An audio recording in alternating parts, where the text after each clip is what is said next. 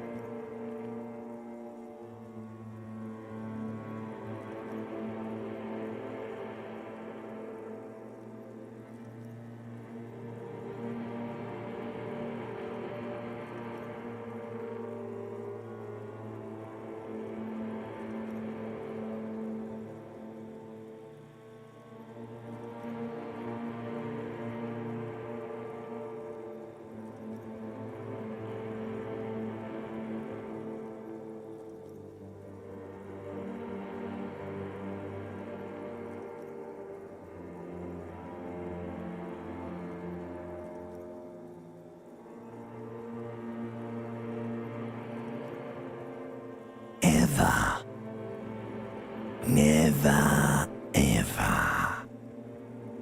An inordinate amount of time passes. It is utterly void of struggle. No ex-wives are contained within it. Yes, it is. You got it, sweet brother. Nothing upon nothing upon nothing. I know you do, baby. I know. Coming right up, sir. Smooth passage. All right, nothing down to fuck all borough.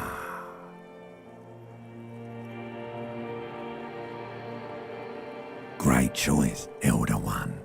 It has always been like this, and it always will. The song of death is sweet and endless. But what is this? Somewhere in the sore, bloated man meat around you. Like a fly to the ointment, your conscience sticks to it. The limbed and headed machine of pain and undignified suffering is firing up again. It wants... You can take it. You're a champion.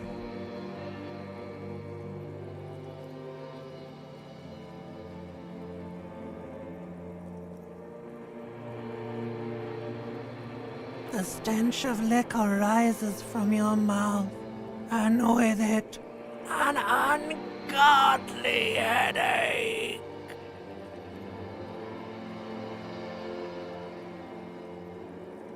A fiery streak penetrates your skull, trying to force your eyes open.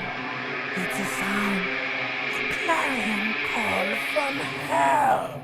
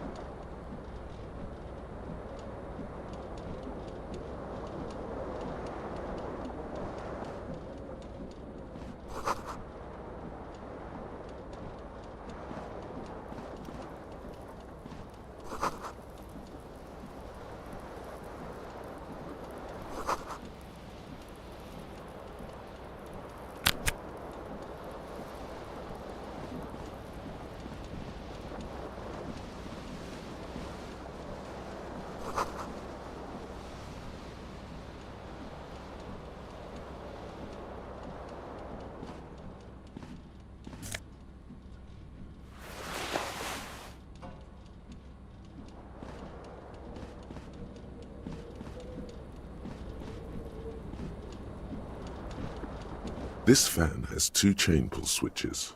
One ends in a tiny fan, the other in a light bulb. A truly horrific necktie has somehow attached itself to one of the blades. Or has it been consigned there as punishment? You feel as though this creature is your friend and wants to reattach itself to your neck so that you may continue your adventures together in this strange world. You swoop up and catch the tie. Snap. It's released from the blade. Warning, warning, the necktie is no longer contained.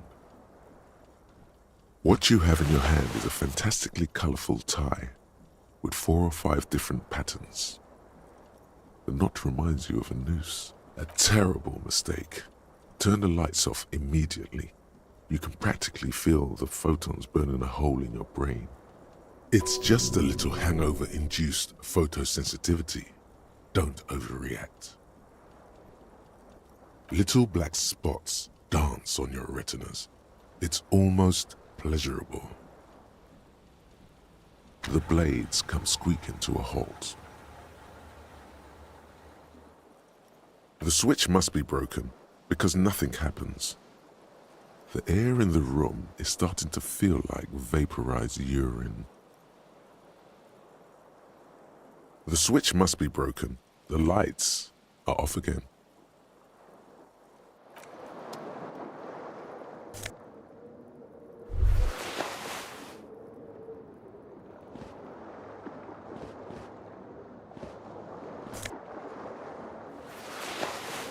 You hear a jingle. Keys are clinking in the pocket of your flair. It says, whirling in rags, on the aluminium key ring. There is a single key on the ring. The number 1 is etched on it. It should open the door.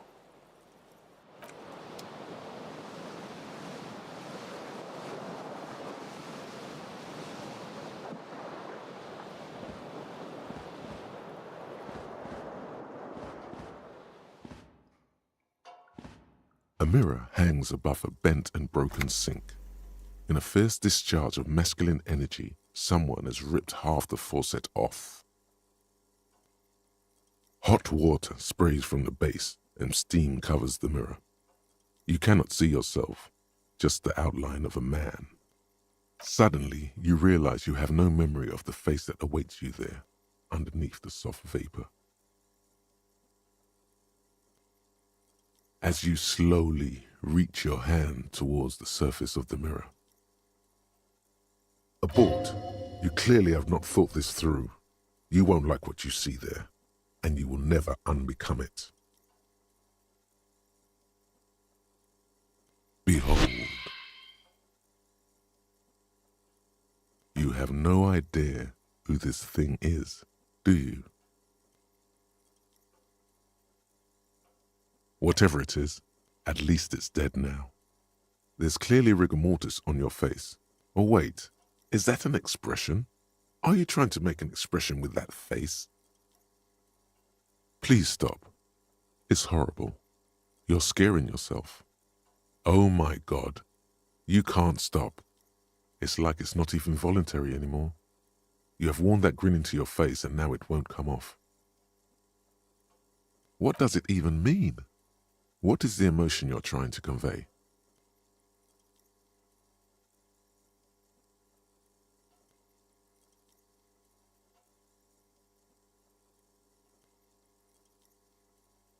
You are correct.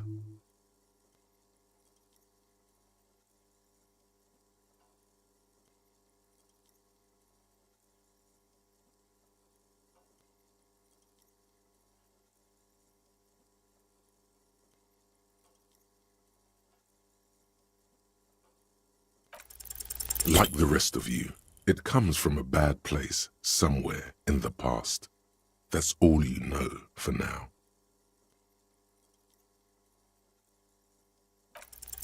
It's too late. Like an image on film. The expression belongs to your primary motor cortex. It would take a minor neurological miracle for you to cease producing it.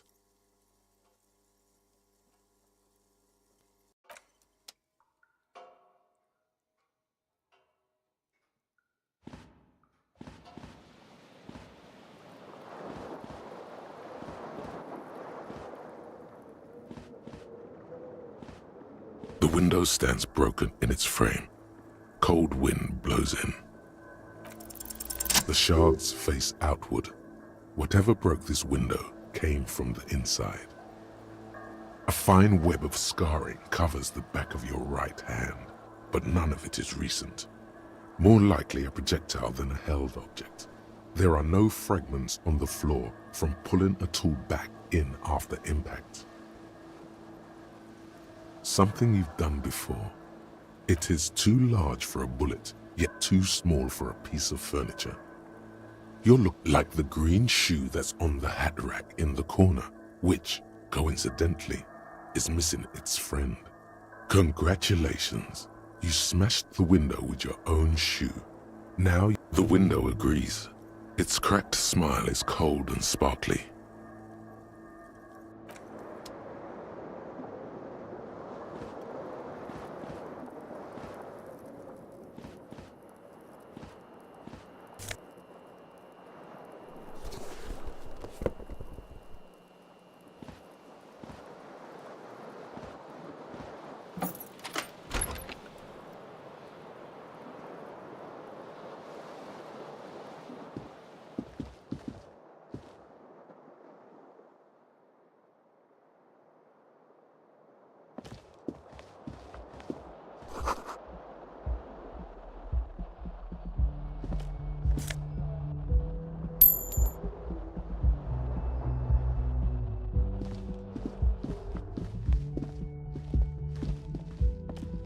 officer.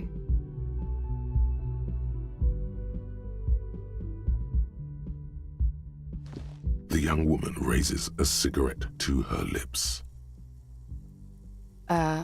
No. There's only one solution to this. You're a businessman. The young woman shakes her head slowly. No. You're a police officer, sir. Okay, cool. I won't. She means it. She wouldn't defy authority, however sweaty and bloated it may look. Okay. Whoa! Something wants to come out of you. A bit of vomit? Thankfully you keep it down, because your body does not control you. Sir, you've been here for 3 days.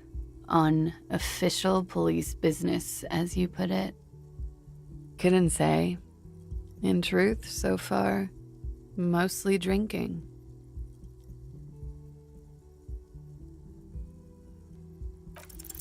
Try the expression. Come on, why are you still doing this? Alcohol raises testosterone levels, especially in men. The levels remain elevated after inebriation ends and the pain begins. You seek comfort. It's only natural. She puts out her cigarette.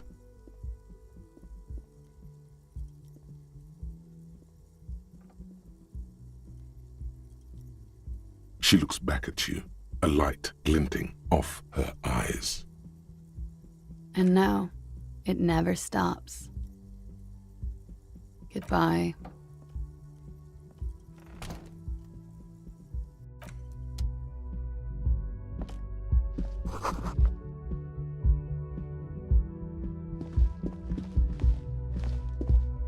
The door is closed.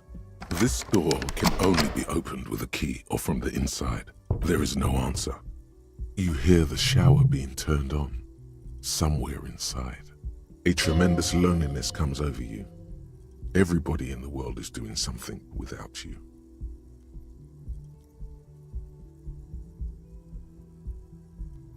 The door is indifferent to your loneliness. The world does not care. Still no answer. Still nothing.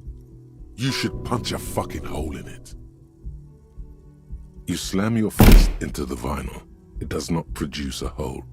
The door sits sturdily in the frame, and your fist hurts. This was all a very good, normal thing to do.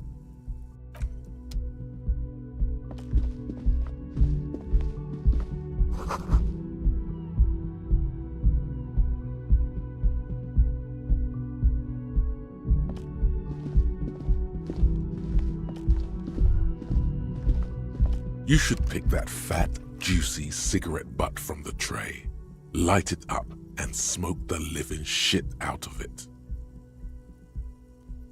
Who knows what you are? A monster, a murderer, the gnome of Jeroma? You feel like a smoker, especially when you look at that juicy. How very astute of you. This renders it ineffectual. You should look for a whole cigarette. Or better yet, an entire pack. The idea seems to make your neck expand. Suddenly, the garish tie feels very snug. Or you could not do that. No one is making you.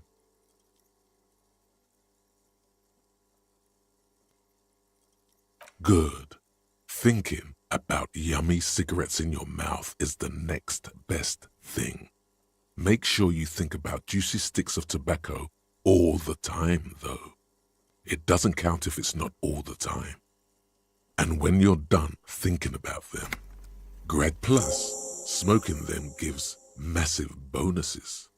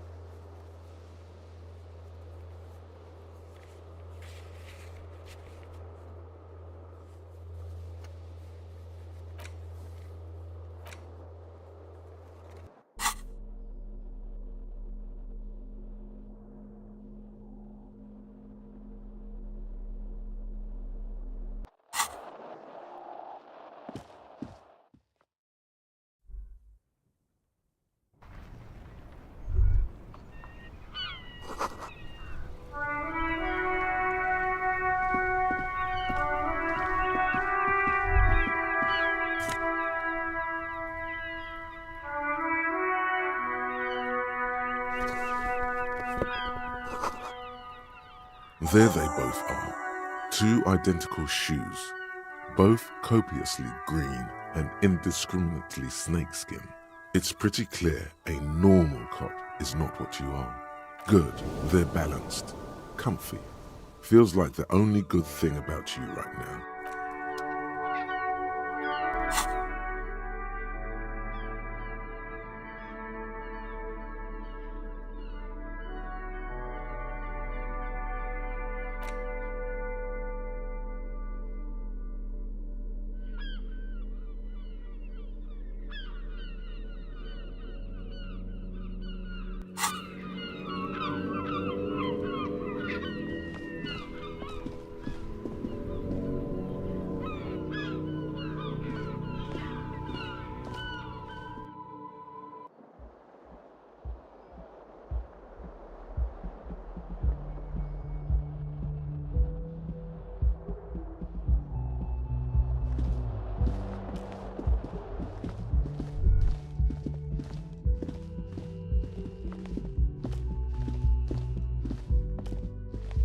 The door is closed.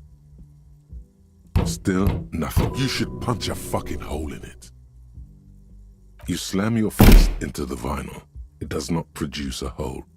The door sits sturdily in the frame. Still nothing. You should punch a fucking hole in it. That felt good. Everyone don't. Everyone is a whore. What does that even mean? Breathe in. You hear the murmur of blood in your ears. Your back slowly relaxes when you breathe out. That's one lucky door.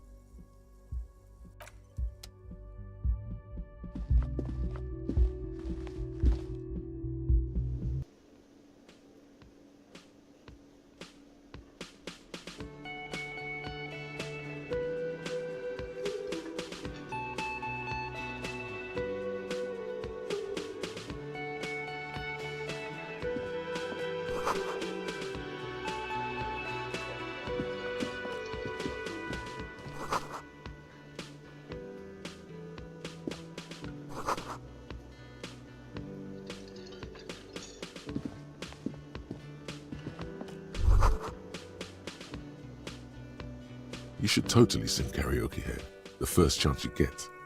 Your emotions need to be expressed. People need to know your vast, oceanic soul. Of course, at this point, precise measurements of your soul can only be performed from the outside. It needs to be heard, through a PA system, by other people, whether they like it or not. Ram it up their ears, says your adrenaline gland.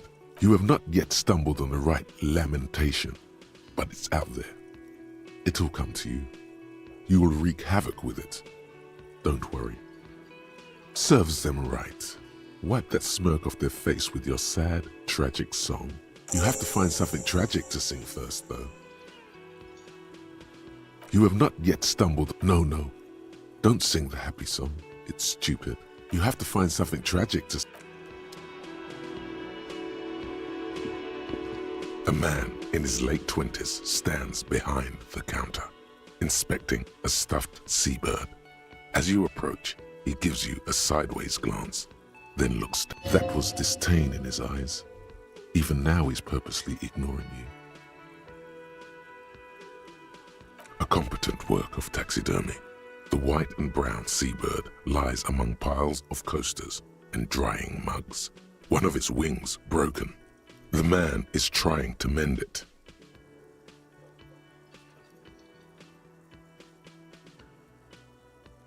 Looks like the bird was ripped off the shield that was used to mount it, most likely on a wall. Something about it makes you feel bitter. Look, your buddy is over there. Why don't you go and talk to him, okay? He pretends not to hear you, concentrating on the bird instead. Oh no, you're a hero. A real hero cop.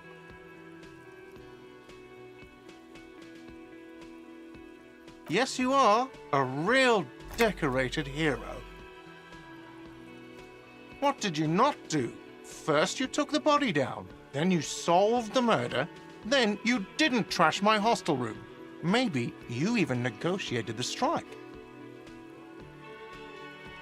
You're right, you didn't, and it's only taken you 3 days not to. No, I haven't seen you around. I'm not always here.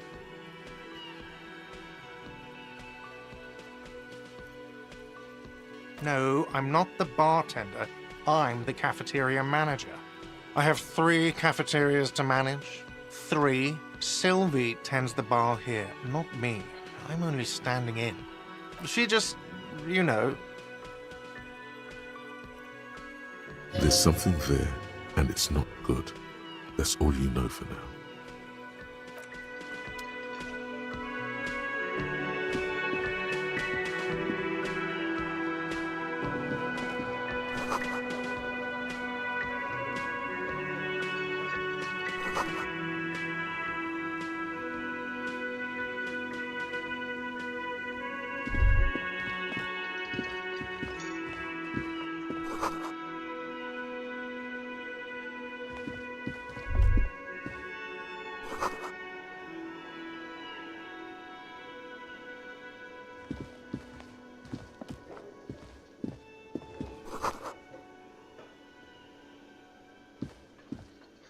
Hello, sweetie.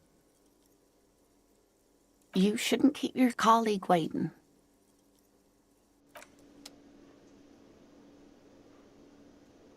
Hello, sweetie. You shouldn't keep...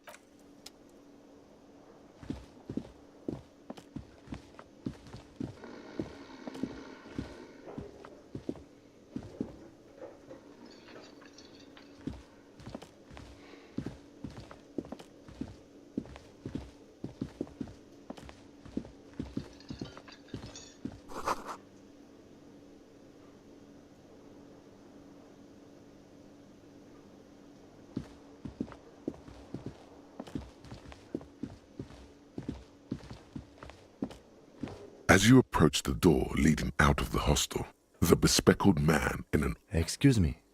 I think you may be the person I've been waiting for.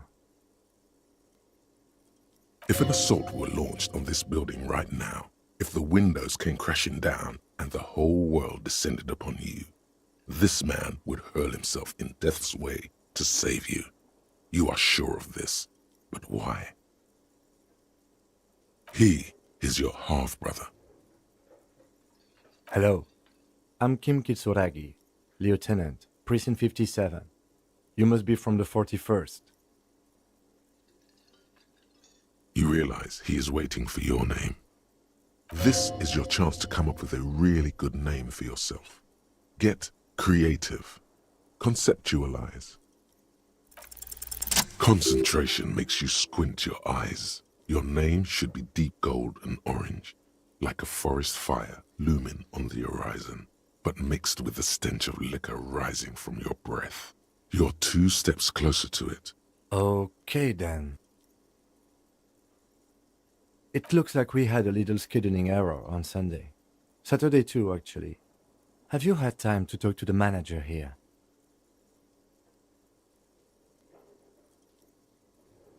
If you don't mind, we should talk to him again.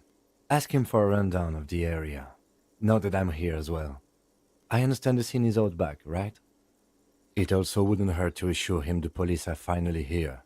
In full force, I mean. Have you mapped out the initial interviews? Right. And the interviews?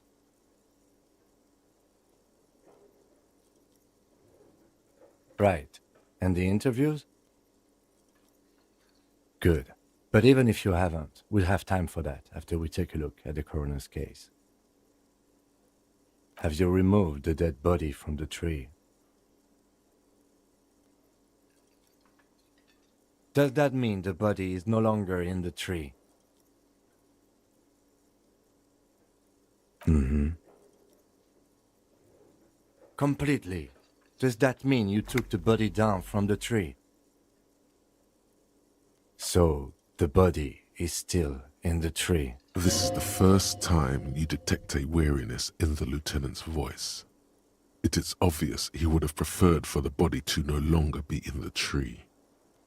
Where it has been hanging for 7 days straight. We should go there as soon as we are done talking to the owner.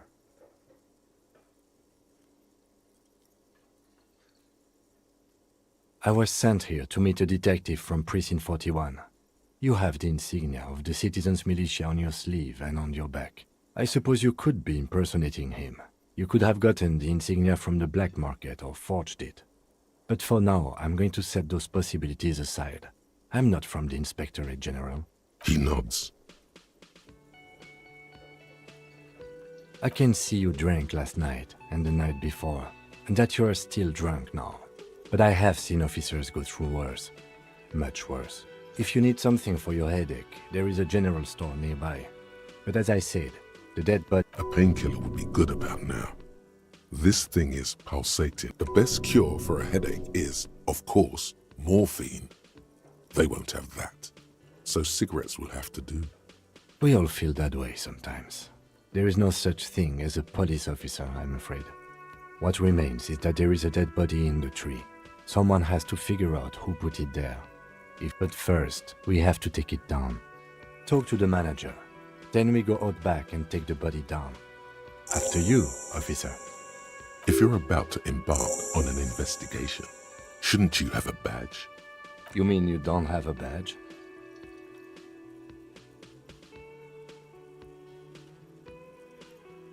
Losing your identification card is a serious matter. My vehicle has a shortwave. You can use it to report your badge missing. I advise you to try to look... Lieutenant Kitsuragi is now in your party. You can talk to him whenever by interacting with him.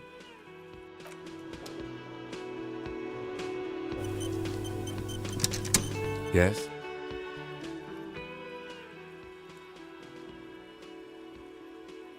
Excuse me?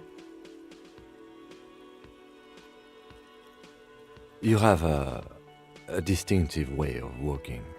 If I were to walk in front of you, we would surely collide. I hope you don't take this the wrong way. It's just a collegial observation. In the 57th, we call it the Jamrock Shuffle. Officers from Jamrock's 41st Precinct tend to move a bit erratically. They say it's a scene-clearing technique developed by one of your lieutenants for gathering evidence. It's erratic, yet thorough. Prioritizes containers. I don't know. Containers contain, I guess. I'm making assumptions. We should move on. Passing along frivolous interdepartmental stereotypes is not usually his oeuvre. He regrets bringing it up.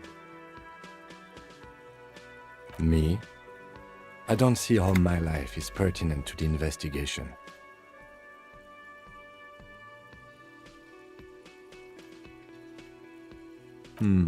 That's a fair point. All right, for the good of the investigation, what do you want to know?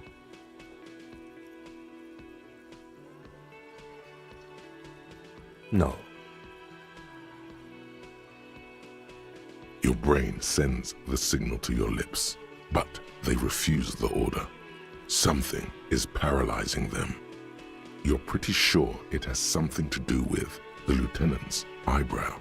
The eyebrow is exercising psionic control over you. Something the matter, detective? This guy's got authority off the charts. With just the flick of his eyebrow, he's able to make you his thrall. Nothing. You better hope he doesn't abuse his authority. There's a lot of it. If the lieutenant were an evil man, who knows what sort of havoc he could wreak. Fortunately, he is a committed officer of the RCM. He'll only use his powers for the good. The lieutenant relaxes his eyebrow, and you seem to regain control of yourself. What do you mean? I have no idea what you're talking about.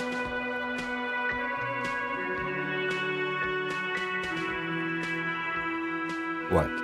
Think? I do most of my work inside my notebook. The lieutenant produces his small blue notebook and idly thumbs. That's where his conversations with himself take place. You're super lucid, yet psychedelic. You don't need office supplies to connect to your nervous system. You're special. That's correct.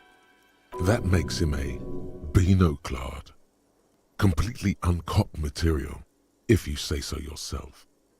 I can assure you, Detective, that I've passed all the required physical exams within the last year. Can you say the same? You may not remember taking any little tests, but you're strong as a goddamn ox. Anyone can see that. Just because your precinct has a reputation for cracking skulls doesn't mean that's the only way to solve a case. Was there anything else? That's because I'm half Seolite, or quarter. My father's father was from Seoul. So was my grandmother, but from my mother's side. It's not an interesting topic. It's a part of the world, officer. A geopolitical entity and a geographic division. I told you it wouldn't be interesting. You're barking up the wrong tree.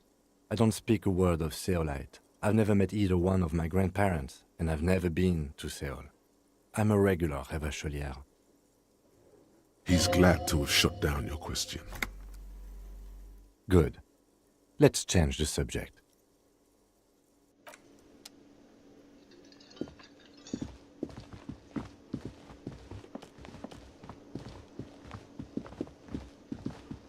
The man with the unimpressive beard notices you approaching.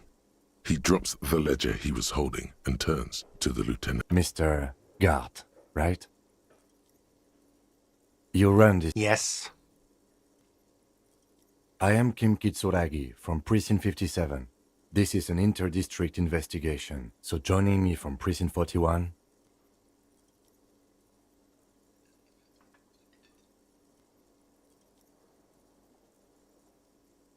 Right. Now, I know it took us a while to arrive at the scene. It also took you a while to call us and report the dead body. It was you who placed the call, yes? No, I only just got here. It was probably Sylvie who called you. She usually works the bar here. I'm only temporary. Do you have her number? As a matter of fact, I do.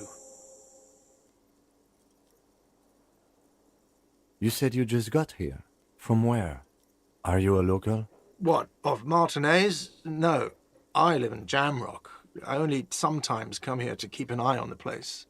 This is just one of... But you still know your way around, yes? In case we need directions. Yes, I know where some things are, but as I said, I don't live here. I just used to work here. And I'm not going to start working here again, if that's what you think. I didn't imply that. Detective. It's your turn. Yes, yes. He means, do you have questions for me, like a police officer would? I knew it. Let's go. Not so fast. You owe me 130 real. No one is saying the multi-pattern necktie you found tied to the ceiling fan can talk. No one. It must be merely imagination. But... Let's bail! Time to push the eject button! Sounds like a responsibility! You don't like those! no, don't listen to him. It's madness. Just talk.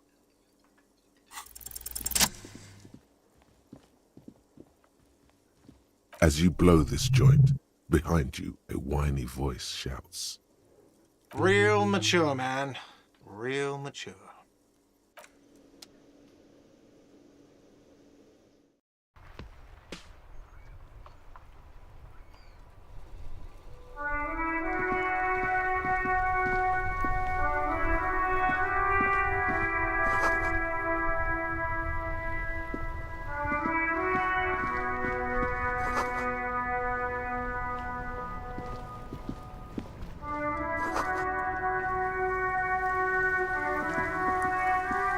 The RCM in Martinez.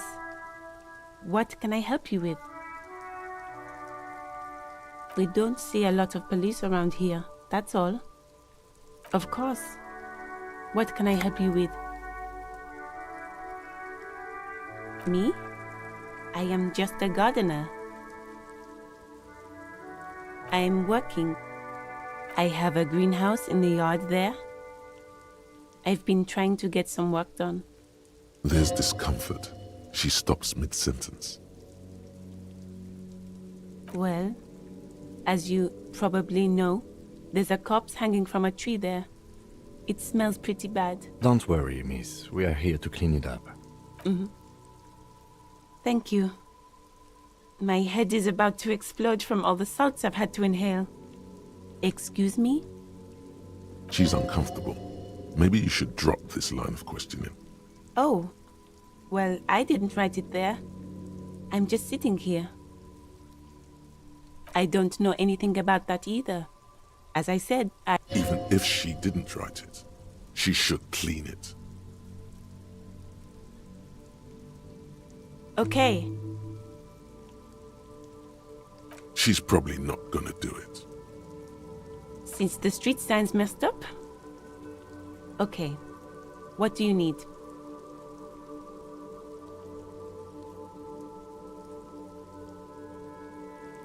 It's just water. No, actually, I think they call it the Martinez Inlet. There are some islands in the bay. In the west is the miracle. Some shops and a bridge. The canal bridge leads to the coast, but it's broken, I think. Some kind of accident, probably. Just coast. There's a little fishing village there, and a fish market. Rows of stalls under a broad roof, where silvery fish were heaped on newspapers. Water, water everywhere, pouring from the heavens in the shadow of the old church. I don't know. The abandoned kind? It used to gather every spring, but there's nothing to do there now. Just drug addicts.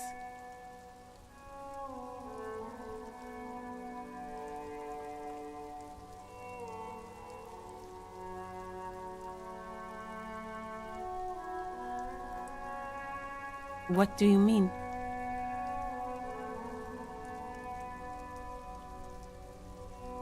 Yes, sir. District of Martinez. This intersect... He knows where we are. He just wants directions. The harbor gates? Some kind of commotion, I think. I don't follow the local politics. A fleet store, too.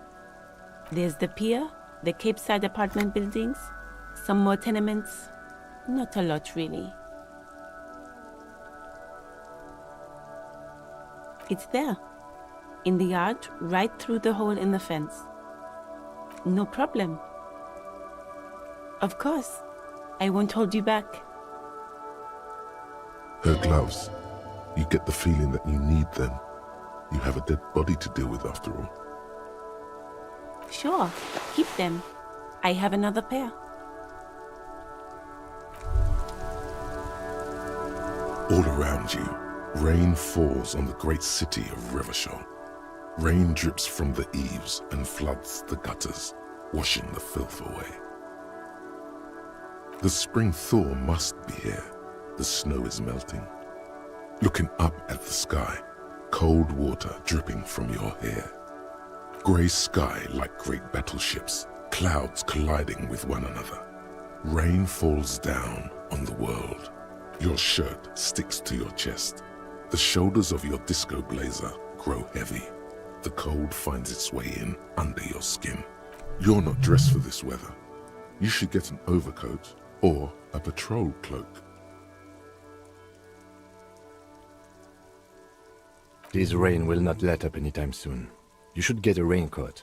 There's a freight to the east. They sell them there.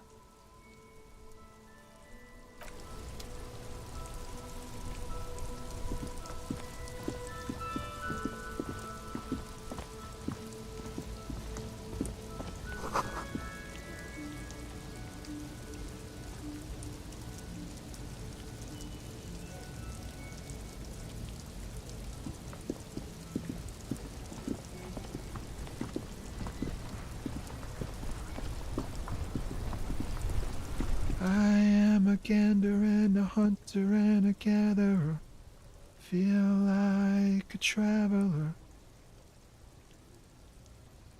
You sure are, my man. From another planet. Hey there. It's the jam, my man.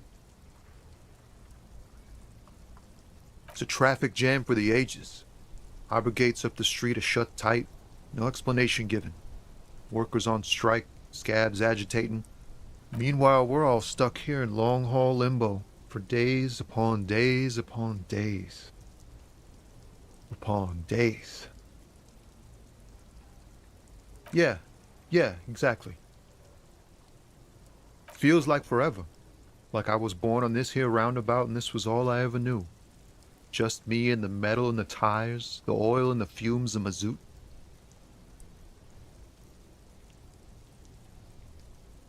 Yeah, imagine. It's been a whole week already. Behind the laugh, however, a touch of sorrow. So tell me, what do you need? Nope, don't smoke. Some of the other drivers do, though. There's still a few around, waiting for the jam to disperse. Yup, nothing wrong with that statement. Your senses have nothing to add. You'll have to ask around elsewhere. You could also check the kiosk down the street. Frit. With 3 T's. Rebishaw's weird. Oh, high-grade narcotics, illegal firearms, stuff like that. Time to arrest him.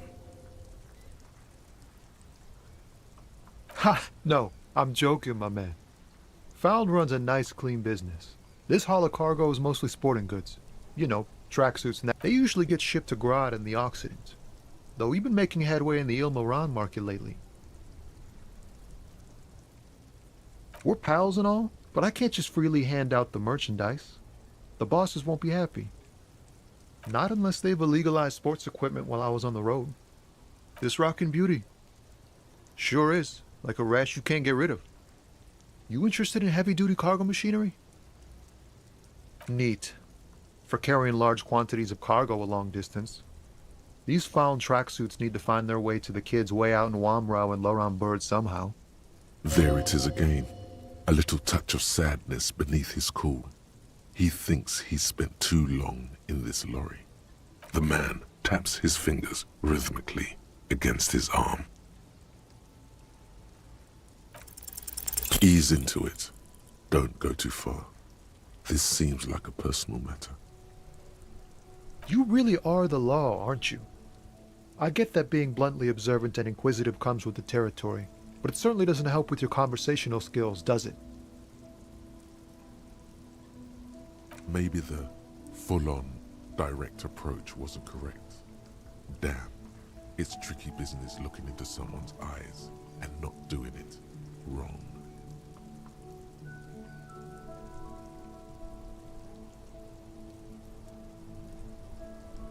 He ain't one of us drivers. I know that. All accounted for. Otherwise, I haven't really asked about that. Been wasting time right here, analyzing the fundamental structural and psychological conditions of being stranded in the midst of a sea of motor lorries and their sad, despondent chauffeurs. A sense of surprise there ain't more bodies hanging from more trees. It's like, whatever's going on over at the docks. Workers got a blockade set up, making demands, no way in or out. Some pretty wild stuff, I hear. Like a giant new power crane in half the company? I forget what exactly. Good on them, I guess. I've heard talk there's a company rep in town, too. Like, a strike negotiator type. They'd know what's up. Ah, yes, from the Wild Pines. We'll meet her soon enough, I'm sure. They want to keep that money flowing in, my man. Ka-ching.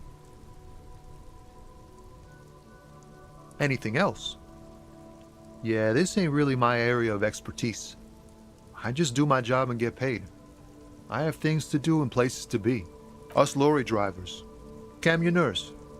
You still hang around here waiting for this mess to end. Most have scurried off somewhere to get drunk or high. Or laid. Not that I blame them, really. Not my thing. Chasing transient pleasures is a drag these days. I prefer the examined life now. Thinking, reflecting, observing.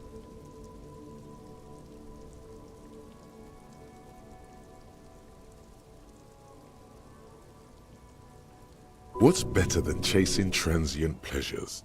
The more transient, the better. When one's ended, you can get onto the next one. Don't be a stranger.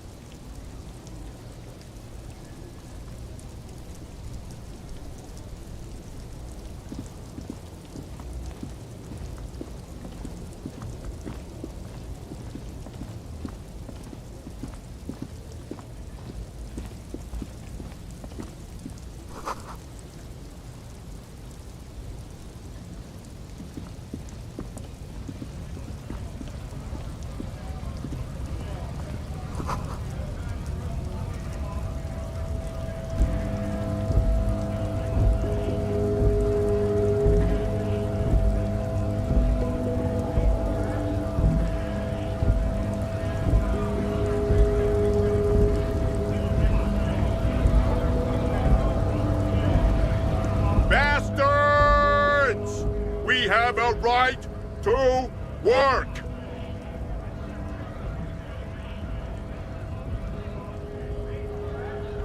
Hold up and stay frosty, everyone. Cops are here.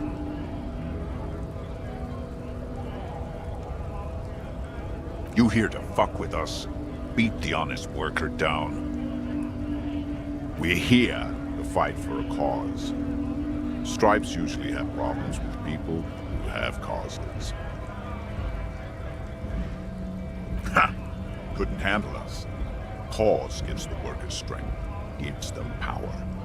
We have a right to work! Besides, we're not that different. It helps if people see us talking, cops and strikebreakers together. Shows authorities are on our side. Builds confidence.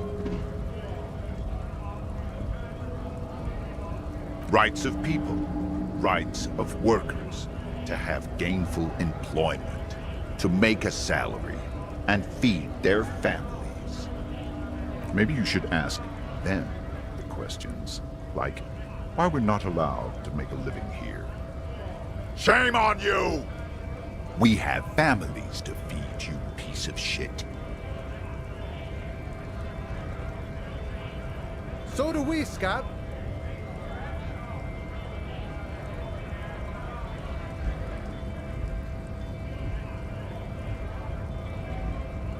Honest men and women with rights to work, to be useful, not toys for corporate interests. We came here to help the harbor run smoothly in time of crisis. If union fucks don't want work, they ought to let in those who do want work. I have a question. Why do all these men follow your leadership? You think they follow because I'm big and loud? No. They follow the rules of the market, the rules of the economy, because they were given a job to do! We were promised work. We'd be in there, working, if the bastards hadn't shut the gates. Main gate's locked. It would take heavy ordnance to bust it open. Could try to get in through the secretary's office. Door's locked. The guards blocking the way to the access panel. And I don't mean the scrawny mess bunk either. I mean head measurer. Or whatever he is. Huge Seminese guy standing up there on the overhead passage. Won't let anyone by. The access panel is right behind it. Bad. Standing on a narrow bridge, he's got a strategically advantageous position. And he's trained.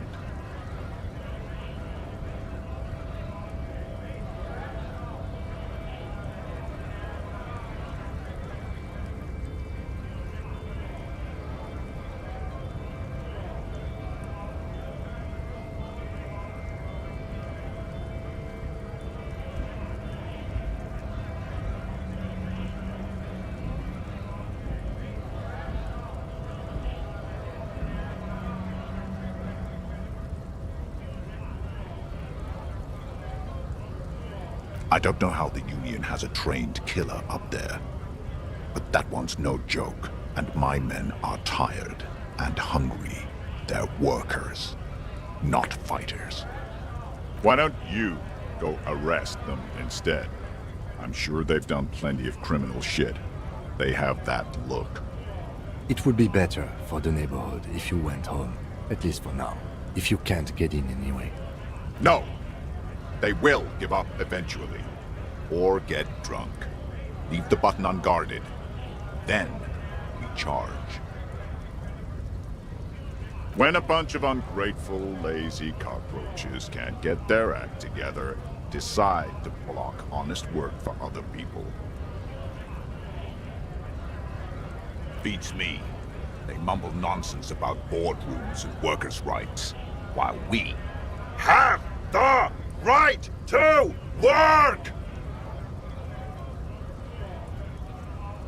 When the man moves around, you perceive some serious abs underneath his tight-fitting shirt. There's something odd in the way he carries himself. His set of clothing looks vaguely mismatched.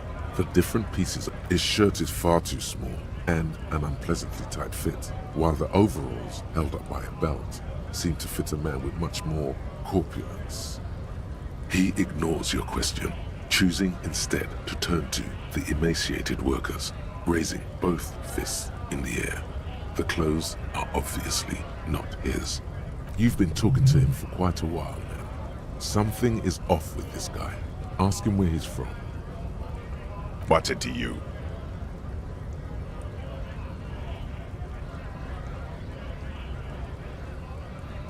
Big mess, caused by union greed. But I only fight for the rights of people. We're all workers, right? Workers stick together. Came from the eminent domain, in Jamrock. Backgrounds in odd jobs, heavy lifting, cargo hauling, bouncer work. I know the drill.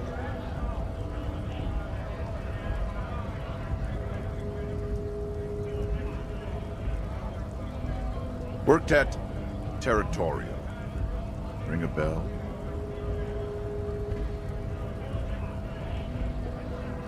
We're done here.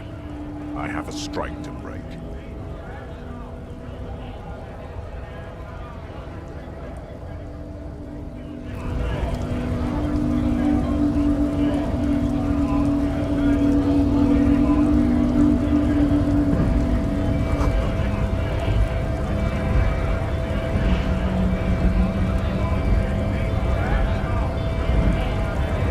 Yes?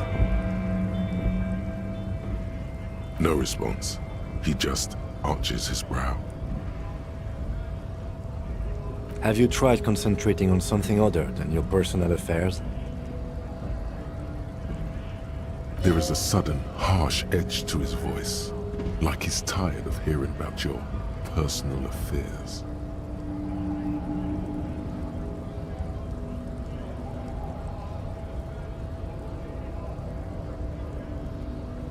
Fine.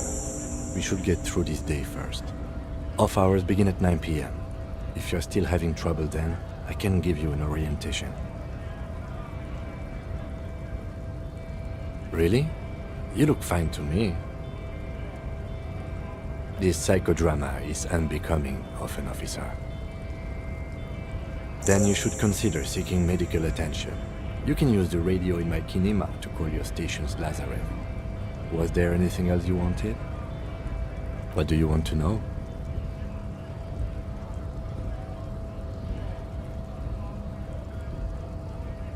Maybe you can tell me what you do know to help me narrow it down a bit. Do you want me to brief you? 3 days ago, the RCM Emergencies Desk received a report about a security guard who was found hanged in Martinez. An anonymous caller said there was a dead body behind the Whirling in Rags hostel cafeteria. The cadaver had been there for 4 days. No one had come to investigate. During that time, the victim had been stripped of his belongings. The caller did not identify him, but used the word lynching. There is an ongoing labor dispute between the local dock workers and the logistics company Wild Pines.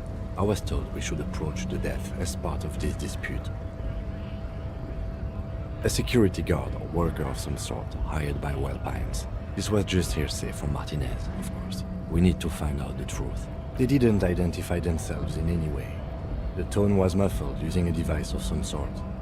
The desk could identify neither the caller's age nor sex. There's a strong prejudice against involving the RCM in what's seen as union matters. The Dock Workers Union is the de facto police in Martinez.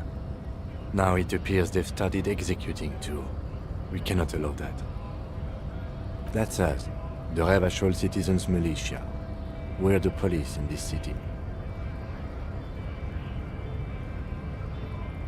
Okay, well, we are police officers. It is our job to find the killer, so that's what I intend to do.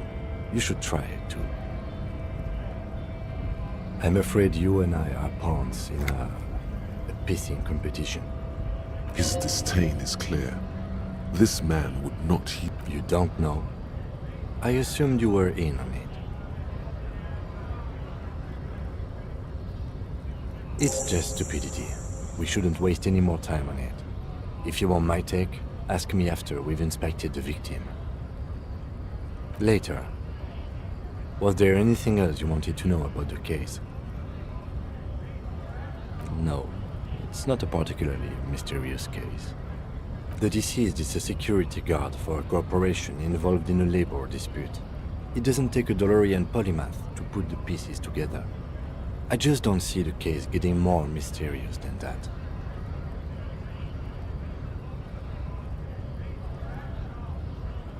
Then you are in luck, because we are in the midst of a major strike by the dock workers union. Maybe more than that.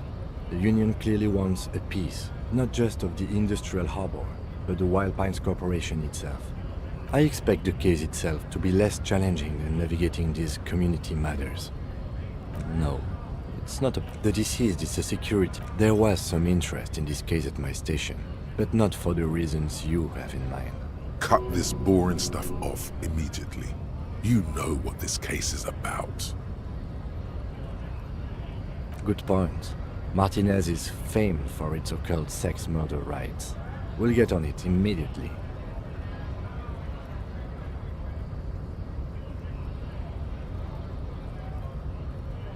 That's commendable. Was there anything else? He's basically challenging you to sex it up with some lurid twist. Don't get right into it.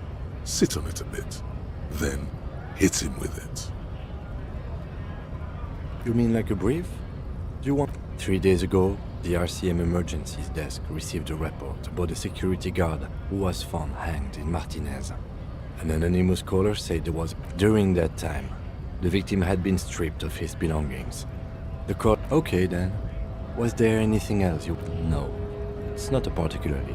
The deceased is a security guard for a corporation involved in a... I can assure nothing like that will happen.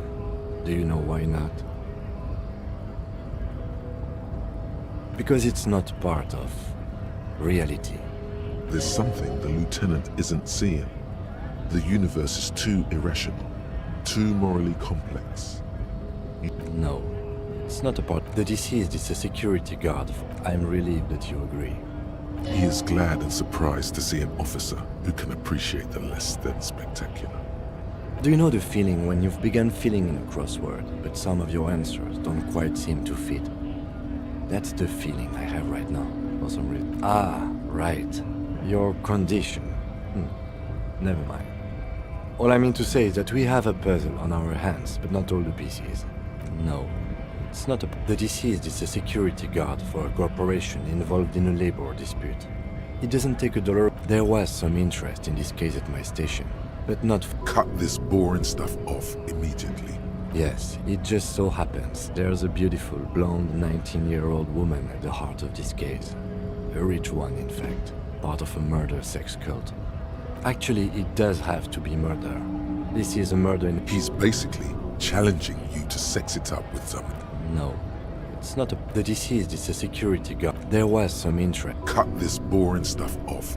Yes, it just so happens. No, not really.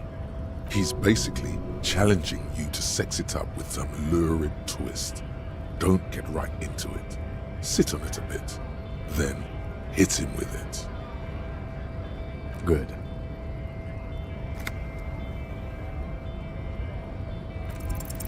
Only banal things strike you. At the core, you're a very banal person with a very small soul. One you should be ashamed of. It's no wonder the soft one doesn't want it back. It was right to abandon you.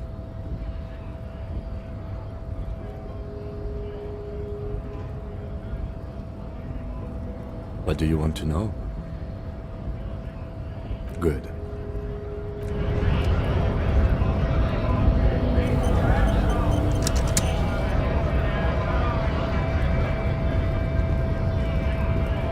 Scott?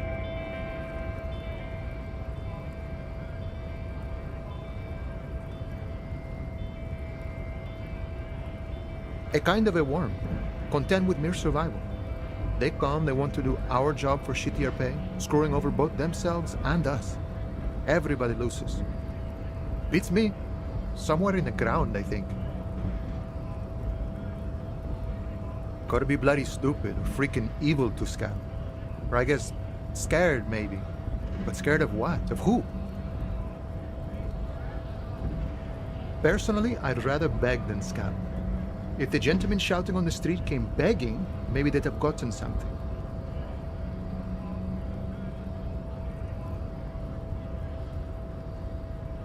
We've explained the matters, but they don't listen. This lot would be reasonable and go home if the big guy wasn't riling them up all the time.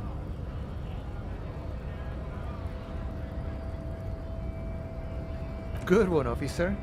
Don't worry. We here have solidarity with the RCM. Imagine, you cops going on a strike, but then another cop comes in and says, let us cop for less money. Speaking of, what brings the RCM here, to the wild north? Come to see the strife?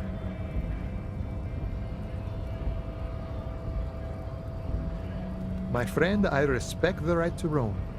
The open range awaits. I don't operate in that capacity. I'm not a granter of passage. The passage grants itself. I walk right past Measurehead and go in. Yeah, the 2.5 meter tall Semini Supremus is there. Walk right past him, then press the button to unlock the door, then go past him again, and you enter the arbor through the office. Está.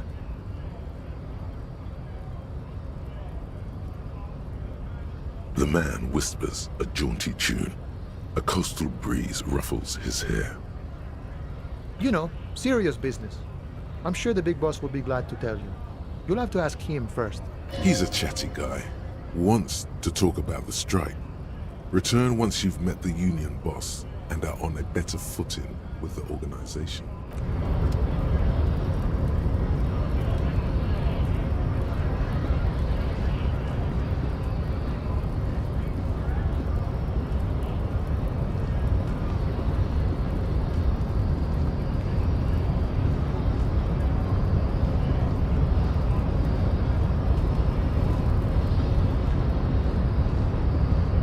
Body betrays your degeneracy. Yeah, Measurehead. His body totally betrays his degeneracy. Don't say anything. Size him up first.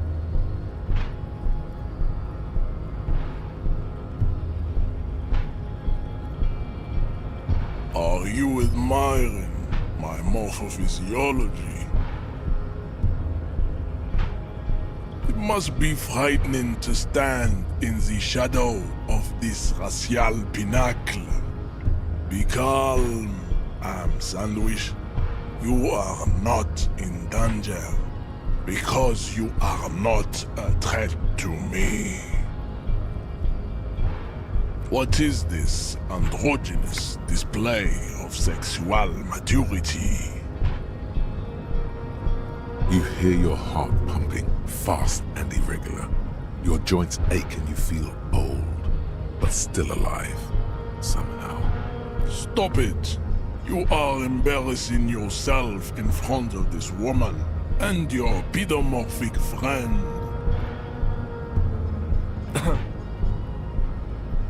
This display of weakness may appeal to older women with a stronger maternal instinct, but it is a liability here on Battlefield Martinez. Jean-Luc, his body is betraying his degeneracy pretty hard. Maybe you can ask him to leave. You have succumbed to Al-Ghul. You reek of it. An invisible sword of Al-Ghul emerges from your throat. You cannot see it, but others can. It is making the woman in my company sick.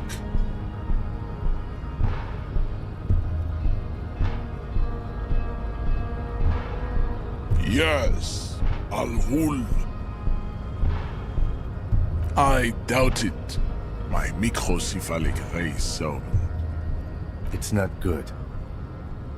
It's like a rat crawled into your stomach, got drunk and drowned. Your mouth moves, but the one who speaks is Al Ghul. You are but a vessel for the Ghul now. Very little of yourself remains. Occidental Haplogroup B4 is done giving orders around here. The influence of the ham sandwich race is waning. Show him the ham still got it.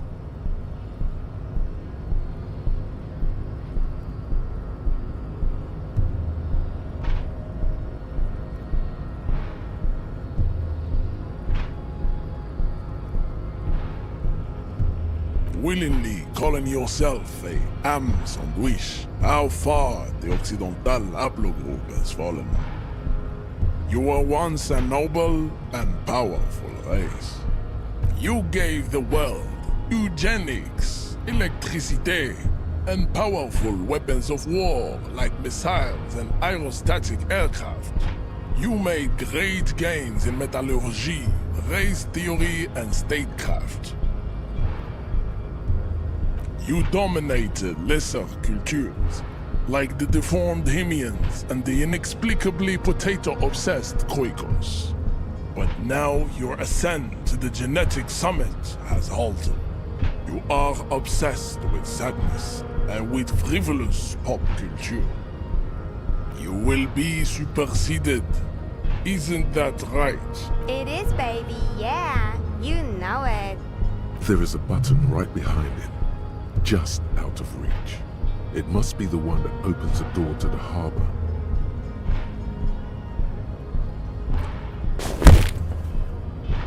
That is right. You should leave the stage of history with dignity by inviting the other races to a great world war. Bring your troops to the Seminine Islands and to Boogie Street, and we will pulverize you.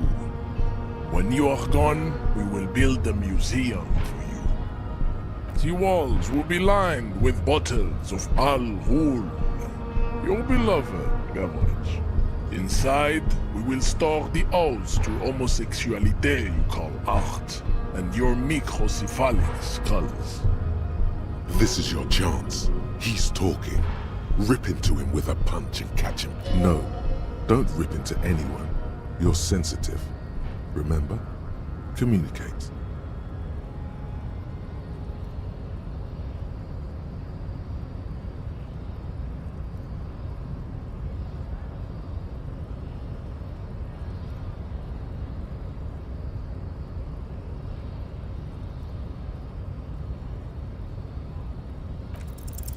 Ask what kind of races there are first. Classification is core to this stuff. Do you?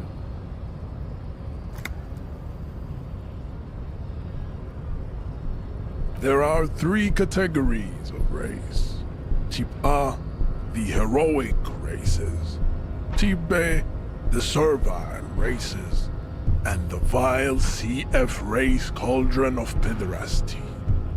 Which one do you need education on? I knew you would go straight for the vile cauldron.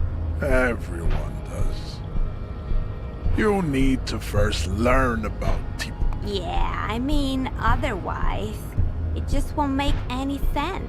Yes, it would seem nonsensical. Type B are the unheroic races, amorphous non-competitors of the great race. The Khoikos and the Vacholier, they are mud-colored people. To an untrained eye, the Khoiko appear white and pinkish, like a ham sandwich. But look into their eyes and you will see. They are of an indistinct muddy color, and so is their skin. Unhealthy, sweaty, and ashen. Pinkness is a racial quality that has to be earned through centuries of advanced ballistic warfare and cultural domination that the Grad people have undergone for drinking Al Ghul and smoking the degenerate tobacco and for eating potato. The Khoiko, the countless micronationalities of Grad, are all inexplicably obsessed with potard. The only thing they like more is dividing into microscopic ethnostates, like political amoeba. Revacholians, halfway between Type A and the racial cauldron. Two mixed to know right from wrong. You tried your degenerate little evolution, which was the single greatest failure committed by humans in our 82,000-year history on this planet. Those are the Simones, the Areopagites, and the Occidentals, excluding the Maun, of course. The Maun are riddled with eczema to the point where they find it impossible to smile. They are all lactose intolerant, a common result of inbreeding. A receding genetic pool has led the Maun on reprehensible street parades in Maun cities like Stadskanal and Vredefort, wearing wooden clogs on their feet and little green tassels on their hats. You know them by the names of their nation-states: the Oranese, the Gotwaldians, and the Königsteiners. My people simply call them Maun. The Maun are proof that you can have too much Occidental racial purity and tassel-centric culture. Inbreeding has led to a lactose-intolerant subrace. The Vespertines and Messenians of Vesper and Messina, the ancient Meteorans of Meteo by the golden Pisantic Sea, the Suren of Sur-la-Clé, and even the North Königsteiners, all have Type A. The other large Mondial civilization, the Mesk, are too yellow and oleaginous to count as a heroic race. True, they are violent and expansionist, but they have a glandular problem.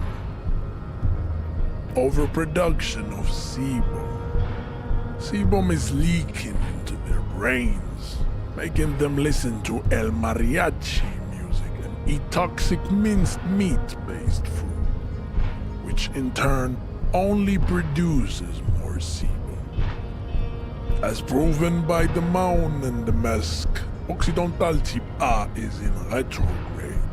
The Simones and the Areopagites are on the ascent. The Areopagites are sleek, long-headed.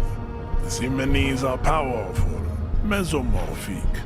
The former is an immutable progenitor, unchanged since the Super Isola of Pericarnassus. Ancient brains rest in their slender skulls. The latter is perfected and adapting. Together they form the Simeno-Areopagite or Simeopagite super race. That is all. There are no more Type A races in the world. Nature was not capable of more. Types CF are a museum of failed chimeric experiments and tragic maladaptations. They are tortured creatures waiting to be put to sleep. Your morbid interest in lesser races like the Mosquito, a grotesque mixture of a Mesk woman and a Seminese man. Only possible if the mother is Mesk and the father Seminese. The Mosquito is born sterile, like a donkey. All they have left is to ride customized motor carriages with hydraulic suspension, listening to aggressive El Mariachi mute. Then there is the Simino Koiki Chimera. Are you sure you wish to know of the Simino? The Koiko, as you know, are very servile, especially when they meet the rich man. Racial scientists have toyed with the idea of crossing the Simones with the Koiko to produce a super worker of Semin. This will never happen. The Simones and the Koiko may have similar interbreeding problems as the Mosquito. We will never know precisely. No Simonese man could maintain an erection in the suffocating potato stench of a Koiko woman, or Koika. But enough. It is cruel to entertain ourselves with the deformities of Type F. Were there any able-bodied races you needed education on? You understand nothing. To solve the great race enigma, you have to first ask yourself, what is the race enigma? You have not even worded it. You need to internalize what you have heard here today, then return to me. This clarity does not come instantly. I cannot possibly imagine what else we have to discuss, Tibere Vasholian. Your love for disco music and venereal disease? Racists are generally not very good examples of their race. I am not like them. I am craniometric perfection. I have taken the trouble to permanently draw a phrenologic grid on my skull and features. This should dispel any doubt. You exhibit forward projection of the jaw, indicative of schizophrenia and sexual inaccountability. From a purely aesthetic standpoint, the dimple in your jaw makes you look like a baby. It is impossible to see any more of your bone structure. It is covered in the ravages of Al-Ghul. From what remain of your features, I can see. This leads me to conclude you are not a police officer. You are a common criminal. An offspring of murderers and sailors from Sur-la-Clé and Vesper, and possibly even the degenerate sheep herders of Ubi. Your racial heritage is uninteresting. It is the same as all Revacholians. Your parents and their parents made the decision to reproduce while under the influence of Al-Ghul. He's right there. It's almost impossible to get it on unless you're both drunk. It's too scary when people are sober. Don't be vulgar. White or not has got little to do with this. The race enigma runs much deeper than that. There must be some friction there. He's keeping it well hidden, however. Mr. Clare is a man of vision and means. He has the will to confront polycultural capital, something your race, naivistic communists, never did.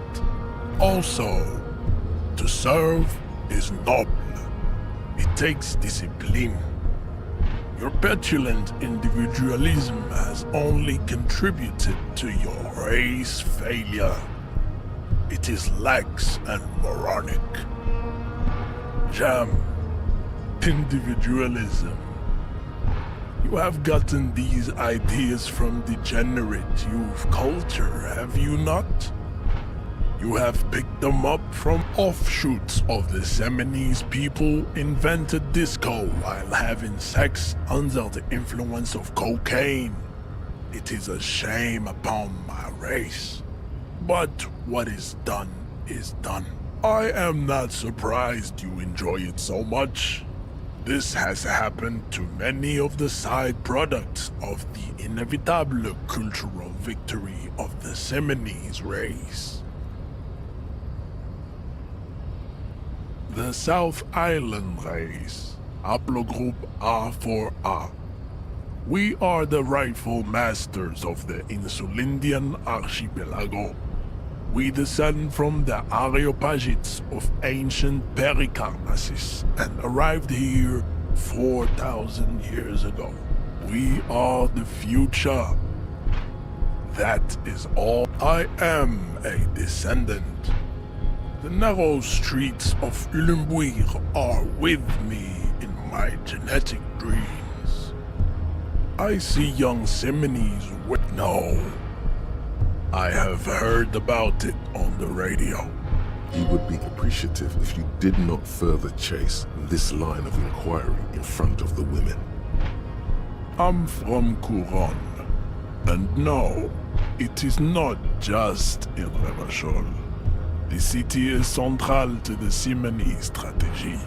Spreading through its trade networks, our culture will dominate the world. You have heard enough about our phylogenetic secrets for today. You have extinction to come to terms with, and never getting in. I don't think anything about this. We are wasting our time having this conversation. Your pedomorphic friend is right. You should leave here with your tail between your legs, contemplating rape. How did this happen? Your little fist is in his giant hand, and he's squeezing it. It hurts. You must be out of your mind, degenerate drunk. Say it. I am a degenerate alcohol. Your fist cracks in his hand like a ripe apple. Pain shoots up into your brain as he's twisting it more and more. The words to the song have changed. Say. Your hand twists in his grip and the pain blinds you. Still you press the words out of your swollen mouth. Good. Now leave before you humiliate your homoerotic organization any further. There is nothing funky about them. There are 3 categories of race. Type A, Type B. I cannot possibly imagine what there is nothing fun. Types CF are a museum of lesser races. The mosquito is born. Then there is the Simino Koi, the Koiko, and this would but enough. It is cruel. Types CF, it would be cruel. Those are a receding genetic pool has led the mound of the Vespertine, the other large overproduction of, as proven by the mound and the mess, the indigenous people of this, the Insulindian archipelago. The Simonese inhabit the Areopagites are the master race of the Ilmaran deserts. The Simonese are descendants of the Areopagites. We came here during a heroic migration. The Areopagites are the latter is Nature was not capable of more. Type B are to an untrained pinkness, the Koiko, the Revacholians, halfway between Type A and the racial Cauldron. I cannot possibly imagine what else we have to discuss, Type B Revacholian. Your love.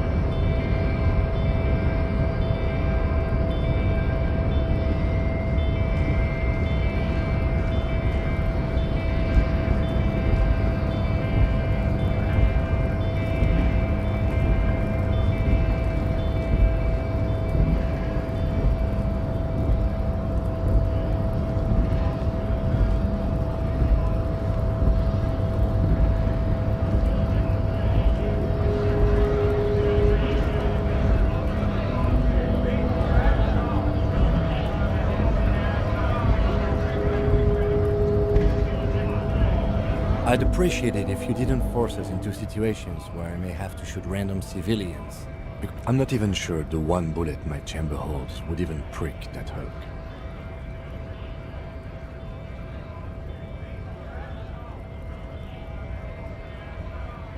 The lieutenant groans, but doesn't say anything. That's right. You should do it again. It's the last thing you'll be expecting.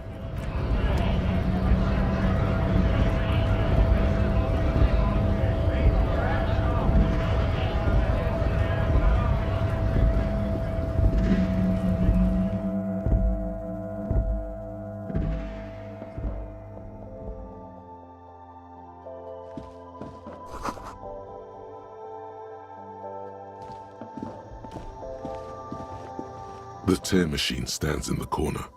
A sign says, 1 bottle equals... Oh, that's the tear machine. It's a machine for tear. You know, you find tear outside, like bottles or whatever, and put it in the machine. Then it gives... You need a bag, I guess. We used to have some, but we gave them all out, so... Feel free to use it if you find a bag, though. I'm sure there are some out there.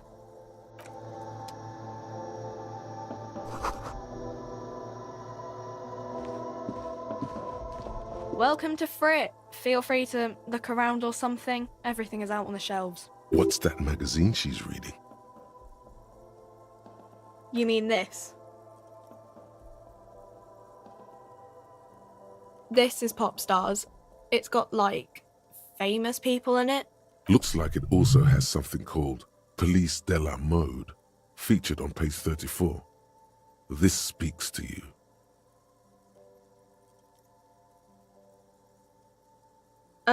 It's where they rate different outfits famous people wear.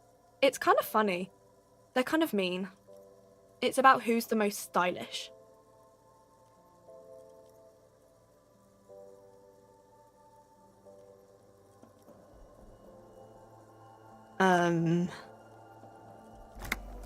No, I don't think so. We are not the fashion police. We're the real police. I don't know. Frit? I think they think that the extra T makes it funkier. It doesn't. I don't know. A 7 to 11 grocery store? I think they think that the... okay. I'm not really supposed to be chatting to anyone, but... I don't really know anything. I mean, I know it's there, but I haven't seen it, so... Not really. No. I didn't know him at all. I don't know, really... long. I don't... No need to worry. It's just standard procedure for us to ask around. If you... Okay. Uh-huh.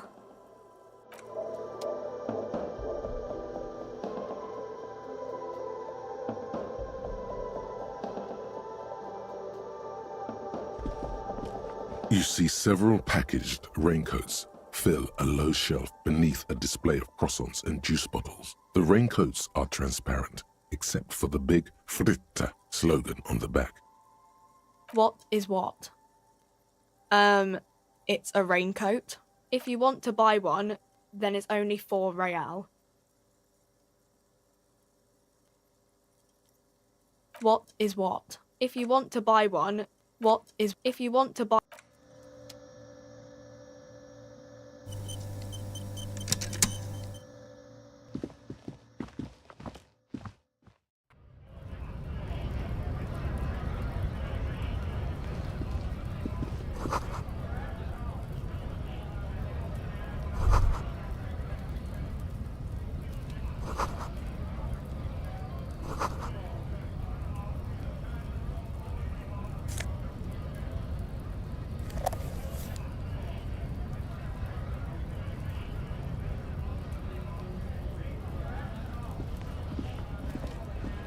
Welcome to Rivachol.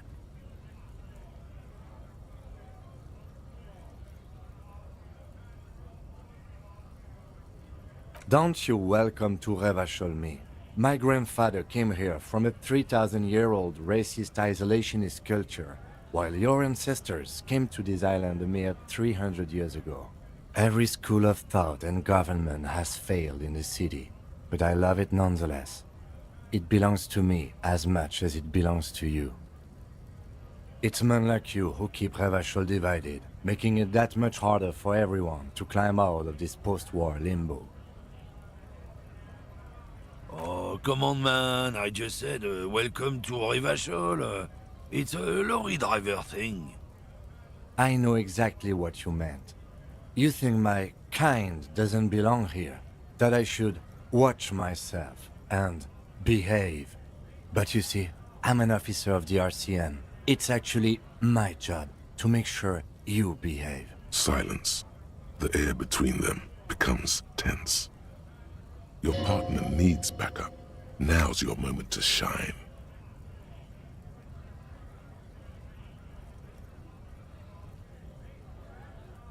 You two make a cute couple. You know that? The lieutenant exhales and resumes his regular calmness. Whatever you say, officers.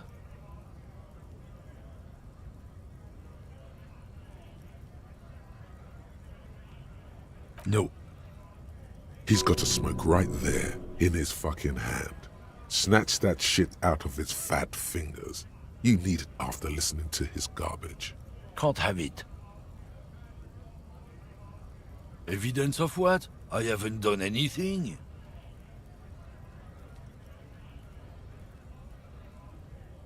What, officer?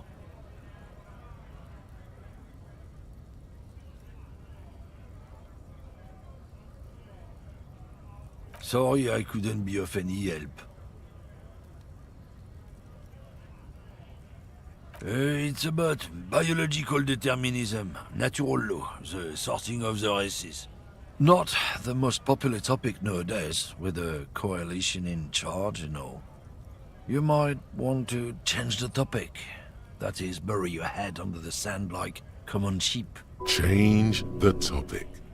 The way he says it makes it almost sound like a threat.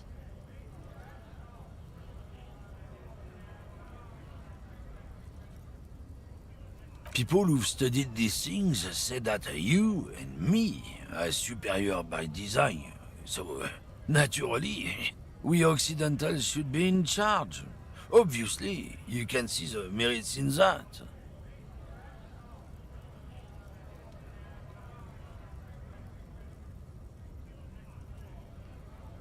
Oh?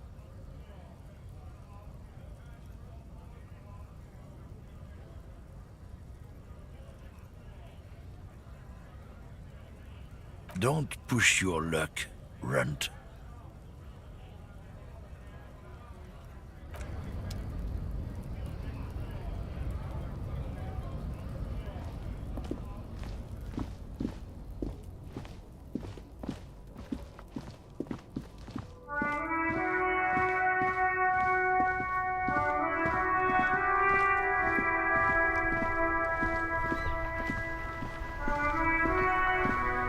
Before you stands a motor carriage. The bodywork is covered in blue and white livery, bearing the number 57. Vapor emanates from the large engine on the back of the vehicle. It hasn't had time to cool off yet. In the cabin, you are welcomed by a set of steering levers, a radio microphone on a hook, a pull-out toolbox under the seat, and the soft glow of the fuel preheater gauge.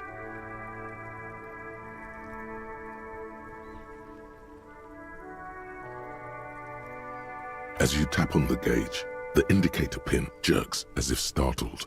It's in the large orange sector, indicating the engine is warm. Next to the gauge is a red switch labeled. There's no use pressing the heat button. It won't start with alternative translation. Don't even think you can drive my MC. This is the Kupris Kinema, my motor carriage.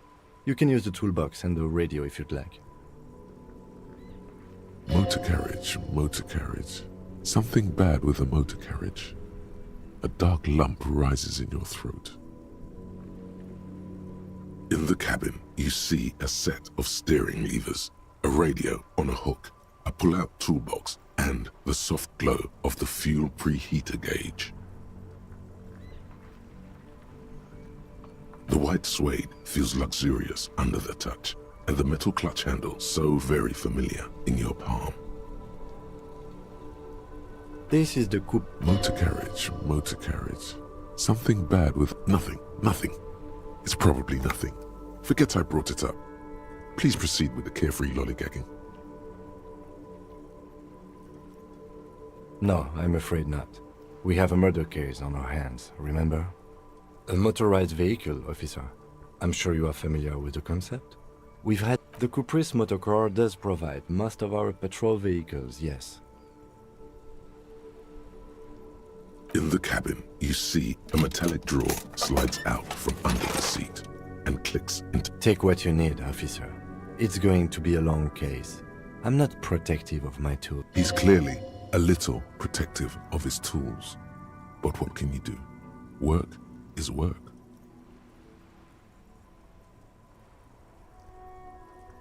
The pry bar feels nice and cold in your hand.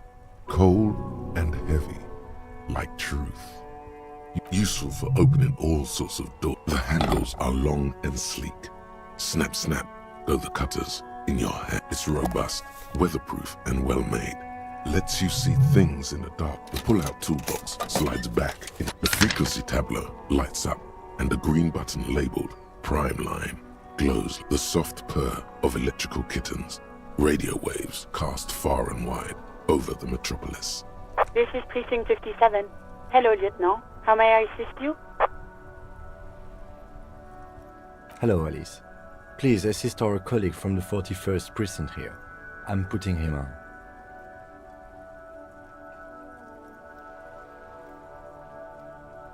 This is Officer Alice Demetri, Precinct 57.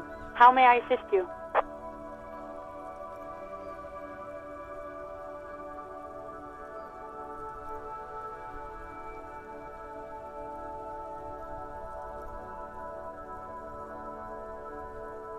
It will take just a moment, officer. Her voices fade out. Gottlieb, what do you want? He's carelessly chewing on a piece of hard candy. Oh, it's you. Was that a snarl or a suppressed groan? No love for you here.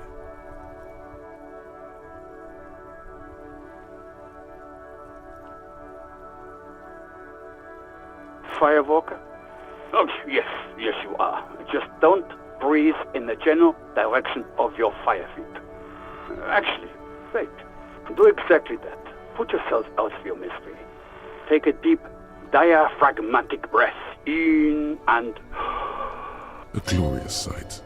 Your body, tired from the vastness of the visions that haunt it, burning up in a flame fed by your own living breath. I see third-degree burns and a referral to a plastic surgeon whom you won't be able to afford. But that's in the future. Do you have any current, pressing medical... With all the damage you've been dealing yourself with drugs and alcohol, I'm not surprised. There is no surprise in his voice, only careless superiority. What else? I'm not a brain doctor. Look on the bright side, you've got a whole new life now. Use it wisely. That's because you're hung over. Even the radio waves coming from your direction smell like liquor. Good. It would be an awful nuisance if your experiments with your blood pressure were to cause permanent damage to your vision. A nuisance to you, that is. And you survived it. Congratulations. Sort of, but by God does it burn in your chest. Even better. Anything else? I wouldn't worry about that. Officers your age have coronary trouble. Accept it. The body is an object, and objects break down. Do what good you can with yours. What? You want me to do blood work for you again? Tell you just how bad things really are across the board? You want another rundown of everything collapsing inside your body? You want the real, honest-to-God truth? Stop drinking, eat magnesium and vitamin D. So it's political. You're being neglected because of political reasons. And no, I don't want to hear a political commentary on the topic. In fact, I got work to do. Some idiot has glued his eyelids shut with cyanoacrylate. It's not fucking cryoacrylate. It's super glue, Doc.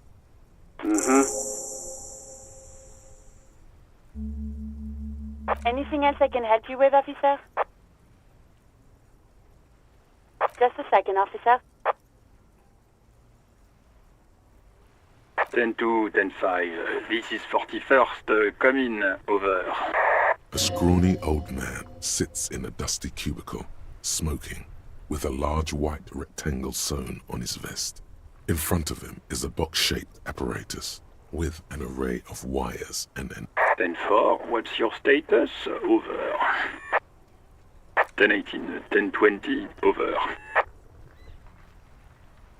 State your message, sir. Over.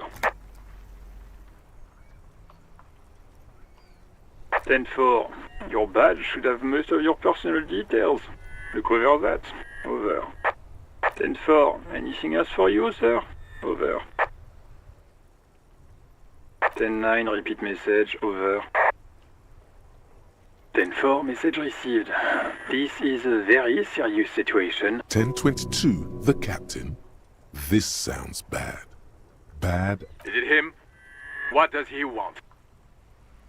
Says he lost his badge and needs to report it. He what? He lost his badge? Who lost his badge? Dick fucking Mullen. Who do you think? It's Officer Dick Mullen from the bestseller Dick Mullen and the Lost Identity. Dick Mullen is not your name. It's the name of a fiction. Defend yourself. Immediately. They're laughing at you.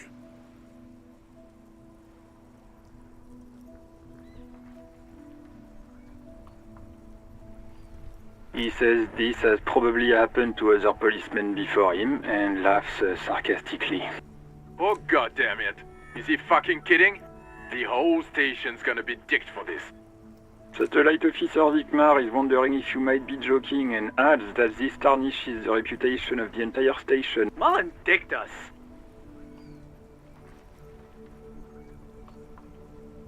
He's asking you to stop, says the... Of course it's serious. Satellite Officer Vikmar concurs, losing your badge is serious. 10-4, I hear you, officer. I'm just going to make a note here that you are in pursuit of your misplaced badge. Over. Fuck me. Mac, come here. You've got to hear this. Dick Mullen lost his badge. What's going on? Super Cop here lost his badge. He lost his what now? His badge. He lost his goddamn fucking badge. Lost a badge.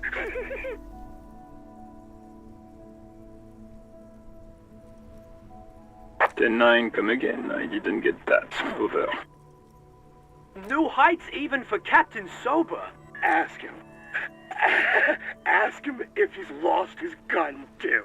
Sergeant Orson wants to know if you lost your gun too. Check your pockets. Check your... Holy fuck. You don't know where it is, do you? No. It's gone. It's not fucking on you. Don't sweat it, Bratan. You don't need a gun to have fun. We can still have fun. It's not all over. 10-9, come in, officer. Did you get my question? We were wondering about your gun. Over. Even before you can get the words out, everything gets scrambled in your brain. He says he didn't lose his gun. Or his fun, whatever that means. Ask him to describe it. His gun. Not his fun. Just the gun will do. Satellite Officer McLean requests a description of your weapon. The fuck do you need a gun for? Look at the pythons on your arms. You are a gun. Oh, request a description, huh? We'll give him one. Describe the plasma gun.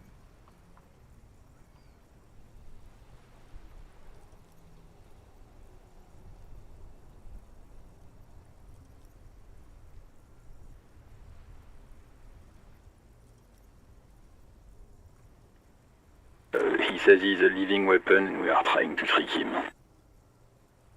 Host in heaven. Did he lose his gun and his mind?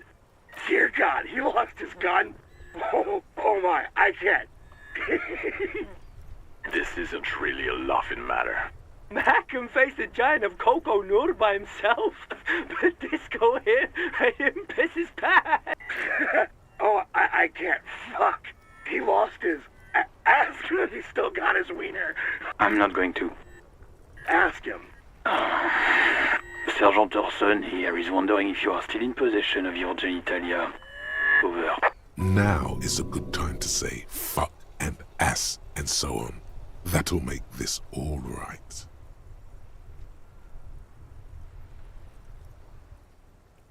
That's a negative. Not going to say that. Over. What's he saying? Share with the class. He said he sodomized your mother. The prick ate Mama's vanilla waffles at the captain's birthday party. Some nerve he's got. Sure her vanilla waffles were the only thing he ate? Shut up, Chester. This isn't funny. This is my mom. Tell him to apologize right now. Sergeant Orson requests that you apologize for the claims you made about his mother. Mac, he says you shouldn't have antagonized the Firewalker in the first place. Who? Satellite Officer V. I'm afraid he might be referring to himself as Firewater, sir. Firewater? He's lost it. Fuck it. Tell him to find his goddamn badge and gun. That's the only thing that matters. Satellite Officer V. I'm going to report that you are in pursuit of your service weapon. In pursuit of his? Officer, do you need further assistance? Over. Roger that. 10-10. Over and out. 18 kilometers to the south, in the 41st Precinct's relay booth, a small crowd has gathered around Communication Officer Jules Oldboy Pidier, around a dozen cops. The small room is filled with cigarette smoke, abuzz with laughter, when Officer Judith Minnow enters. Her left arm is in bandages, and her hair trimmed short. What is going on here? Did something happen?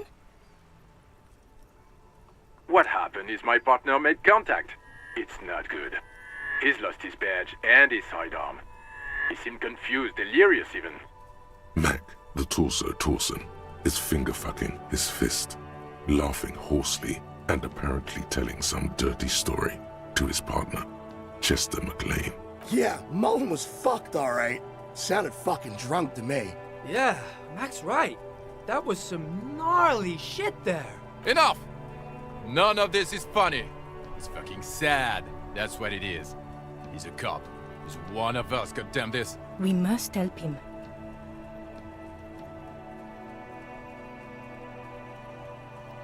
Yeah? How do you fucking plan to do that, huh? Get him off the drink? Go jogging with him in the morning and get him on carrot juice? I just know we can't give up on him when he's at his weakest. He wouldn't. Mac, man the door. You know what he told me? I don't want to get better. I want to get worse. Those were his words. This shit does not leave this room. Not a word of this to the captain. Or anyone else. I guess I can hold off the report for a few days. Good. Okay, everybody. Nothing but a prank call here. We all got our laughs. Now get back to work. Far north, on the other side of the motorway, the officer quietly hunches with his hand in the motor carriage.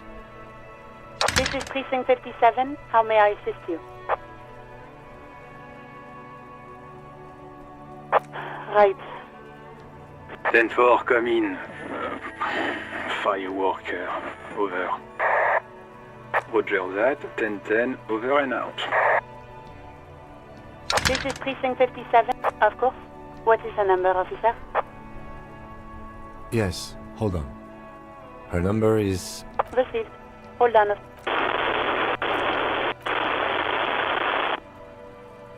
Give it a minute. She might be busy at the moment. Takes a bit to get to the phone. Just wait. Relax. officer. I have Sylvie Malaika on the line for you. Yes, hello?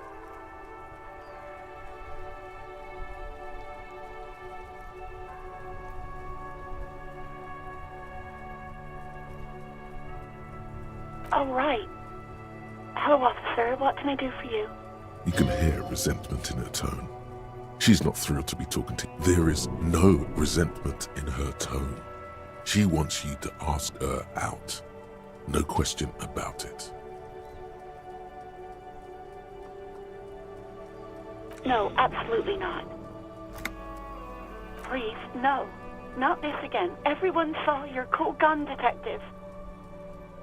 You were trying to impress some people with it. Everyone was eating, and Sounds like it's going to be bad. you were waving it around in everyone's face, begging them to describe it. You said it calms you, and then you started making suicide jokes. Some poor sod was trying to eat his pudding while you were screaming, spit flying, imitating the mercy shot right next to him. Spat some people tried to back away from you or even slip out of the door. But you screamed, "I am the goddamned law, and you have to listen to me. You are all suspects in a murder investigation." There is silence on the other end of the line. No, please, no more suicide threats. Thank God you don't have... Me neither. No idea. All I know is next you were waving around money instead, saying things like, "Big bucks cannot lie," and it almost looked like you pawned it. But believe me, I did not ask. You mean, why did I leave the bar? Honestly, I'm not really comfortable discussing it with you, sir.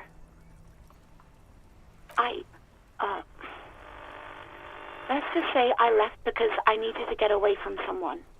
You know whom. You think you hear a sliver of accusation in her word. Don't be paranoid. She's obviously talking about someone else, not you. I really don't want to talk about this. Let's just forget about this, okay? Maybe, I don't know. I just know I have to take some time off right now. Yes, I know who you are. You're a police officer. Oh. Real policemen have uniforms too, by the way. Where's yours?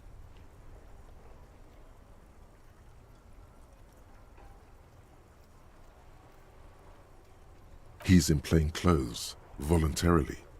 There are officers who wear the signature Perseus black uniforms to the heart. Uniform?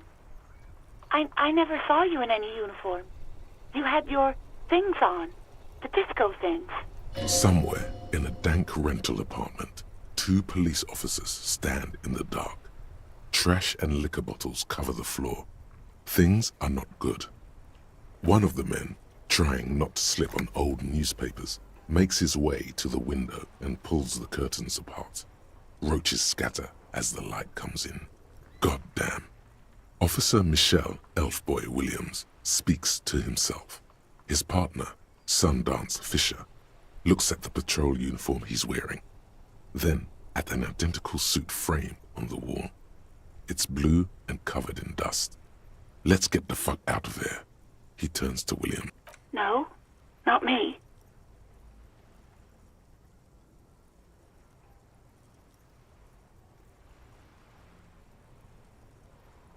What? Of course it bothered me. But I thought the union already knew about the court. No one calls the police. The union would get angry. You know, what the union says goes. People listen to them and they take care of their own, which is like... Garbage.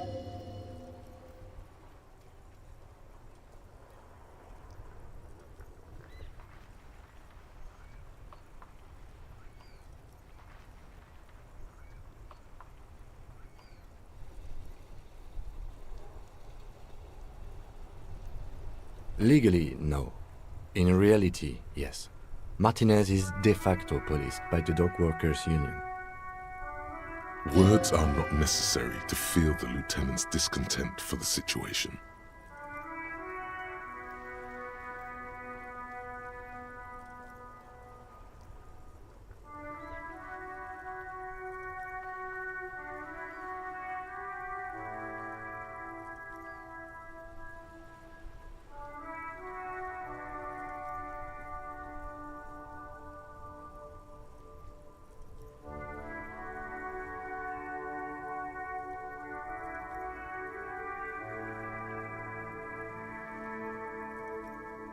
Okay?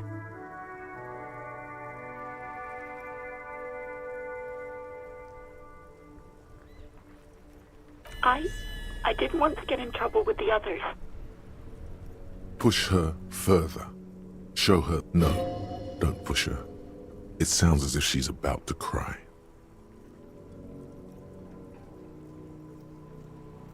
The other people who live around here. Local. Her voice is resigned and weak.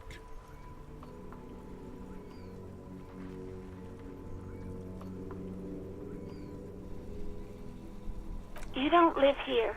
You don't understand. Squealing is frowned upon here. Please, I just didn't want any trouble. I didn't know I had to report it. I thought... The fucking nerves on her. Trying to hide behind weakness. You're a god. An angry but just god.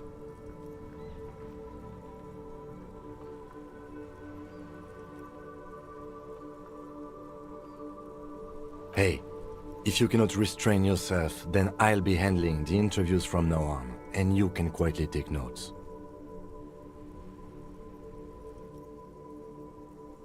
Fine. But know that I don't approve of such gratuitous volatility. An angry cop refusing to face his demons and taking his frustrations out on others. Just a badge and a gun away from those he's manhandling. A fast-burning candle. That's the side you just exposed to the lieutenant. He doesn't judge. Has seen it too many times already. You both have, probably, but he takes a mental note. Breathing on the other end suggests that Sylvie is still on the line. She heard. No. I honestly don't... It was someone else. We'll find them sooner or later, officer. It just might take a while. Okay. I do hope so. Please, don't call me again. Bye.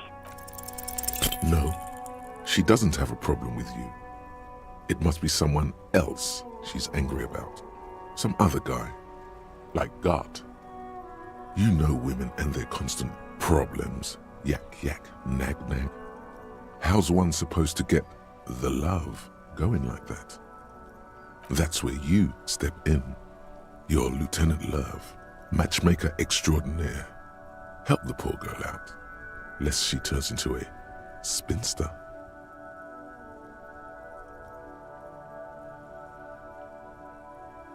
What misogyny? I'm just telling things the way they are. Can't a man be honest in his own head anymore? You have to act, Lieutenant Love. You have to calm that hysteric down. Tell it you've got everything under control. Then go and have a little boys' talk with God himself. Think you can do that, Lieutenant Love?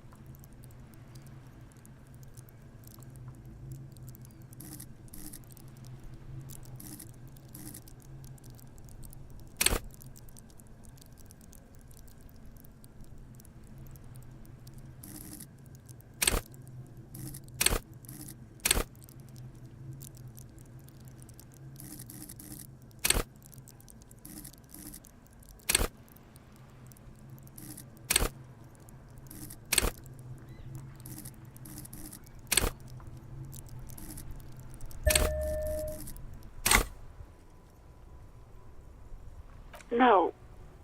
What?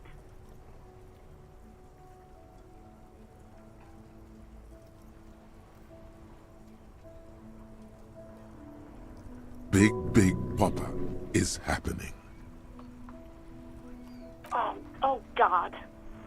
Please, just stay out of my life. What? What is it? Call was terminated by the other party. Anything else, officer? It's on. The love quest is on. Just a second, officer. Sylvie Malaika on the line for you, officer. Yes. Hello? Oh, great. What else do you need, detective?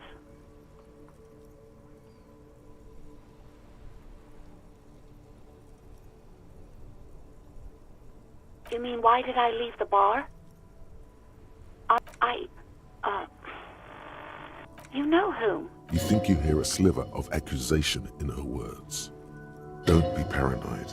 She's obviously talking about someone else. I really don't want to talk about this. Maybe, I don't know. I just know I have to take some time off right now. Uniform. Somewhere in a dank rental apartment. One of them, goddamn. Officer, you hear? Anything else I can help you with, officer? 57th, over and out. In the cabin, you see a set of steering levers, a radio.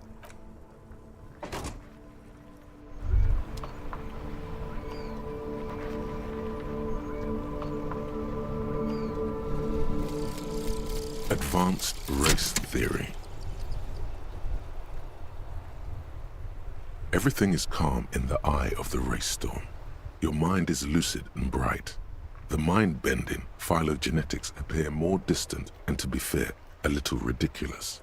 The great race mystery has cleared up. All that's left to do is verbalize your thoughts. Go and talk to Measurehead about your newly found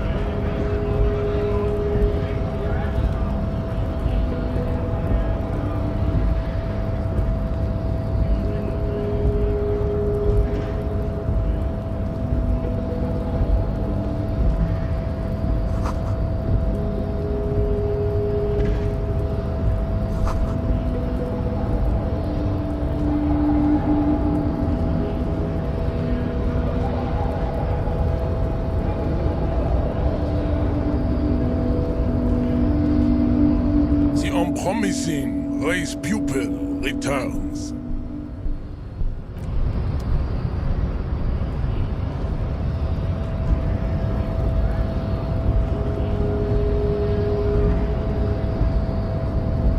The unpromising race pupil returns. And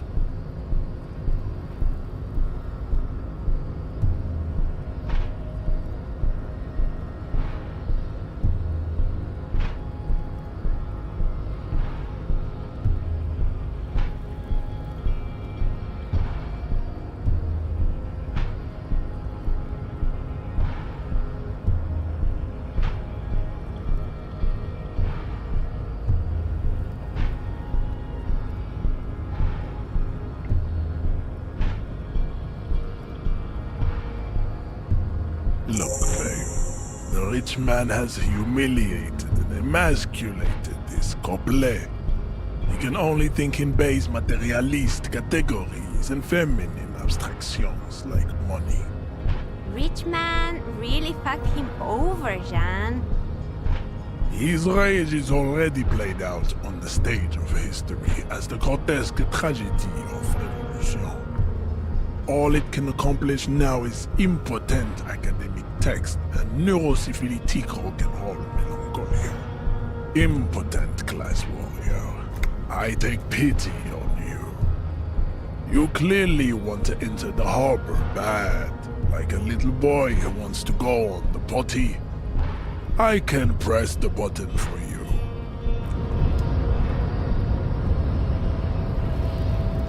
The unpromising race pupil return. There is nothing funky about. I cannot possibly imagine what else we have to discuss, Tibere Vacholian.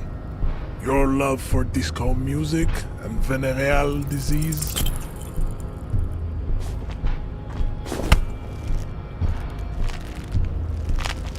It has happened again. The Titan has your fist locked in his hand, and he's twisting it.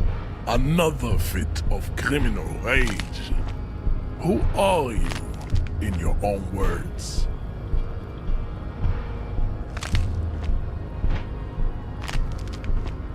Your fist cracks in his hand like a ripe apple. Pain shoots up into your brain. And the words to the song have changed. Say. You feel something in your chest, an unnatural pressure. It's spreading to your left arm, your jaw.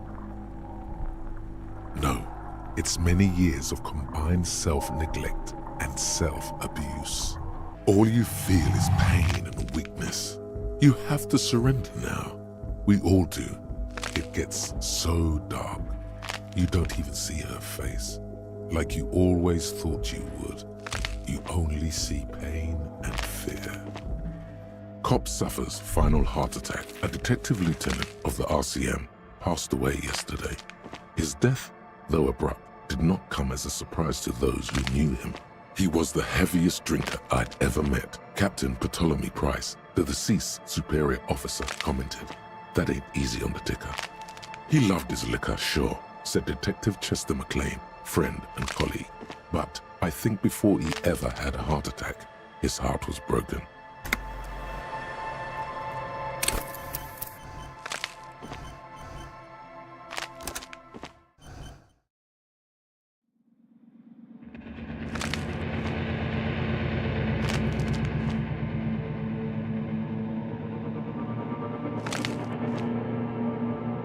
There is nothing.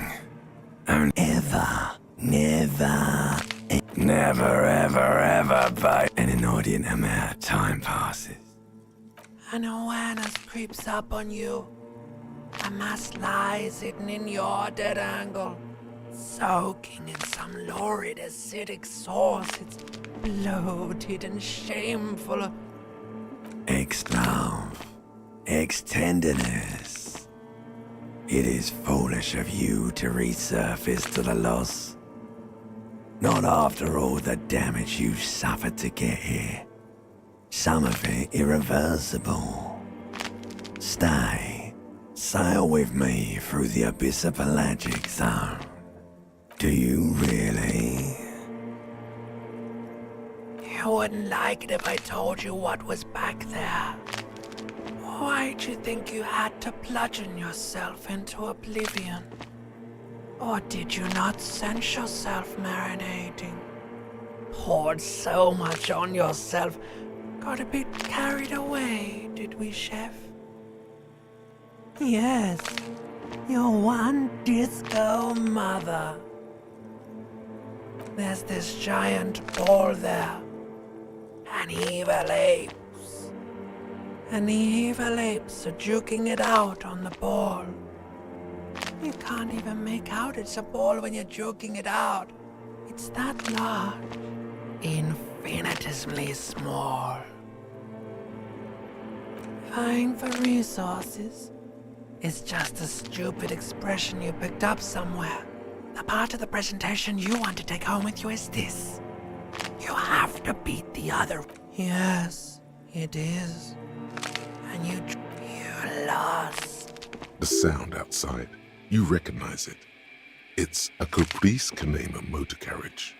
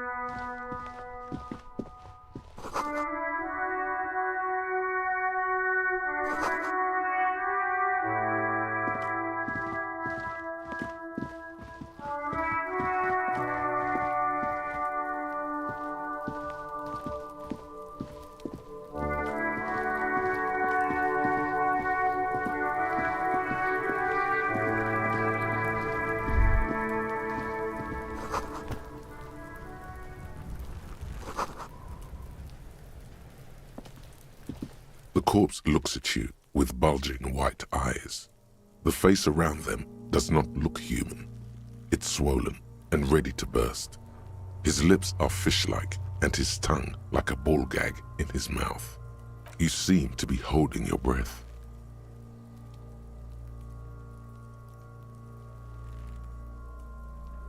A cargo belt twists his neck at an unnatural angle. The body below appears stiff. It's letting out an ungodly rot.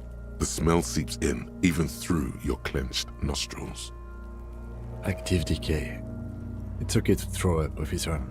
No one is judging. He's about to blow! Cop's gonna blow, Kuno!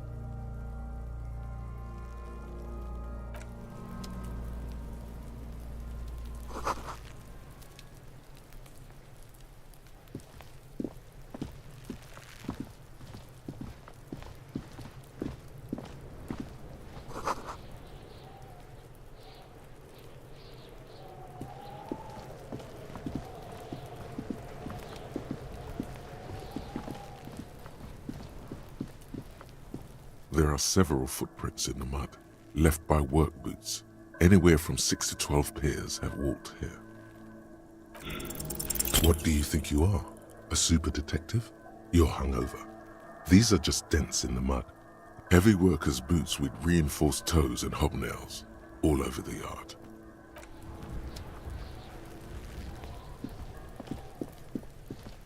There he still is, looking right through you with his white eye. The smell is repulsive. It pushes in from your mouth.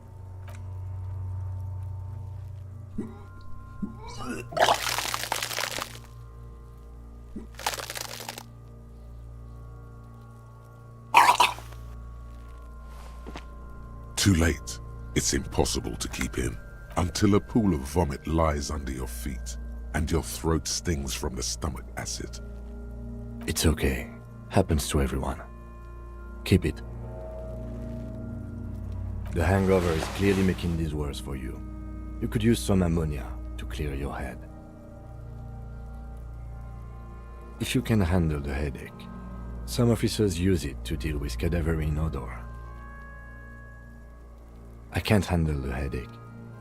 It's more likely he can handle the smell. I'm sure you do. You just threw up a lot. That young woman, the gardener, mentioned she used salts for the smell.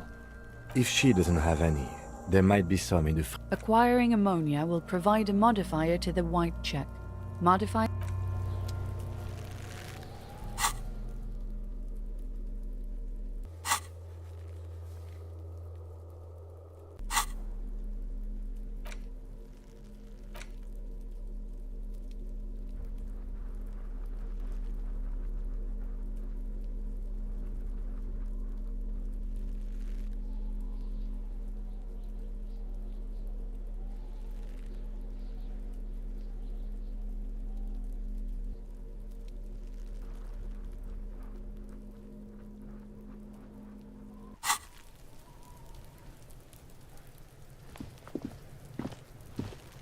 Kuno's got this!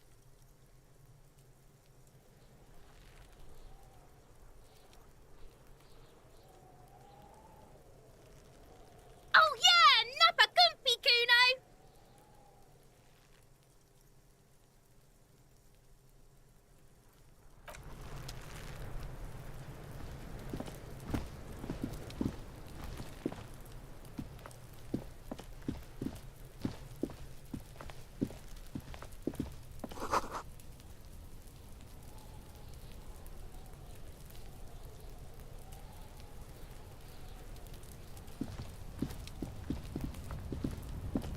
An inconspicuous pile of the roofing material, Eternite.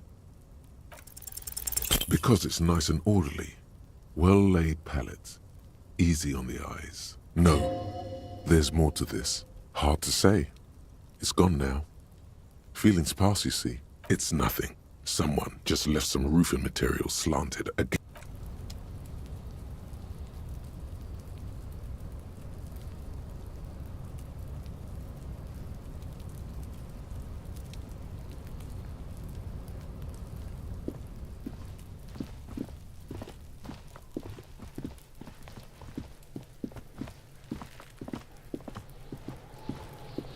Kuno's got this! Oh yeah! Nappa Gumpy, Kuno! Right in the dick, Kuno! Get him right in the dick! Love it in the dick!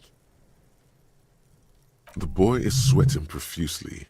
His eyes are like two black holes and his jaw is twitching as if trying to break free from the empire of his body. Fuck that! Kuno, yeah! Right in the mouthhole! They pay you no heed or pretend not to notice you. Shits himself? The rake, Kuno! You should throw the rake at him, Kuno! The fuck? Does Kuno know what a rake is? Kuno's not a gardener. We shouldn't do anything. I don't tempt such forces. You will see. The fuck are you talking about? He's calling us Kuno! He says we're fucking each other! Alright, entertain the Kuno. Show me what you got. What you got there? What you got, huh? Show me what you got.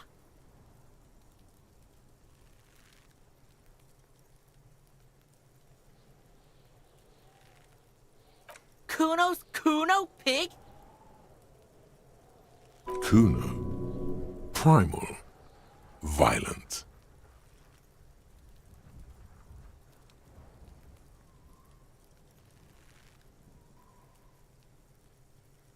Yeah, think about it. Think about that rabid Kuno shit. He seems glad someone understood what he was going for. But right as he's getting distracted, you hear a malevolent hiss from behind the fence. Watch out, Kuno! He's trying to fiddle you! He's gonna put his hands on you! Help! Pig's got Kuno! Help! Rape! Help! He's got the Kuno, help! Help! He's digging his dick out! Escalate, Kuno! His dick is out! You're afraid! Pig's in here, Kuno! Somebody, please!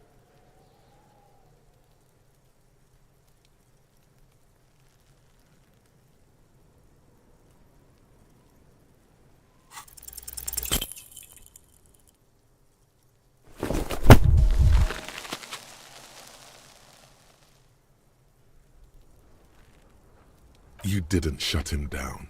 Your fat fist didn't meet its target. Instead, it pulled you down with it.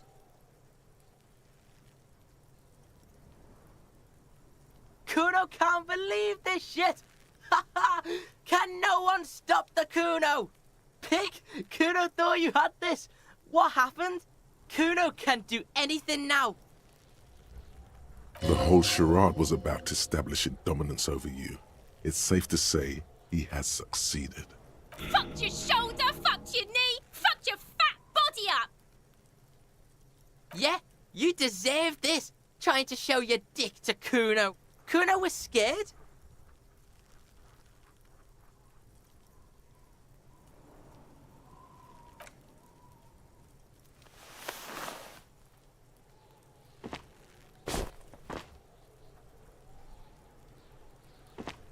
Kuno's just gonna beat the shit out of you again. I told you not to tempt such forces. Now, how about we go and do something worth the public's time?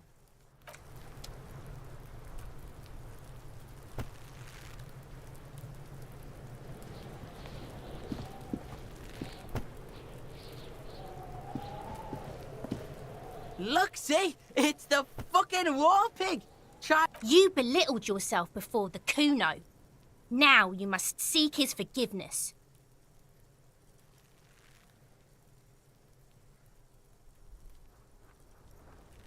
Whoa, whoa! What's this psycho shit? You're gonna He's trying to forget it, Kuno. reminisce with Kuno. First, you try to fiddle this, then you punch yourself in. Yeah, Kuno, what was that? How are you gonna make Kuno forget that shit, huh?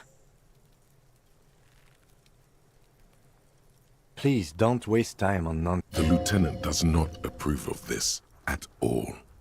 Don't listen to the blind fuck, piggo. You're doing the right thing here.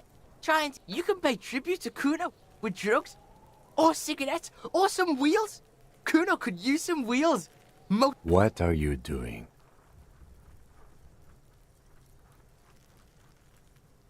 No, you really don't. That is a 12-year-old boy. His opinion of you doesn't matter. You don't fucking matter, buck imp. But why? You're turning this into a huge thing.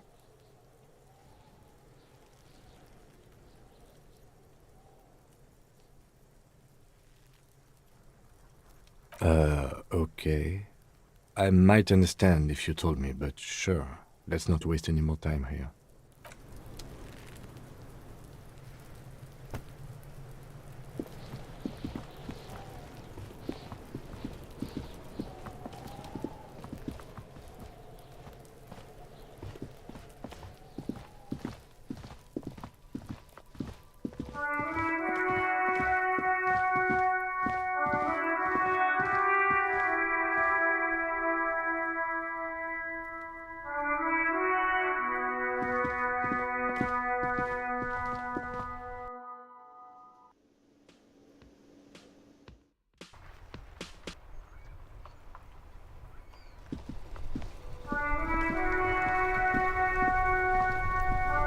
Hello again, officer? Sure, I'm done with them. Go easy on that stuff. It gave me a terrible headache.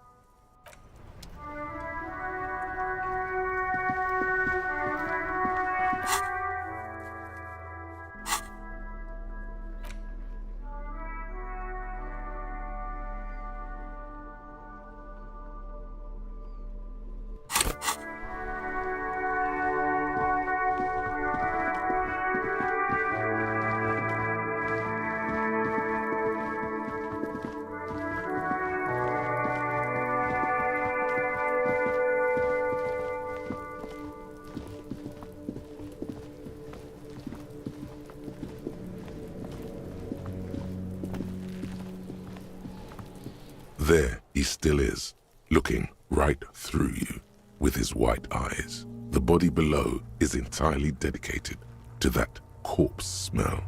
Emitting it is all. The ammonia only makes it worse. The combination forces tears out of your ducts. The second time, not so much. When the vomiting is done, your cheeks are wet with tears.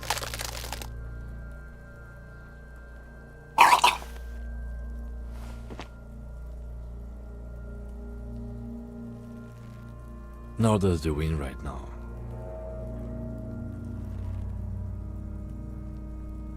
The weight is reassuring, like a crenel on solid fortification.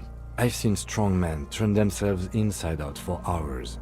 You are facing tough odds here. Alcohol withdrawal makes it considerably harder.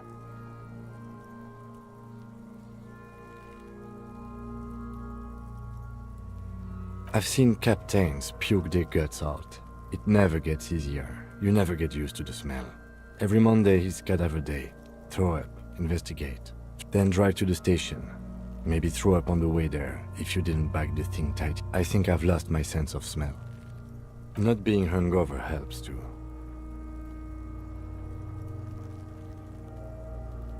No. This is a two-man assignment because it needs 2 officers to complete. I need your help. You need to get your shit together. We should go talk to the locals. Find something else to do while the wind changes. It's pretty bad right now.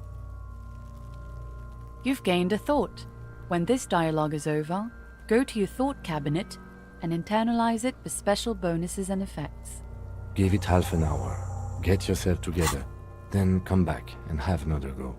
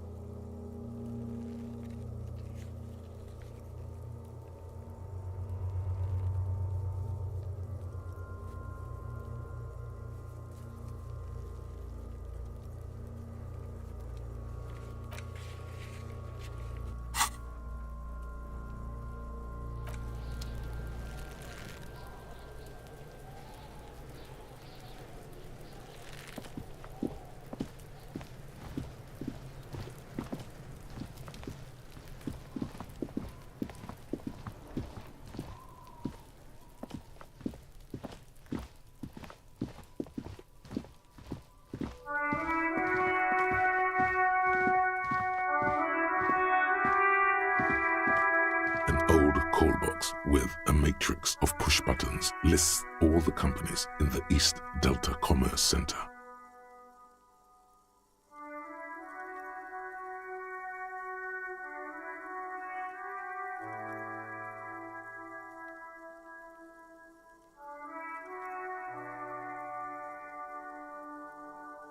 This button looks new, but someone has removed the name card. Huh. This button looks new. It's probably not connected yet. Silence. No one answers your call. Nothing happens after you ring. Silence. No one. Silence. You hear static from the intercom speaker. It sounds as if someone has picked up the receiver but isn't saying anything. Yes, hello. This is Tricentennial Electric. Have you come to place an order?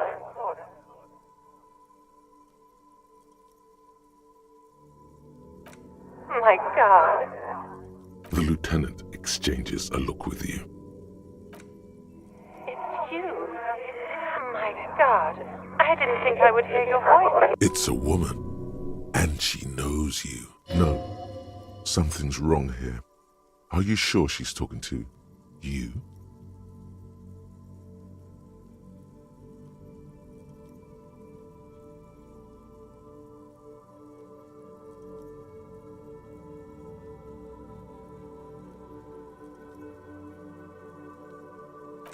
Michelle, just please.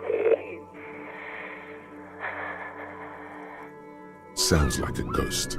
Wind blows through your clothes and you feel detached from your surroundings. Why did you even call? I don't understand. You've been gone for months. I thought you didn't care. Ever since I came to work here, it's been different. A spot of static overrides her words. When she speaks again, It's so nice to be able to... she sounds like the cold is deep under your skin, as if you were talking to someone who's 100 years away. Somewhere inside the building, water is flooding the cellar floor. She doesn't answer. Silence. The only thing you can hear now is static and waves washing ashore on the bay. Another seagull passes by. I don't know what happened either. We should probably stop playing with this thing. You press the number sign on the keypad that terminates the call. 12 name cards on the call box read. Whatever she says, it can't hurt you. You're a different person now. All right, maybe not healthier, but it's a bonus that you've drunk so hard you can't remember any of your past. There's a light buzz as you press the doorbell, waiting for her to answer A strange metallic taste fills your mouth as you stare at the intercom. Yes, hello. This is Tricentennial Electric. Have you come to place an order?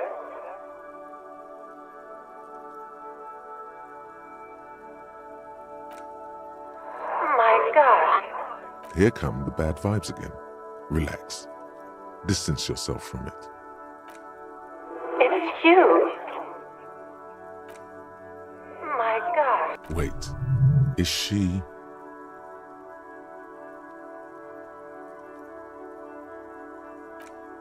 Michelle, just please. Why did you even call? I don't understand. You've been gone for months. The voice from the intercom doesn't answer, but you can hear her breathing.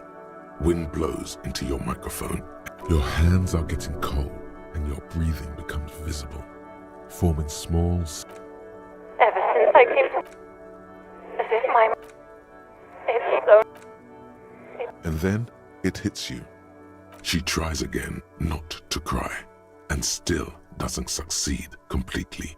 Her quiet, real or not, your mirror neurons react. It feels anger boils up in your chest. Her sound melts into the static from a long-distance phone call. From time to time, you can hear people talking. This is where you hung up the call the last time, but the recording is still. The phone rings in the office with an old-fashioned chime, and someone walks by in a pair of heels. The static is like a warm blanket wrapped around the sounds. No one replies, but the static grows stronger like rainfall. Then a female voice speaks out, completely different from the one before. Her words are too cold to comprehend. She smells of sodium lights and rain streaks on car windows. Eyes like pilot lights watch your shape in dark hallways.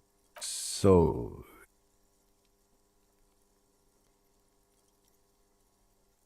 It was a recording trapped in the circuitry from some ancient tenant. This sometimes happens. Shall we? I don't have time to explain it to you right now. Maybe sometime later.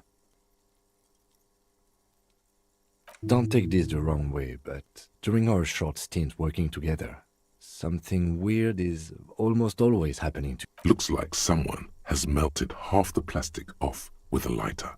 You wait for a minute or two, but all you get, you ring the doorbell, but all you hear is static, but no one. You ring the doorbell, but just seeing the words Andro Orlando gets your hackles up. Its very existence is a threat to your masculinity, to say nothing of your hair. You ring the doorbell, just seeing the words Andro, an off-key melody starts playing after you ring the doorbell. Kuno, please stop calling here. Grown-ups don't have time for your stupid games. Oh, I'm sorry, officer. I thought you were... But the doorbell is broken, and the bookstore shouldn't even be on the list anymore, so I can't help you. Please don't call here again. A single beep indicates that the line has gone dead. You hear the same waiting room music, but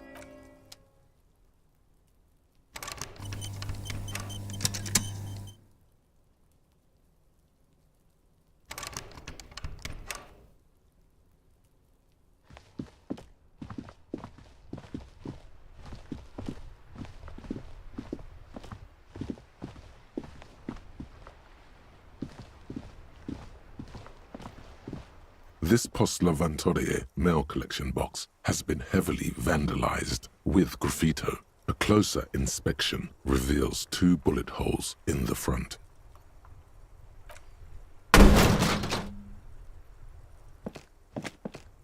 There is a hollow, saddened ring as you kick the Lavantorie mail collection box. It sounds betrayed, in disbelief even. You feel something in your chest, an unnatural pressure. It's spreading to your left arm, your jaw. Yeah, screaming isn't happening on account of extreme shortness of all you feel is pain and weakness. Cop suffers final heart attack. A detective.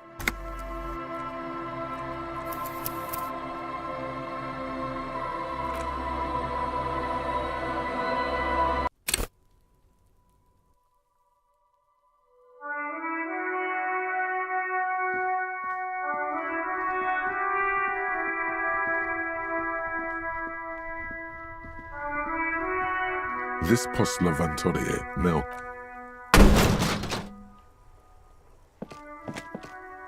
There is a hollow, saddened.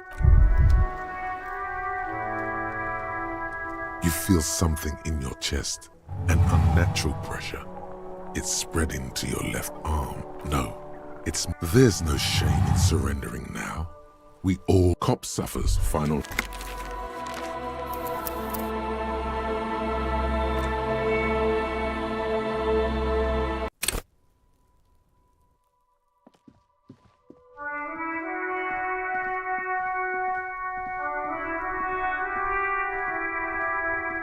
This Post Lavantorie mail collection box.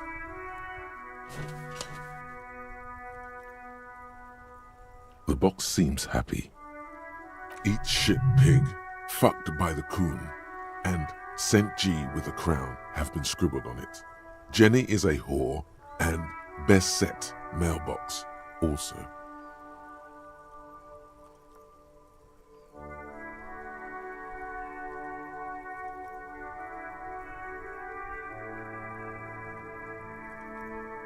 The mail collection box seems cathartic, thankful even. So do you. You shudder. And then suddenly, you see it. Over all the other graffitos, someone has, using the tip of a very sharp knife, cut the words, Revachol forever.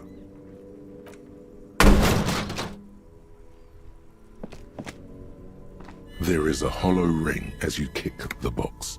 It sounds like it's mostly empty. You feel something in your chest, an unnatural pressure. It's spreading to your left arm.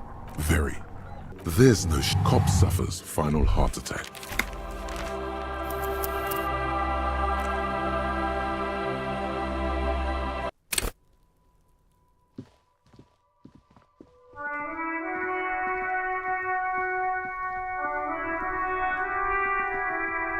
This Post Lavatorie mail collection box has been heavily vandalized.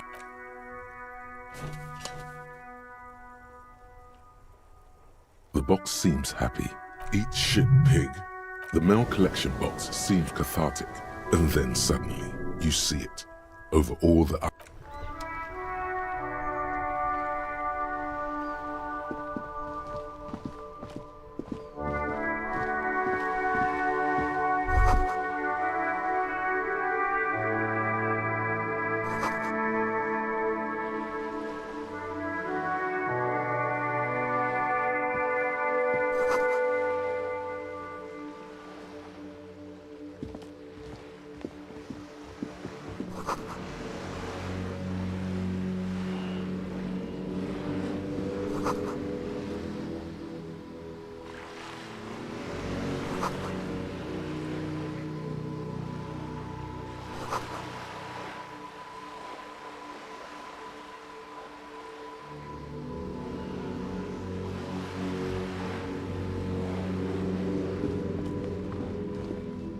Hello, sir. Step right in. The store is open. I know, sir. Yes, people get that you are the law. Are you interested in a new and exciting book? Okay, sir. I'll try to answer any questions you have. I hope my name is Annette, sir. My mum, her name is Plaisance. She owns the store.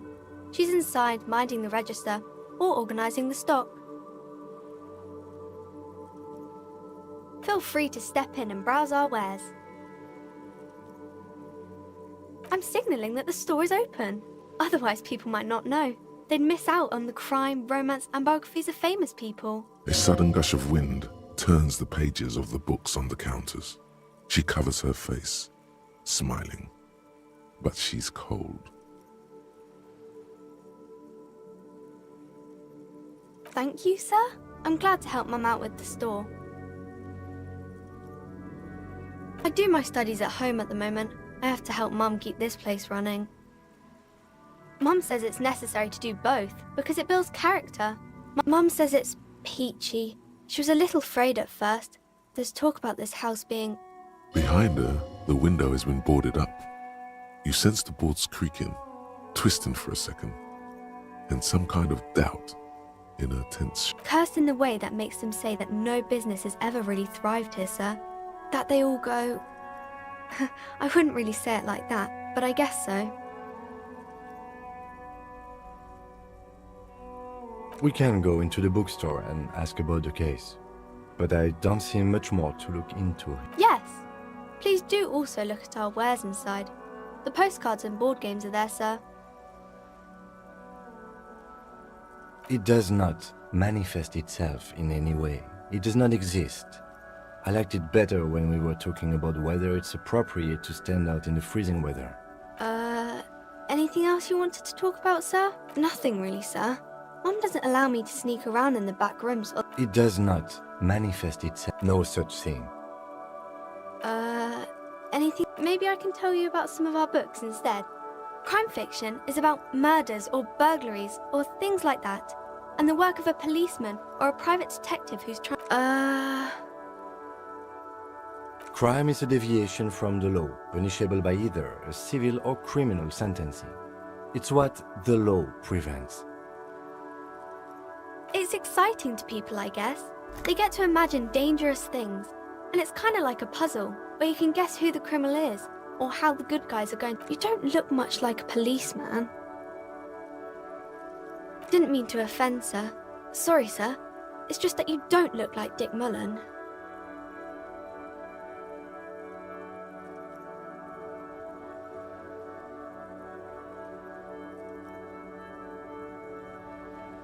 More about books, maybe? Oh, kings and queens and generals of old, or artists and writers, or musicians, those kinds of people. I think that's why people read them, to find the secrets of their fame. I don't know about that, but I imagine life is great when you're famous. Annette's expression remains ever so helpful, but she doesn't say anything. Okay.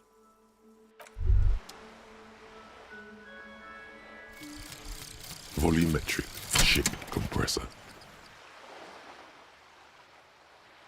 Bizarre scientific news from Revachol West today, where a police officer's shit has been observed at a pressure of around 495 gigadecimals. These metallic hydrogen levels of shit togetherness were thought to exist only at the center of collapsing stars, not law official.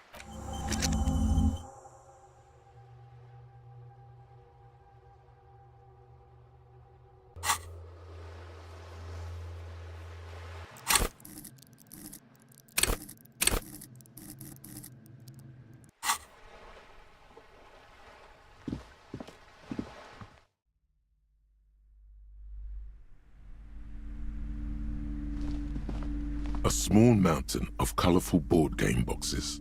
There are numerous types of games for all ages. A lot of shelf space seems to be taken. An endless variety of source books, lore books, and codices litter the table. The topmost, there's also a large hardbound tome with intricate cover art, The Hunters of Katawak, Boreal Creature Compendium, and a Pick Your Path. There's a box that says Wirral, 3rd edition Mega Setting Supplements Module. The side panel notes, nonsense for anemic Beano-clads.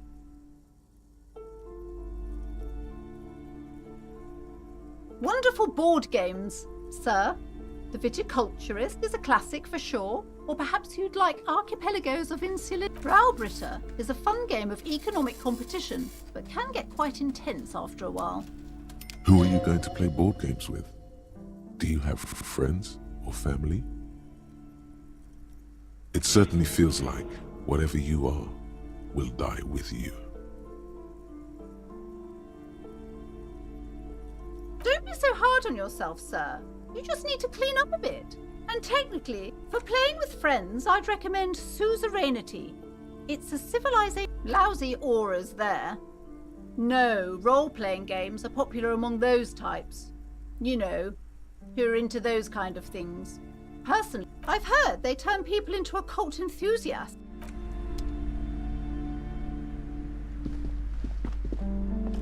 Welcome to Crime, Romance, and Biographies of Famous People. My name is Plaisance. Be welcome, and please take responsibility for the energy you bring. A golden pendant hangs around the woman's neck, in the shape of what looks like a tiny fish head trapped in amber. Oh yes, helps to have an anchor in these times.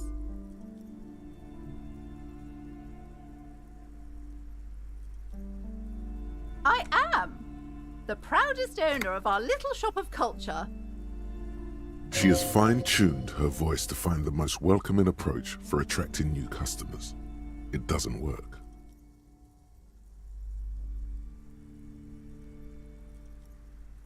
Annette, yes, my daughter. I hope she wasn't slacking off again with her nose in science fiction. Tell me, was she at her post doing her job like a proper girl?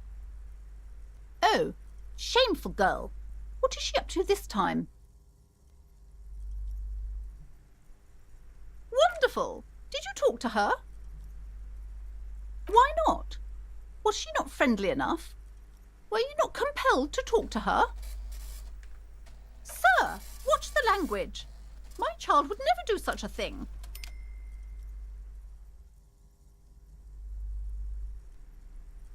kidding. There's nothing like that happening. Good, sir. What does a young child do with money anyway? No, I save it for her, as a fund. She's securing her... Slap the cuffs on her. Oh, of course, officer. Good work. Are we done with the jokes now? Yes, we've had quite enough fun here. Right. Mind your own business, sir. In our society, people don't get to tell each other how to raise their children. It's none of your or any... The woman before you scans the store, her shoulders rigid and tense. Every now and then, she Cursed? Who said that? Annette? I will have a word with her. This place is not cursed. doesn't feel like it's thriving. Goodness, you were already doing good, browsing the shelves. Why'd you stop? Don't you feel compelled? Go, go. Get back there. The books await you. Everything is on the shelves. Take a look yourself. The shelves compel you. She smiles and nods, seemingly relieved. Advanced race theory. Everything is calm in the eye of the race storm. Your mind is lucid and bright. The mind bending.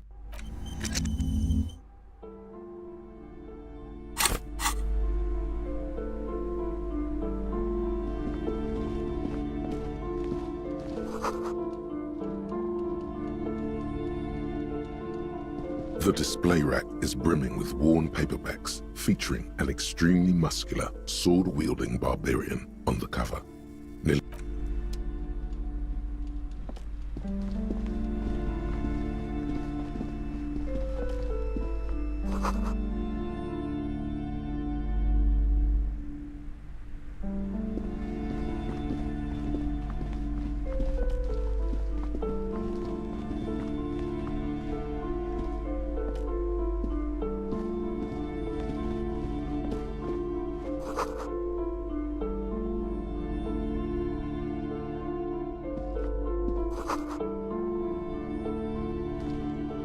The plaque on the shelf reads, Biographies of Famous People.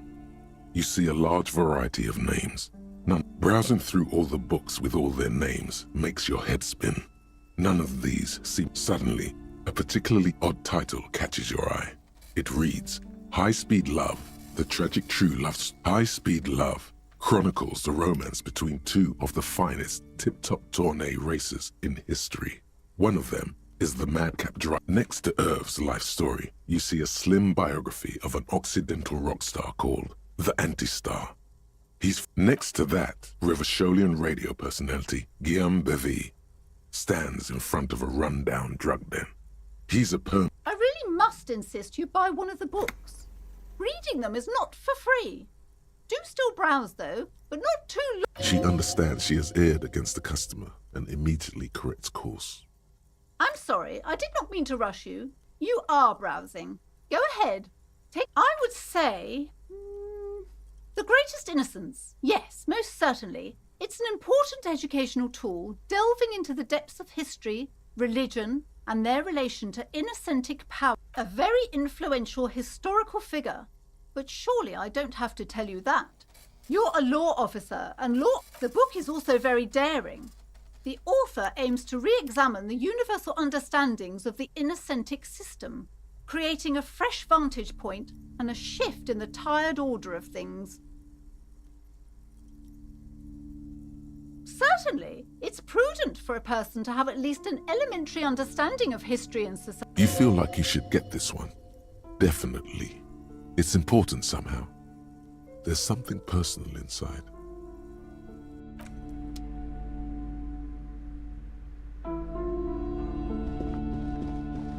This bookstore is not strictly about crime, romance, and biographies of famous people.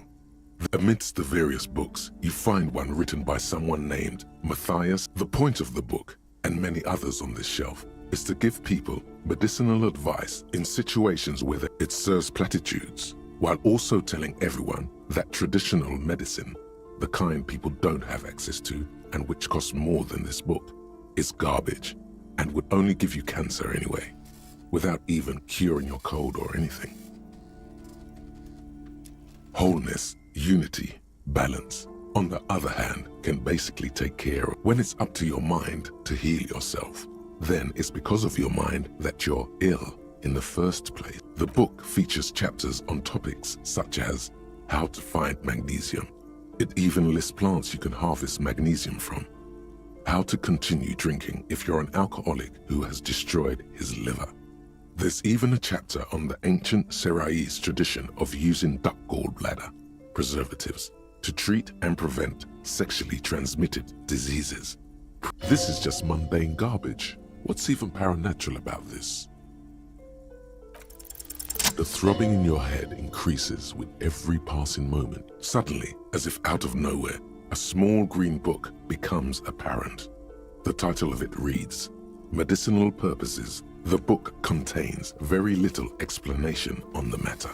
This knowledge seems to be taken from. The book contains descriptions of various pseudoscientific therapies, alternative medicines, and folk remedies. For example, it recommends vigorously swatting one's naked body with a venic or hand broom, made from the leafy twigs of a young birch tree from the near. Even better if you can find someone else, preferably a large man dressed in nothing but a towel, to thrash you while you're spread. It is, and good for the circulation too.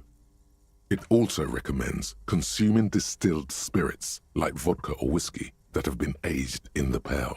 Readers are instructed to cover these jars in a shallow hole among other benefits. It is alleged to restore a damaged liver to perfect health. For general health and well-being, readers are encouraged to take regular strolls through the pail.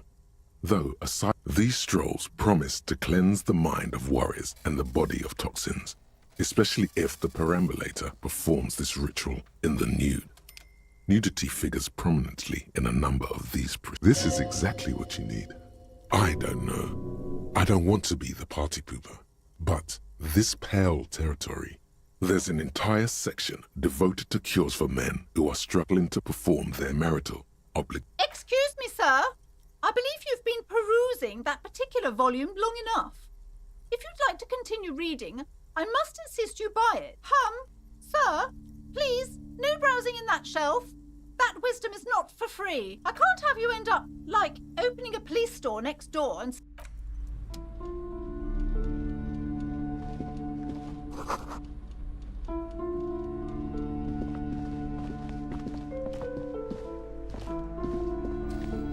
These shelves are overburdened with books from the same series. You see the name. Crime fiction is a disgrace. And asinine, these books greatly overstate the excitement of police work. Glossing, what's more, they completely ignore the psychological hardships, not a single mention of all the stress this work creates upon the officer's family. Detective fiction just doesn't tell the truth at all. Now, would you see Dick Mullen on the job? Get me Mullen. The stalwart adventures of Richard P. Mullen. Dick Mullen, a killing is declared. Dick Mullen in the murder house. The final case of Dick Mullen. An obvious lie. Dick Mullen in the clock tower. The ordeals of Dick Mullen. Oh no, turns out he fated to solve a case. Yes, there's also the dame who did it. Farewell, my Mullen. Faking death seems to be a common trope in the Mullen series. The more tragedy calls for Dick Mullen. Another one with fake death. And, of course, Dick Mullen, the murderer. Come on. This is not the way real police solve crimes. The real police are... Come on, Chester. Tell the story again. Again? Man, I tell that one at least once a month. The fuck it is. And these guys haven't heard it. You see, Chester here... Gosh, why? A very fucking dangerous case, ain't that right, Chester? Yeah, sure came close. Alright, so I was tailing this guy called Francis the Shoe. After all this, you still haven't found the answer to the one question that matters. Who is Dick Mullen? Your attempt to grasp at the answer fails. It seems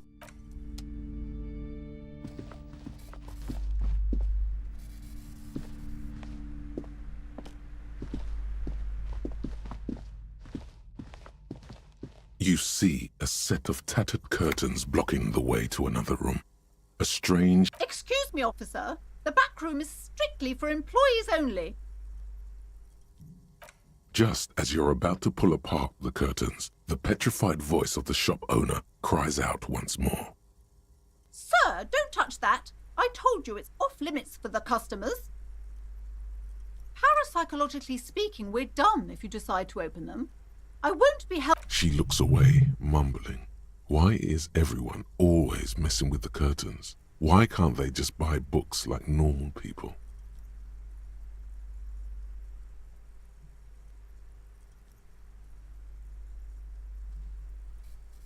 No, it's just a storeroom for the employees, I told you. Now please step away from the curtains. No! Please just talk to me, officer. Come here and let's talk this... Lies. Rip them open, we say. There is something mysterious about the curtains.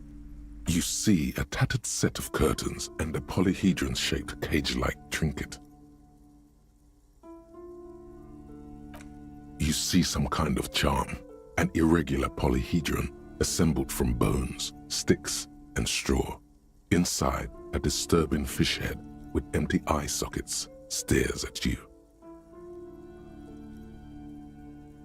Aside from poking at it suspiciously, there is nothing else to do with the fish head charm at this time. The curtains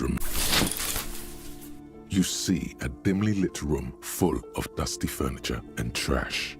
A doorway stands in the back, covered in dozens of scary little cage-like trinkets, your shadow looming over it like an omen. I warned you, you're unleashing forces.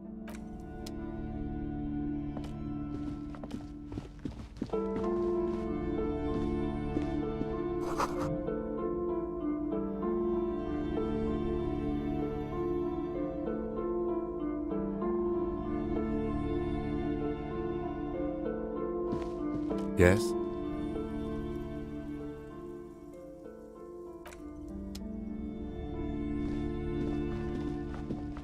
A heavy door with a missing handle stands before you, covered in dozens, if not hundreds, of little oddly shaped trinkets and charms. It appears to be locked.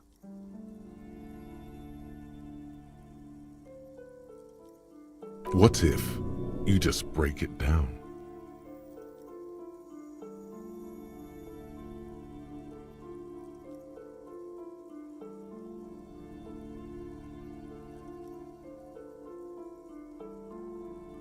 That's right. Take in your surroundings. You need to steady breathing, solid core. The room is dimly lit and littered with old barbershop rubbish. It's made of a solid block of wood, but it has stood there for ages. The hinges are old and coated with a carmine layer of rust. It should be doable.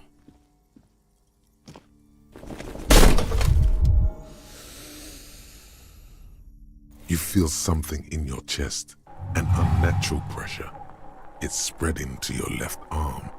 Yeah, screaming is... There's no shame. Cop suffers final heart attack.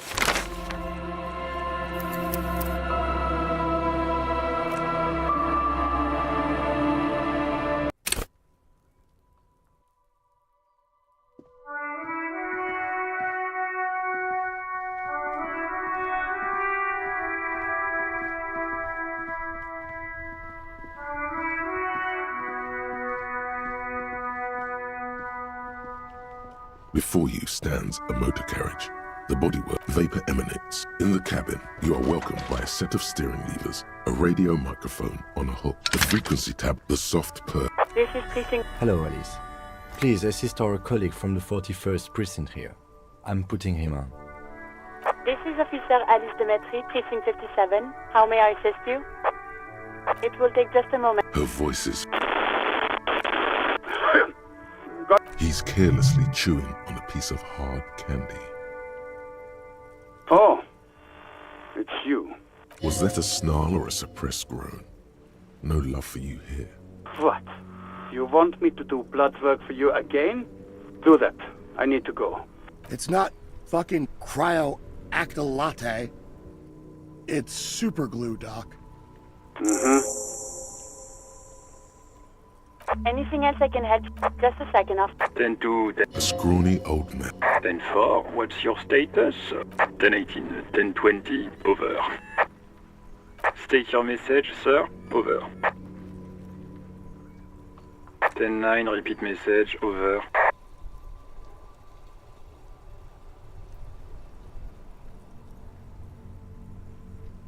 Ten-4, message received. This is 1022, the captain. Is it him? Says he lost his badge. You what? He lost his badge? Who lost his badge? Dick fucking Mullen. It's Officer Dick Mullen from the... Dick Mullen, defend yourself. Immediately. They're laughing at you. 10-4, I hear you, officer. I'm just going... Fuck me! Mac, come here! What's going on? Super... He lost his badge. He lost his goddamn... 10-9, come again. New heights even... Ask him. Sergeant Orson, Check your pockets. Check your... Okay, it's gone. Don't sweat it, Bratan! 10-9, come in, officer. Did you get my question? We were wondering about your gun. Over.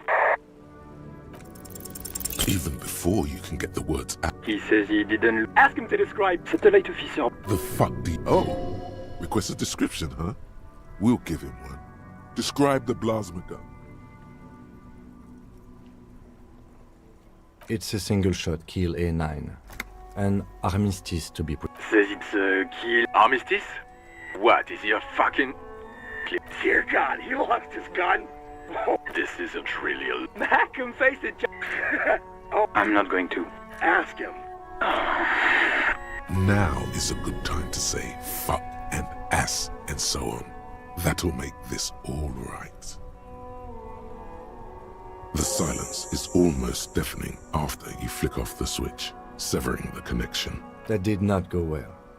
I guess the important thing is that you followed protocol. Did we need anything else here?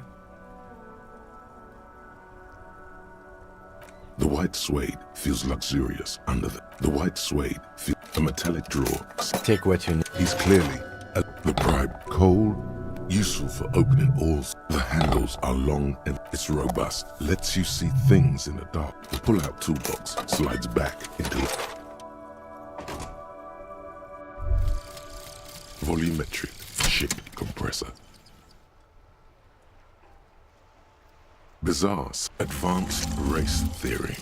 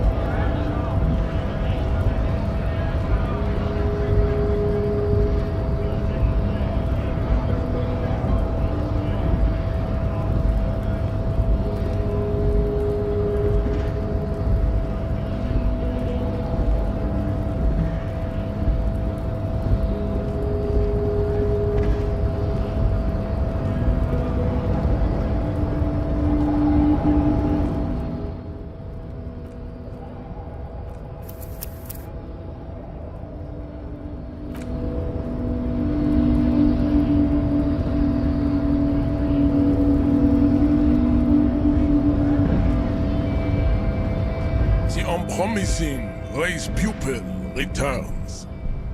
And...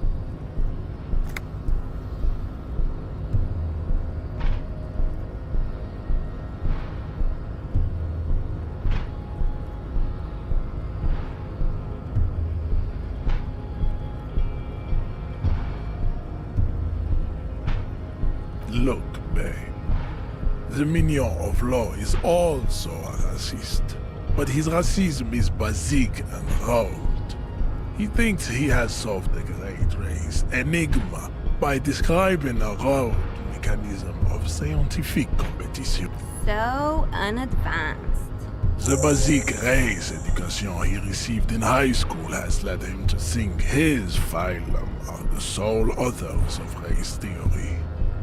An esoteric study reaching back to the ancient mass society of Pericarnassus, over 4 basic racistes. I take pity on you. You clearly want to enter the harbor bad, like a little boy who wants to go on the port. Very well. You may enter the door once. Our race conversation here has concluded. Finally. Let's go.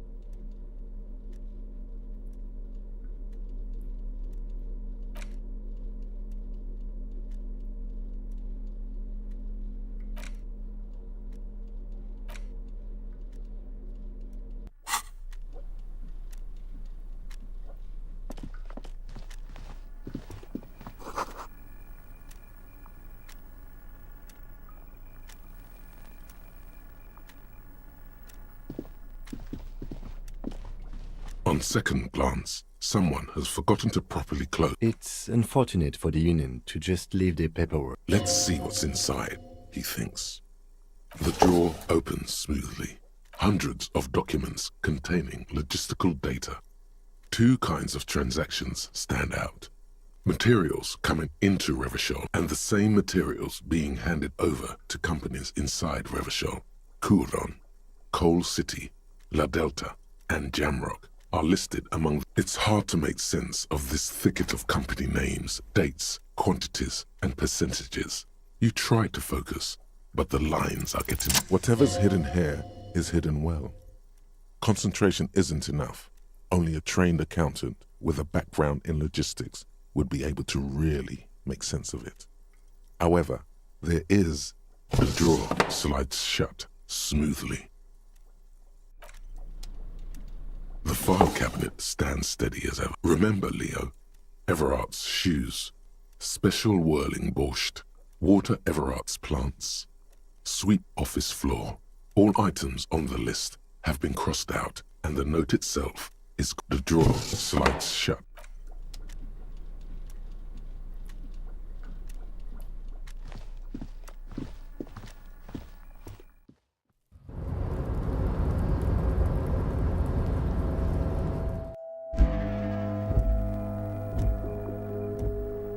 An imposing combination of a punch clock and a payphone is looking down at you from the wall.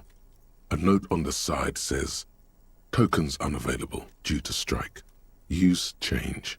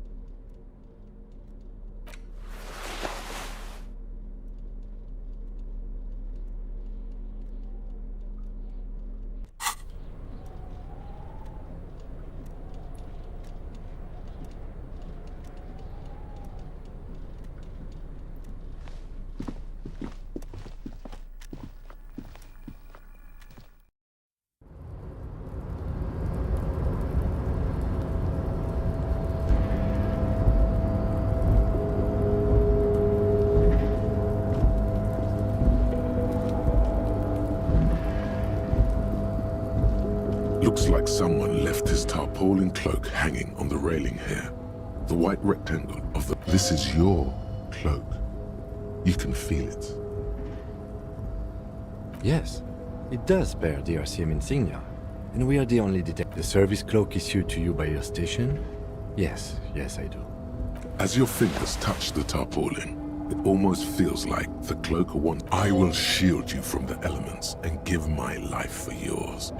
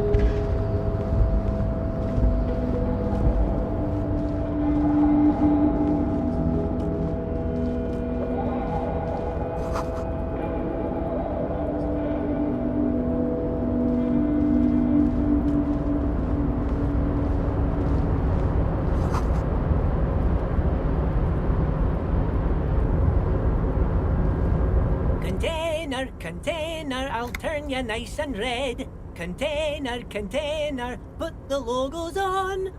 Container, container, used to be Wild Pines. Container, container, now belongs to Everard. Everard, he looks after everyone. The look in his deep blue eyes is as sincere as you've ever seen. Kind of. I see you are not a union man, mister. Did you get lost? You're not one of them scabs, are you? I mean, I don't personally mind. Folks is just folks, you know, and folks gotta eat.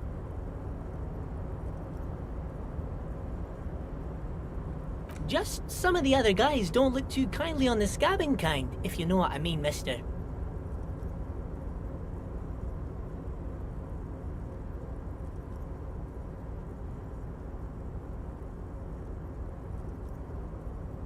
Oh, that one.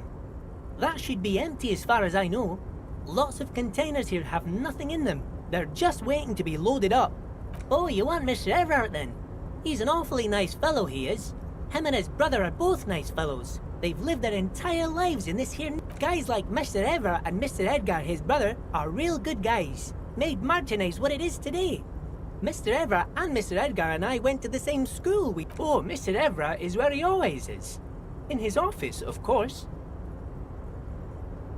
Oh, I'm just making some covers for them containers here. Yes, I am. So it's easier for the crane operators to spot them. Everything is so pretty and red. You and Leo look like brothers as you glance around with similar childlike wonder. Sure is, mister. Sure is. Really livens up the place. I had to break this bonding moment, but the red containers mean they are replacing the company livery with the union livery, which means this strike isn't gonna stop anytime soon.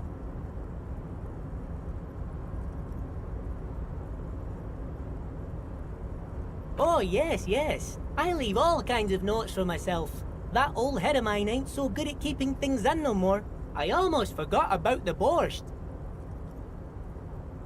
Oh, yes. I've been taking special whirling borscht to the men every day since this. It's very, very good. Makes a man feel so warm and happy. I feel like I could take on Mr. Renadan's boar dogs every time the lunch is done. Power borscht, huh? Never heard of a borscht that turns little guys into dogfighters. Alcohol, however. Yes. I'm taking it to them. The borscht keeps them happy and in fighting spirits. Makes you all warm inside. They brew it in the whirling in rags.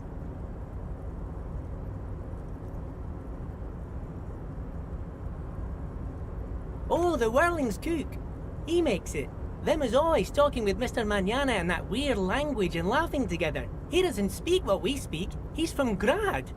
Oh, sure, mister. Sure. You do that. Yes, sir.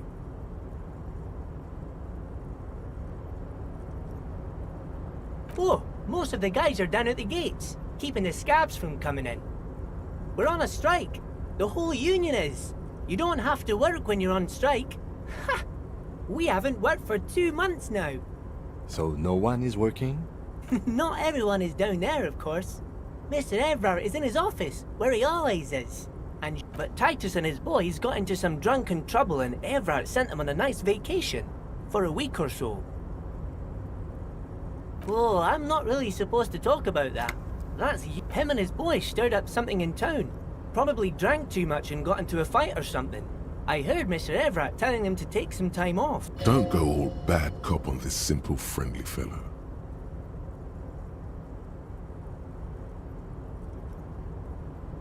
I guess the boys got a bit too rowdy and had to let out some steam. I don't really know the details. Well, that's just how boys are, you know. Easy, Leo. Let's keep this on the hard ease.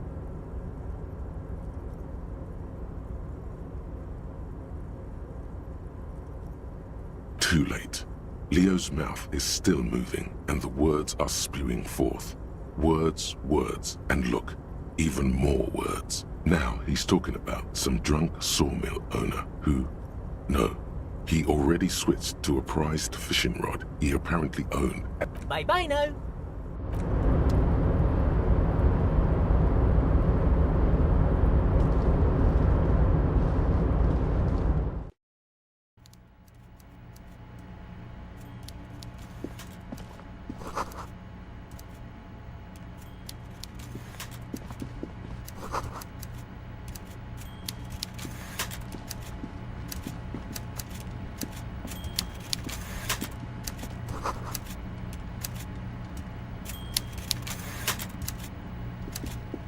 Before you is a walrus of a man seated behind a large desk.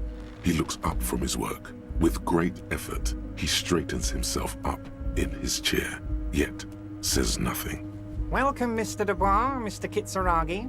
It's good of you two to stop by. Please, I'm Everard Clare, head of the Debarders Union here. I'd offer you my hand, but unfortunately my health prevents me from getting up. He looks extremely comfortable. The tiny folding chair on the... You go ahead, detective. Whatever he has in store for you, it can't be good. Forget about that. What's with this Dubois stuff? You're getting some seriously bad vibes from that name.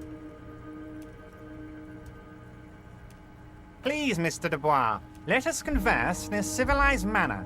It's nothing. Yes, that's probably he's trying to throw you off your game with this Dubois nonsense. Don't give him the pleasure. Very well, Mr. Dubois. I respect a man with strong convictions. I, too, have convictions. One of which is that I will not engage with any man. Should you find yourself more amenable in the future, I'd gladly resume our conversation. But until... You're no Titan of Felician, buddy. He's got you in a fork. Sit down. Excellent, Mr. Dubois. I can see that you're a reasonable man, and reasonable men can be of great use to one another. So tell me, how can the head of the Debarders Union help a representative of the Revachol Citizens Militia? You feel something in your chest, an unnatural pressure. It's spreading to your left arm. No, it's all you feel is cop suffers final heart attack. Detective Lee.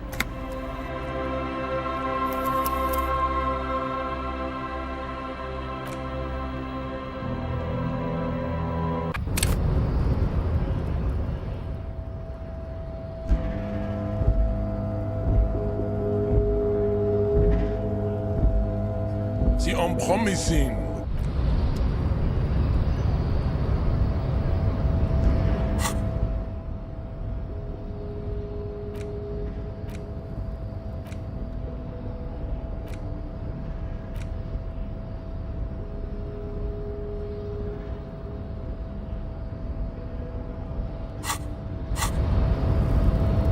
C'est unpromising.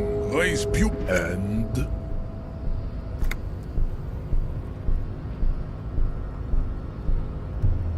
Look, babe.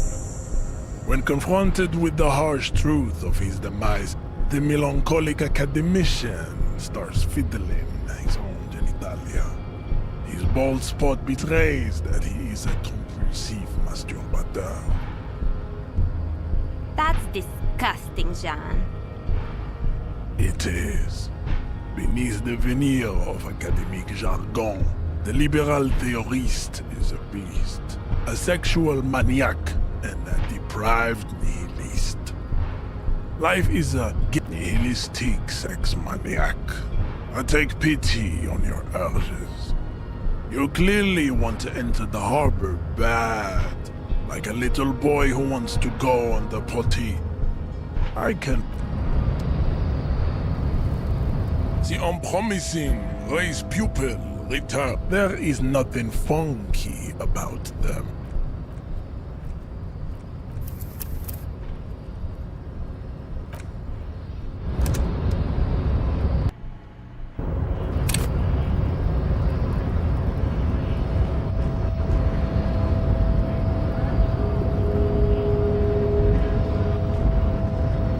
The unpromising raise pupil and...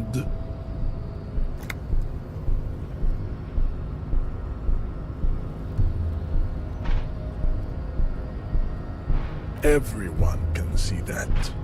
It has little... Baby, don't be mean. Give him another chance. Anything for you, babe. Fascinating. The Revacholian degenerate shows signs of racial self-reflection. How did you accomplish this little feat?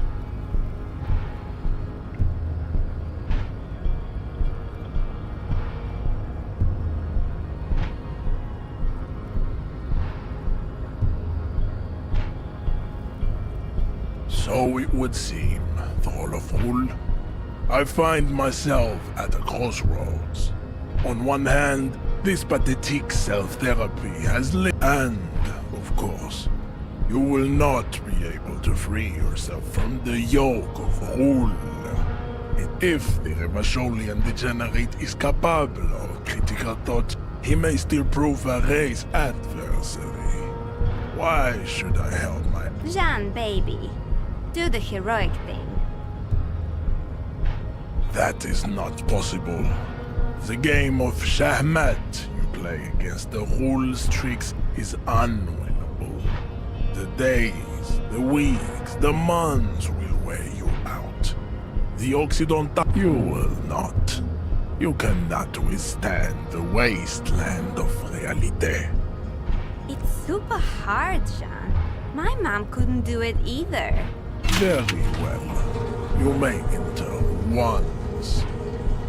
Our conversation... Well done. Let's go.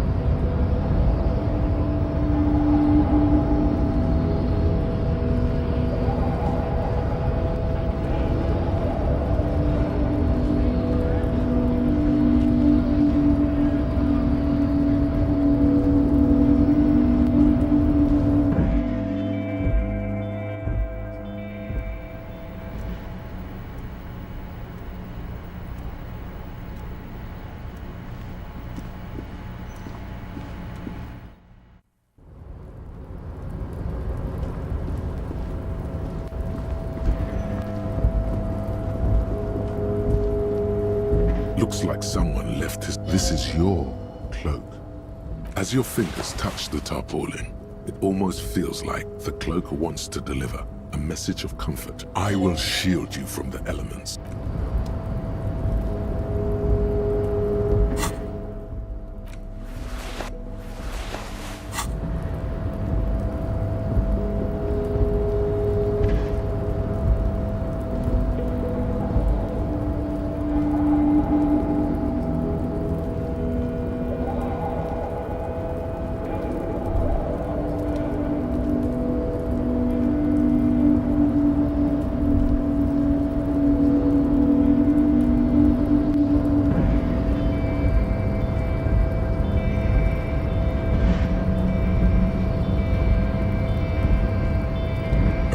Control panel with several knobs.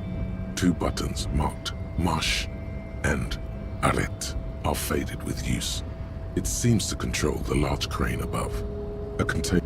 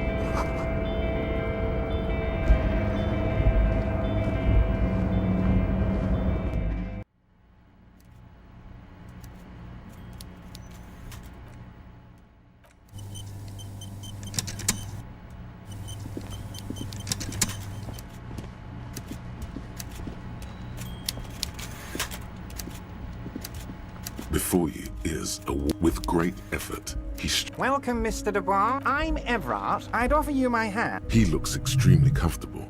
You go ahead, detective. Whatever he has forget about that. What's with this Dubois stuff? Please, Mr. Dubois. It's nothing. Yes, he's trying to throw you off your game with this Dubois nonsense. Don't give him the pleasure.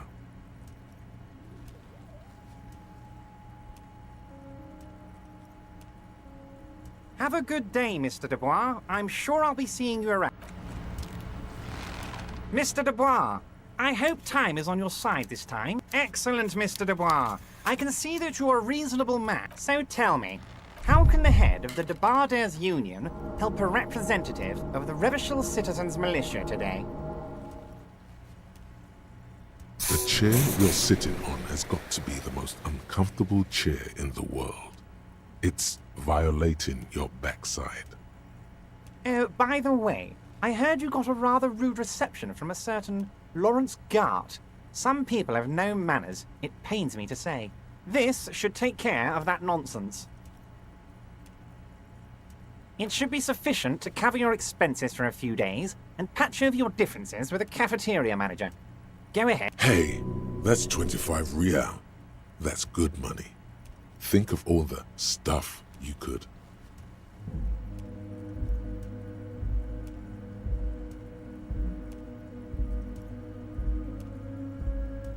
Is there anything you'd like to say to me? Or... No. Don't mention it. But also don't forget it. I'm just kidding, of course. Is he? Now, I'd like to set your mind at ease about one other matter. Your lost gun. Let me assure you, Union people... His slug-like lips move, but the world is swallowed by a black hole of fear. Only 2 words escape its gravitational pull. Lost and gun. I know everything, Harry. Right now, I know that you're worried. It's not like you left it loaded. You didn't lose a loaded gun. Local children aren't out there playing with it right now, pointing it into their own mouths. It's in a safe place. I just know it. I have a feeling everything's going to be all right. Officer, we will deal with this later. We don't need Mr. Clare's help with this. I wouldn't be so sure about that. God, you're sweating. Your knee is jerking. You're about to cry, aren't you? You're about to cry because you lost your gun and those children are gonna shoot themselves with it.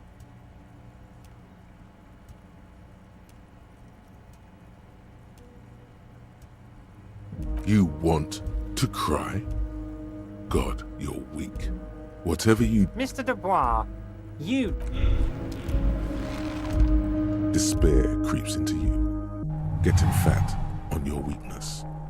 Whatever noble intentions you're still coming up with sentences. That's a step up from total annihilation, right?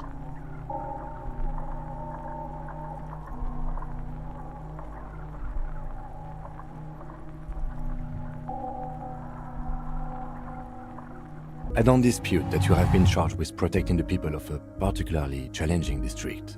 But poverty does not make one... Nothing you can say would make you feel... Cop gives up the detective genre for social realism. Another police officer resigned from the RCM following a nervous breakdown. He now lives under a bridge, drinking and occasionally throwing excrement at passers-by, shouting, "I never loved that woman."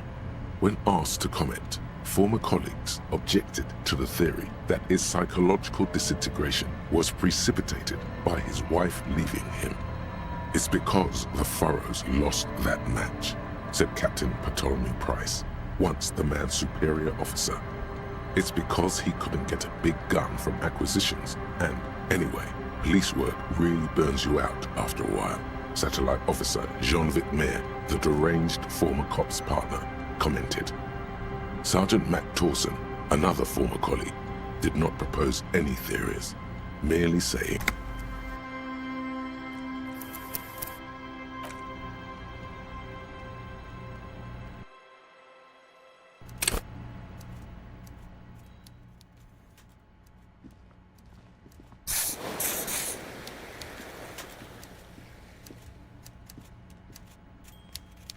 Before you is a wall with great effort.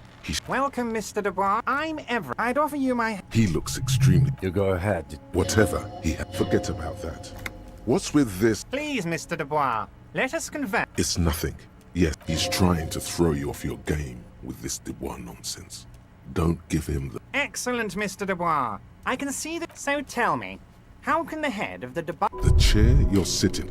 by the way, this should take care of that... It should be sufficient to cap... Hey, that's 25 real. That's good money. Think of... Okay. I respect a man with principles. No handouts there. Now, I'd like to set your mind at ease about one other matter. His slug-like lips. The world is swallowed by a black hole of fear. Only 2 words escape its gravitational pull. Are you all right, Harry? It's not like you left it loaded. You didn't lose a loaded gun. Local children aren't... God, you're sweating. Your knee is... Mr. Dubois. Despair creeps into you, getting fat on your weakness. You're still coming up with sentences.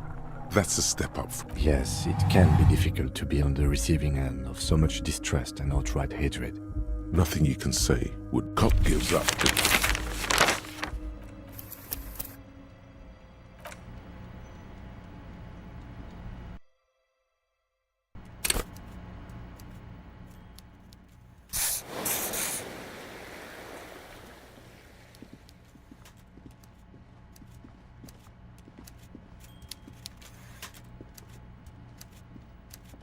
Before you is a with great effort. Welcome, Mr.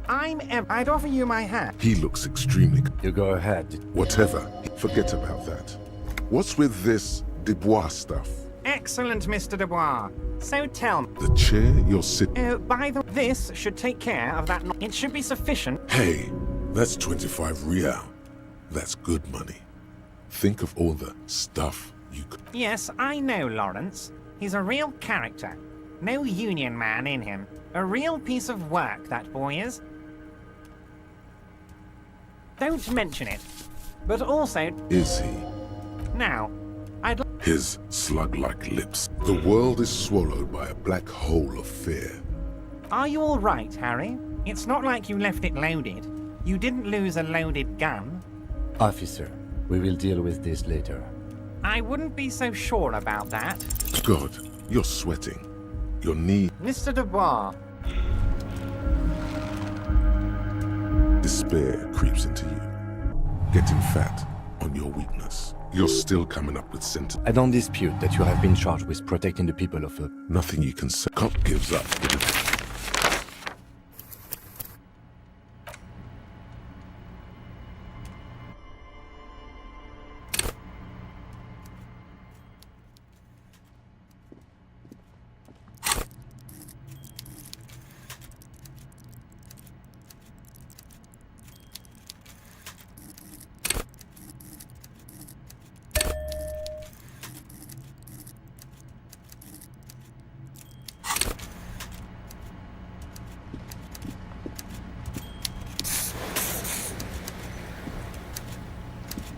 Before you is, with great effort... Welcome, Mr. Dubois. I'm Everett. I'd offer you my hat. He looks extreme. You go ahead. Whatever he has, forget about that.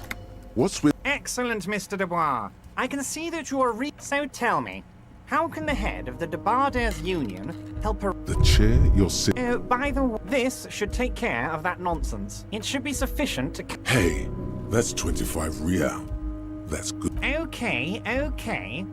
Now, I'd like to set... His slug-like lips. The world is swallowed by a black hole of fear. Are you all right? It's not like you left it loaded. You didn't lose a load... God, you're sweating. Mr. Dubois. What is this? Mr. Dubois. Mr. Dubois. Harry. While Everard is distracted by your odd behavior, the lieutenant's eyes are mapping everything around you. The folder, desk, papers on the wall. Mr. Dubois, are you okay?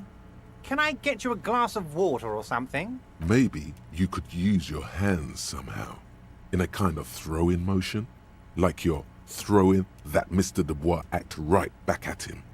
He's Mr. Dubois.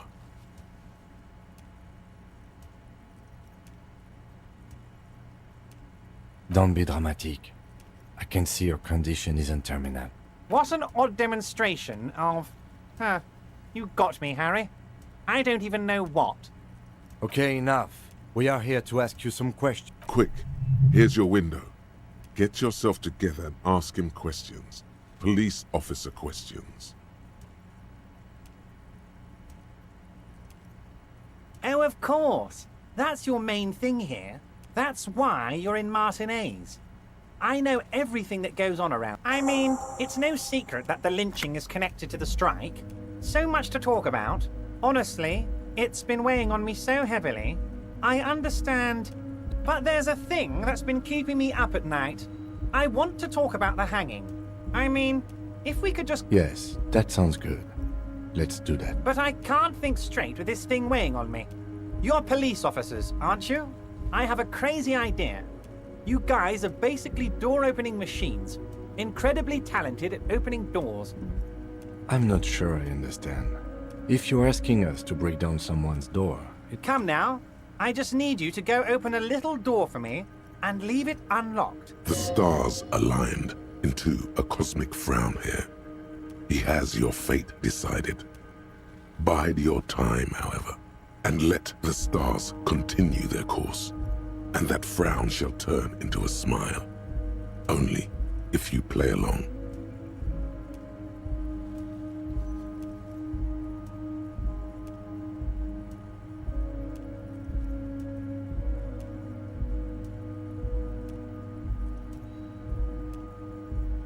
Oh, no one's. It's just a weasel. A weasel lives there. Nothing for you to worry about. Fantastic, my friend. Just let me know when it's done and we can take our friend. You can get the key from Manana. He's down by the gates. Manana's like a free agent in the Union. Special operations. Hardened socialist. A real free thinker, too. He'll tell you precisely where the door is. One last thing, Harry. Just open the door. You don't need to go in or anything. I just want that weasel to come home and see the unlocked door.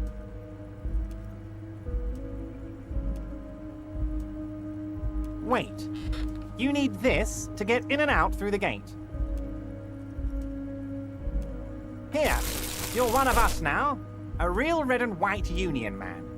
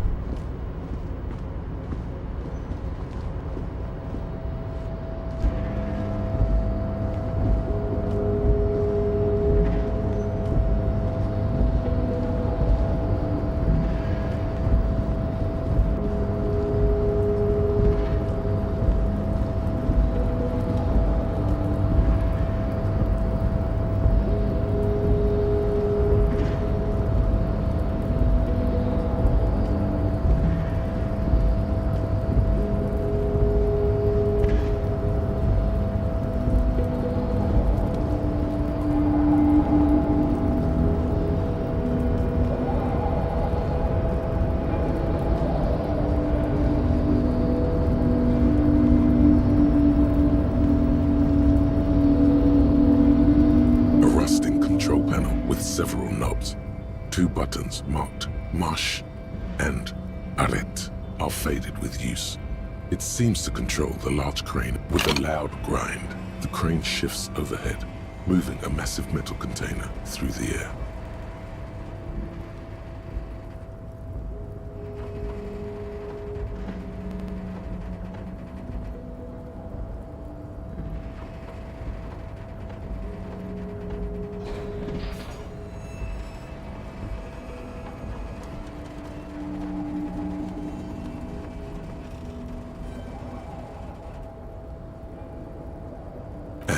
with a surprisingly quiet thunk. This crane was built with a purpose, which has now been fulfilled. To move this container.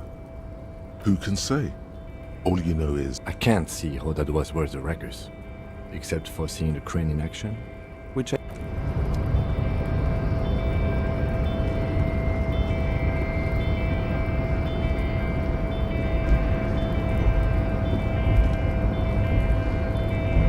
Before you stands a cargo container, just one of many in the yard.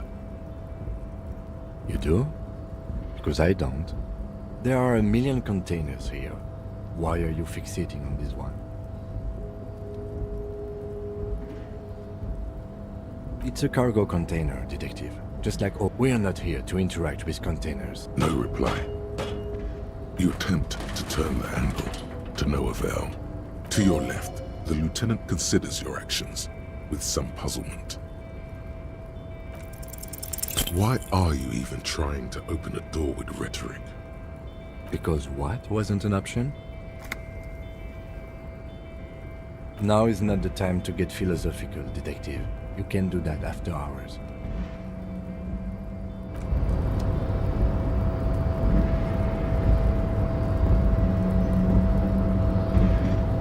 You're back before the cargo container.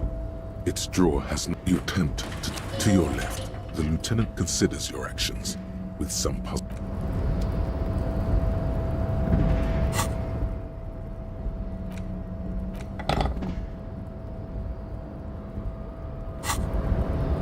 You're back before the cargo. You attempt to your left. The lieutenant...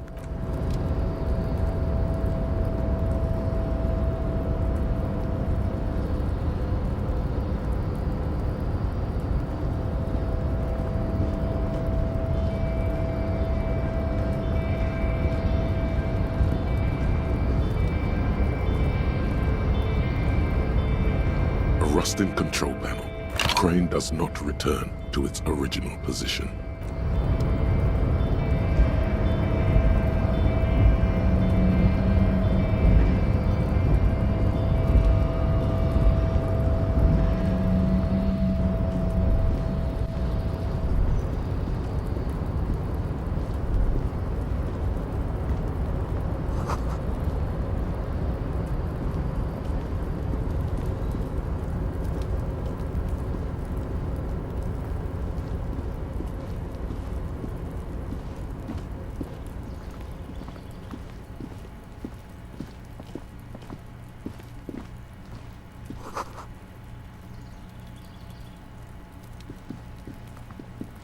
This is the night watchman's booth.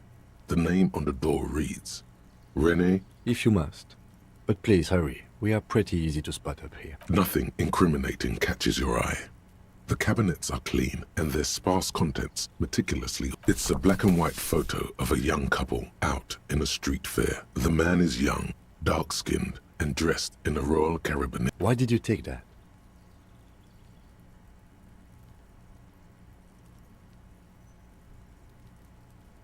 Fine, but let's move. I don't want to be seen snooping around here.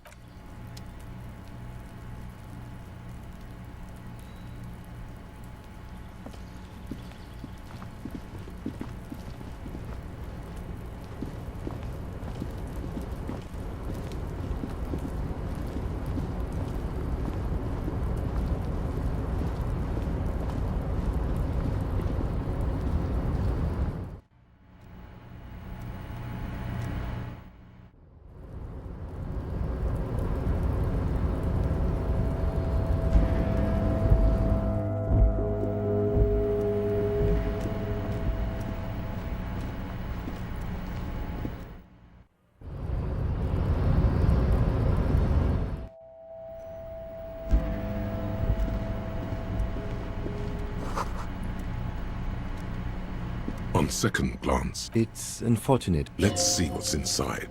The drawer opens. Hundreds of and the same material. It's hard to make sense of this thicket of company names. Whatever's hidden here is hidden well. It appears to be, remember Leo, Everart's shoes. Special whirling borscht. All items on the list have been crossed out, and the note itself... One of his aides must have left it. Nothing incriminating here. What is so special about this borscht? Code for drugs? Booze? Blood? Remember, Leo, Everart's shoes. Special whirling borscht. Water Everart's plants. Sweep office floor. More banners. All items on the list have been crossed. The drawer slides shut.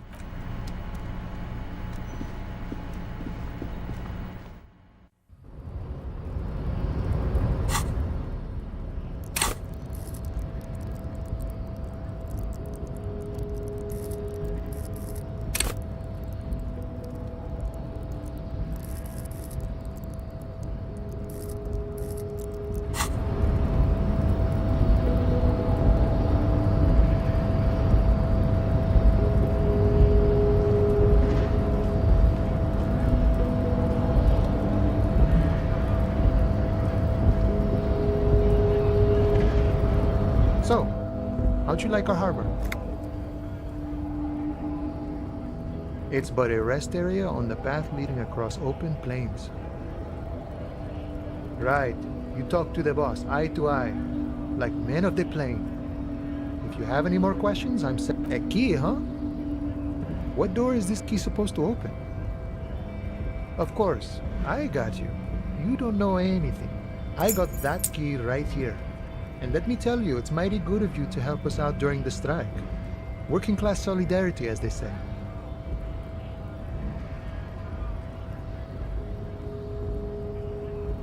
Polar weasel? Oh, I know what you mean. I'm pretty sure he's actually Occidental, though. What you're looking for is a basement door behind the greenhouse. That's behind the whirling in rags. That's all I know. Our organization is what you call compartmentalized. Okay, but where did you get the key from? The janitor gave it to me. Nice fella. We talked about life and things that really, truly matter. None of this mess we're in, this jiving and juggling. What's it for? To feed our children, I guess. I'm more of a philosophical dock worker. I like to talk about the big picture stuff. Who I am, who you are, what we are fighting for. Who he is, and what they're fighting for? This is interesting. We're negotiating our share. Aye.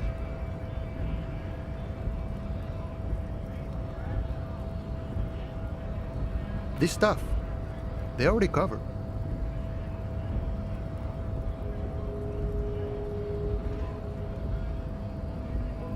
The wolf always wants more.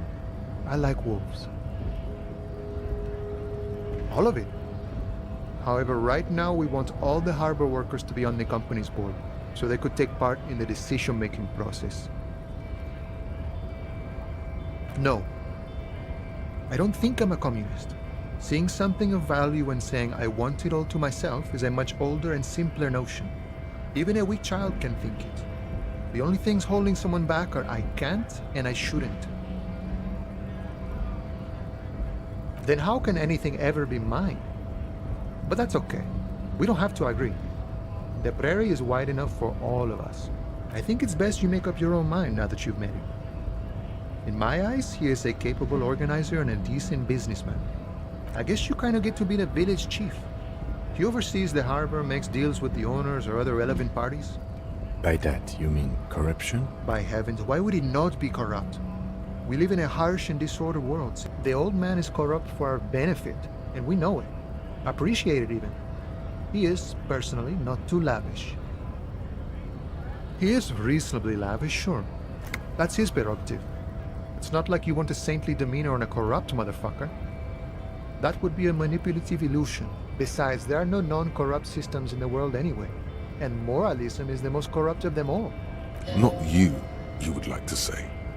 But then there's that weasel door. Sure, I've had the necessary free time. Fortunately, there's always time. The look in his brown eyes conjures up an understanding. For him, having command of his time is the most important thing. The man sits on the railing, his hands reaching far and wide. Yet it feels as if he could effortlessly go even wider. The mercenary, eh?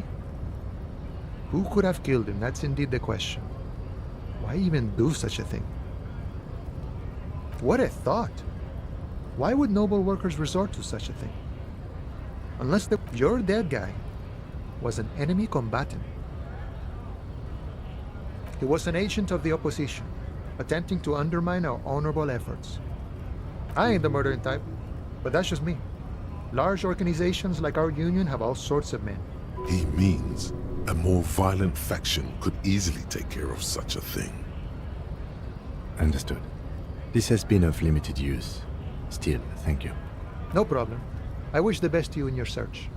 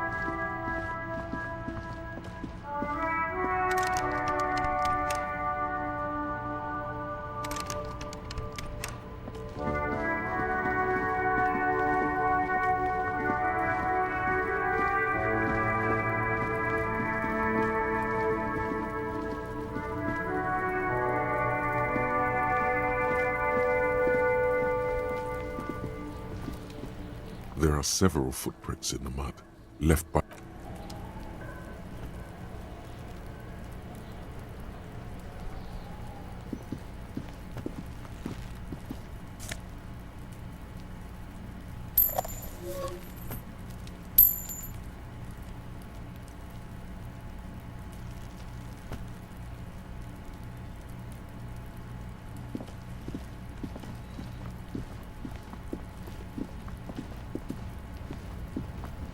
an inconspicuous pile of the roofing material eaten.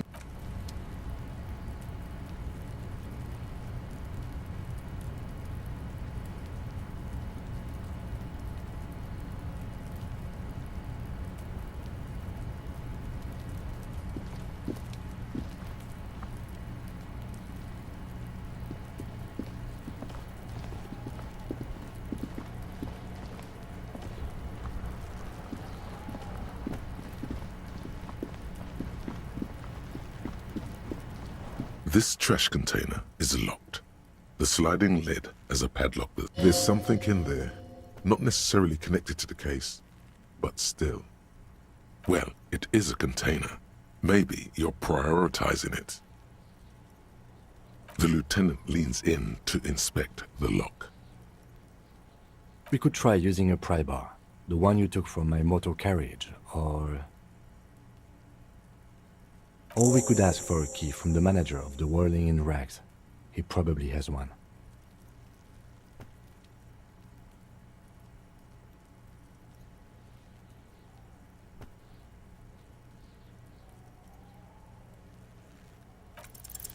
Force time isn't happening. You've jammed the pry bar under the lid, but it just isn't bending. What is this? Your triceps ache for the metal to bend, but it resists. This calls for a potent curse to help break its resistance. Utter the power words. The quality of metal is not the problem. From what He's enjoying your little failure. He finds it amusing. There's a creaking sound as the pry bar slips under the lid. You hang from it like a moron, huffing and puffing. Clearly the technique is wrong, but nothing else comes to mind. Let's ask the manager for the key. This is clearly not working.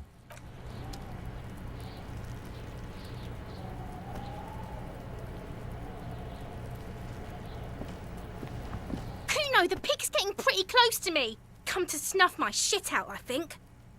Looks like it's time for me to go, Kuno. Pig's come to take me in.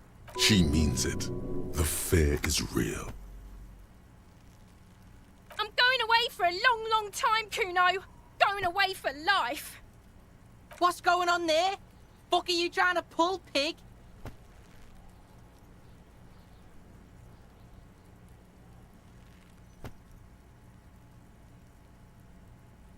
Stay away from me, pig! You don't want to see what happens when you corner me.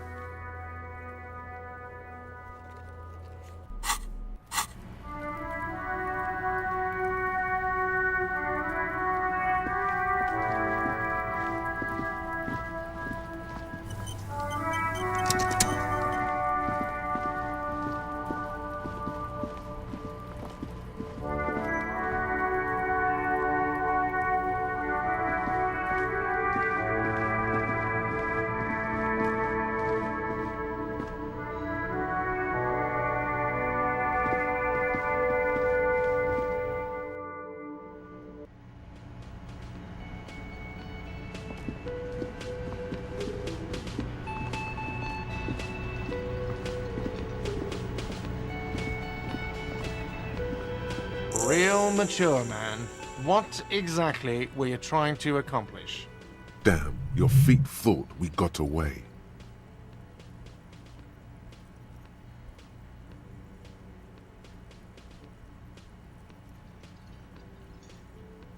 What are you, brain damaged?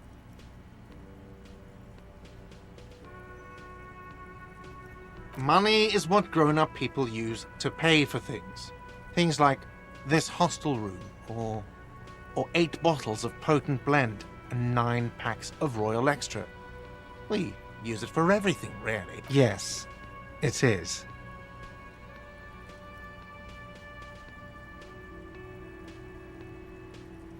No, you see, that's 40 cents.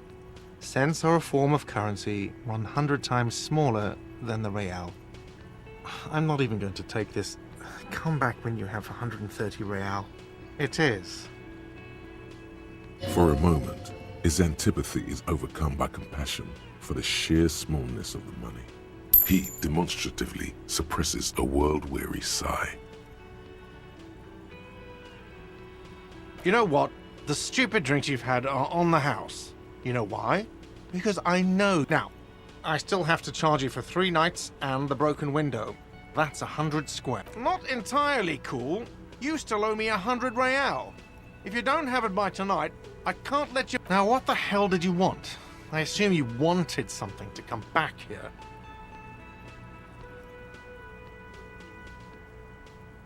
Mine? No, it belongs... Thank you for clearing that up. Why do you keep the... Why? To keep the hobos and drunks out. That's why.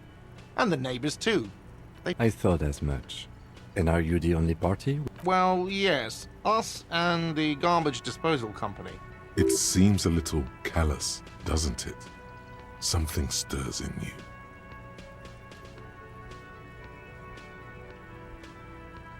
Prod at him and find out.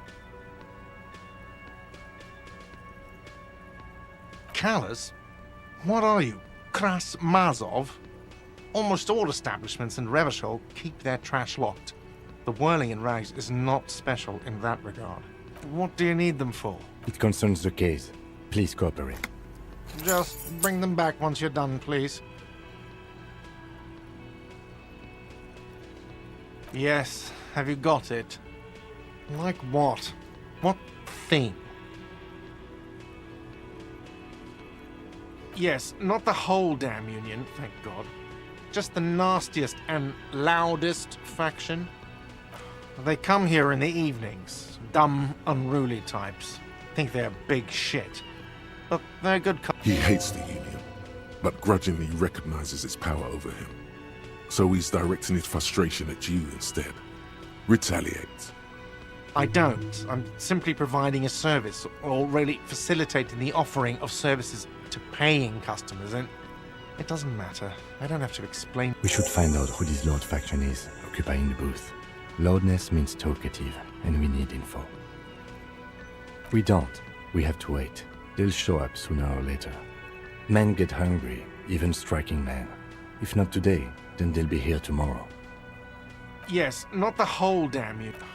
He hates the Union, but grudgingly recognizes... We should find out who this Lord faction is. We don't. We have to wait. What? By the way, you should come back to this thing-based questionnaire if you see anything interesting in the whirling later. Another thing. Great. Yes? Absolutely out. Absolutely in the question. First we find a sad banger. Then we sing... By the way, where is home? The address is coming up blank, and this place sure isn't it. But you've been at this hostel cafeteria for only 3 nights. Where were you before? You had to be somewhere. Why did you say that?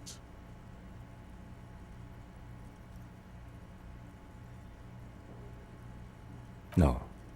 But isn't that an expression, not a place? A saying. Up on Marvel Hill, a great high place. One that is in... That doesn't sound like somewhere you can stay if you run out of money. You can try. Run some addresses in your head when you get the time. Maybe a street or an apartment will appear.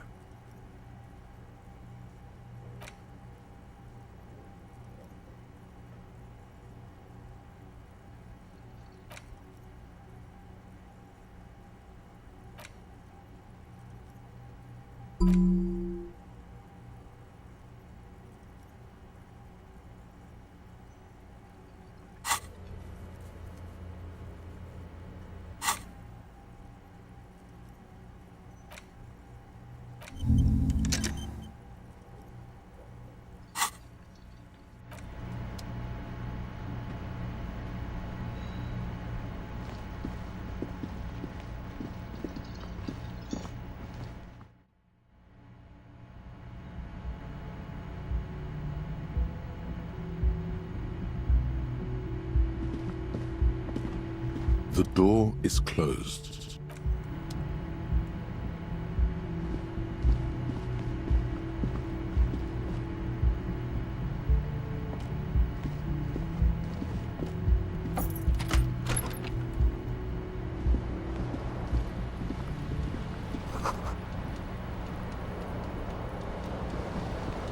The bed is cold and not particularly inviting. The option to go to sleep becomes available every night after 9 p.m.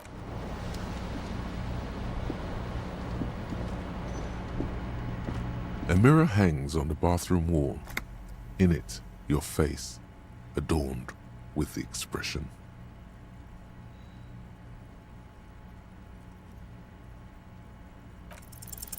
The chain cutters slip out of your hands as you attempt to twist the faucet into place. Well, you know one thing for sure. You've probably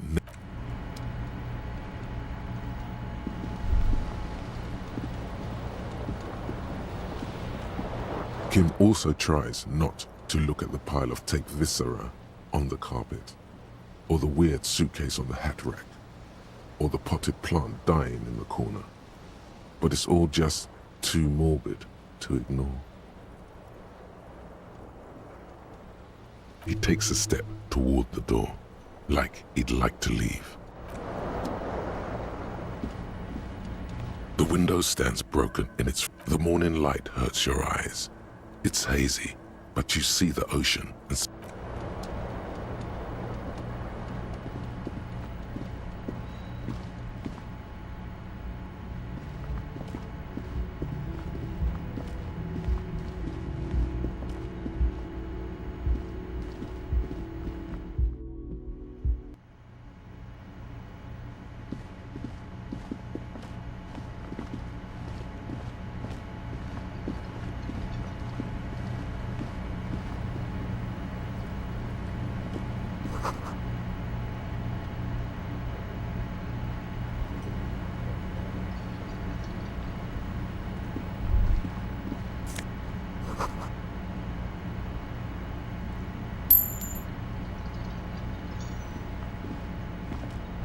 see a heavy steel door with a prominent dimpled lock. You immediately feel drawn to the color. Blue is for mystery. The cobalt blue surface feels rough to touch. The stainless steel door, the door does not budge. You do? It's a door in the back of the kitchen. Why do you care where it leads?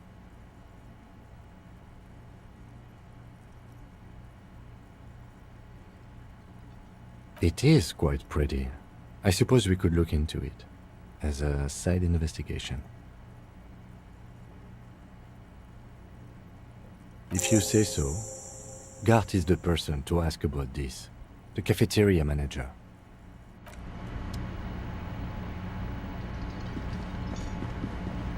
A thin man is smoking below an exhaust hood, occasionally sipping from his mug. As you step in, he nods toward the table and says something in a completely foreign language. The only words, it must be his name. Garancy. Garancy, Quebec. Sounds representative.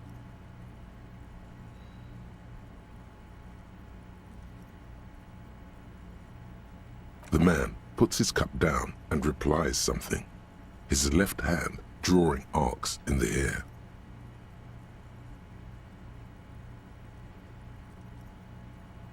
He smiles and bangs his ladle against each of his pots in turn. He looks up at you, then looks away. Shrugging is an international sign for no.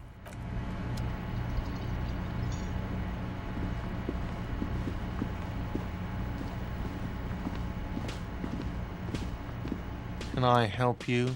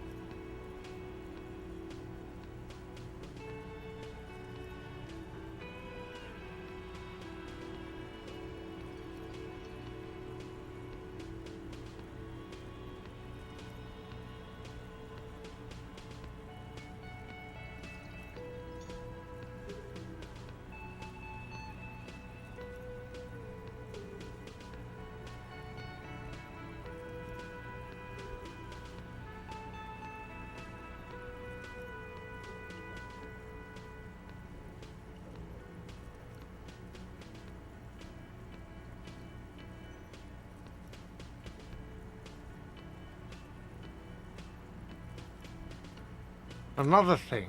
Great. Oh yes, that door, sure. There's nothing mysterious about it. It's just a door. No, I don't have a key. I don't know how to get there. And I don't care either. It's not like I've been wondering about it for 10 years. It's just a frit warehouse, probably. Or some boring storage space with a bunch of old junk and dust. Junk and dust. He's attempting to maintain an air of indifference. It's absolutely not convincing. Fine, okay, a little. But my job doesn't leave me time for wondering about one locked door in one of the cafeterias I manage. So I haven't opened it, I have cleaned the whole place 100 times over, though, after the animals. And I haven't found a key, so good luck with that.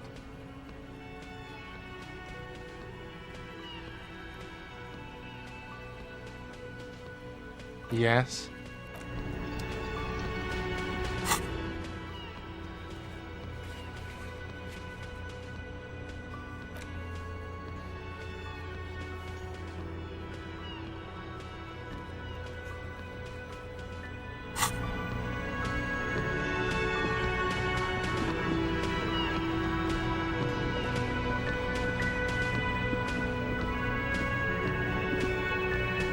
Hello, sweetie.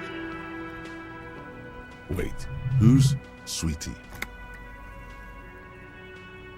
Why, you are, officer. You're a handsome man, officer, with your mustache and your chiseled jaw and that silly dimple on your chin.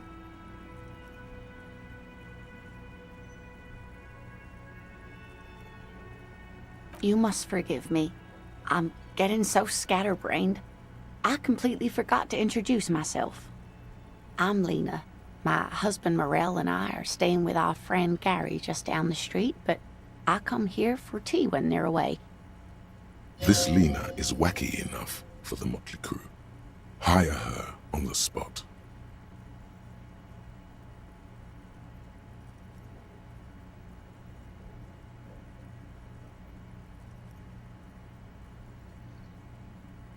Yes, dear. I'm a paraplegic. A paraplegic is someone with limited or no ability to use the lower half of their body. Paraplegia is caused by spinal cord injuries, like falling from a great height, or a grenade explosion. No, dear.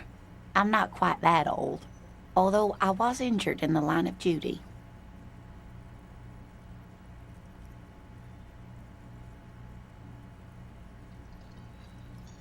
Nothing so glamorous, dear. Though when I was young, I dreamt of planting the Revacholian flag on some figurative peak. I was a training and development manager at a rapidly expanding mail-order shoe company. You'd think it would be a safe job, but I had to be everywhere, and, well, once I happened to be under some faulty scaffolding. I was lucky.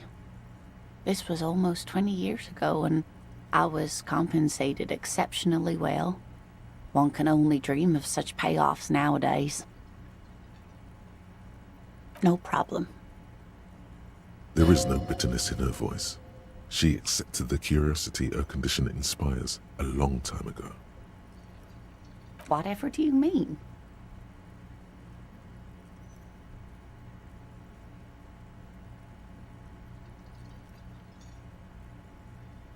Sequence killers? Oh my. A partner who needs you to help him get a corpse down from a tree.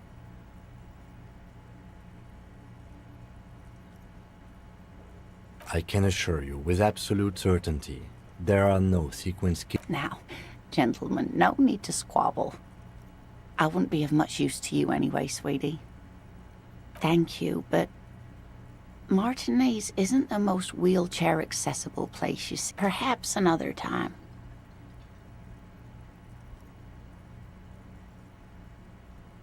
Yes, officer. You look rather dazed. Like a stunned fox. She won't judge you, no matter what you say.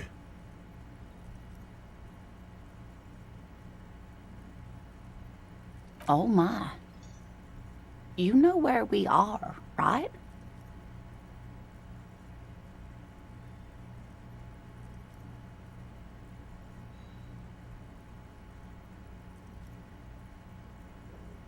It does still look like that in some parts of the city. We are in a hostel called the Whirling in Rags, dear, and the Whirling itself is in the city of Revachol. How would I even begin to tell you? Revachol is the most beautiful city in the world. I haven't seen very many other cities personally, but everyone says so. Revachol is a rare jewel. This city used to rule the world, though it has seen better days. Speaking of history, you know what year it is, yes? That's right, dear. How splendid. Here, take this pen. Knowledge should always be rewarded. Her relief is palpable. She was getting pretty worried about you there. Outside, the melting snow seeps into the cracks in the walls and the cobblestone streets, all the way down into the sewers. Above ground, the first maybells blossom. You can feel it, a great cold. Then the shiver passes.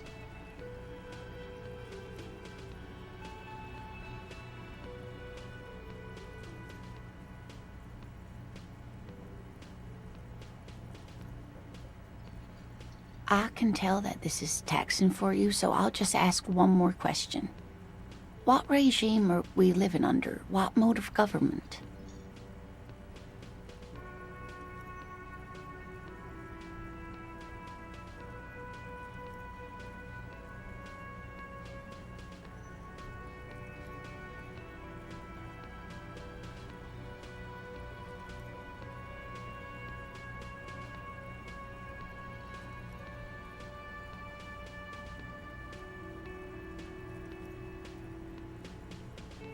Oh, sweetie, it's really not.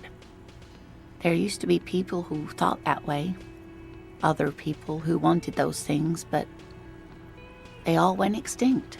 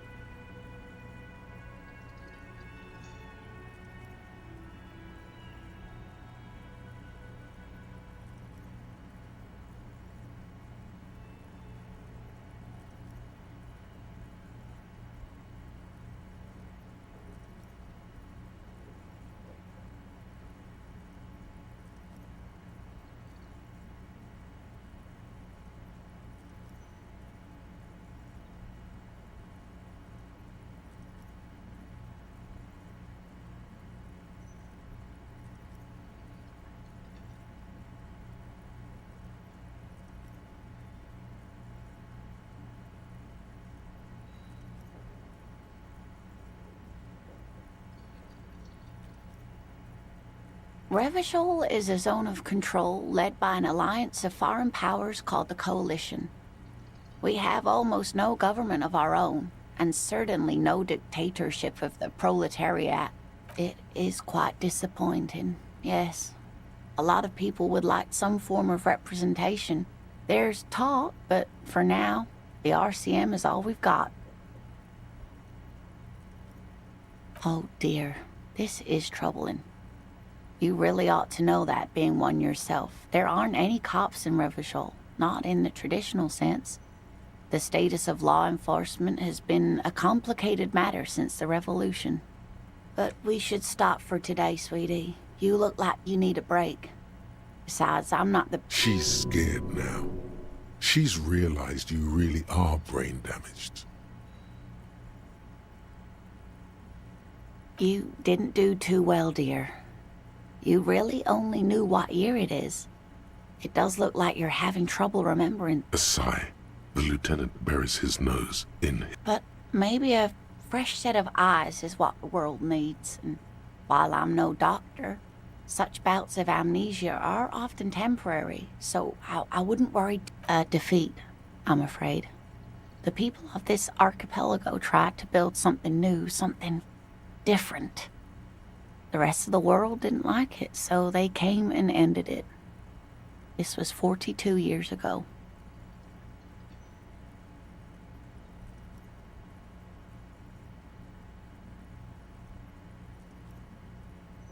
Of course, sweetie. I really don't know how to... I'm just a poor woman, she thinks.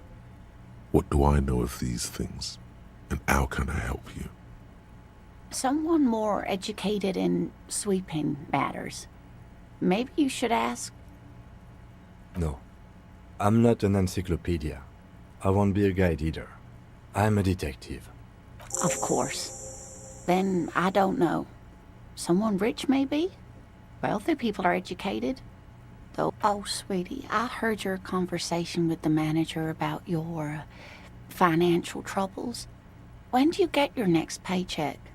If she could, this woman would feed and clothe you and every other sad, lost person on this earth.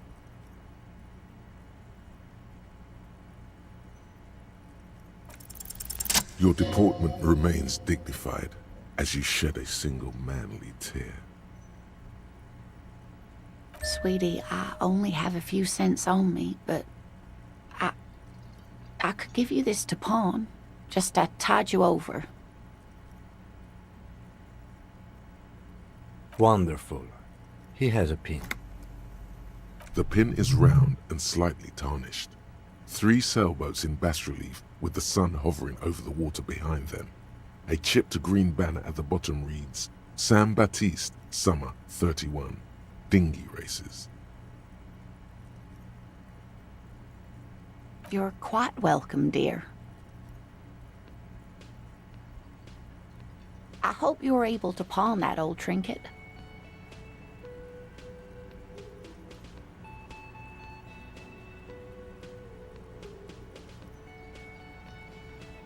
Oh, thank you, dear. I confess I am glad to see it again. Even the lieutenant seems happy with this turn of events. Now, what else, sweetie? Of course, dear.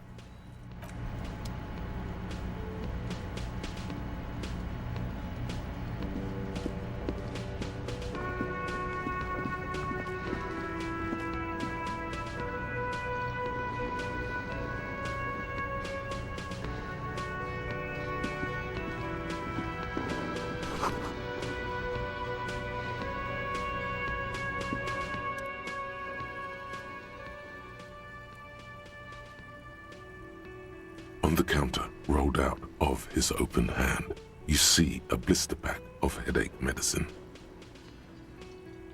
The man does not mind. You probably need them more than he does.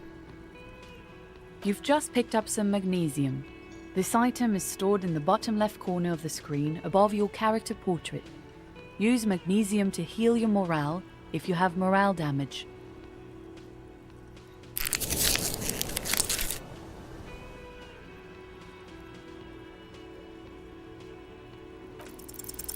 gently shake his shoulder, but nothing happens. This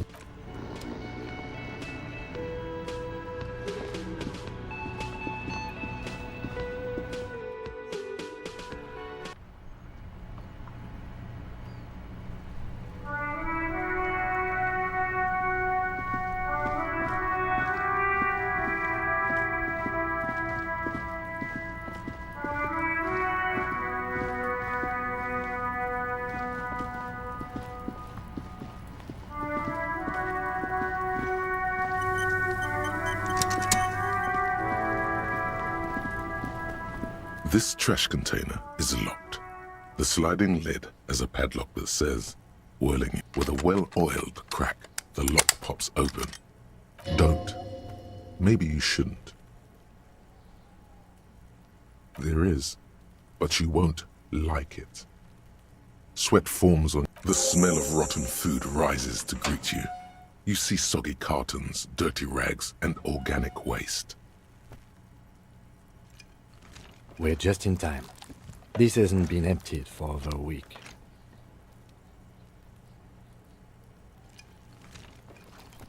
You see milk and egg rest with one broken egg in it. Some pasta wrapper. Picking up the soggy packages somehow feels familiar. A box falls into pieces in your hands. Batiste Soleil cereal. There are plastic pasta packages below. And turbo noodles. Nothing of note, however. Among the threadbare kitchen towels, something catches your eye. As the legs of the slime-covered jeans begin to unspool from the garbage, a rank corpse. The victim's clothes? Cadaverine odor is faint. If these belong to the deceased, they were removed when you dropped them in here, officer. Guitar-marked blue jeans. Pockets empty or emptied. He wore them with a belt, too. A white belt. The loops appear stretched, but the belt is missing. That's it. Do you see anything else in there? Something slimy catches your eye. A drab, long-sleeved shirt, olive-colored, appears from the food waste, dripping with pus. This is a military-type overgarment. No label or serial number. This is the kind of rib-knit shirt that's worn over light armor to conceal it in an urban scenario. The rest of the rags are just kitchen variety waste. A yellow old mug that catches your eye. But other... All right. We should go to Gart again and ask if he knows who put the clothes in the trash. It could be as simple as someone from the hostel cleaning the yard. Or that one. I'd advise against confronting that force.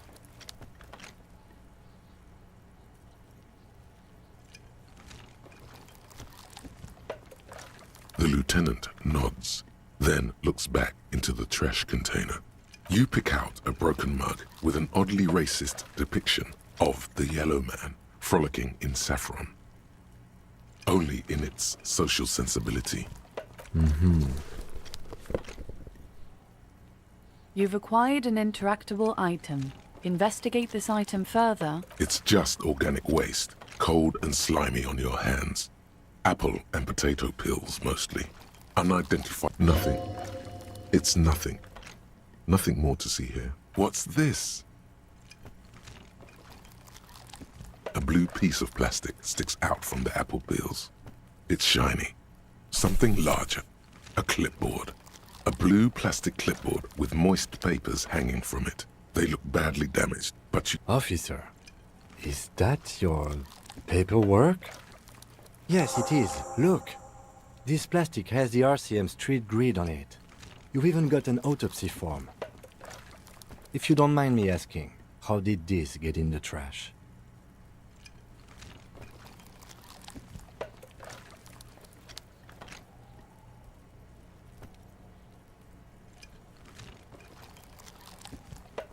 Officer, this is an official piece of paperwork. It probably contains notes on numerous ongoing investigations, and could even list undercover operatives, informants. I suggest integrating it into your style. It would also not hurt to start taking notes on the case. Now, tell me what your eagle eyes see. Or are we finished? Some items, such as the ledger you found, are interactable. Go to your inventory and select the Interact tab to read your paperwork. The container sounds a muffled gong.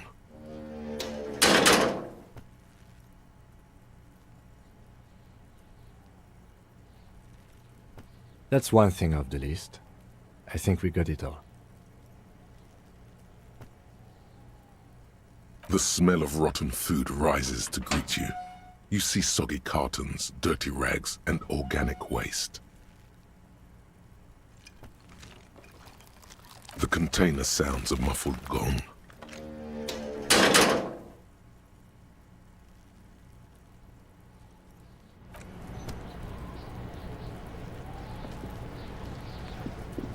Have you come to make your offering to Kuno? Please don't waste time on nonsense. The lieutenant does not approve of this. Don't listen to the blind fuck, piggo. You're doing the... You can pay tribute to Kuno with drugs, or cigarettes, or some wheels. Kuno could use some wheels. Motorized...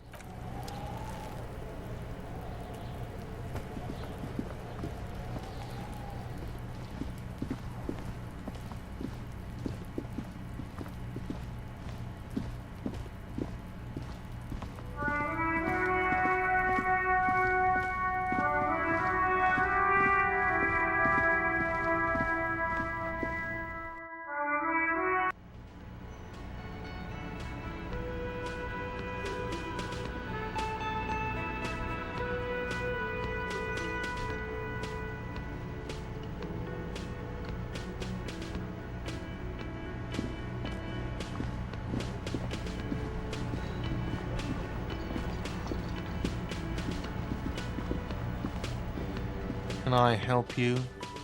Thanks. I hope you found what you were looking for.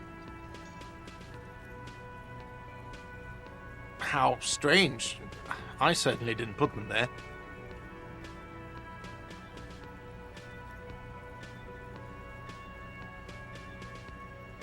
The trash collection service? CS Municipal. I don't see why they would put anything in the trash, though.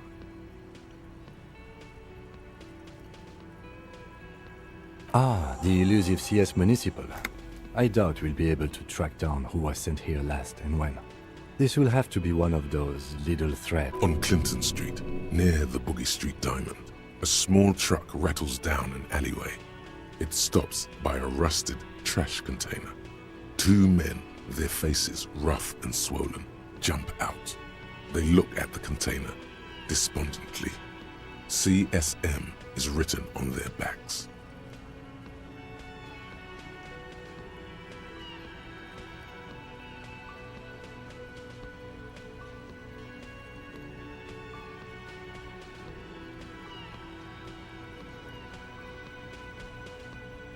Thank you anyway.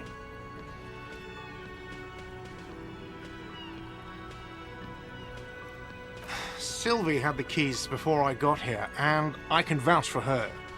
I can vouch for all my stuff. I think fugue states are more your forte, officer. Yes?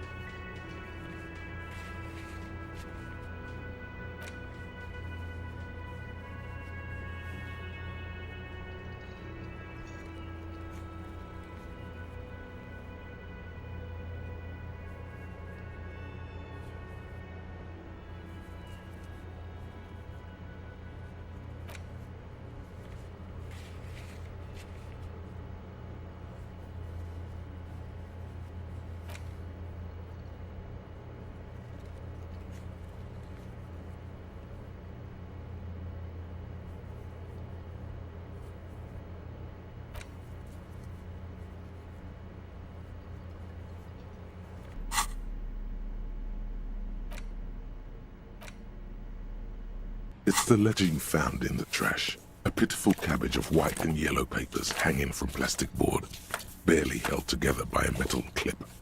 This sad display is made complete by the faint smell of urinal cleaner.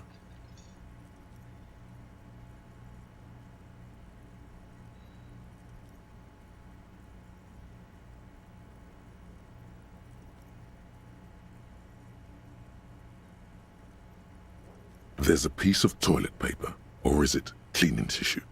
No, it's toilet paper. It's a metaphor for you. Below the pathetics, terror. Do not look into its blue heart. It's just toilet paper sticking to the back of the plastic clipboard. You can take it off if you want. Way cool. An aluminium block runs the width of the board, biting down on the paperwork. Its crocodile teeth are the only thing keeping the papers together. A regular pencil, the surface is interrupted by a silvery sticker. It's rectangular, sparkling with iridescence. What? That thing. It's a halogen watermark. We use it for adding information to RCM property. It depends. Aside from an anti-counterfeiting stamp, mine has my station number and address. The information varies by date of issue.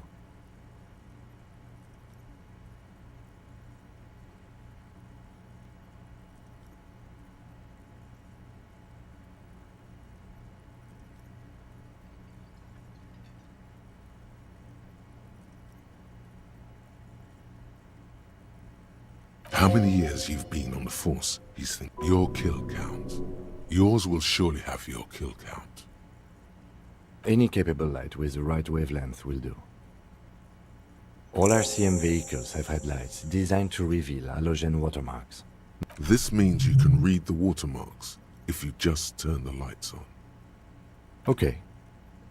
While a bunch of sodden papers sag from the clipboard in your hand, it's a sorry sight. They're not exactly white. They're yellowed in patches by sunlight and alcohol, and covered in dense blue handwriting. Ink escapes into watercolor patterns, reaching its tendrils across entire pages. Once in a while, there's a red stamp that exclaims, "Case files, commit to paper." The case files themselves are plenty. You count more than 100 sodden, crumpled up, earmarked work, strife, poverty, the Jamrock Quarter. These are handwritten logs of investigations dating back to January 51, this year. The exact number is hard to estimate due to missing pages and an odd naming convention. But there are at least 20, maybe 30 cases undertaken, not completed, mind you. Yes, it appears you employ a, shall we say, robust yet literary system. Each investigation has its case number written on the margins. Yet, still more tellingly, most are accompanied by a name. Yes, all caps. One is called The Next World Mural. Another, The Square Bullet Hole Murders. Another yet others appear more light-hearted. The guys on a couch in an unexpected location, and the murder at the Ukar Parlor. Even the rare article-free collapsing tenement. Murder features prominently throughout.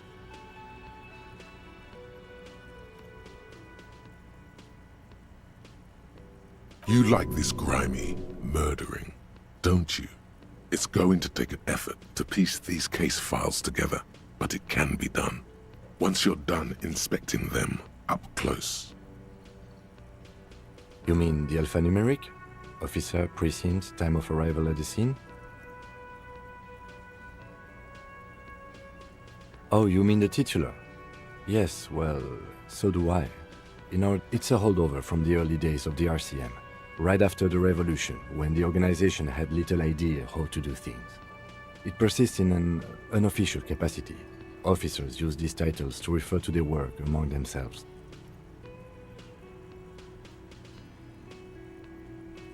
Again, in your defense, I seem to have named one the man with the hole in his head. That was a real person. His death was real. Still, I named it that, to amuse myself. I pray his loved ones never find out. Rail spiked through the head. He died. It was a workplace accident. There is, for precisely one more. 15 pages near the end remain untouched by the damage. The checkered grid forms a structure of passages, breaking the case into subtasks to accomplish. The tasks you've completed flow out of the kind green ape pen in a brash freehand similar to the rest of the letters. The wording comes easily. It's almost robotically simple. A language developed for mental rigor. Inspect the victim's body. Interview the cafeteria manager. A satisfying slash sounds across the paper. You're done. And a fuck you to you too. That last one cuts it. Things to be done and things already done. The composition of reality. This is an extremely useful tool for a detective of the Citizens Militia. Now all that remains. No, actually. Any ideas?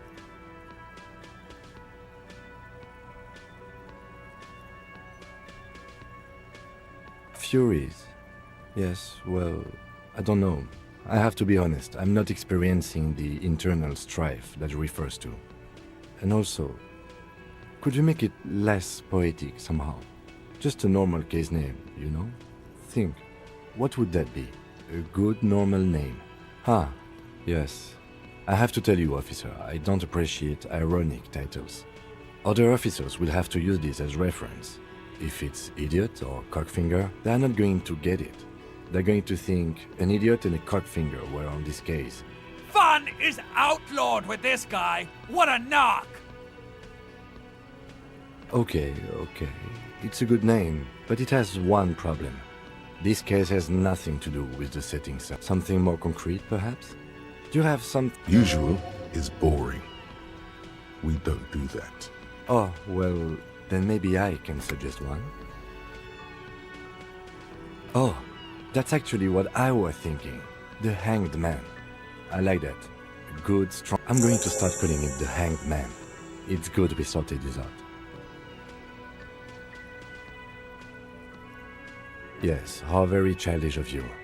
In your and my defense, almost everyone in the RC... It's a holdover from the early days of the RCM, right? Your secret is safe with the rock. You don't exactly close them, so much as distance yourself from the smelly papers. They're a little further from your nose now. It's proving to be harder than expected. In the back, you see thin, translucent copier paper. Some neon yellow, some bright red, all covered in boxes, like marching armies. These look like official forms, waiting to be filled out. 3. The topmost are misconduct fines. The middle ones are station calls. And the bottommost are field autopsy forms. Each is easy enough to make sense of. A monetary penalization ranging from 20 to 250 real. Severe cases allow for 1,000 real, but that requires special paperwork. These are quite sinister in turn. They give a date and time for the person to appear at the specified precinct police station. Below the call are a dozen pages of thin copy paper, bright red in color. You see the parameters of a deceased human form, waiting to be filled. Yes, all that remains now is to fill those forms and hand them to people. Fines for wrongdoers, interview requests for bad guys. What delicious power hid within this pathetic mess. You feel better. The rest of the stinking cellulose is much worse for wear. Being sandwiched between the board and the rest of the paperwork must have spared the fragile copier paper. It's made of dark blue plastic, hard enough to beat someone to submission with. The edges are rounded, however. The U4 size board feels thick and heavy in your hand. Light shimmers on its wet surface. On the back you see the embossed letters. Ask. Something rattles inside, ever so lightly. Is there a hidden... The plastic shimmers like lapis lazuli, but it is not see-through. You cannot see to its center. Blue. The blue heart. Don't look into it. With your hands, U4-sized pages hang from the clip, screwed to the top of the board. Is not what you end up doing. You squeeze the plastic to slide it open, but nothing happens. Then you bend it some. Then crack. A hot flash of rage comes over you. For a moment there, before it recedes, you feel as though you might just squeeze a tick. It's unjust. That's why. You can't even get to that thing anymore. The ledger quivers in your hand, As it shakes, the pages rustle.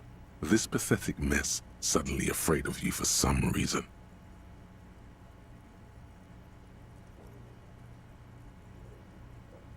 The acidic stench of rotting food is rubbed off on the cellulose. It now forms the base of the experience.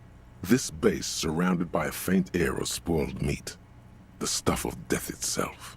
And then sprinkled arson, petty theft, spousal abuse. Handwritten logs on dozens of investigations date back to January 51. Stamped case files, commit to paper. These are your last couple of months in Revachol, Precinct 41, Jamrock. You don't exactly close them, so...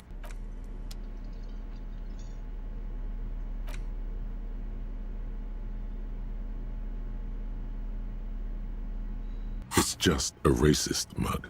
What's there to read here? Not much. Oh boy, here we go. What are you going to say about a broken, tossed-away mug that you dug out of the garbage?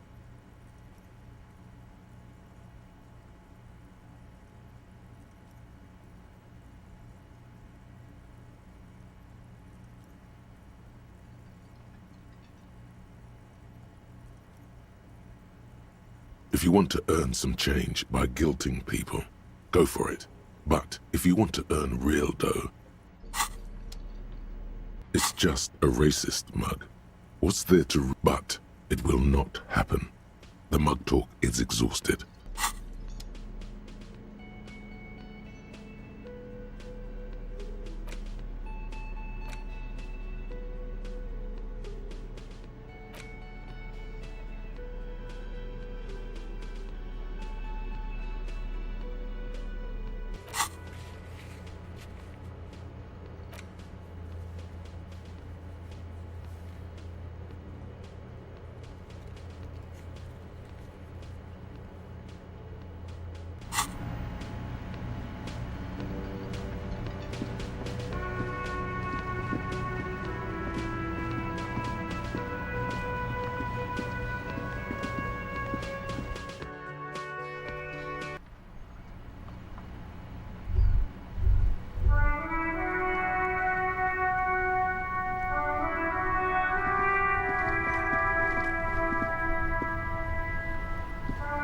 Yes?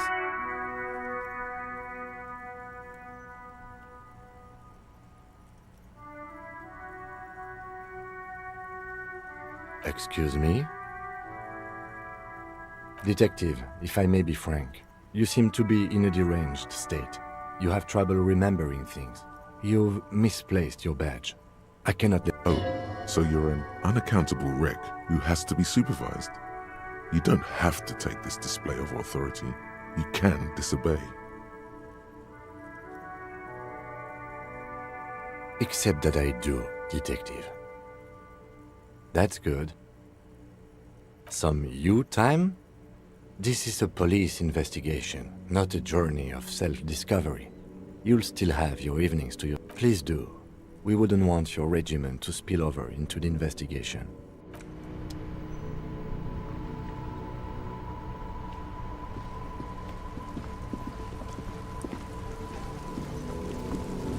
Inside, you see a set of steering levers, a radio microphone, a pull-out toolbox, and the soft glow of the fuel preheater gauge. This is Precinct 57. How? Of course. What is the number, officer? Yes, hold on. Received. Give it a minute. Just wait. Officer? Yes, hello? Oh, right. Hello, officer. What? You can hear resentment in her tone. She's not... There is no resentment in her tone. She wants you to ask her out. No question about it.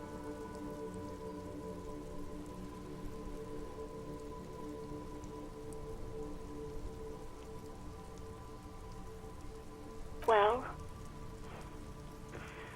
you tried to jam it down the toilet, sir, clogging it completely. After I had unclogged the toilet and retrieved the paperwork, I threw it. I am sorry about that. Anything else, Detective? No, not me.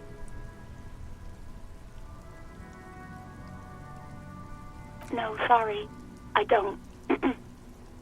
Not a lot of people don't have the money to have the cables put in again. They use the Union's phone, or the one on the coast.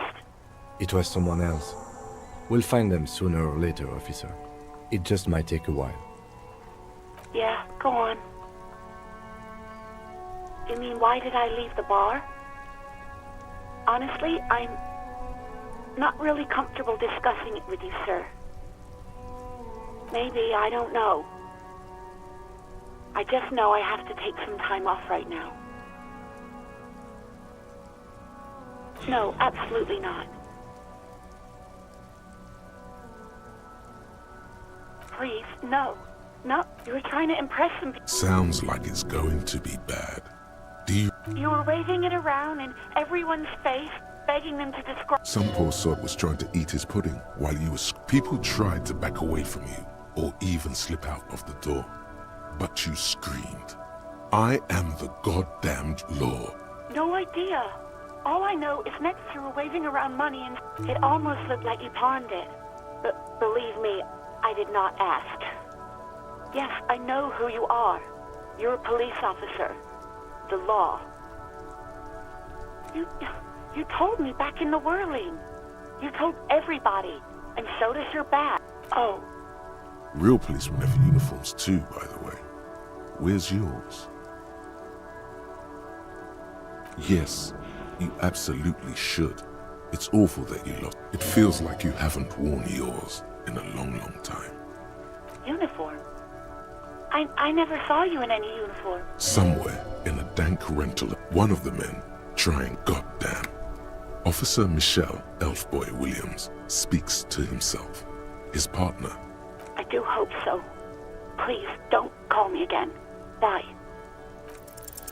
No, she doesn't have a problem with you.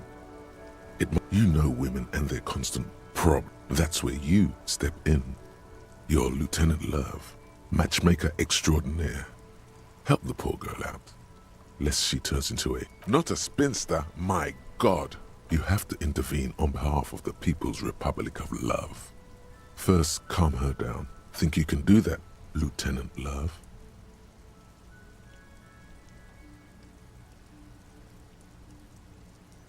No. What?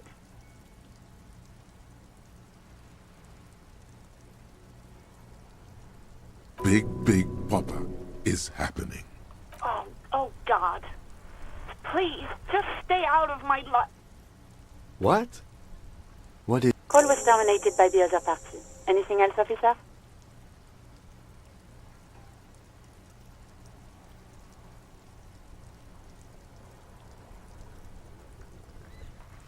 It's on. The love quest is on. Too late, everyone. It's on. Take it to God now.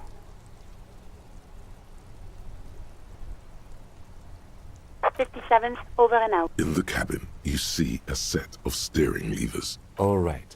Ready? I turn, you press start. It's next to the preheater. He's downplaying his excitement.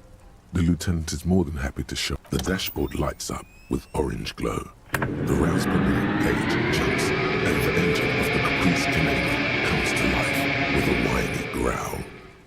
The lights unfold with a little click, casting electrical light onto the ground before. There you go. I'll turn them off from the remote once you're done.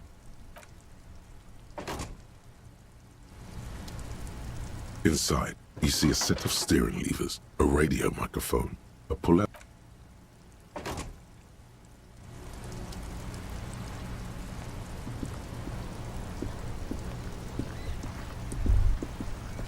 As you hold your ledger's clip under the headlamp, an iridescent hologram appears. A street grid and the veins of a great river. A familiar sensation. There she is. Revachol West. Around the borders of the watermark are dozens, no, hundreds of micro-perforations. There are many of them, and they are divided into 3 separate rows. The first row has 18 dots. Not bad for what? You don't even know what it means. The next is the longest. It runs all the way around the border, and then some. There are so many, it's hard to count. More than 150, at least. Maybe even 200. The last row has 3 perforations. That's it. Those are perforations. They represent your record as an officer of the RCM. They are your statistics, as it were. I should have guessed you'd keep a record. Officers often do. The first row represents your years of service. 18 years. Okay, not bad at all. What did you do before you volunteered?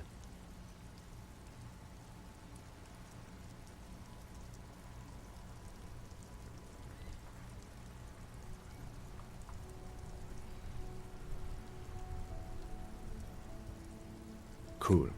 I'm glad you joined us. Not a lot of money in doom crying. Let's move on. This next row, the one that wraps all the way around, is your number of closed cases. Closed is good. It means finished. You've got, let's see, wow, more than 200. It's quite a lot, even for someone who's been on the force for nearly 2 decades. Usually, clearing more than 10 cases a year puts you in the 90th percentile of all RCM officers. Right. Those are your confirmed kills. You've got precisely 3 perforations there. Confirmed kills? That sounds pretty evil. A drink would soften that feeling. For an RCM officer, especially Precinct 41, which is in the Jamrock quarter, it's rather tame. I mean that in a good way.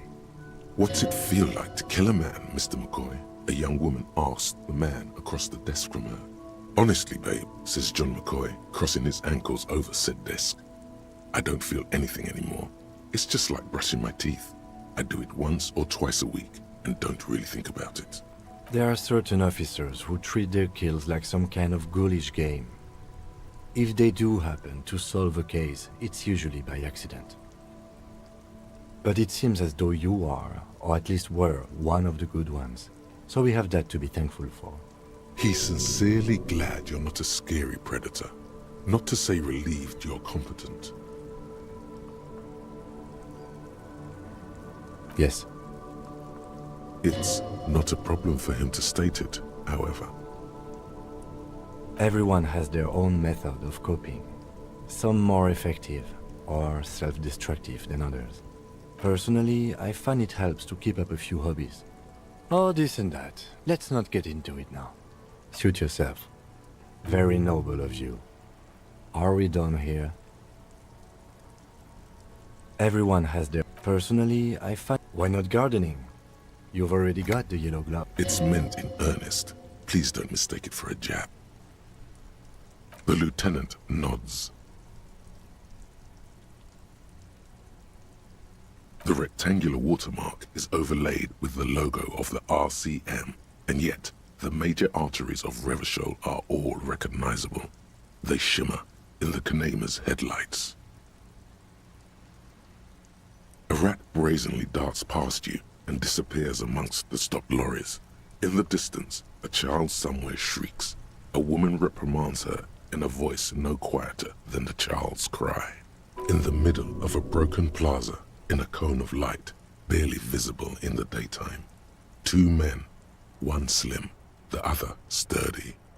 They are on the city stage, but only one of them knows his lines. Ah, Martinez. Let me see. Right here.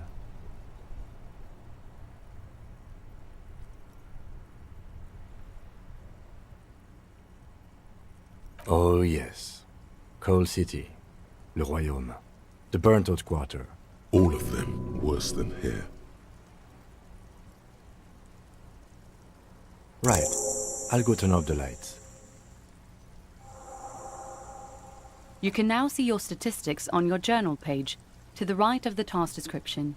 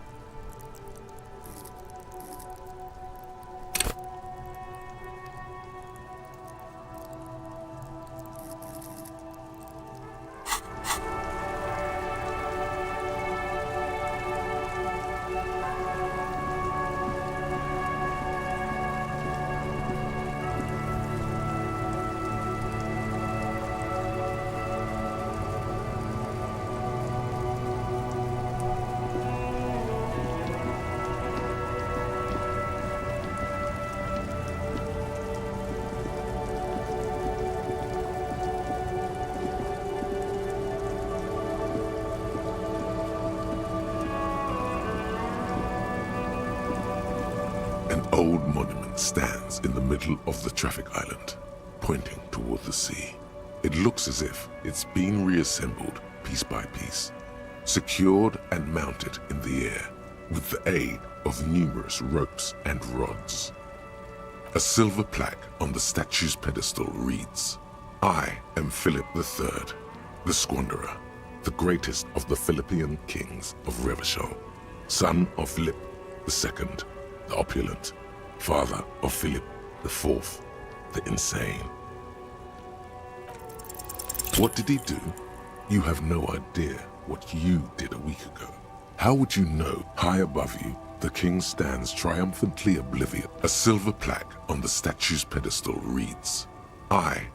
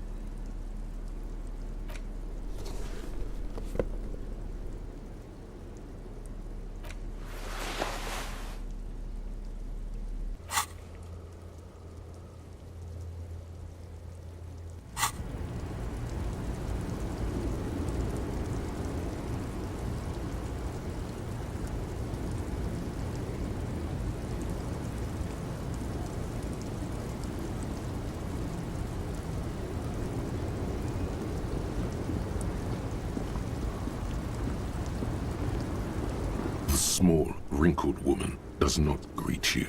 She nods along to something on her radio. A photo. It's the warmth of a winter night's fire. Maybe she could give you comfort and shelter, some cigarettes and food money. Maybe she's your... Nothing. Her smile just keeps widening. Her hair is gray like lead. No, this one is a monster in disguise. No response. Wherever this woman is, your words fail to reach her. Wait. She's just a distracted old woman. Better to leave her alone. Why? I just told you why.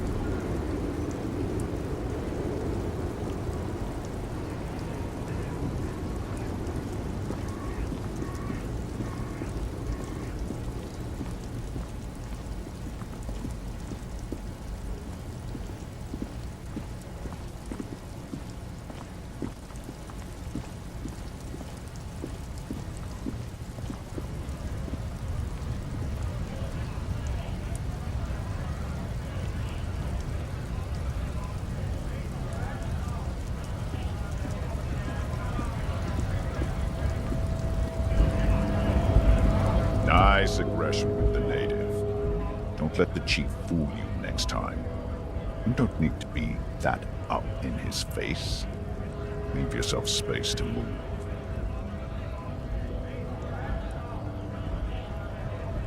Not bad advice, actually. This might do the trick.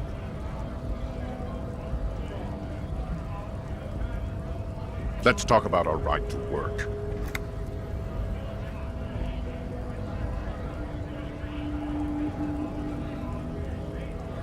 We were promised work.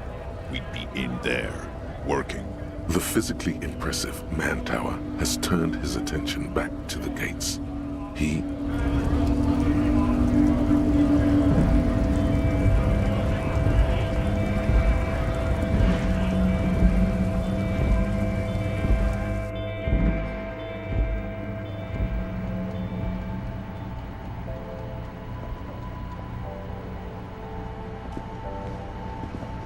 You see several packaged raincoats fill a...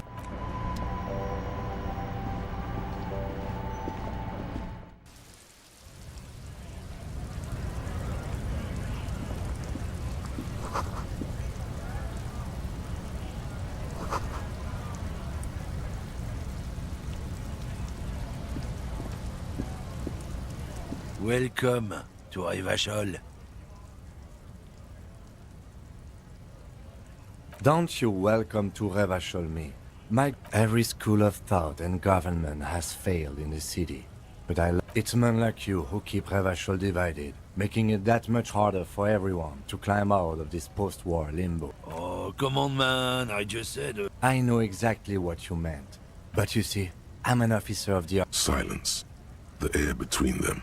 Your partner needs backup. Now's your moment to shine. You two make a cute couple. The lieutenant exhales and resumes his regular calmness. Whatever you say, officers. Oh man, that's great. Look at that guy go. Haven't seen anything that funny in a while. God damn. Thanks for that, but no, it's not mine. Oh, not much anymore. I'm here to pick up some cargo, but the dock workers are on strike, so it's a sit and wait on your ass situation. The strike? Oh, they've been at it for a while. A month, 2 months maybe. But this here is just the apples. Fine. He's given you the runaround. Let's be honest. You were bested. No. He's got a smoke right there, in his fucking hand. Snatch that. It's my last one. Sorry, all done.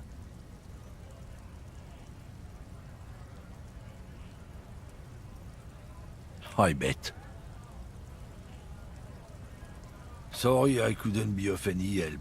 It's about biological determinism, natural law, the sorting of the races. Not the most popular topic nowadays, with a coalition in charge and all.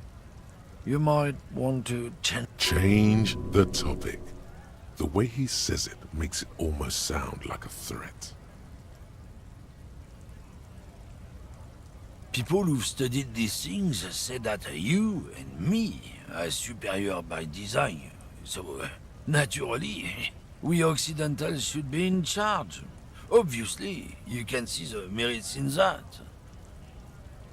So, lately we Occidentals have experienced an unfortunate downturn when members of the superior race cease to believe in their innate superiority. They stop competing for resources. This concerns you, policeman, so you better be vigilant. The damn kips are showing up good lately. Same with the mosquitoes. And the other intruder species too. They're on the precipice of cultural victory.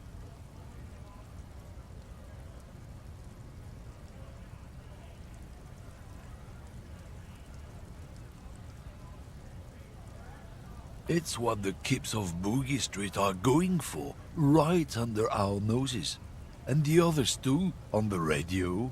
Heard any chansons lately? Heard any motetos or leader? No.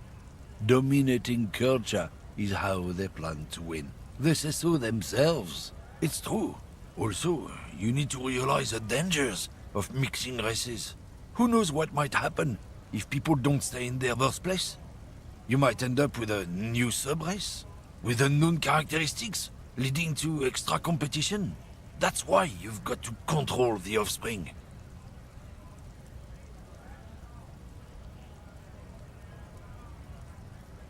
Good. If we, the evening people, pull together, we can form a bulwark against these troubled times. Root out the forces that seek to undermine the well-being of our people. Lieutenant Kitsaragi's stern expression remains unchanged, but you sense he can't be happy about this turn of events. Oh no, not too happy. I salute you, compatriot. Defenders of the evening lands have to stick together. Light up, brother. Ward off those jungle spirits. Whoa, jackpot. Racist jackpot. Cigarettes are a tool. Equip them in your health slot in your inventory.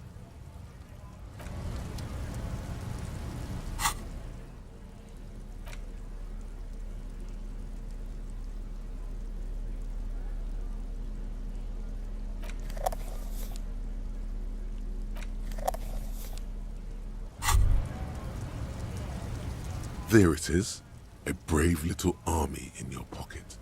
The 1st Smokes platoon. 20 brave souls standing in salute, ready to step. You picked the best one. This soldier is fat and succulent. Oh yes, Bratan! Please light up! You need a trooper between your lips right now! Calm your shit down! Go to Pleasureland! Become a genius! Get a load of this rock and roll cop here, people. Johnny Thundercop fishes a cheap lighter out of his pants. With a flick of the thumb, there's fire. A primal satisfaction. Here, repercussions. There's a high risk of glory. With a mild, it will help you concentrate a bit. That much is true. Thick, warm smoke gets sucked down into your lungs.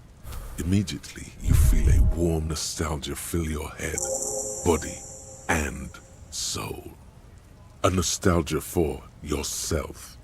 The man you were in your youth. Johnny Thundercop is back, and he's chill as balls.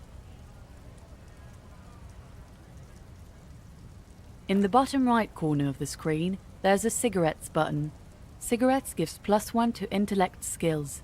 Logic, rhetoric, conceptualization, visual calculus,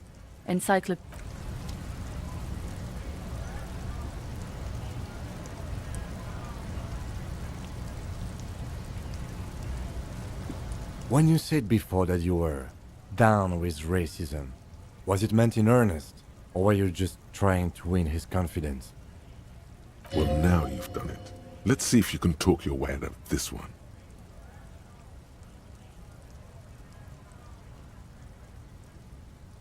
I suppose that's a relief. Just be careful how often you avail yourself of this technique. A lie may be useful in the short. And one more thing. As you've seen, these sorts of attitudes are quite common in Martinez. So I expect this to happen again and again. I've had this conversation enough times in my life. From now on, I'm going to stay out of it. How you choose to respond is your business. But be careful.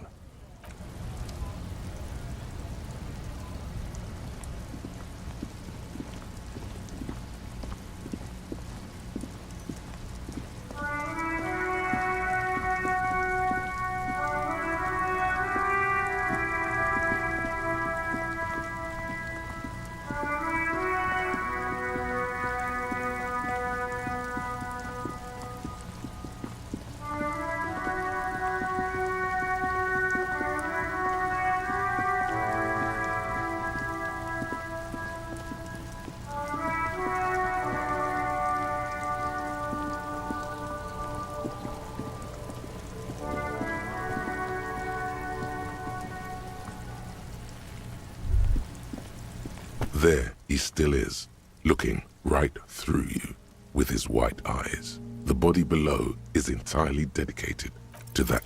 As you breathe in, the odor comes over you. It's a smell of the mind telling you to run, and your stomach to wring itself empty. With your hands at your sides and your eyes squinting, you stand in it. They do after 7 days, yes. We are deep in The man before you is naked, but for a pair of underpants and enamel boots. His skin is greenish, marbled with decaying veins, and blotched by lividity. A fading web of tattoos covers his chest and shoulders. The cargo belt used to fasten him to the branch above appears industrial in strength.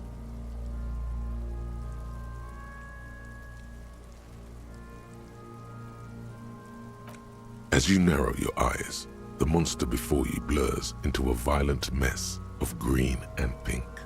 Only the lower extremities are pink with a dash of blue. His fatted hands, thighs, and his neck, just above the noose. The rest of the corpse appears dark green in the cold spring air. How should I know why you are squinting, officer? Oh. You are trying to assess lividity. The monster comes back into focus, an explosion of color, coursing with dark marbled veins. His stomach appears pregnant with something. Black liquid streams down his thigh and onto his boot. So, what do you think?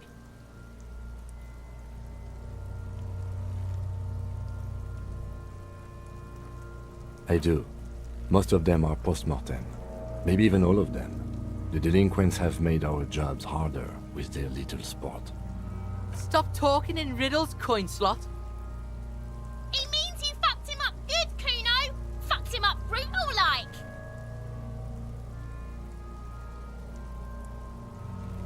A pool of blood and feces has eaten into the frozen mud below the man's feet. Purge liquid is dripping into it, drop by drop.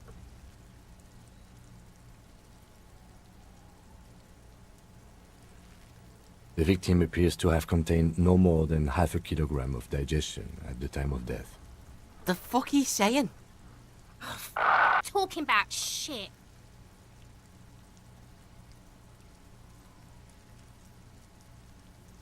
Malicious laughter erupts in the yard. Sounds like seagulls. Big said he's a... The lieutenant's face is made of stone. But there is no breath to catch. Only the cadaver filling the air and your nostrils. He slowly rotates before you, decomposing. His eyes are milky white and blind to the world, protruding comically from their sockets. There is no one home, just subaquatic terrors there. Dark brown hair grows on his head. His face is ready to explode from the organic processes inside. Underneath the curdled meat there is an expression, not carried on his features, but below, inside, an expression of pleasure. This man was experiencing joy at the moment of his death. I'm gone.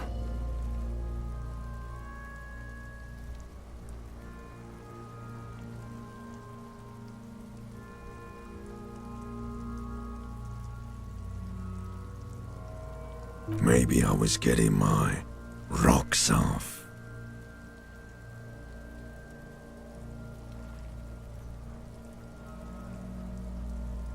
It's a mishmash, Copabolo. You think I'm Messinian, don't you? For you, this is how people from Messina speak like. No, my hair is too light a shade of brown. My eyebrows, too. Trust your inner racist. You think I am. You think I was a racist because this lump looks military and has tattoos. That's called profiling. Do I look like an erotic auto-asphyxiation type to you? Captain Coppadromo, I fear we are drifting away. Fixating on sexuality again. Let's go with a simpler question. I'm a joke. Look at me. There is nothing funny about jokes either.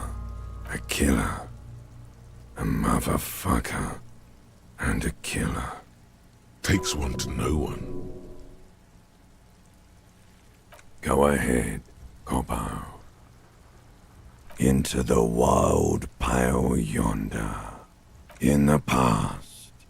Way out in the west. The blue heart. Oh, that's good shit. You'll love it. Just press down and fuck it open like you always do. Fuck it hard. Copopo the clown. He means force. It'll work. Do I remind you of someone?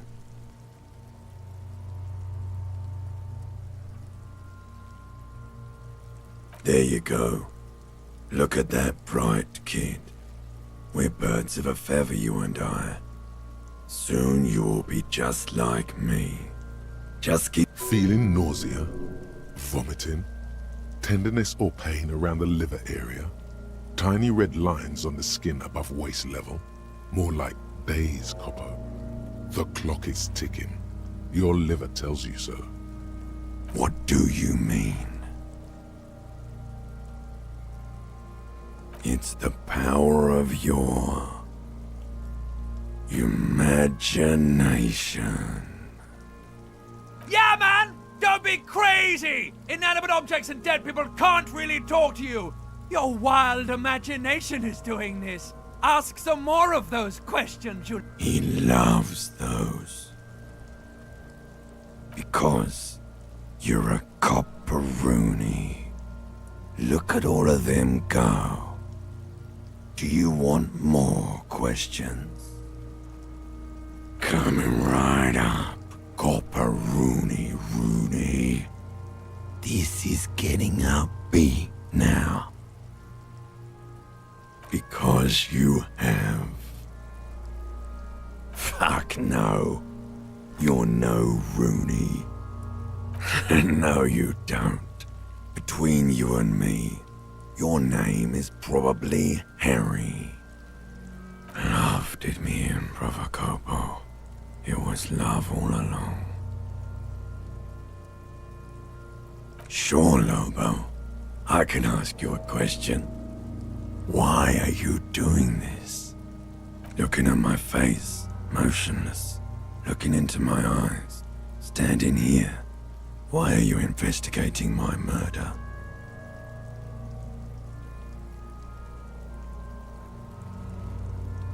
I am all you have.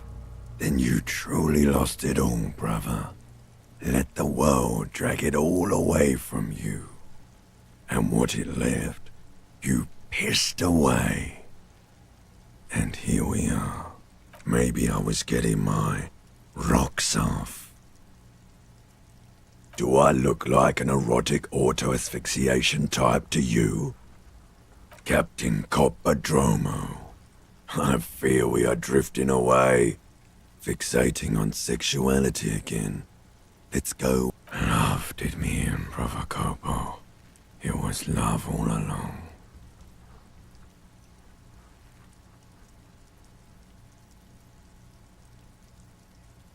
Come back later, Corpo. Amuse yourself with my frank manners and my memento mori features. If possible, also, see me in your dreams.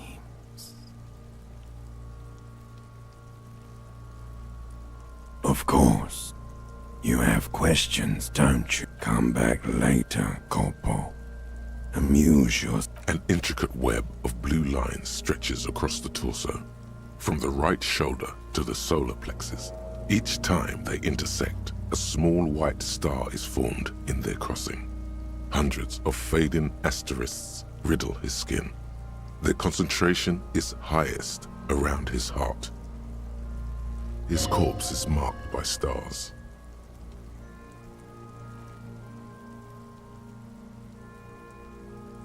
Alcohol and heartbreak. A map of the stars. I do see some similarity to astronomical charts. Great century Messinian, maybe. But it's as if someone left out most of the night sky, filtering it through personal choice. The principle of this filter remains unknown to you. The thought dissipates. So am I. He takes a thin piece of milled aluminium from his coat pocket and pulls it open. Sounds like a sword being unsheathed. Shit, Kuno! What the fuck is that? An instant color camera.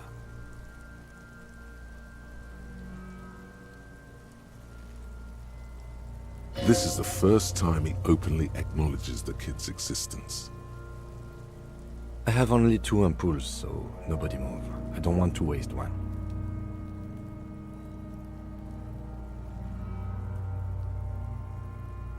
A sound, a shrill flash, followed by the breaking of a small ampoule of glass.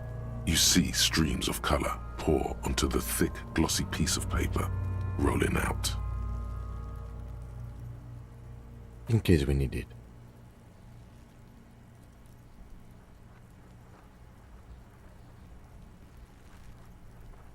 Yes, it is pretty cool, isn't it? It contains insight to the victim's person.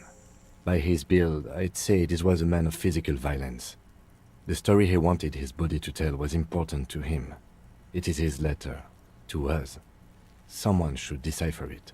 We'll need to show it around. Sure, just don't lose it. The glassy-eyed corpse looks by, his mouth mute and his skin as colorful as the chemical rainbow on the photo paper, teeming with opportunistic organisms. The hangman's knot is pulled tight by the weight of the corpse below. Yellow, hard-edged polyester cuts into his neck. Above, a sliding buckle ties the belt to the branch.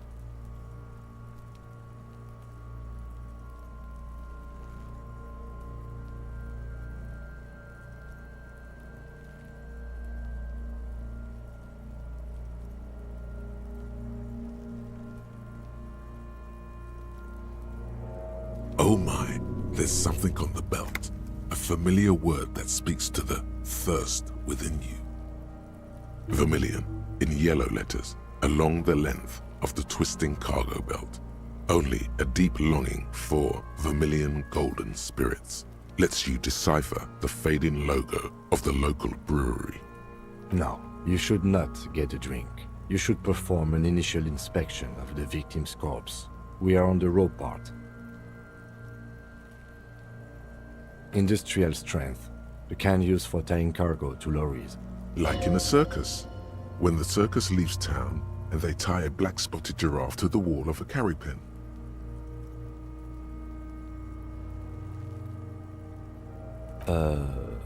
No, more like in a harbor, like the one just east of here. I get the sense they used whatever was on hand, without paying much attention to not incriminating themselves.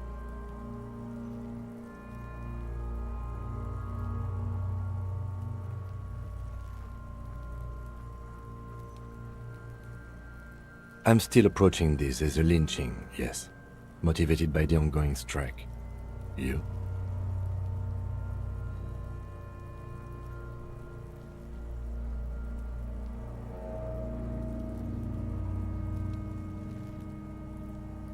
No, you feel like it was something else. But what? Yes, it often is. This bell worries me.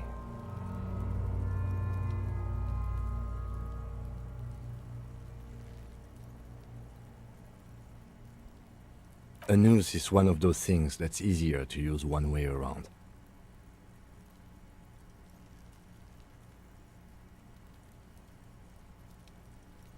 I think they lassoed the branch, then pulled on the belt, buckle closes.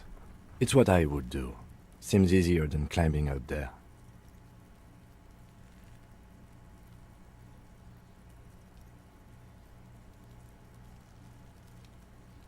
It's not merely polyester, it's steel reinforced.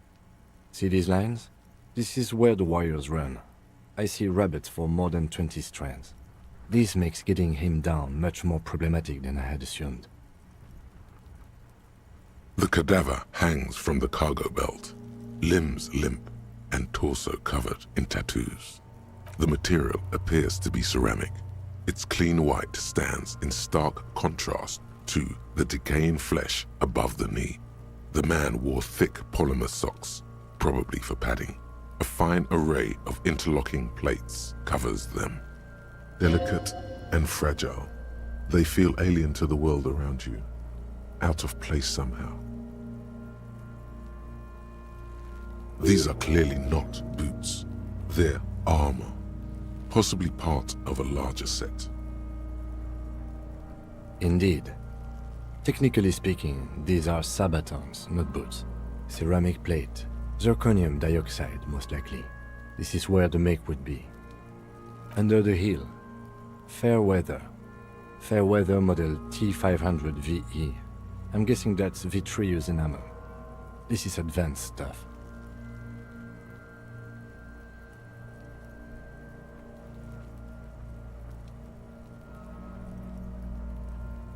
This feels dangerous. Are you sure? The stench fills your nostrils. As you push downward, an ominous creaking sound comes from above. Stop! Pig's gonna pull his head off. Brutal! What's wrong with you, asshole? Where's he letting go, Kuno? I don't know, baby. I don't know why he's such a... Officer, if I may ask, what were you trying to achieve by putting on the deceased foot? A small bell-like sound fills the air, like tapping on the side of a porcelain cup. It's anything but. This material is a kinetic redistributor. It spreads kinetic energy horizontally, from plate to plate, dissipating it entirely. See?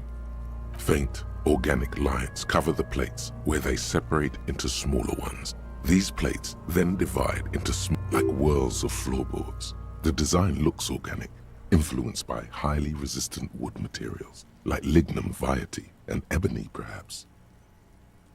If trees were made of porcelain, this is what their cross-sections would look like. The smooth, glossy surface fractures into ever more intricate interconnections, peaking on the right sabaton, where you notice.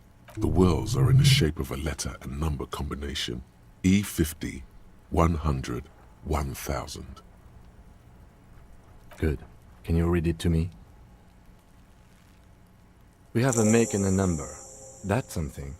We can use the radio in my kinema when we're done. Either station can chase it for us. Piece by piece. He's been out here for 7 days. It would be odd if they didn't. We should keep a lookout for these species. The armor could yield information. This is one thing he might actually know. If you wear those pieces, it will help me protect your mortal coil.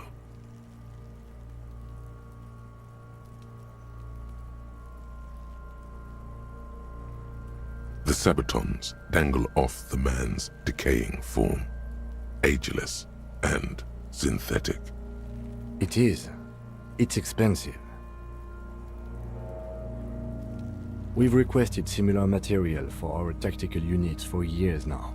The constabularies deemed it too costly. In that time, we've lost 6 men to semi-automatics. For a full set, about 4 years of wages.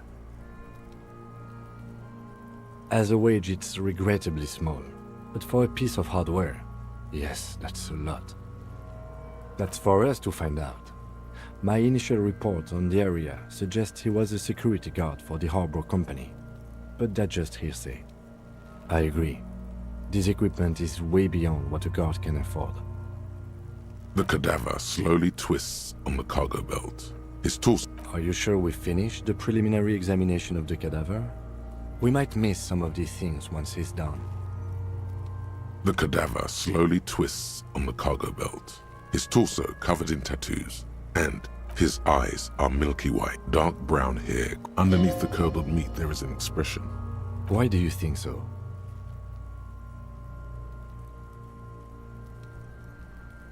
Okay. The corpse looks right through you as you The steel-reinforced belt presents a unique challenge. I brought chain cutters, but I don't see a good angle of approach to the belt.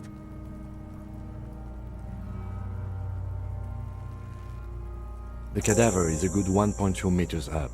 Neither one of us can reach the belt without assistance. And even if we do, there's the question of cutting it.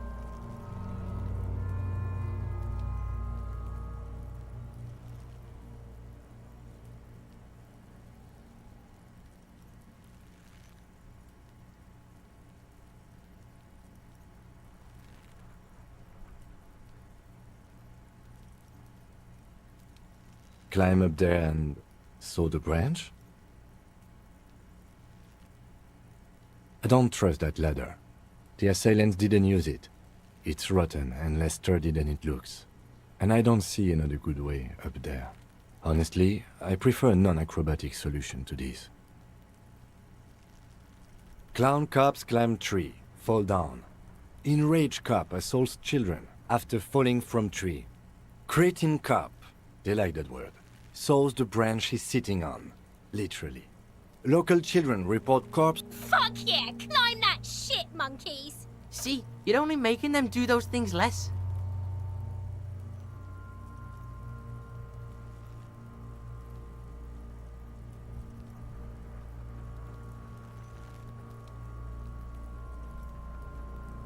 What I'm proposing is, we save acrobatic tricks as the last resort. Oh, these have got to be the most fucking boring multiparts I've ever seen.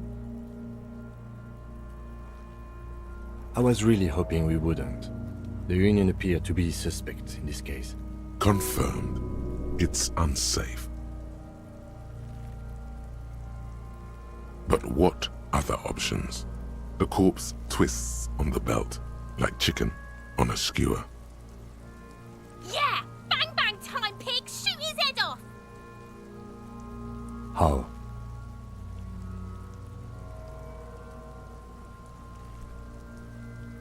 It absolutely will not, officer. That's not how physics work. It will maybe cut one thread loose. Yeah, now we're talking. Entertain a Kuno with some shit.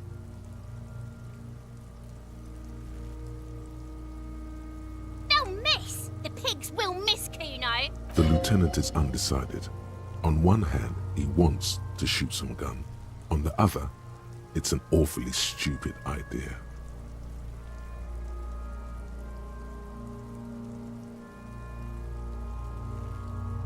The lieutenant's brow is furrowed. He appears too deep in concentration to even notice what you said. I'll blow his head off. Take it! Take the shot! Yeah, take the shot. Kuno wants some of that shit. Silence. With his elbow sharp, the lieutenant unzips his jacket and produces a lightweight firearm. He drops a paper cartridge in the barrel, separates the scouring stick, and gives the cartridge 5 tucks. He then steps back and assumes the fellow's desk position, taking aim. The corner of his eye twitches. His finger is on the trigger. He's gonna fucking The kid's voice is drowned in a shrill blast that echoes off the walls of the surrounding tenements. A cloud of smoke slowly parts in the air as the lieutenant steps back. God damn it. He feels bad about it. About his eyes mostly. Just having bad eyesight. Probably from a young age. Whatever you do, do not console him. fucking idiot! Mookabat ass! Kuno could have hit it easy, but then Kuno's not fucking handicapped, is he? Remain collegial, officer. It was an honest mistake, and I will not repeat it. No, we are lucky as it is. We didn't break anything, and the victim remains uncompromised. Any more mistakes could put us in an unfortunate position with the locals. We have eyes on us. I didn't do us any favors with that. I have to say, it's beginning to look unlikely we can get him down without assistance.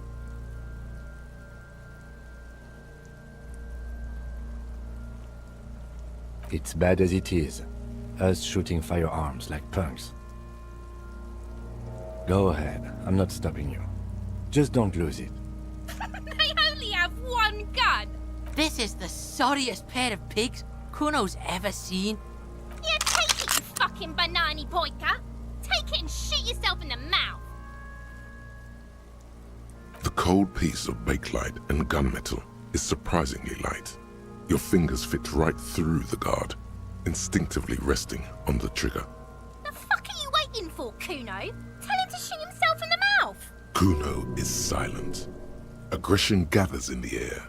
The trigger feels delicate and ready to break under your finger. The buckle comes into focus in your sights. You stand with your feet planted firmly in the ground and your left hand supporting your gun arm.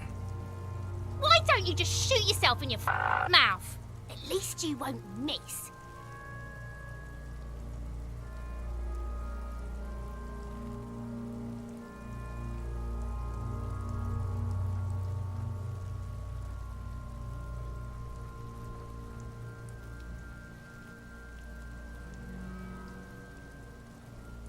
Your field of view narrows. The branch slowly moves, becoming entirely two-dimensional. The metal buckle glimmers, slick with the falling rain. The corpse slowly rotates. Look, he's crying. You gonna cry now, fucking faggoty?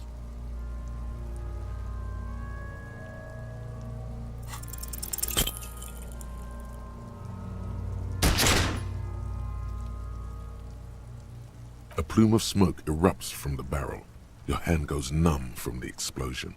With your ears still ringing, you missed the belt, but hit the corpse straight in the chest. Bits of ribcage protrude from the skin. No blood, only a murky sludge dripping down his belly. Oh my god, he's gonna fucking cry. I knew it. What a mulko.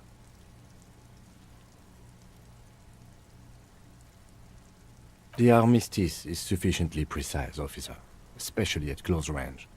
It's not the gun's fault you can't shoot. It's your pig hands. Pigs don't have hands. They have, like, fucking hooves or something. Kuno has hands. Kuno can shoot that shit down for you.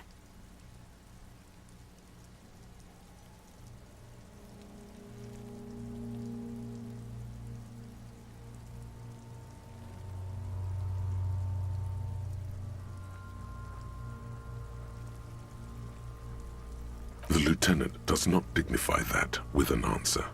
He snaps the button on his holster and says, "We still need to get him down somehow."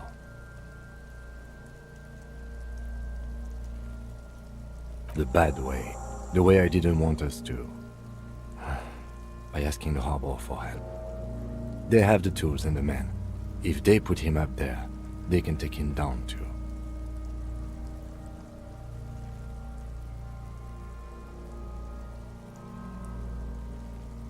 Hooray for us. To ask the suspect for help with the victim's body? To be indebted to Evrard Clare? Very much, yes. Which is why I would have preferred us to accomplish this feat ourselves. Clearly we can't. Suck my dick, bitches.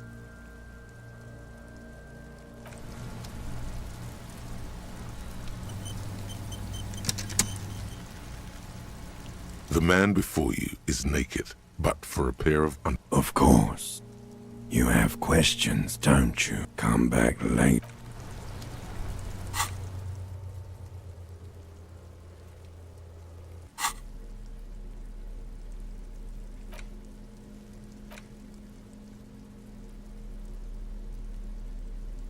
An intricate web of blue lines stretches across the torso of the hanged man. From the it still kind of looks like a map of the stars in the night sky, but something's not right. For you to discover, you've gotten as far as you will without assistance. Someone close to the victim might know. Gone.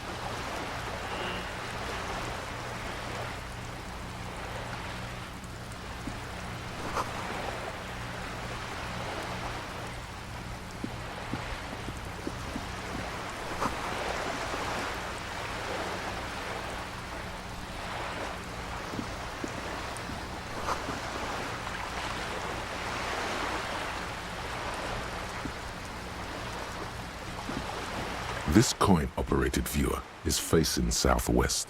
Its coin slot is full of fossilized bubblegum, rendering the machine permanently inaccessible. The metal feels cold and wet under your palm. It looks unhygienic.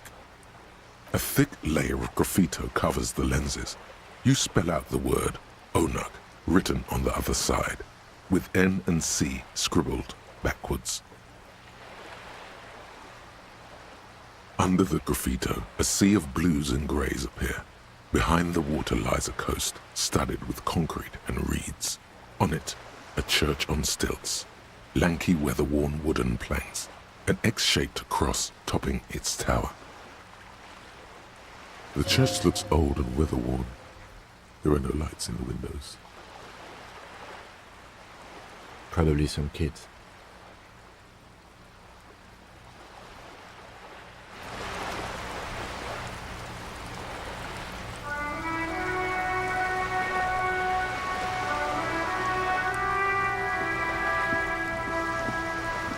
This coin-operated viewer is facing south. The instruction manual says to insert 25 centimes and pull the handle while looking inside. Then use the focus knob to zoom in. Your money disappears into the coin slot. A clunk. The curtains on the display open. You lean in to catch the view. It's blurry. Different blues and greens. In the middle of the shimmer stands a drop. The lenses shift. The ghost sharpens into an islet in the bay. In the ruins, a man-made structure is visible. A half-sunken sea fort. Its concrete, it looks as if it was abandoned quite some time ago. Nothing but a rotten tooth remains of the anti-aircraft tower. A lonely birch tree grows out of it. Its leaves ripped from it by the winter wind. The little brave birch tree seems to wave back in the wind. Really? I don't have the eyesight to make it out.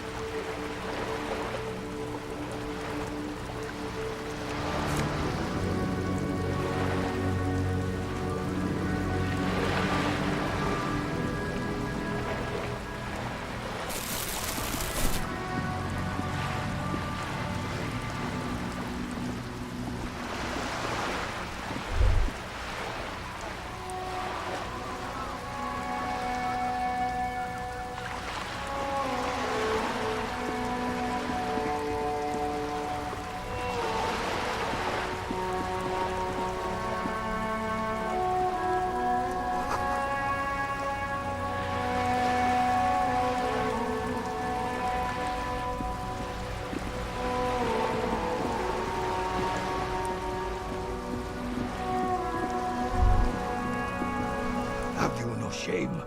Whining about your back every time you bring out the measuring tape. René, you're a man with a fork in a world of soup. Please, let's just try to enjoy the game, all right? I'm trying to, but you keep breaking my concentration. You're old. I can see that. We're both old. Now stop grabbing your ass like it's a girl. These manly men are playing balls. This is a ball game. Grab a ball and play it. Don't ask questions. That's the spirit. Don't even waste your breath asking about the game. They wouldn't know anyway. They're way past their prime.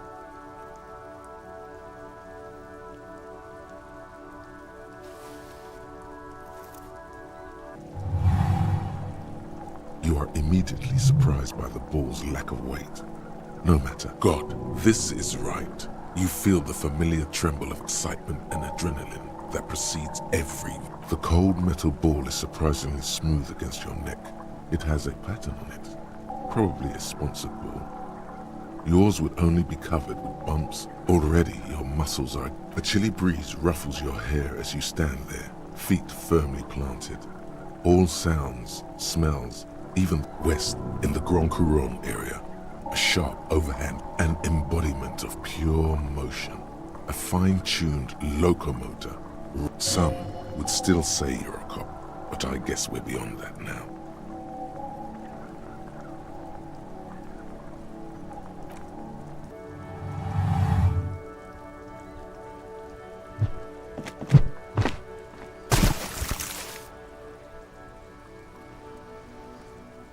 Merde! Bordel de merde! What the hell is your problem?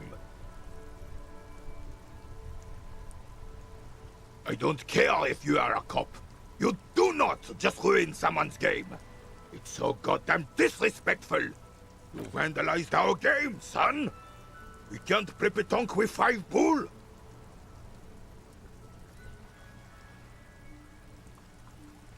Well, it damn well isn't. It's pétanque. You ruined a pétanque game. We want our bull back. Take it easy, René. This is just a misunderstanding, isn't it, officer? No harm done. Of course there's harm done, you orange slug. You owe us a goddamn bull. Good. Mistakes are forgiven when men at least try to right their wrongs. I believe you will try. Just talk. It'll smooth things over. Old people like attention.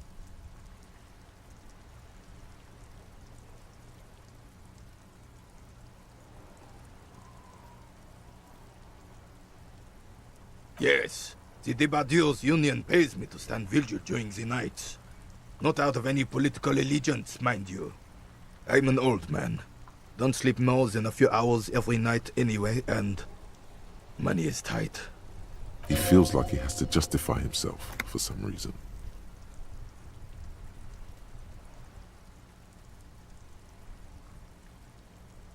She is nobody. This is none of your concern, and I refuse to discuss my private affairs. The lady is Jeanne-Marie Beaulieu, and she sure as hell wasn't a nobody. Yes, it does. Unfortunately, I wasn't working that night. Been on a 2-week leave since last Monday. It's a private matter. Nothing to do with... You see, officer, René is the kind of man would rather die than admit he needs medical assistance or, God for... I'm fine, goddammit. Mind your own business. It's nothing. No one. The bus has been unmanned since last Monday. There's no other guard. It's just me. No one has been guarding the container yard since last Monday. Yes. It's not actually an issue. I mean... Look, officers. The container yard doesn't actually need a guardsman. Never had one before René. Monsieur Claire had that booth built specially for him. It's... The possibility of someone being in there is enough to discourage any ill-minded individual. Evrard created this job for René because he knows the Royal Carabiniers' pension of honor and PTSD isn't something a man can live off. A decorated Kingsman collecting tear reflects bad on the whole neighborhood. His words.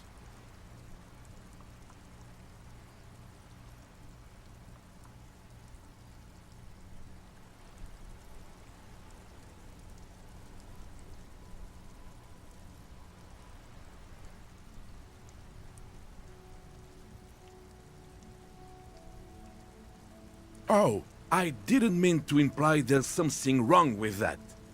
I do it too. Everyone does it. It's an excellent side thing. Yes, yes, yes. Can we conclude the topic of my guard boost now? He is not going to become an entrepreneur.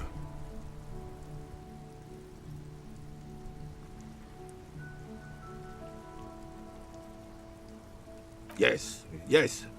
Like I said, it would be up anyway, so might as well keep an eye out. It keeps my senses sharp. Unfortunately, I don't. Unlike most of the locals, I have no qualms about assisting law enforcement, but this affair has passed me by completely.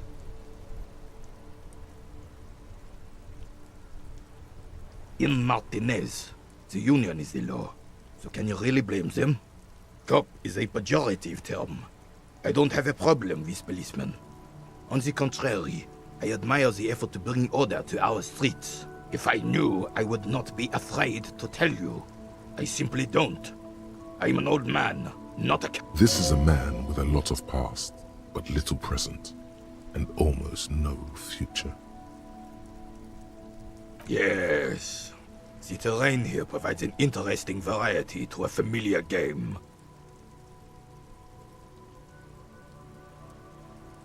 Yes. It was left by heavy artillery fire. Why what? Because that's what happens when communards hijack your country, execute your supreme leadership, and turn your capital into a slaughterhouse.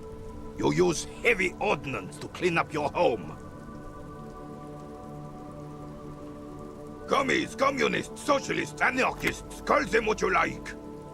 They just chose the name to feel special. Senseless sentimentality. Sadly, no. It was the foreigners who brought them to their knees. We fought valiantly. Too valiantly. So valiantly we got licked. Should have fought dirty, like they did with their suicide sex cult propaganda and mad anarchist women strapped to shrapnel bombs. We didn't though, and we lacked caliber. God bless him, but the suzerain's cannons simply weren't big enough.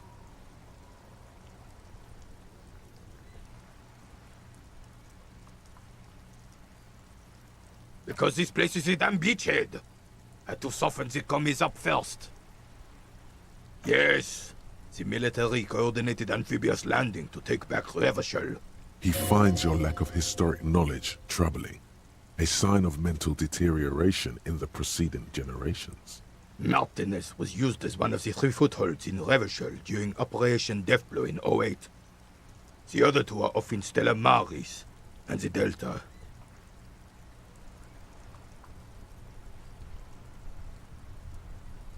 This here is Blood Ground, where Coalition boots first made landfall and cleaned those rabid dogs out. Most likely, we're playing pétanque on their mangled corpses. Blood Ground. You got old René going there. Like he isn't hungry enough already.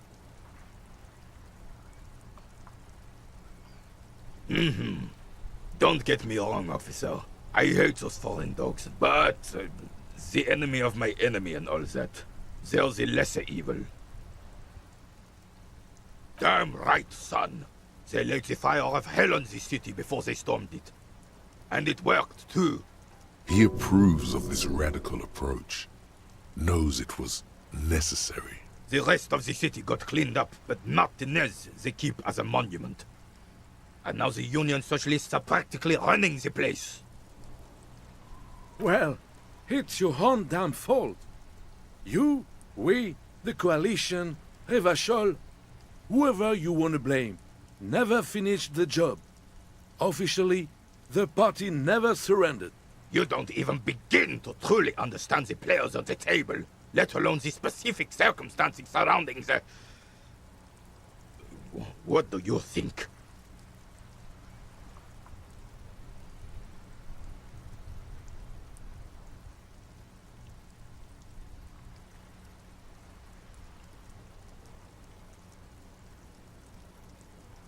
No, they don't. But I'm sorry it had to be the Coalition. After 8 years of fighting rabid commies, boiling cats for food and drinking piss in the mountains. I would have preferred if the Right Honorable King Guillaume returned through Revachol, or even if that damn clan Frisel had risen from the grave and led us. Sadly, that was not the case. This royal failure weighs heavily on him. Instead, all that is just, holy, and beautiful in the world was wiped away, and now it's neon signs with toothpaste ads everywhere. Foreign influence peddling garbage and stupid music on the radio. This is just what the commies wanted. This was their plan all along. This is what they wanted to replace the role of the suzerain with. Damn Frisel. He was the king we couldn't protect. The Carabineers failed him, and the crown. He died in the hands of the Hyperlay, in a very public execution. A true king in both blood and mind led Revachol before Frisel. He would have been better, but the damn commies drove him into exile. The suzerain is the king! Has everyone forgotten already? They've forgotten already. Soon, they will forget everything. Him too. Then he chooses anger over melancholy. It's no use talking to you. You were still in Daddy's balls when it happened. When we took our last stand against the filth and rode the cavalry straight into gunfire.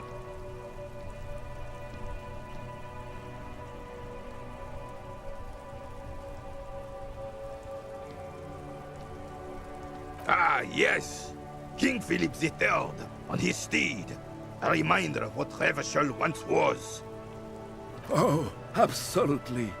At the mercy of a cocaine-snorting tyrant who emptied the treasury so he could sleep on a bed of gold.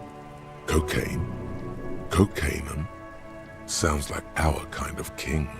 And a superpower, feared and respected. A testament to what this country can be under the leadership of a true king.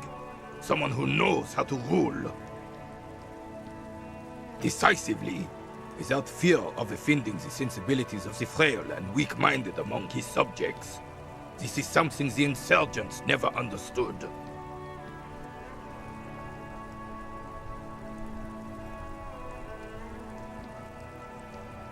Revachol would be a different place if more people realized that. We could still be the... Don't get started on that again. What happened, happened. the Carabineer doesn't reply, but his entire being communicates unbreakable resolve. Oh, old Philip was a big fan of the purple nose candy the nobility loved so much. A cocaine connoisseur of sorts. His egocentricity is borderline legendary. You can't even take the responsibility for yourself. How could you fathom the responsibility weighing on the shoulders of a ruler? That's why the Philippian kings use cocaine, for clarity of vision, to aid in their work. Regnum cocainum, Revachol's finest years. I'm satisfied with this explanation. Of course. Clarity of vision. Awareness. Philippe III was even brought into this world with the help of cocaine. The court medic administered a dose to his mother when she was in labor, and it is well known that with the help of cocaine, only the purest, of course, he was able to connect with higher realms. Higher realms. Of course, it all makes sense.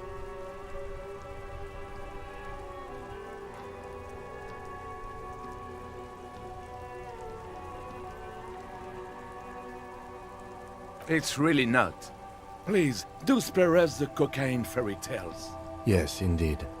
We're not here to investigate the drug trade of centuries past. Oh, halt! You can't even... That's why... I'm satisfied with this. Of course. Philippe III. Higher realms. Of course, it all... Please, officer, don't encourage him. Do spare us the cocaine... Yes, indeed. Right.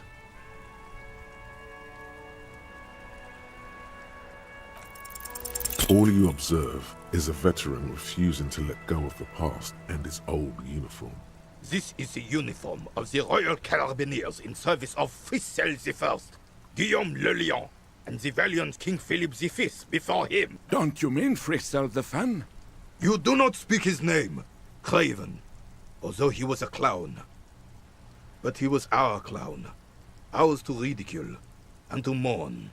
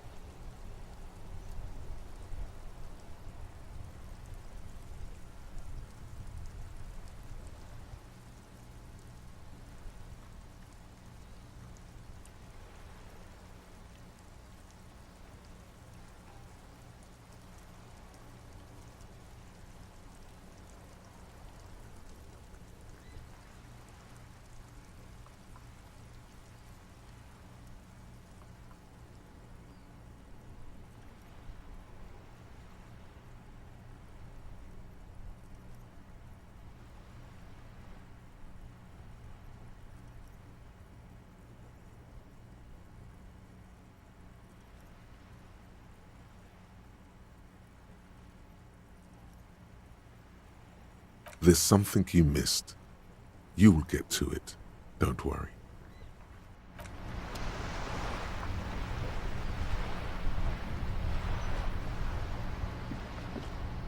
I have really outdone myself. This is... Yes, that's what you need, Gaston. More padding on that fat arse of yours. I hope your heart gives out. René, it's a little pleasures. Life doesn't need to be a struggle. Hello, officer. How might I be of assistance on this fine day?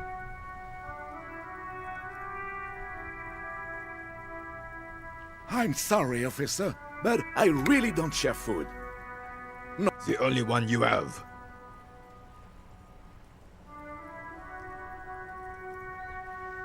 Oh, that's good. That's very good. You must have other business then? Oh, sweet Jenny. She was the finest woman in all of Revachol. Maybe the entire world.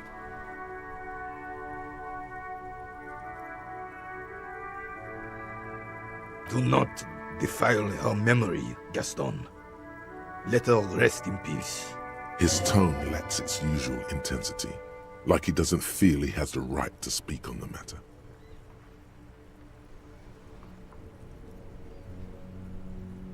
We knew her, all right. Lived on the same street our entire lives, just 2 houses apart. She was René's first girl, back when the prick was 16. They were courting till he decided he'd rather die for some great ideal than just be happy. And then you stole her from me.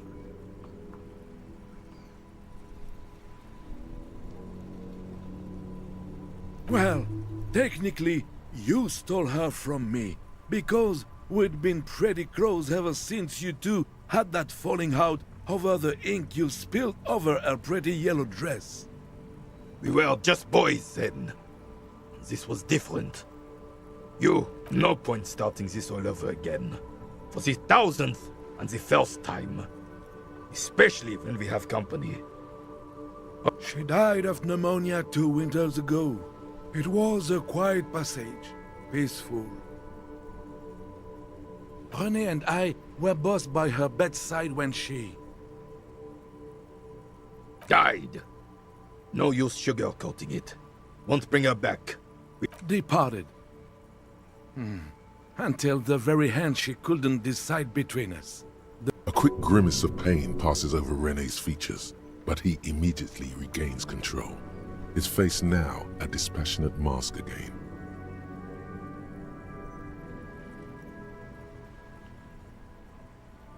She could never make up her mind about anything. What to have for breakfast, favorite color, or which one of us to marry. She was always leaving one of us for the other, but never long enough to actually get married.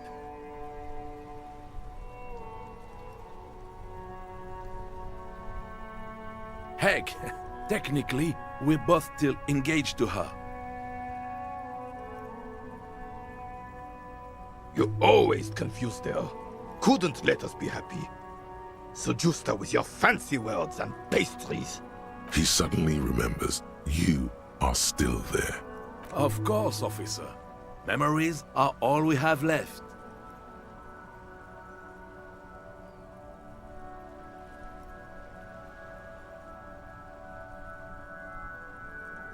Let me think. I heard someone was hanged and left on a tree for a week, but that's all I know, really.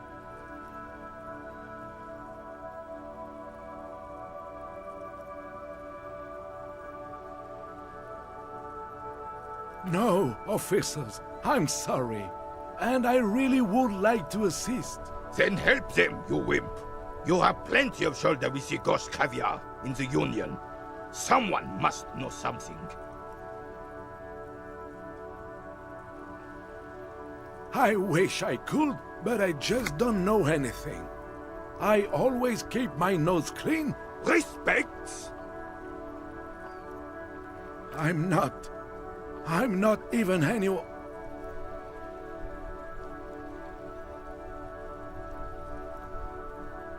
Of course he's holding back. His mouth is so full of Union prick he can't even speak properly.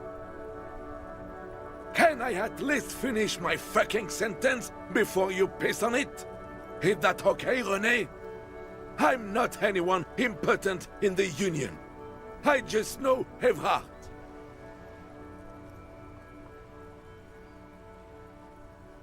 Everyone in Martinez knows the Clare brothers.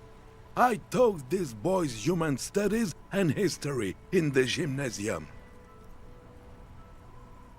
What do you know about history? You never witnessed history, only heard about it years later, when it had already moved on. You don't know history. The old soldier mumbles something under his breath and turns to face the sea. Let's try not to get caught in the crossfire. Lest we leave riddled with bullet holes. This animosity is ancient. Oh, in many ways, yes. Like an honorary member. I attend meetings and parties, help with little things. Evrard, Edgar, and the older debardeurs all know me. Oh, yes. Not in the technical sense. I don't have a vote or a membership card, but Evrard keeps me on the payroll. Of course he's not a member. He's not a member of anything. I knew that. He's a Weservein. Turns to where the wind blows and tries to look important. I hate the socialist rabble, but even siding with them is better than living your entire life on the fence. Never committing to anything. Pick a damn side already.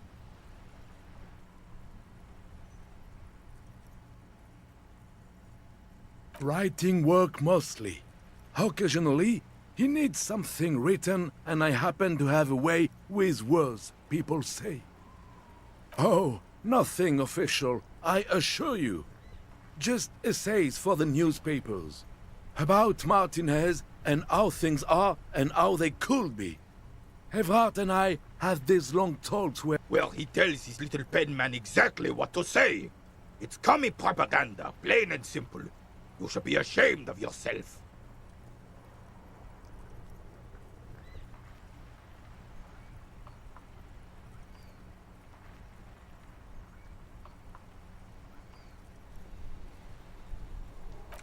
No, thank you. For being consummate professionals, you'll have this case wrapped up in no time.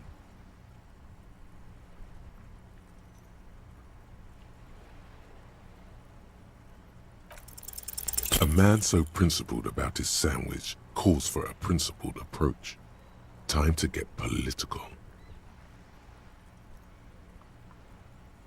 You really do. Now, unleash the fury.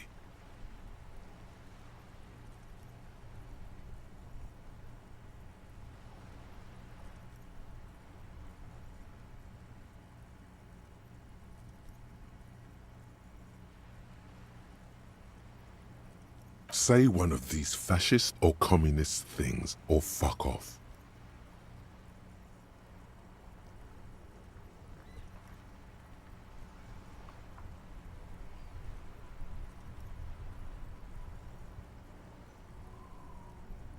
What? What oppressors?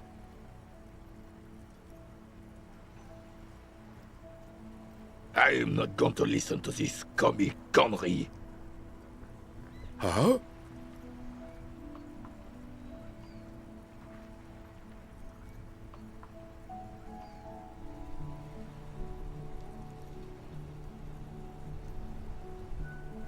Yes, officer.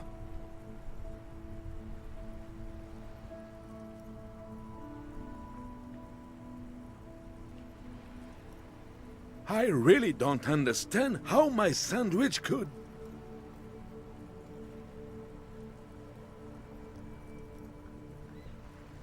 I would rather just have this one, officer.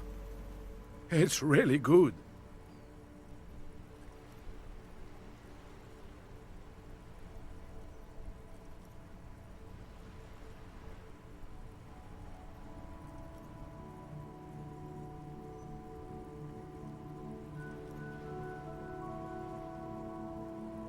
That sounds horrible.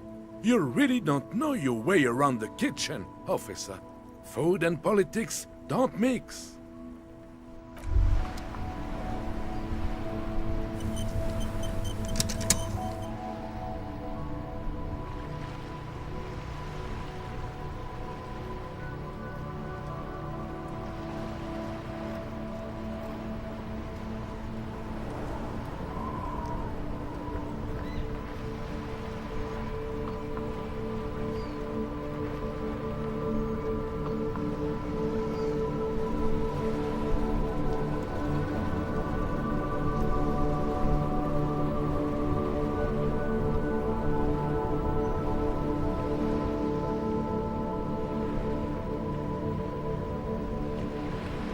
Hey, psst. Yes, you. Word on the street is you're ready to start building communism again. Yes, you're ready to start building communism again. You've built it before. They've built it before. Hasn't really worked out yet. But neither has love. Should we just stop building love? So, what about all that communism you've promised to build? Word on the street is you've woken up from 1,000 years of slumber, promising to erect a version of communism many times greater than any attempted before. You keep saying things like, down with the bourgeoisie, eat the rich, sodomize the landowners, impale all people who have more than 25 real in their pocket, literally murder all human beings, funky style, very funky. So tell me, do you have any questions before we fire up the big communism builder, or do we get right down to it? Oh yeah, get the firing squads and the animal wagons ready.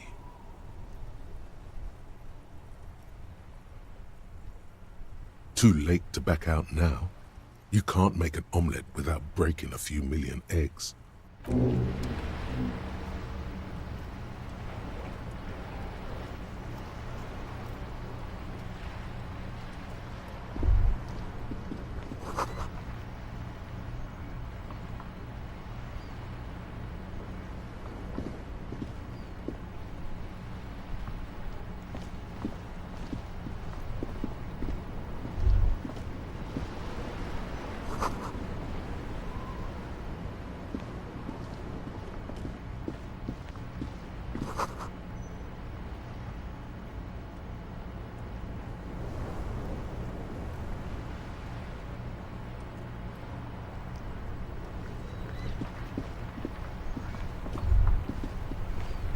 worn and beaten wooden planks of the bench do not look overly comforting.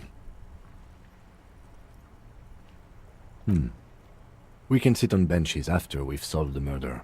You can revisit the bench if you ever need to pass the time when Lieutenant Kitsuragi is gone.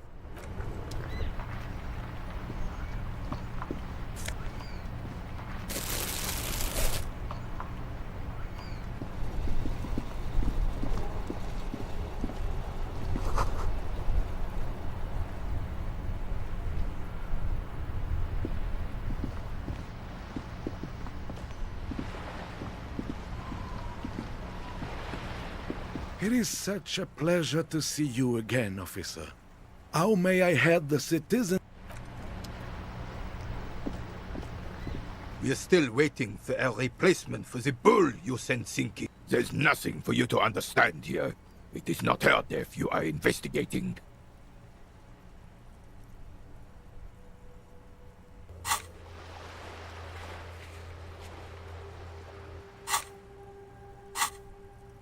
His face is motionless, like a marble mask.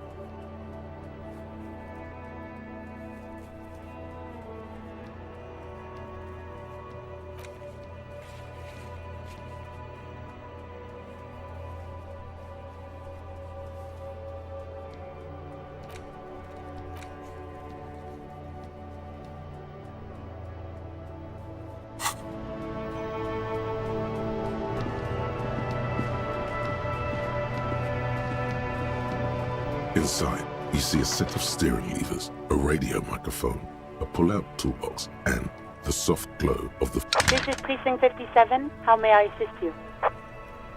Sir, officer. What's the number? And the make... Got it. I'll contact the ICP database immediately. Call back tomorrow. Hopefully they'll have dug up something useful back. Was there anything else? No. And I doubt they'll get back to me before tomorrow morning. Anything else? 57's over and out. In the cabin, you see a set of steering levers. As you tap on the... No, that's enough fun.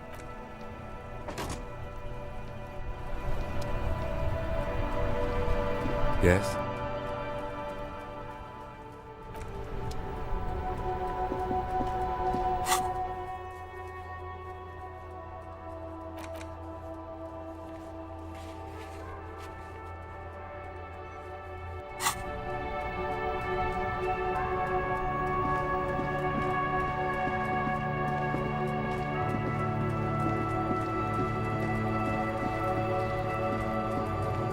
Yes?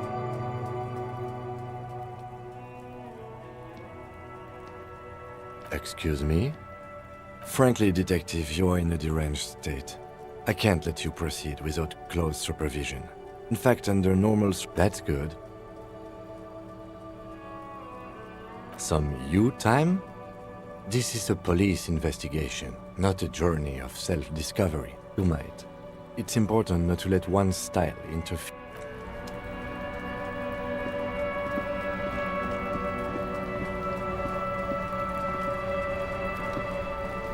Have you come to make your offering to Kuno?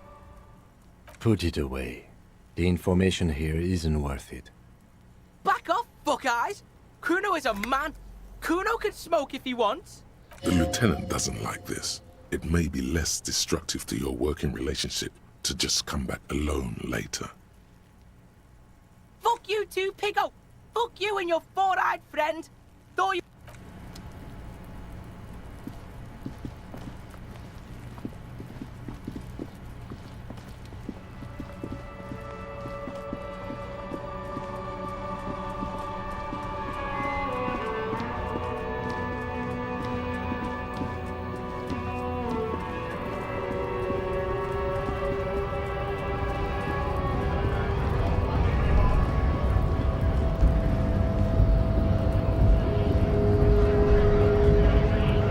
Yes?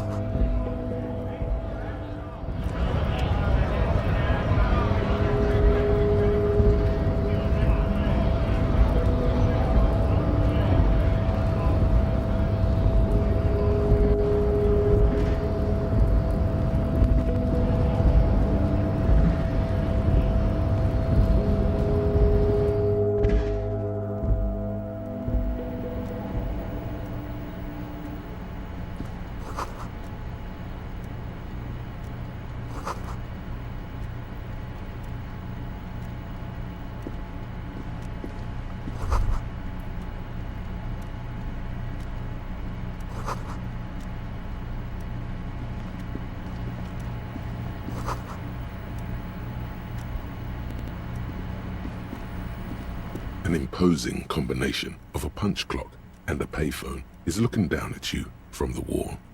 A note on the side says, Coke.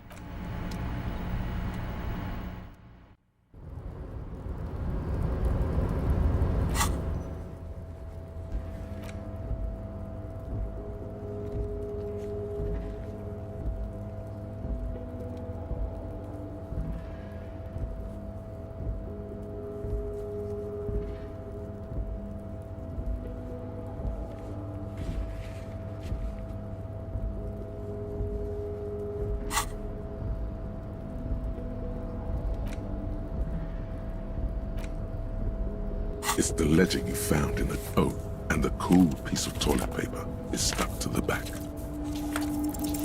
Just relax. The two sides of the board are slightly misaligned, like a drawer that's come off the slides. All you need to do is, the slides snap back into place. It should be possible to just, you know,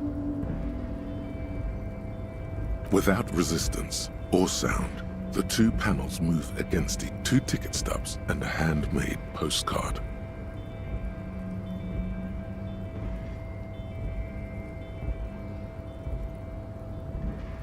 Two octopuses are smiling, reaching their tentacles toward each other in the colored pencil drawings. The tickets permit access to the zoo in Revachol East. The aquarium costs extra. These let you go there too.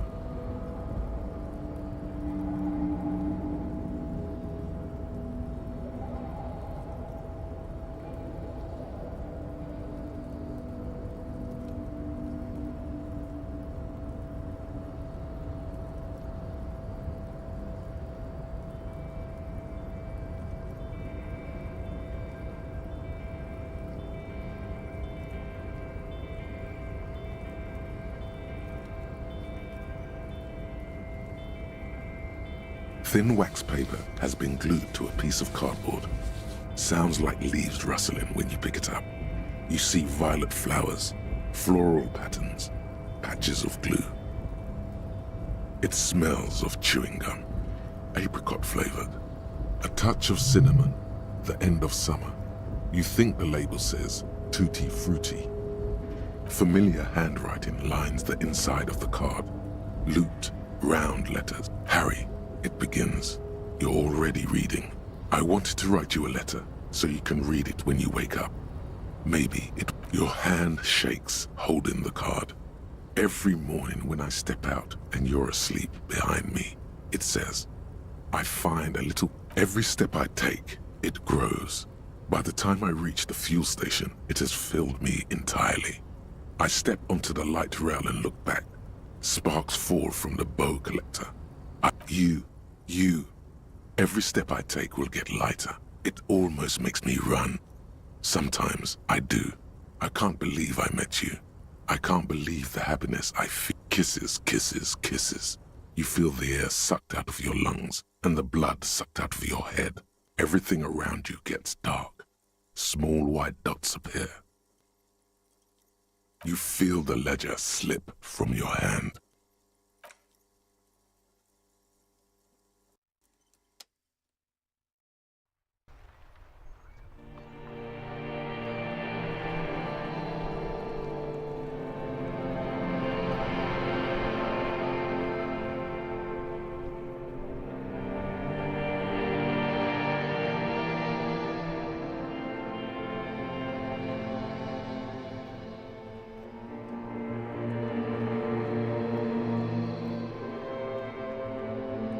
There is nothing. Again. Nothing sad, brother. No treachery, just blackout. Well, almost nothing. There is the ground below you, that's still there. And the small light that's on, that's me. Blue eyes, that's me. Who was what? He speaks of the sickening longing, the unwell emotion. Even in the darkness, he's grasping for it. Here in the paleo-mammalian cortex, we call it, because it's always there.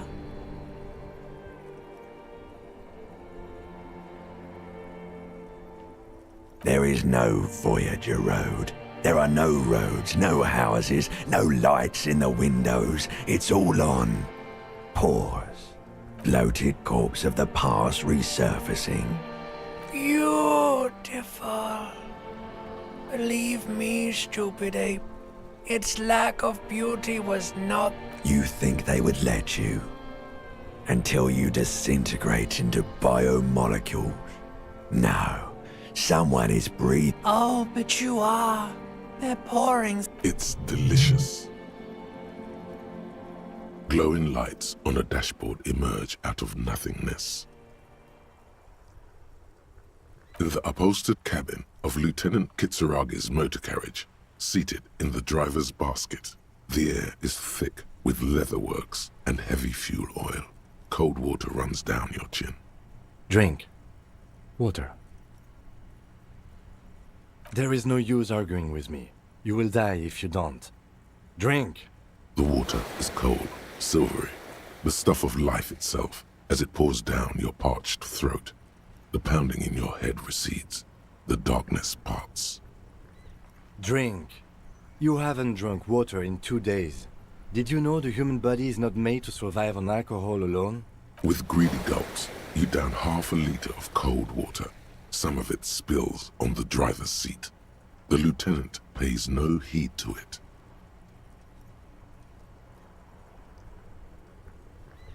What happened?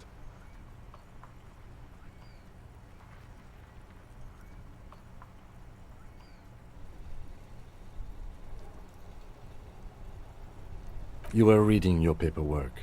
Then you passed out. I carried you to my kinema to take you to a hospital. Then you... 10 minutes, maybe.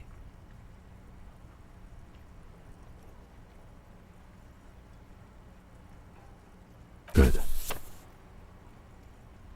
You dropped these. Are you okay to proceed? Good.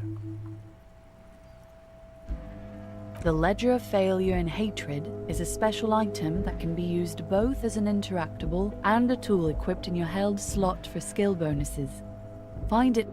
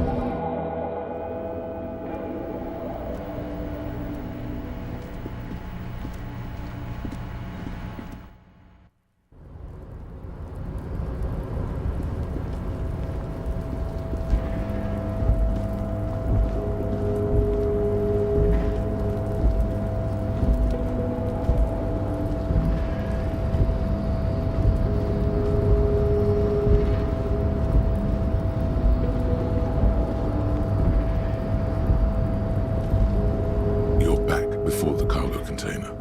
Its drawer has not lessened since you were last here. You attempt to turn to your left. The lieutenant considers your actions with some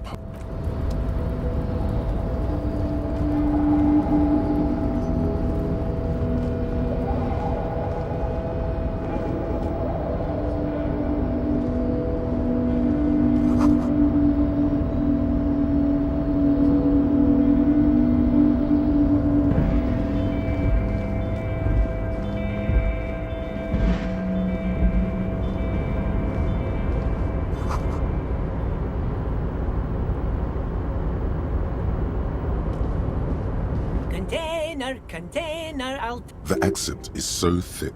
Container, The look in his... I see you are not a union man, mister. Did you get lost? You're not one of them scabs, are you? I mean, I don't personally mind. Folks is just folks, you know, and folks gotta eat. Just some of the other guys don't look too kindly on the scabbing kind, if you know what I mean, mister. Oh yes, born and raised in Irish, mister. Mum had to leave my dad after he got a bit violent. Took us here to the new world. I was about 10 then, too old to lose my accent then. People say us Ubies are up to all sorts of trouble with sheep and other animals and whatnot. I just want you to know there was never any of that where I come from. No sir, those are just... Thank you for clarifying that, sir.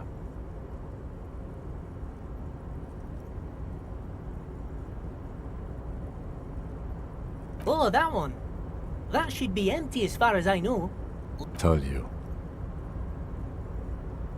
Oh, yes. Oh, yes. I've been taking... It's very... Power borscht, huh? Never heard of a borscht that turns little guys into dogfighters. Alcohol. Yes. I'm taking it to them. The borscht keeps them happy and in fighting spirits. Makes you all warm inside. They brew it in the whirling in rags. Oh, the whirling's cook. He makes it. Them is always talking with Mr. Manana and that weird... Oh, sure, mister. Sure. You do that. Yes, sir. Bye-bye now.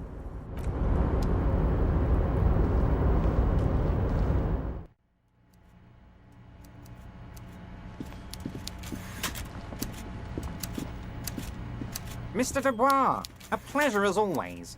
You don't have to sit down this time, since you've already sat on that chair.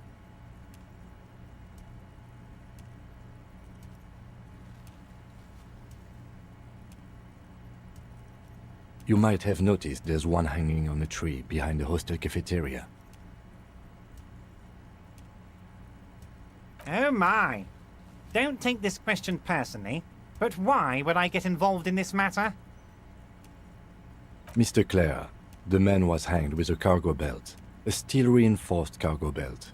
It's safe to assume the Union had something to do with the murder. Besides, getting the body down would benefit all of us. It's a stain on the neighborhood. I can certainly see how having him up there might start affecting some real estate values. But of course, all joking aside, I am going to help you. Jean-Luc, my boy, I'm sending 2 police officers down. They have a dead body in a tree problem they need help with. Namely, they need it to be taken down. And Jean, please take it easy with the race science. That's a yes to getting the body down, no to the race science.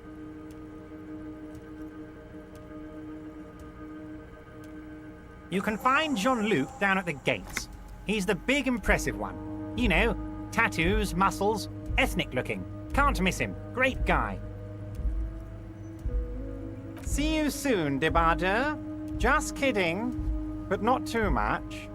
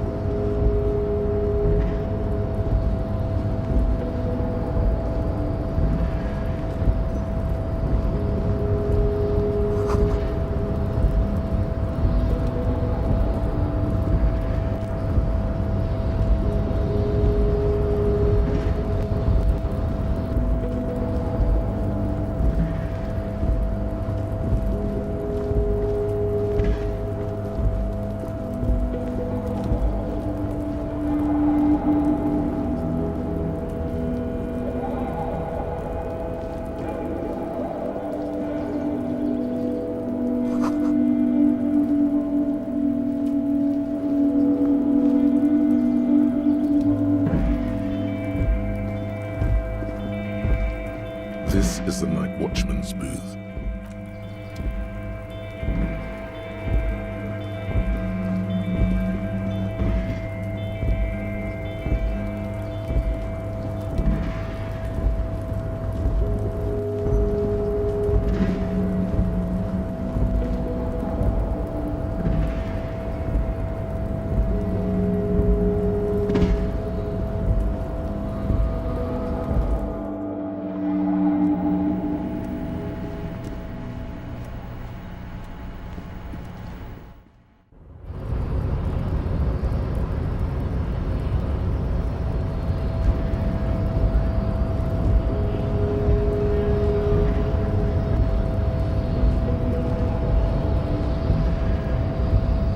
Your race descent has only worsened since I last saw you.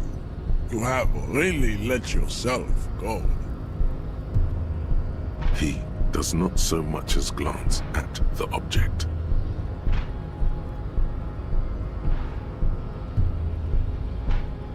Stop showing me your pathetic cup. I have no interest in it. So it was.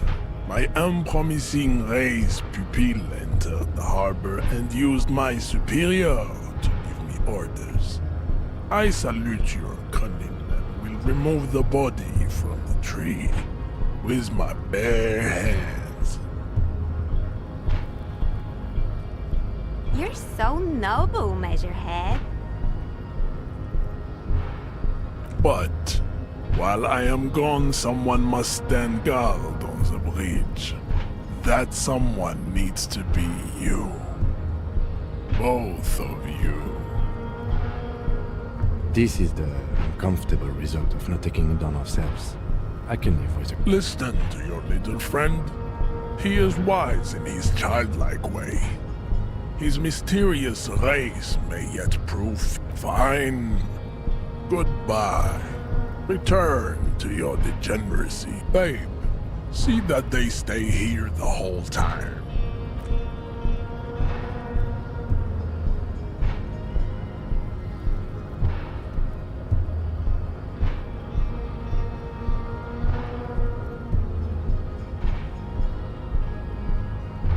The woman's gaze follows Measurehead as he leaves.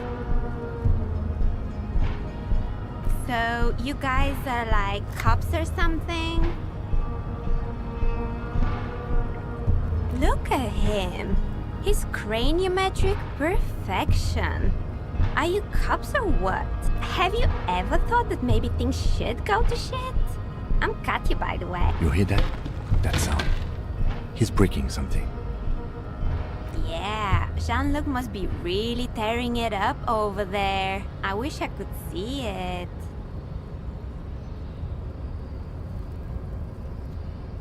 Look at you! RCM rent-a-cops! Guarding that bridge like Evrod's lapdogs! Is this where it's at now? The RCM is for sale! And who are you? What is your business here? Why are your clothes 4 sizes too small for you?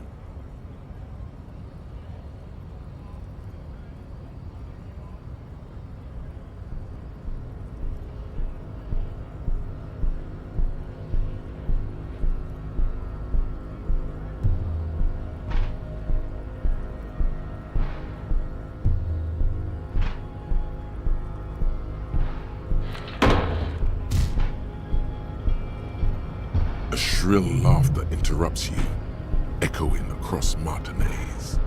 It's Kuno. The man turns to look behind him at the behemoth appearing around the corner, approaching him, walking past him.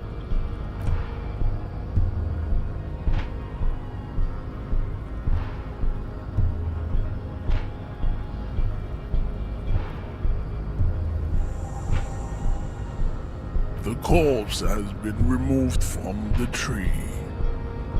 Stand down and congratulate yourself. You have sided with Ray's victory today. And what you had to do was to become a Union man for all to see. We still need to get into the harbor. We need help with the tree situation. There must be another way.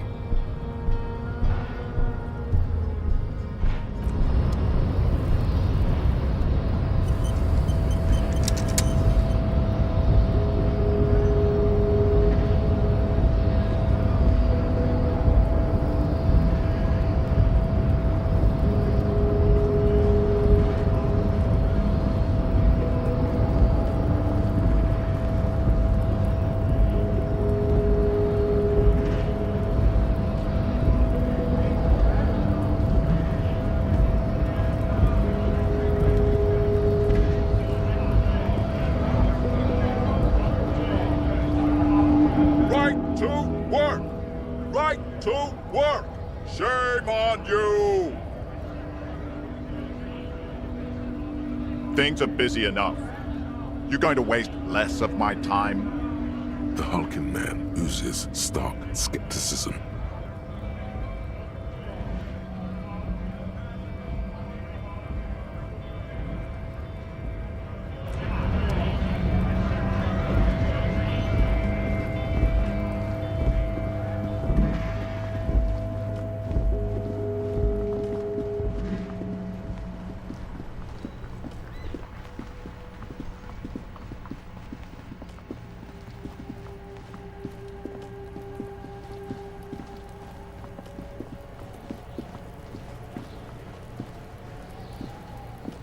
You missed a good show before.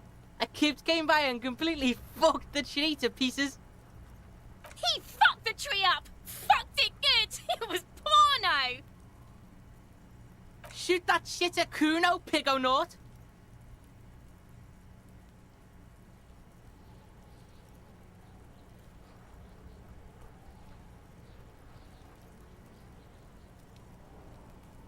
Shitload, pig. What's your question? Don't tell the pig shit, Kuno! If I were to want to waste my time, which I do not, I would ask them who he is, how he got there, and the usual. You have no idea what the usual is. Just ask whatever comes to mind.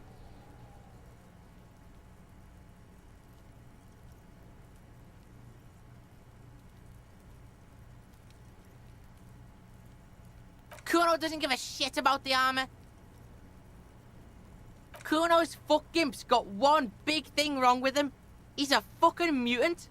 Look at him. Fucking growth hormone shit. He's a giant. The armor's too big for any man. Kuno doesn't give a shit about that freak armor. Kuno threw that shit away. Kuno tried to get the helmet on. It was too big. Kuno kicked that shit in the sea, rugby style. That shit means nothing to Kuno. Yeah, that shit means nothing to Kuno. Kuno doesn't give a shit about material shit. Kuno's a fucking monk. You wanna fuck on someone about that armor? Go fuck the mustached union fuck. The jolly troubadour shit at the gate. Yeah, cocking boot. You know that jolly union cow fucker? Came around talking about cows or some shit. Came around pretending like he cares about cows.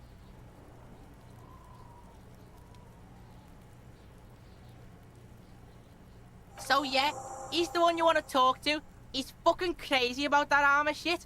Coming here pretending like he likes cows. Trying to catch a peep at Kuno's armor. Go to the gate. Ask him yourself.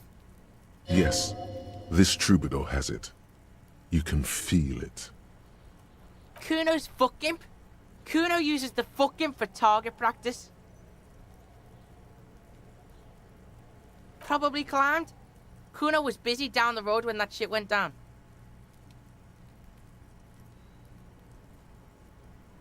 You heard Kuno. Kuno wasn't even in Martinez. Kuno wasn't in Revachol. Kuno wasn't regional. I don't know. Some fucking... Mesk or I don't know, some other place. Night City. Kuno was in fucking Night City. Kuno gives this info out on a need-to-know basis, and you don't need to know. Kuno didn't smoke the gimp, if that's what you meant.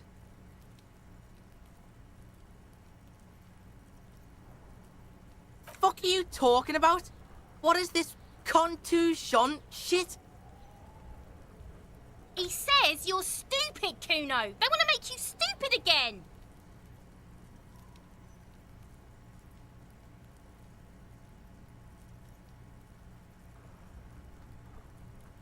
Oh, did Kuno make your shit sniffing harder?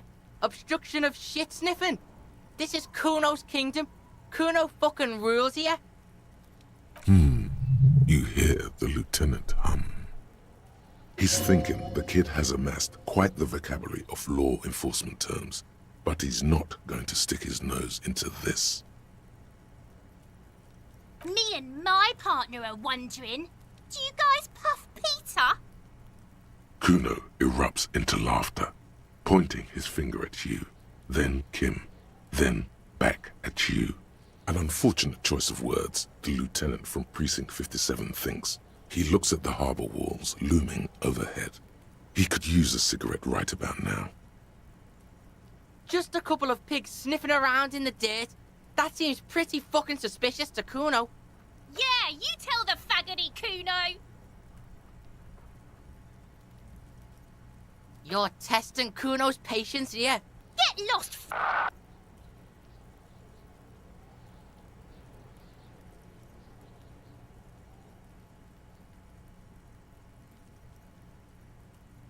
Right, pig. This is where Kuno plays with his little wooden choo-choo. Fuck do you want with it? Yeah, Kuno doesn't know shit about that. That shit is beneath Kuno. Listen, listen. Kuno doesn't care about this small-time shit. Just listen. Kuno saw what you did there. Kuno could hook you up with some sweet rags. Shit like Kuno's wearing. Your size, good price. 500 real. Look, Kuno ain't seen shit lying around, except for that up there. Now you want performance gear or not, Grandpa? The lieutenant remains silent, but his expression couldn't say, "I told you so," any louder. Pig, these are found modulars. Liquid fit, performance crotch, urban survival shit. Made in Mirova by scientists. Pants scientists. Believe it, you need this shit.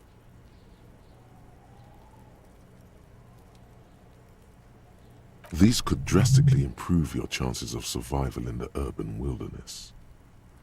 Coach Physical Instrument endorses these pants. They are tartan ready.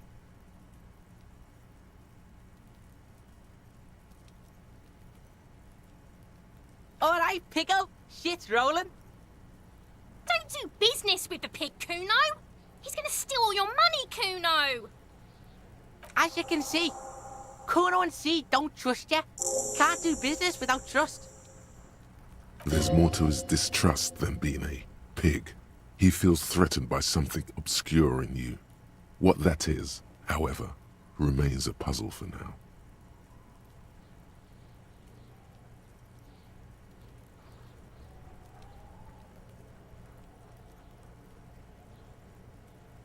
That's just some shit roofing gimps left behind, lazy dinks. There it is. That strange feeling again. As if there was more than meets the eye about that pile of roofing material.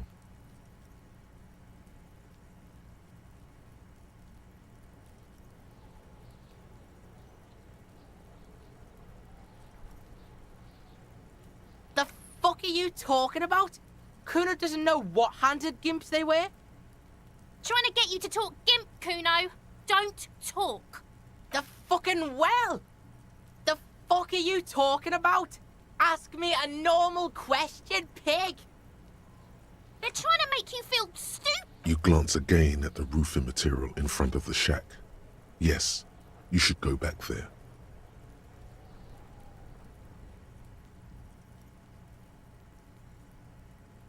Dunno. Kiptas gardener used to work there.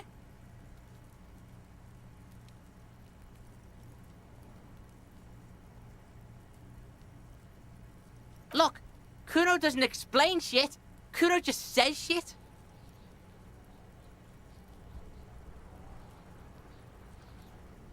No, it's not fucking Kuno's. It's ancient. Look at it. He thinks you're fucking fool, Kuno. He says you climbed the ladder up to your magic treehouse. Get the fuck out of here, pig. Kuno doesn't have a magic treehouse. The fuck? A mug in the trash. Is this about the fucking clothes again?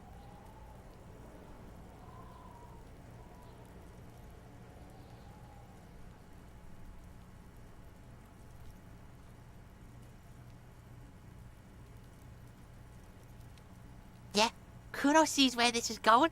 Kuno's got that fast brain. You saying you pigs are after the mug fucker 'cause he's the clothes fucker? I can't hear you, Kuno. Speak louder, Kuno.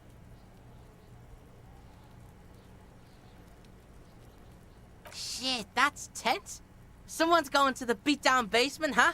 Mug guy gonna get tied to the radiator. Kuno doesn't know who put that shit in there.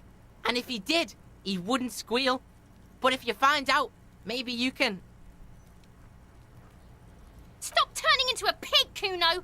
They're trying to get you hooked on the snitching. Get away from my Kuno.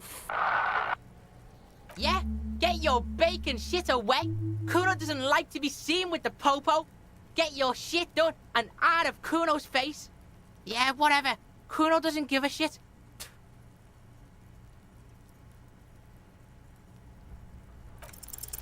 He's on your crime scene, bossing you around. And he's been here for some time too. This is where he hangs out. You have to get more out of him. He could be useful.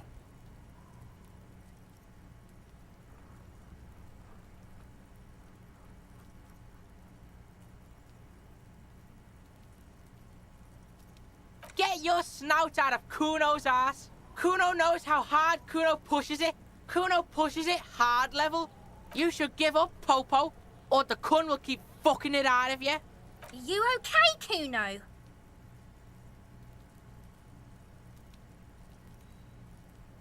That went wrong. He took it as a compliment. Then he had a minor seizure.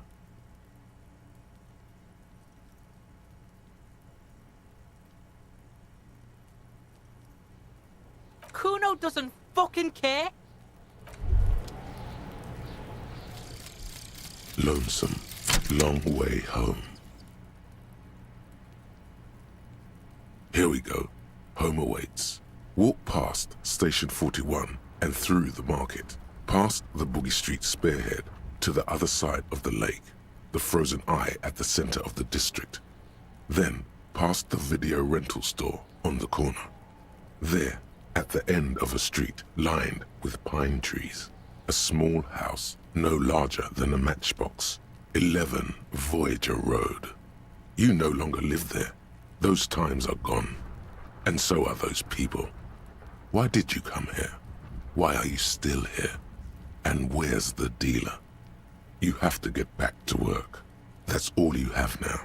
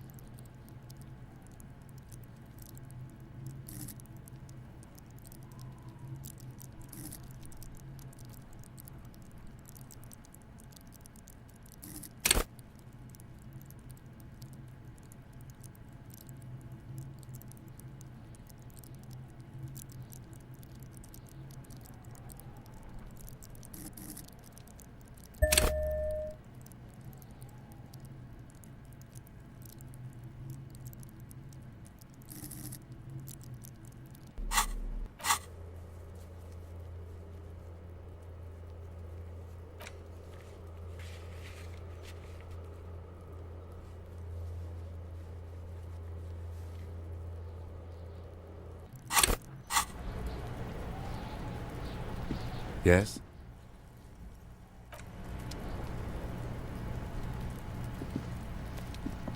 The corpse lies on the ground among the remains of an absolutely demolished pinewood branch. It's gently laid on one side.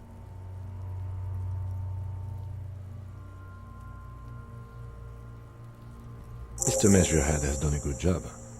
Nothing is too broken or compromised. The victim is ready for a field autopsy. Yes. 1. Investigation of the scene. 2. Initial examination of the victim. 3. Field autopsy. 4. Transportation of the body to the morgue. We're on number 3. The fuck are they on about? Cop's gonna cut his shit up.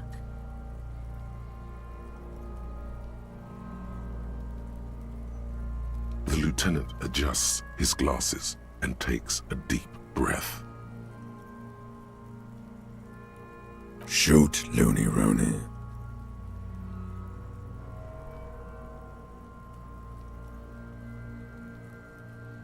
Come back later, Corporal. Come on, officer. You know what a field autopsy is. You've done 100 of them. Unfortunately, no. They are better than nothing. Tell you what, I perform the anatomical side of things while you will take notes. That's right. You knew it because you inspected your ledger. The lieutenant is relieved you know the protocol. The dead man stares in silence as you crack open the ledger. The bright red paper is covered in boxes and lists, describing the condition of his skin and organs in 3 parts. Above those, an 11-field info form needs filling out first. It begins with, "That's you."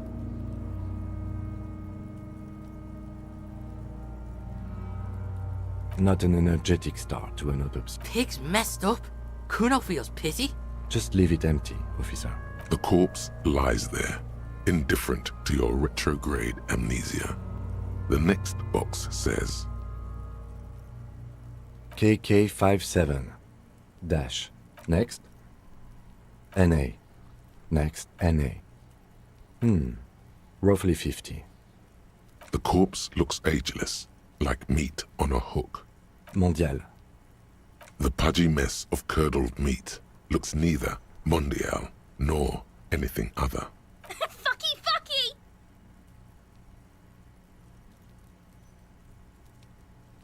Male. Pigs can have sex! Nor does he look male, with his pregnant belly and indistinguishable face. We're still going with March 4th. What else? 9. Body identified by is non-applicable. 10. Case number is the same as the coroner's case. KK57 0503 0815 listens. None. At least not after the initial examination. A strange word. Treatment. Interfering with the body's position or wounds post-mortem. He places his gloved hand on the dead man's chest, as if in preparation. Your central nervous system recognizes this gesture. It's the stations of the breath. Ecclesiastic, religious in nature, a holdout from pre-Delorian burial somewhere in Jamrock North, a small wood shed behind Rosencrantz Row. Lieutenant Nick Feuerbach puts his hand to the chest of a small corpse, no larger than a monkey. It's raining outside, light drizzle. There is darkness in the shed.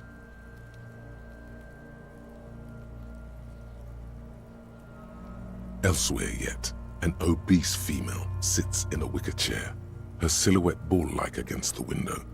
Outside, Grand Coudon. The day is turning dim for Sergeant Mac Dawson. Hand extended, he approaches, to make sure she is dead more than anything else.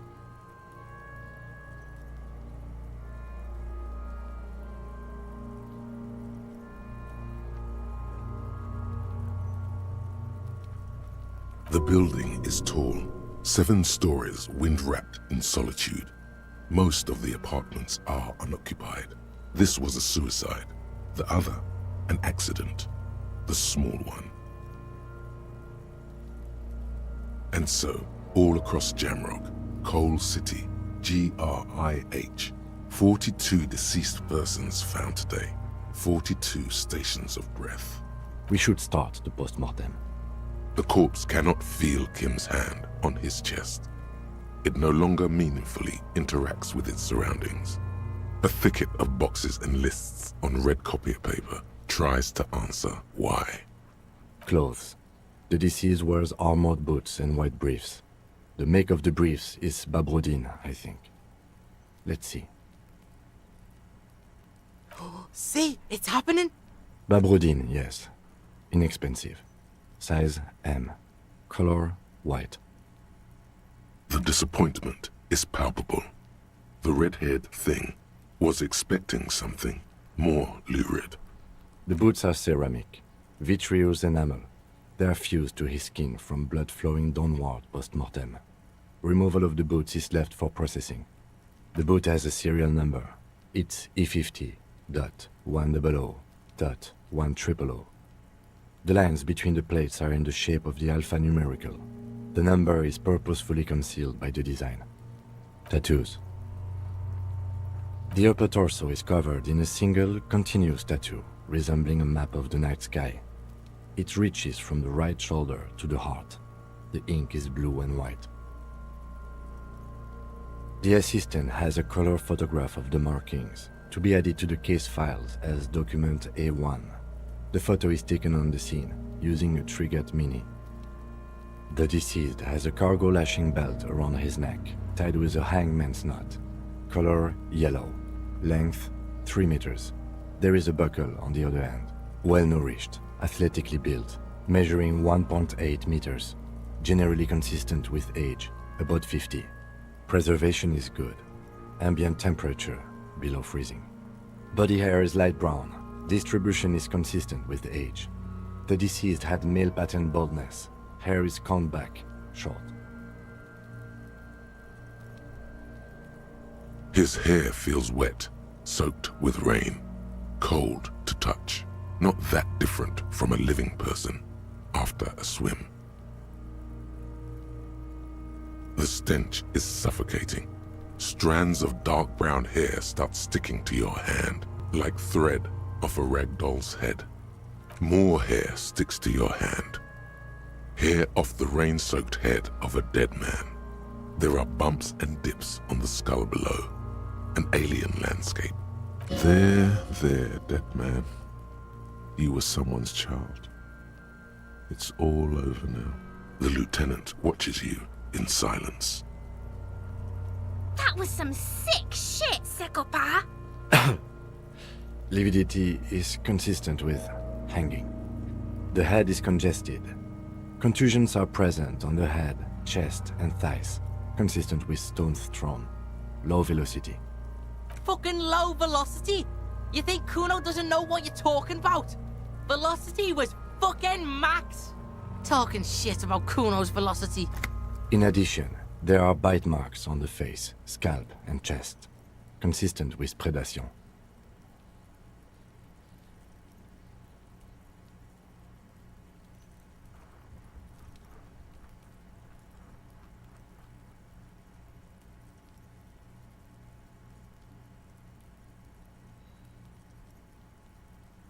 Ligature mark.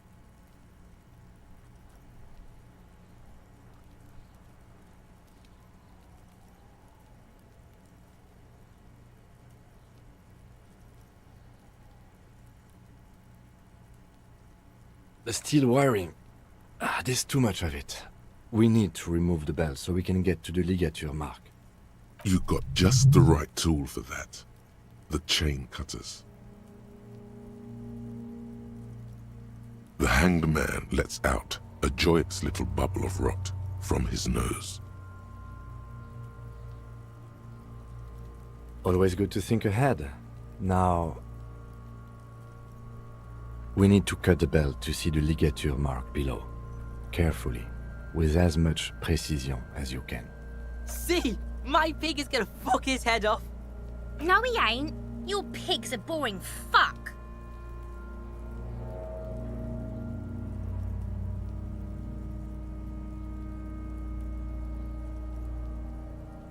The belt is equally tight around the whole circumference of his neck, swelling over the edges like white bread rising from the east.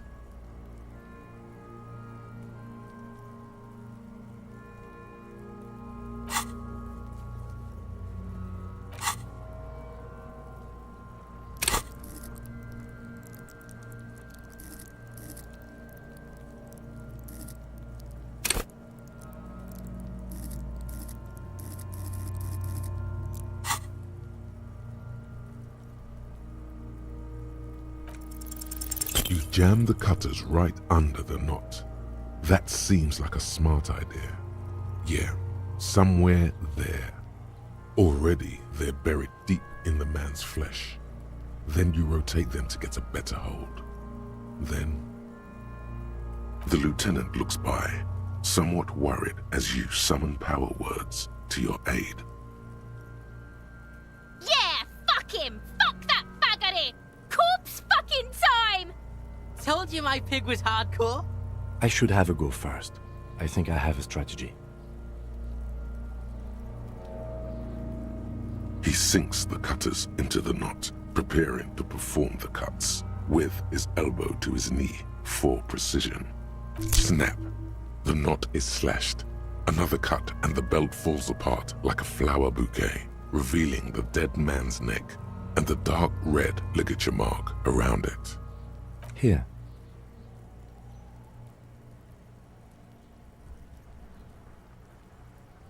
The rope rises to a point, leaving a gap in the ligature mark. The suspension point is in the back of the neck, on the nape. Hemorrhaging is observed on the skin, above and below the ligature mark. The mark is well pronounced, consistent with a drop from 1 or 1.5 meters. Chest is intact, normal contour. Abdomen is protuberant, pelvis intact, genitalia... No! It's gonna happen, see! I fucking knew it! This is clearly what they've been waiting for, ever since the autopsy began. The lieutenant is trying to make it as boring as possible. Genitalia is male and unremarkable. No evidence of injury. The dead man's penis is average-sized, congested from the downward collection of blood. The testicles are uneven in length, hanging underneath. The genitalia is greenish. Marbling is present around the crotch. You should touch it. The dead man's penis is average-sized, congested from the downward You should touch it. Ah yes, your hunch before. We can have a semen analysis requested from processing, if that's what you meant.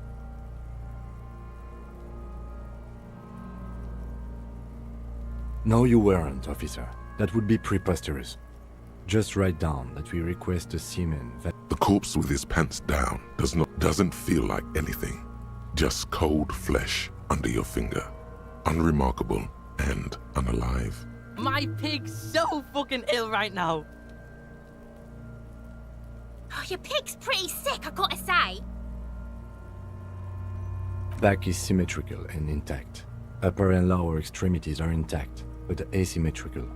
There are all combat injuries on the right hand, thigh, and hip. Bullets have bitten little pieces out of him. It must have been excruciating, especially the hip. Before you is a temple of pain that knew little tenderness in life.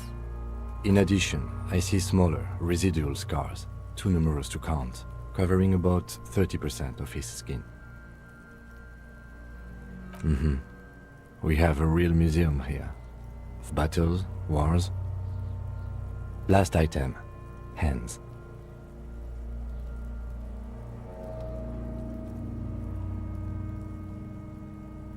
Hands are clean.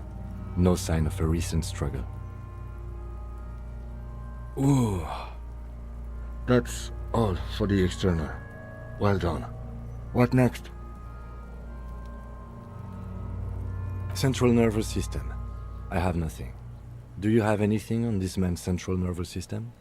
You don't even have a joke. Musculoskeletal. Purge fluid is coming from the mouth. Not injury related. Eyes and tongue protuberant. Hyoid bone. Let's see.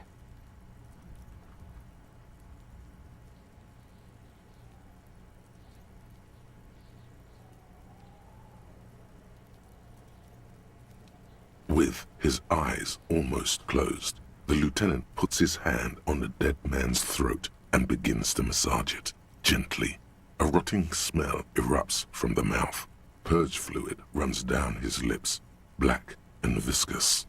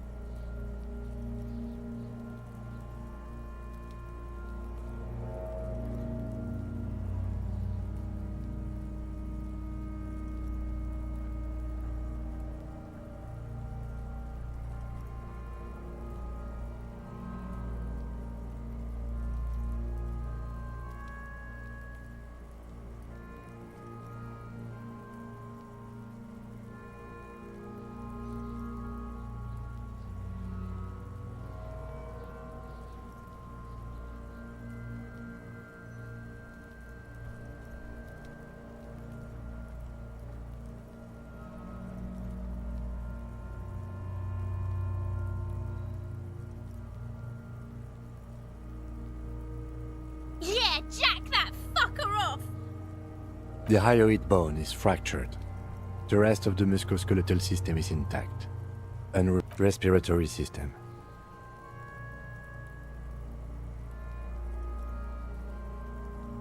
Oral cavity shows no lesions. The victim has received dental implants, possibly after a combat wound. Mouth swollen, hemorrhaging present in mucosa of the lips and mouth. From here, it looks as though the clown-faced man is screaming. The tendons of his jaw are torn apart. Hyoid ripped from the force of the lieutenant's hands. No scream, no sigh of relief rises from the darkness inside. It's humid there. Sickly sweet air, unlike anything living. You feel like you're about to throw up again, straight in that mouth of his. No, you don't. You can keep it in. You can keep anything in. You manage to suppress the contractions trying to enter your stomach. All it takes is concentration. Through it, you see nothing but darkness.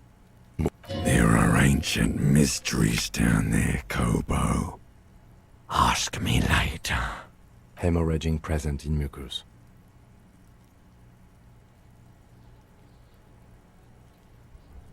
Hepatobiliary, NA.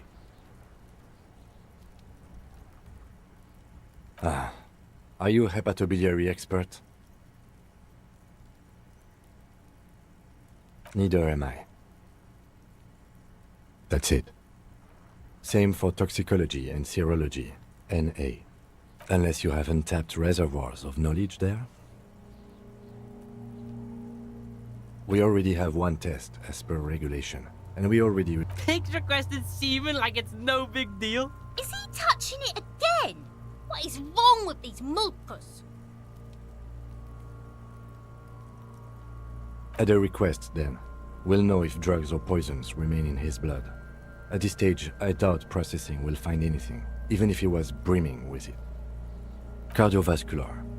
The body exhibits lividity in the lower extremities, feet, hands, and neck, visually consistent with the hanging. Gastrointestinal.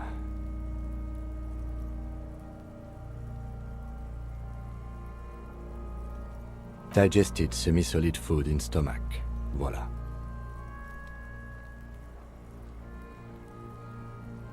What's next on the list? Let's see. We have Bite marks, contusions on the head and chest, and a ligature mark encircling the neck. You'll need 3 fields. Leave a 4th one too.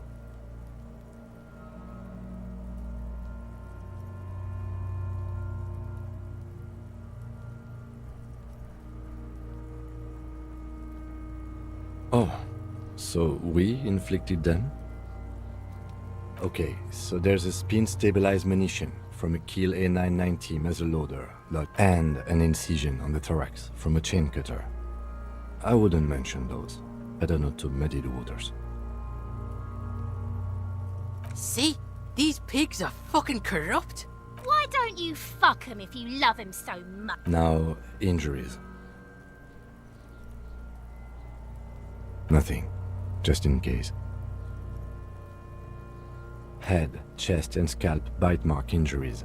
Predation by birds has caused damage to the body. Odontologist does not need to be consulted. And your opinion, officer? Agreed. Next injury? So, the scalp bleeds from a post-mortem head injury, a stone. The injury does not have the rim of an early inflammatory response. The perpetrator on the scene has confessed to causing it post-mortem. At maximum velocity, fucko! Has confessed to causing it at maximum velocity. The lieutenant's admission has caused great gratitude in Kuno.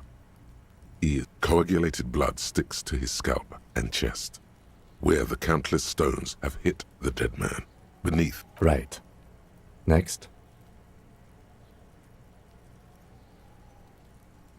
The corpse lay slouched to the side. Shoot, Looney Rooney. Oh yes, Kobo mi Lobo.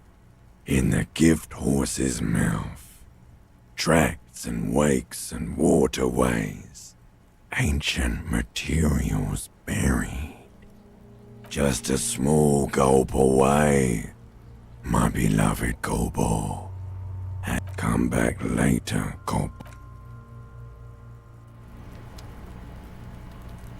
The rotting man lies on his... The lieutenant adjusts his glasses and takes a deep breath. All right. Bite marks, contusions on head and chest, a dark red abraded ligature mark encircling the neck, with a gap on the nape measuring, let's say, 7 centimeters. The hyoid bone is fractured, the cervical column intact. I see hemorrhaging on the skin, above and below the ligature mark. Depth of the mark, 1 centimeter. No signs of clawing on the neck. Below the note, 2 customary boxes wait to be ticked. The man's head jerks to the side. The ring around his neck is visible.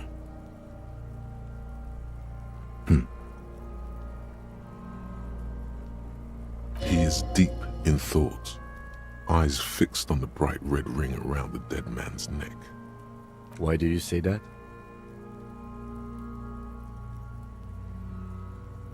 Did you? I'm not so sure. I thought we could establish the cause of death here, officer. Now I think we should leave it empty.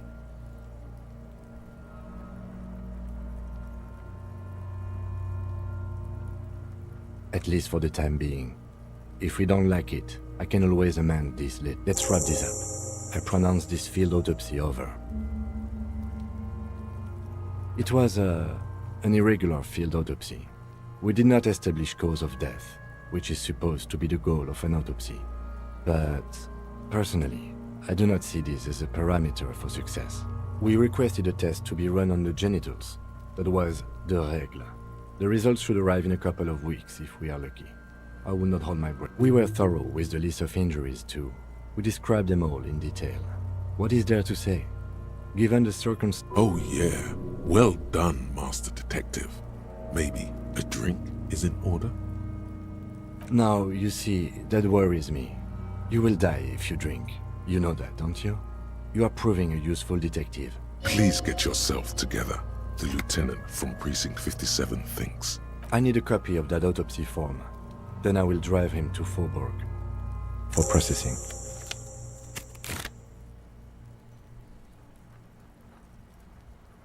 He's thinking, did I miss something?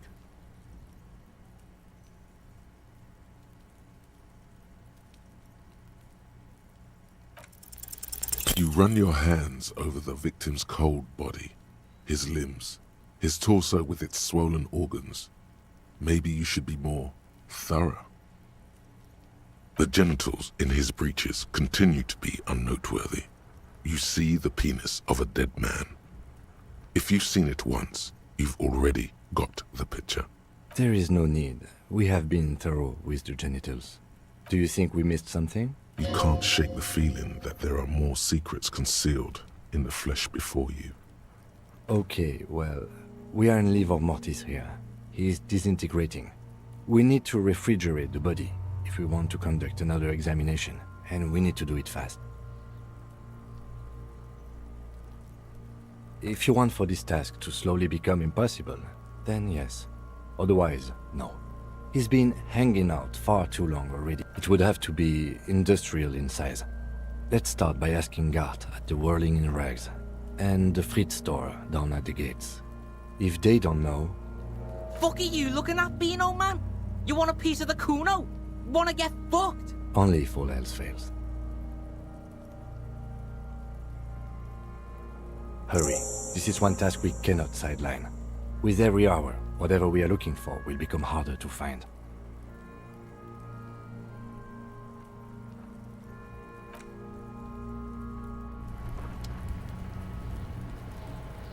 The man is decomposing. The lieutenant adjusts his glasses and takes a deep... If you think so, officer, I'm not going to. I need a little help for carrying him to the holding pen of my kinema.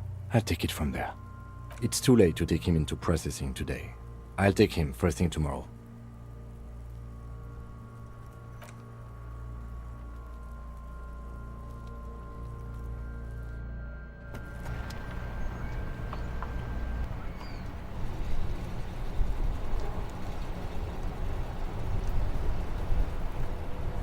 We should think about calling it a day, maybe. The nights are still miserably cold this time of year.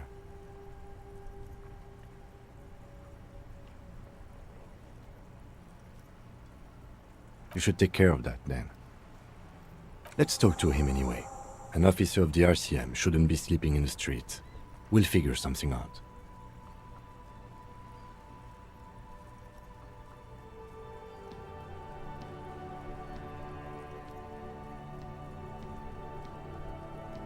Though he finds this situation frustrating, he is doing his best to not make you feel any worse than you already do.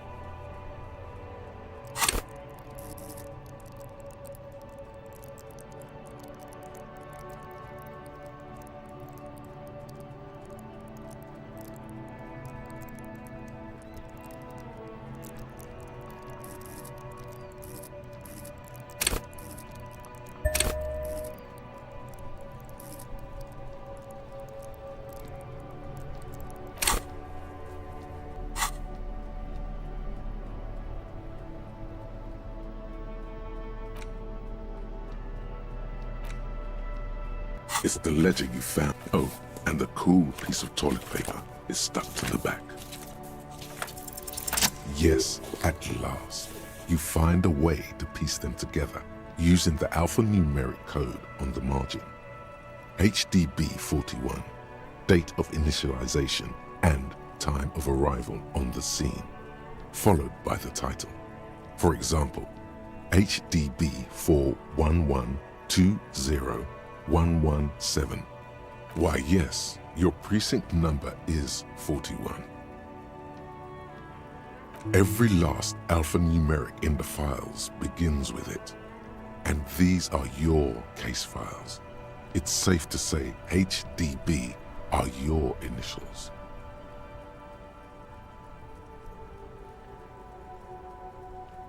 I got nothing here either. Logic really isn't the best faculty to have this conversation with, but it's the one you got. So sorry. Yeah, we're staying out of this business for now. HDB is bad news. It takes about half an hour to piece one together, using the system you've devised. Where do you want to start?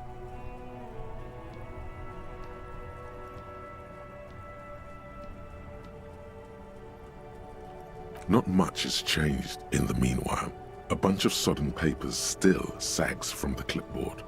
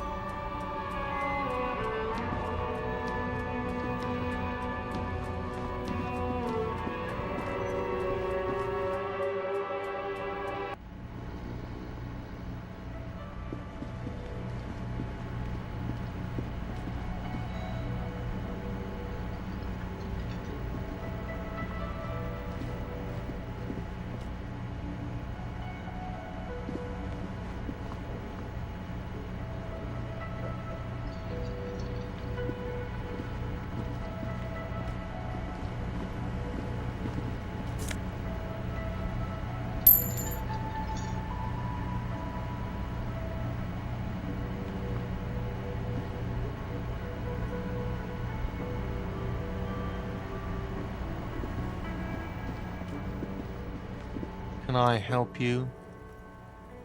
God. Oh, but he should be. Lay it on him. Wonderful. It is. It's wonderful. What? What does that mean? Cock carousel.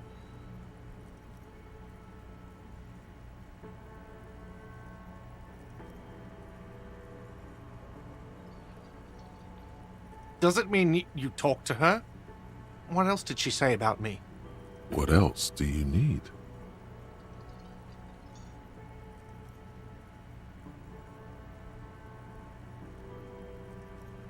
He looks at you, spinning your arms, then leans on the corner and sighs. His head drops between the shoulders, heavy and defeated. She broke the bird, you know. The great skewer. I found it on the ground with the broken wing on the morning she left. I should have known. It was her way of telling me to piss off. I should stuff it up my arse. Or you broke the bird. It can also be that. I think Sylvie even. Yes, the bird is connected to this. It's a symbol of hope, and she broke it.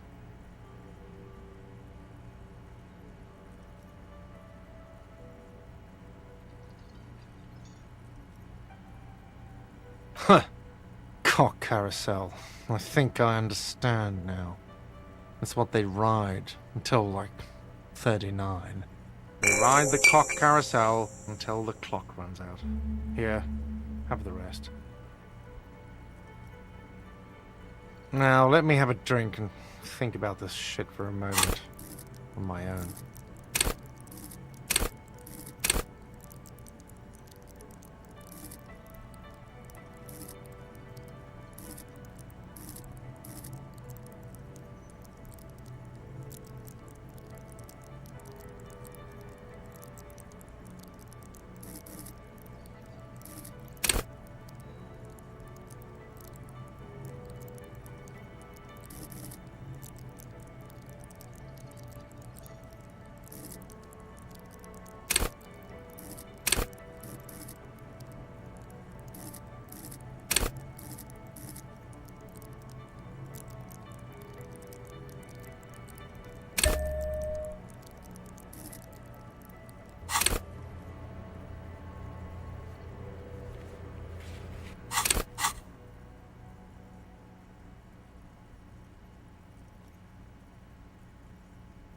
And there we have it. Isn't that beautiful? Another situation fixed by Dr. Love.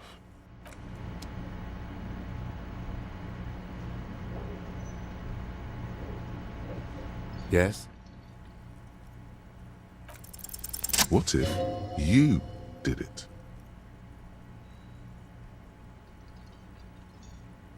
Yes, you killed him. And then, as part of the plan, you drowned out the memory.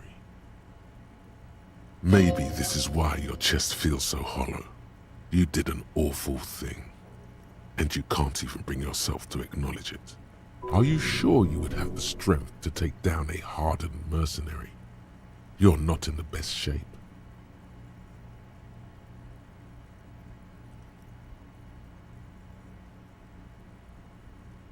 And what has led you to this conclusion? That is a common side effect of overindulgence. It will pass. I find that highly unlikely. It's not unusual for detectives to feel complicit in a crime until the perpetrator is apprehended.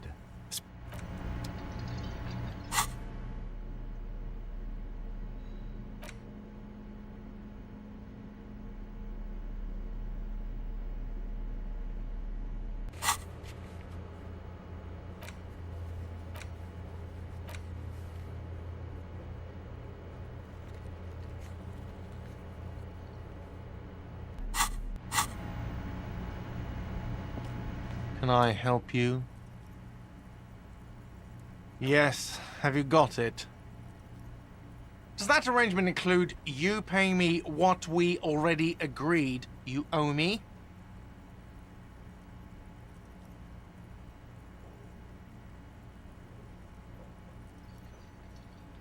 I understand your predicament as the manager. However, I feel I must remind you that we are here to conduct an important investigation that also affects your business. Forgive me for saying this, but your colleague seems more committed to drinking, and... He shrinks back a bit under the lieutenant's severe gaze. I mean no offense. It's really nothing personal. I just have to protect the interests of this establishment.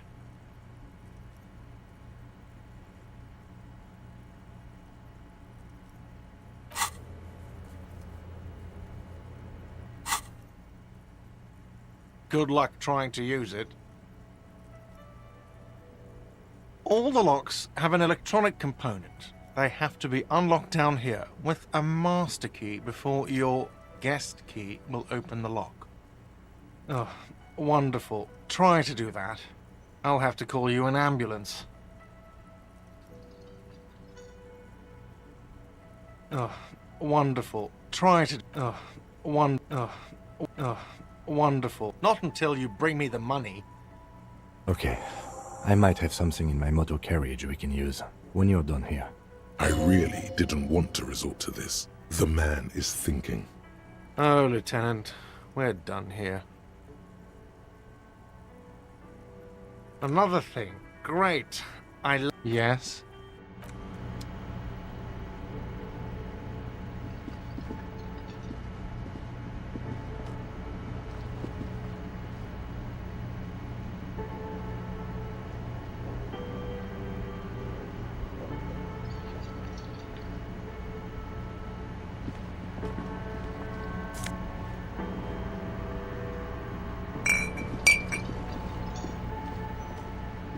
You see a heavy steel door. The door does not. The cobalt blue surface. The cobalt blues. The cobalt blue.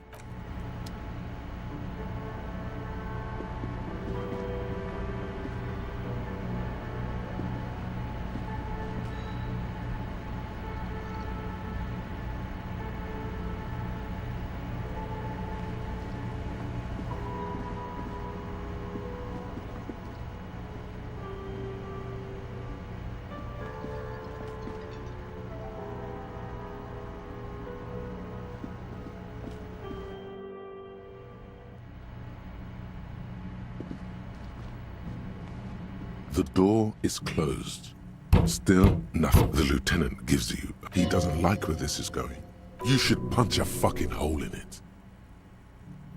You hear the murmur of blood in your ears.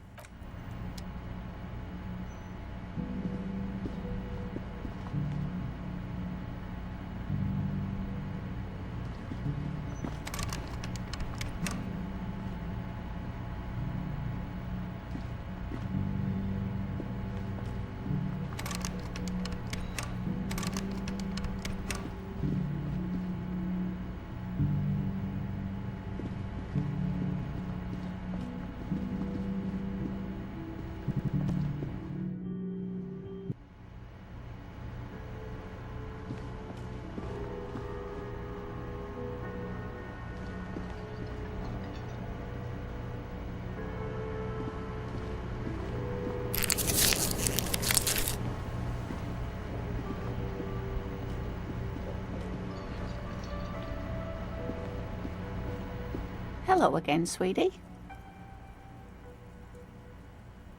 Yes, dear. A paraplegic is someone with limited or no ability. That's quite all right. There is no bitterness in her voice.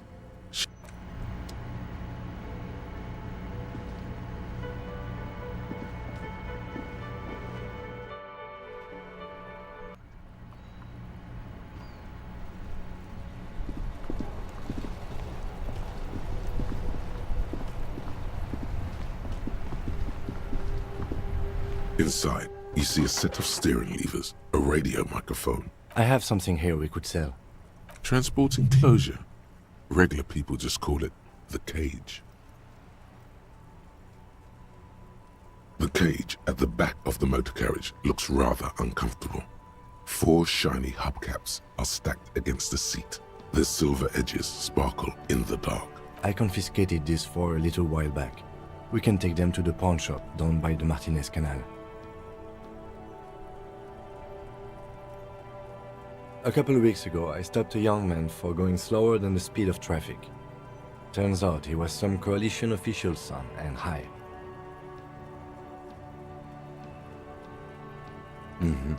I took them and arrested him for driving under the influence. I don't know, is it? I was going to take them into evidence, but they weren't necessary for conviction. He never asked for them back.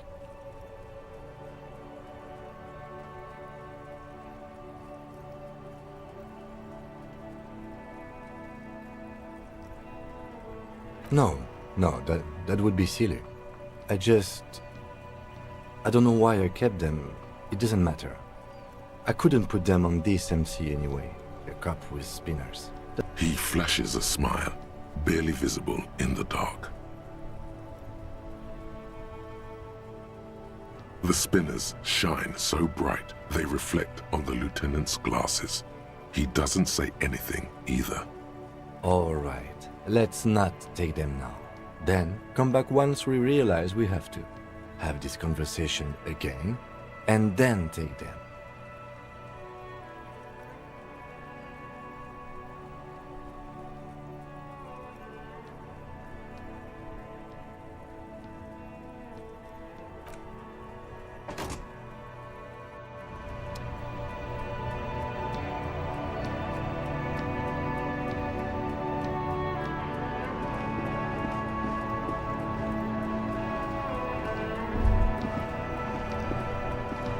The worn and beaten wooden planks of the bench do not look overly comforting.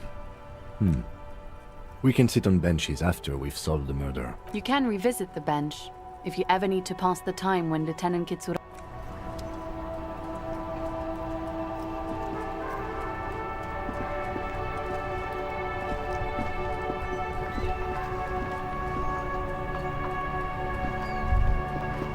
The worn and beaten wooden planks of the bench do not look overly comforting.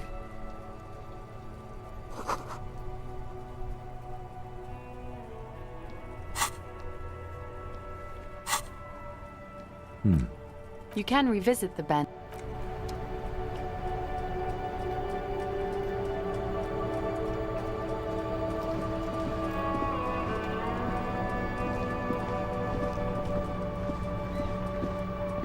This Postler Vantorie mail collection box has been heavily vandalized with graffito. A closer inspection reveals 2 bullet holes in the front.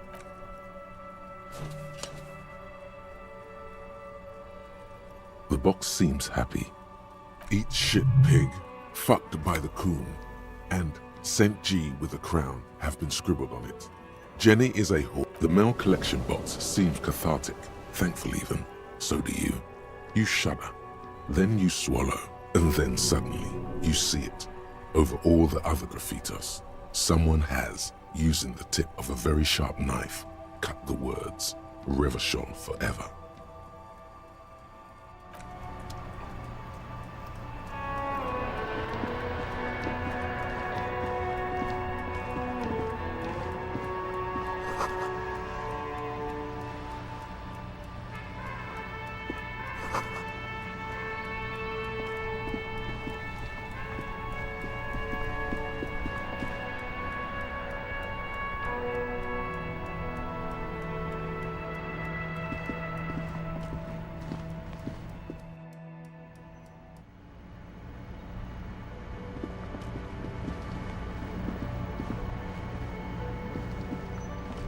Can I help you? Yes. Have you got it? A lot. For the room and broken window? 100 real. Does that arrangement include you paying me what we already agreed? As a police officer, you must understand that I cannot take you at your word without evidence. Evidence being money. You can't stay here without money. Not until you bring me... Okay. I might have something in my motor carriage we can use. I really didn't want to resort to this. The man is thinking. Oh, Lieutenant. We're done here. Yes. Have you got it? Does that arrangement include you paying me what we... Game? Everything is just a game to you, isn't it? Not until you bring me... Okay. I really didn't... Oh, Lieutenant. We're done. Yes. Have you got... Does that arrangement include you paying me... What about what I have been through, huh? You're not the goddamn... Not until you bring me the money. Okay. I might have something in my motor carriage. I really didn't want... Oh, Lieutenant. We're done here.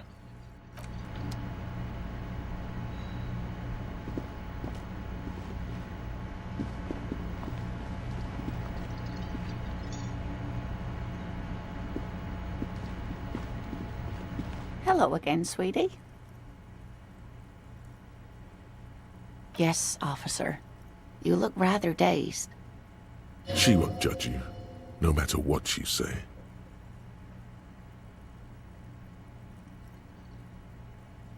You know where we are, right?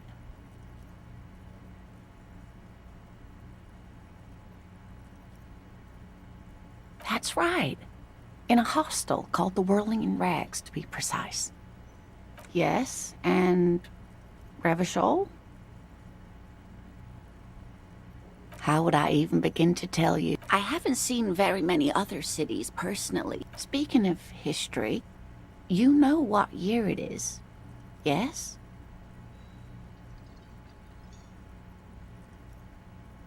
Perhaps, dear. Perhaps. She is perturbed by your not knowing what year it is, but not by your mention of the apocalypse. The lieutenant studies you. I'm beginning to suspect that you might indeed be completely adrift in this reality, thinks the lieutenant. How can it be that bad? Outside, the melting snow seeps into the cracks in the walls and the cobblestone streets, all the way down into the sewers. Above ground, the first Maybells blossom. I can tell that this is taxing for you, so I'll just ask one more question. What regime are we living under? What mode of government?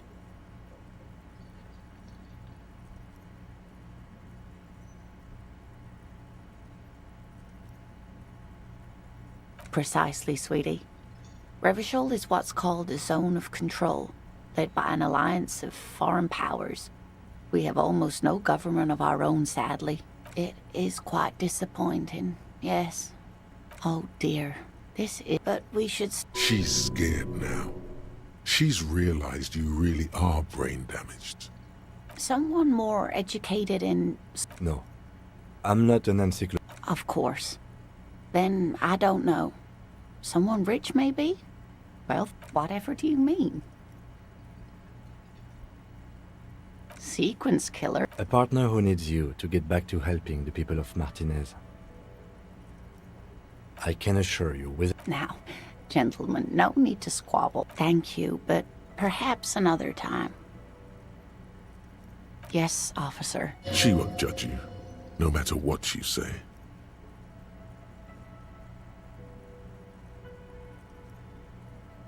Oh my. You know where we are, right? That's right. And where is the Whirling in Rags cafeteria? Yes, indeed. We are in the fine city of... Yes, and... Revachol? How would I even begin to tell? I haven't seen... Speaking of history, you know what year it is. That's right, dear. Her relief is palpable. She was getting pretty worried about you there. But outside, the melting snow... I can tell that this is taxing for you, so I'll just ask one more question. Precisely, sweetie. Revachol is what's called a zone of control, led by an alliance of foreign powers. We have almost no government of our own, sadly. Oh dear, but we should stop. She's scared now.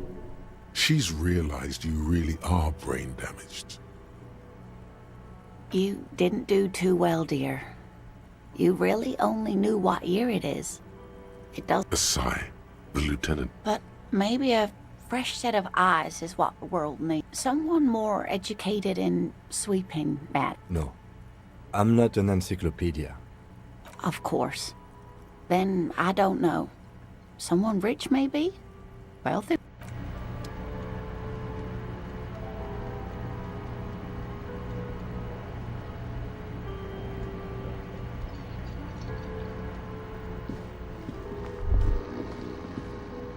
That sugary black rum stain on the counter makes you teary-eyed with joy. It's almost touching how syrupy and sticky it is. How long have you been up already? Attaboy. It's coming back to him. You had your mesolimbic reward pathway worried there, not thinking about drinking all that time. It was like you weren't yourself.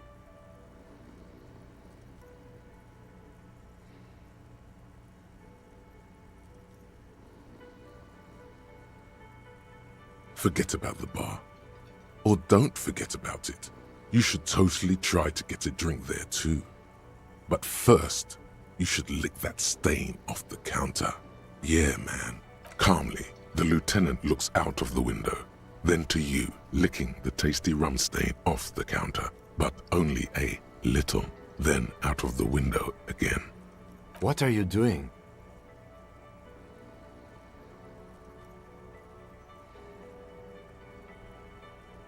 We should move. A real drink would go well with those cigarettes you're looking for. That's a great combination.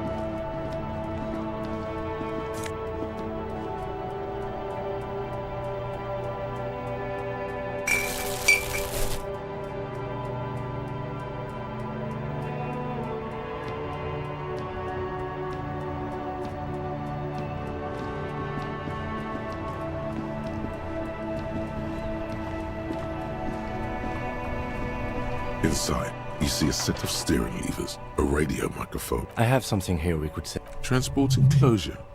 Regular people just call it the cage.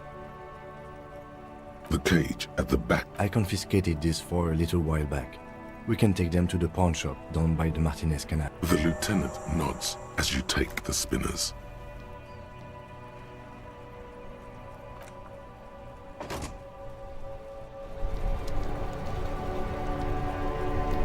Yes?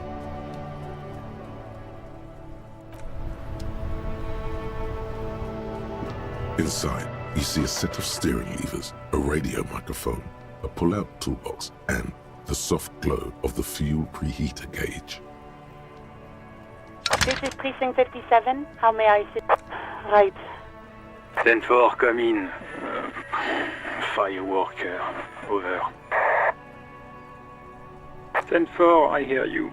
I don't have the authority to grant your request, but... What does he want now?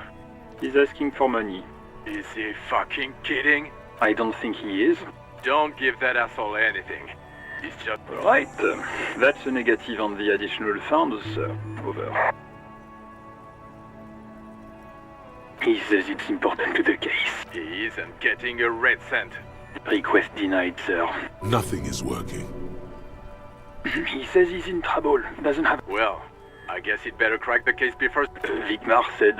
Who cares what this Vicmar said? Pull on their hearts. Enough, officer. This begging is below your dignity.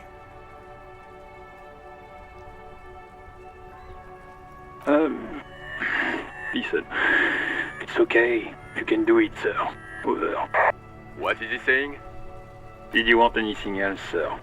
Many of your colleagues are also here. Over. What? I thought you had your shit together. This is nearing a complete meltdown. Stop it.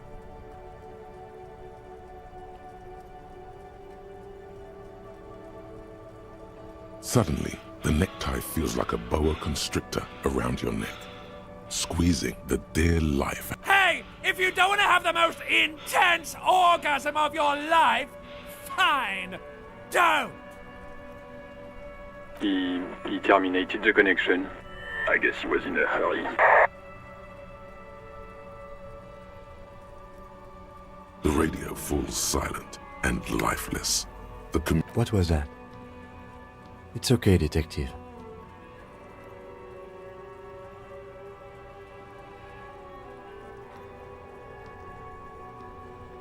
We should get on with our tasks. Work always helps me center myself. Now, anything else you need from my vehicle, or...?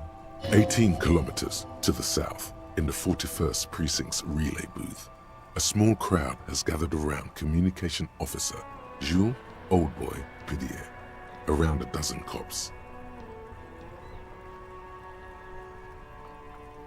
The small room is filled with cigarette smoke, abuzz with laughter, when Officer Judith Minot enters.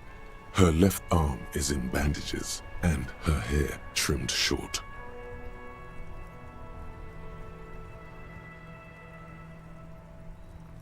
What is going on here? What happened is my... Mac, Yeah, Mullen was fucked, alright. Sounded... Yeah, Mac's right. This was some gnarly shit there. I mean, before he started begging for money, it was... Enough! None of this is funny. It's fucking sad. That's what it is. He's a cop. He's one of us, goddamn. We must help him. Yeah? How do you I just know we can't give up on him when he's... Mac, man the door. You know what he told me? I don't want to get better. This shit does not leave this room. No. I guess I can hold off the report for a few days. Good. Okay. Far north, on the other side of the motorway, the officer quietly hunches with his hand in the motor carriage.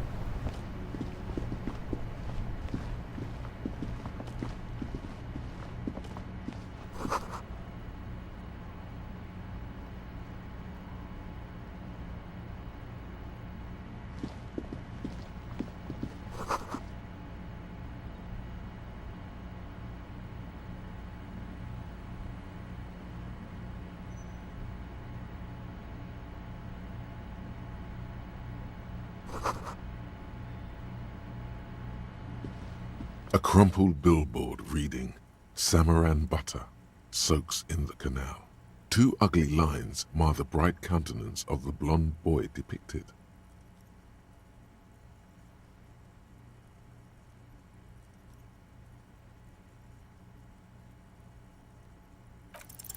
Just some tasteless advertising at the bottom of a canal.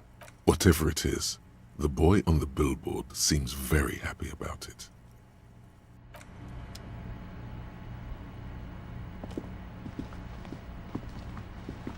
A couple of indicator lights are missing from this control panel. Loose wires dangle from the now vacant holes. In the middle is a lever. Beneath it, a small metal plaque. You pull the lever all the way up, until the metal clicks against the contact pins. You hear a soft clunk. Then nothing happens. Nothing happens. A cold gust of wind blowing in from the sea interrupts the silence of the situation. A spring brings the lever back to its original position. You still need to close the water lock to get across the canal. Wasn't there a sign over there saying functionality will be restored on Wednesday morning? You pull the lever, nothing happens. A spring brings the lever. Wasn't there a sign?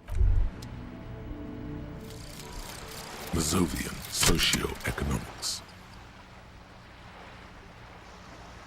0.000% of communism has been built. Evil, child-murdering billionaires still rule the world with a shit-eating grin. All he has managed to do is make himself sad. He is starting to suspect Krasmezov fucked him over personally with his socio-economic theory. It has, however, made him into a very smart boy with something like a university degree in truth. Instead of building communism, he now builds a precise model of this grotesque, duplicitous world.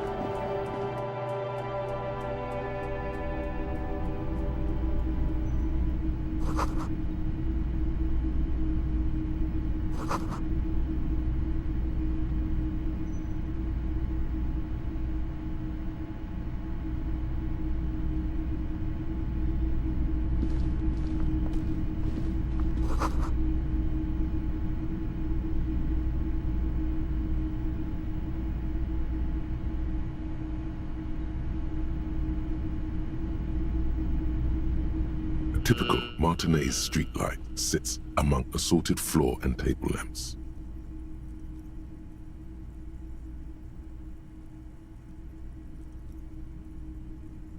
Yes, officer. As you see, it's in perfect working order. The light pole has been carefully cut, and the wiring has been redone and attached to a standard indoor plug. The light buzzes faintly, but persistently. It was brought to me to be altered. We are not here to investigate the theft of city property. You have to admit it's rather clever what he's done with it. 700 real. A bargain, I dare say. A bargain? No, it's not. He's trying to sweet-talk you into buying trash.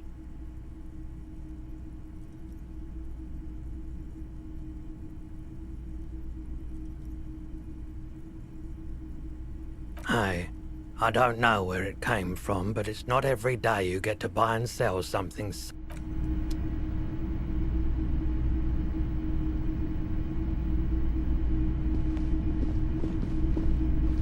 You see rows of toy soldiers guarding the rest of the trinkets displayed on the table.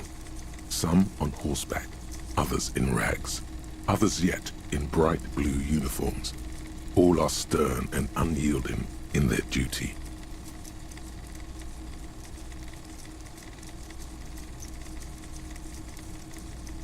Try to find something pretty and cool here, then use it to win her back.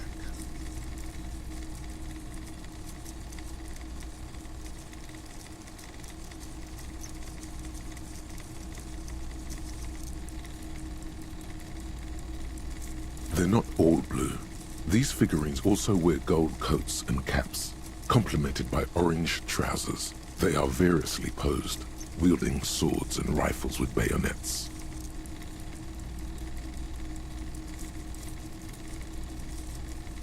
This is what the Loyalists look like, yes, at first. Then they wised up and got camouflage.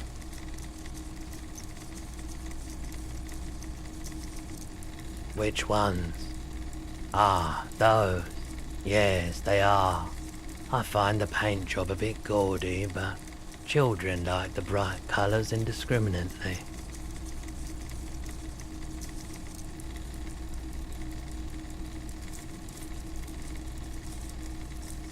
Big men on big horses, clad in lamella armor and carrying flintlocks, the kind that would mow down a line of enemy soldiers in the blink of an eye.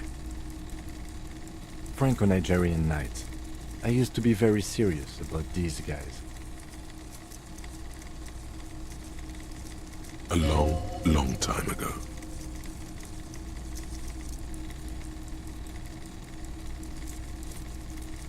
This set of soldiers isn't meant to look impressive. A few have rifles, but most of them carry pistols. Some even shovels and tall sticks.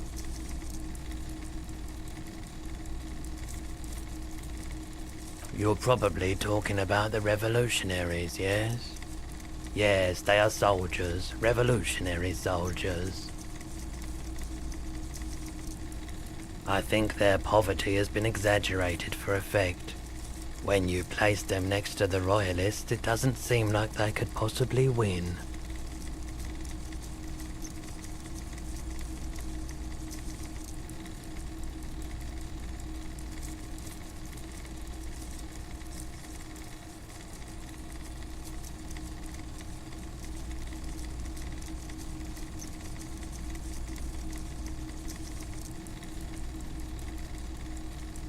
I don't like either set very much, to be honest. But there are many parents among my customers. He seems to have his own take on the conflict played out in perpetuity by these toys. Might be interesting to find out what it is. Yes, buy something nice. A figurine. Why? What's this? A headless man riding a horse? A headless man wearing futuristic tracksuit trousers that say found. Oh, that's the headless phone rider. There's been a lot of interest in that particular figurine. I had to hide it so it wouldn't fall into the wrong hands. I've heard about it. I've heard the headless phone rider rides a headless bull. Yes, there are several competing versions of the story, but I believe this figurine is a more canonical representation. The Headless Phone Rider. It's an urban legend about a man who rides the streets of Revachol sporting a fawn tracksuit. As you see, he's missing his head. 50 cents. Bargain priced. I'll throw in the tiny cap too. I think he's looking for it, or something. That part of the story has many interpretations.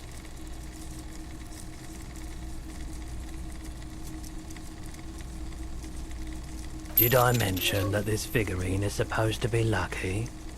Always carry it with you. That was a very smooth salesman's grin that almost comes off as earnest. You should learn from him.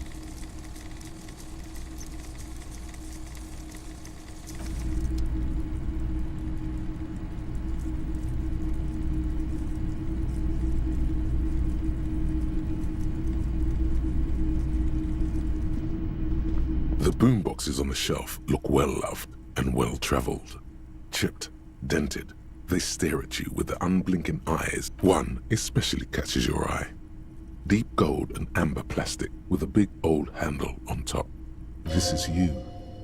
Golden orange, just make sure it works before you buy it.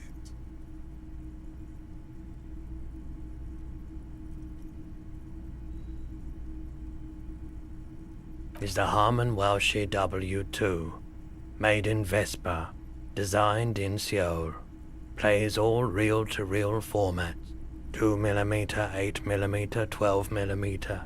It's even got a little radio in there. It'll set you back 12 real.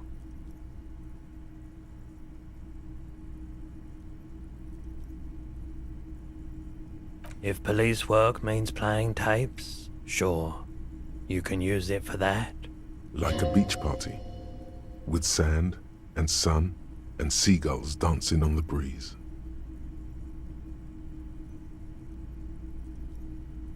Theoretically, yes, but we don't have time right now. It's generally murder investigation first, then beach party.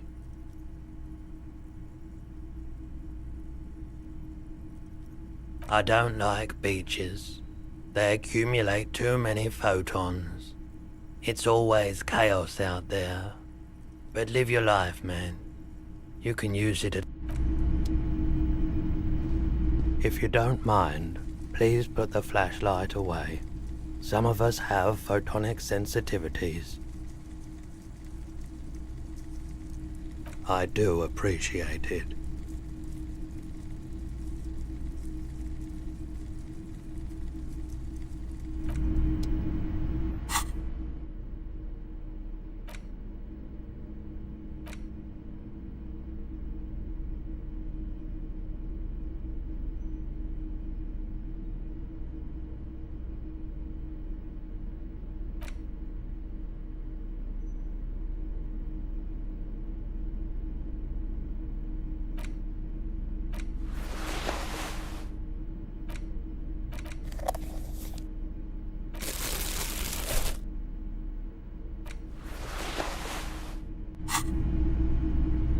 It's not often that I see officers from the RCM in my pawn shop.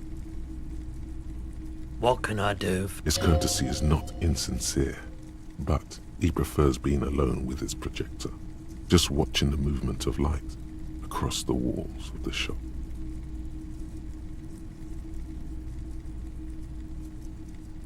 Oh no, not at all. I guess I haven't... Who are your customers usually? All kinds of people come through here. Locals, travelers, people looking for a deal. As you can see, I have a wide selection of goods for everyone to choose from.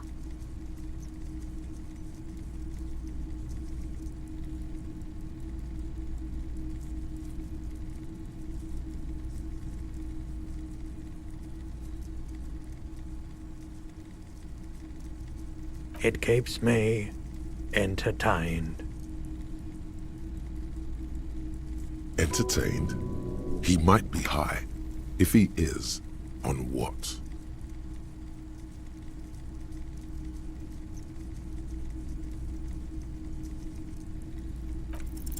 Okay, he definitely is high.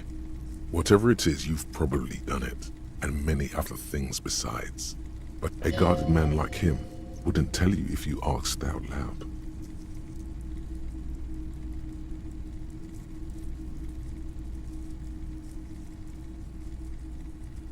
Yes, we'd like to sell these hubcaps. Roy takes the hubcaps from the lieutenant and inspects them. The spinners appear iridescent in the dancing light of his pawn shop. Yes, these are very, very good. Did you defraud some foreign prince for them? Jump a mesk banger? No one was defrauded or jumped, I assure you. Of course, I meant no offense. 200 real for you. Thank you. Here's the 100 real you need for your bill. Do not waste it. The windfall is a small consolation.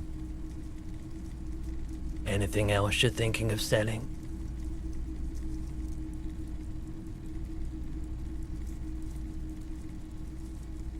Oh, no.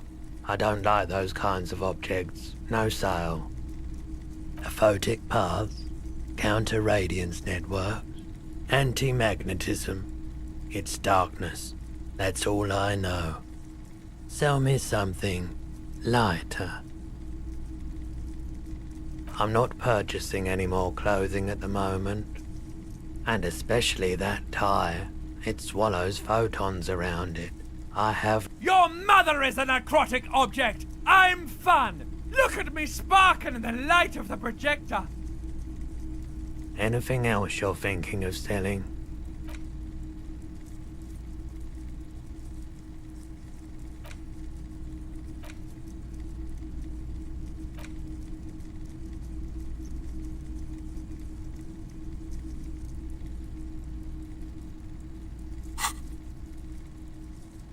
Another time, perhaps. Nope, still no clue. You obviously haven't been doing enough drugs lately. Someone else came here earlier today asking the same question. I promptly sold her the gun you pawned a couple days back. What? Sold? The lieutenant shifts from one foot to another. Alert. You were adamant about getting rid of it, officer. Said you were undeserving of a service weapon, and I don't like keeping guns around the shop for long. Off the charts photon. He's not telling you the whole story. It seems he's trying to spare you. You weren't quiet. You were very distraught. You said the gun was a threat to your life, and when I said that I don't normally buy firearms, you put the gun barrel in your mouth and sort of sucked on it. You sucked on a gun? Good. Very normal.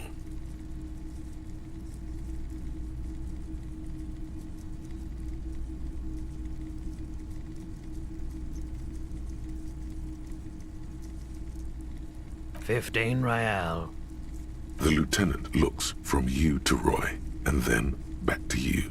It's clear that he hopes this tableau might still turn out to be a bad dream. It's not, though. This has got to be the most. Wow.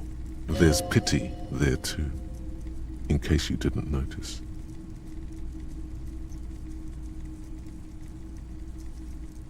It certainly does. Especially in Revachol. She didn't seem like a policeman, although she kept referring to herself as a pig, which was odd. I found her interest in the gun a bit obsessive. Truth be told, she was terrifying. Right, so let me get this right. You sold your sidearm, issued by the citizens' militia, and now a civilian is running around the streets of Martinez with it? Miraculously. His face does not reveal what's happening inside.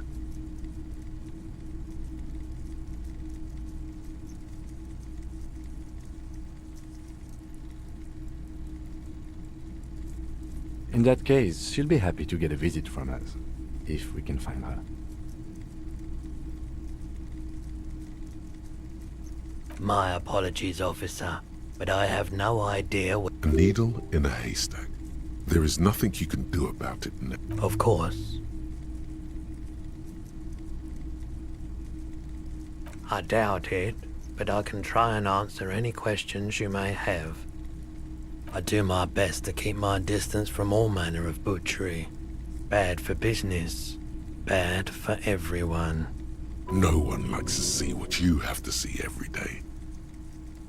The pawnbroker's gaze is already fixed on the dancing colors. Sure thing. Sure, man. As you turn, a bright light catches your eye, making you squint. From a distant sunset, a stage light, flash photography, nowhere in particular. It's just what superstar law officers do. They squint at lights, and they solve shit.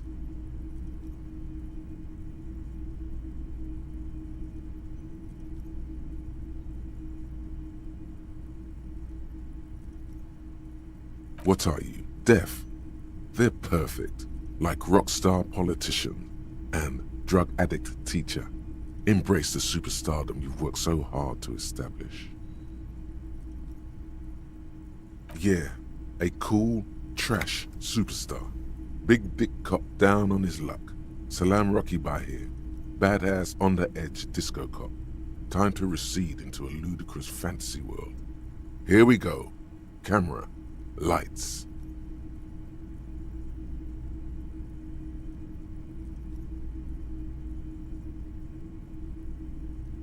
With a sudden flash, the world freezes around you, and you along with it.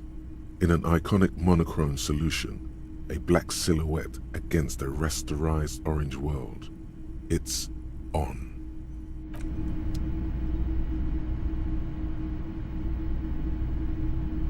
Greetings on this fine night. What brings you here? The pawn shop is always open. Feeling warm and enthralled by the movement of light, while the mind continues to race forward.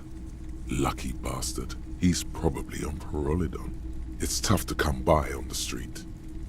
A drug developed by the military to treat and prevent radiation sickness.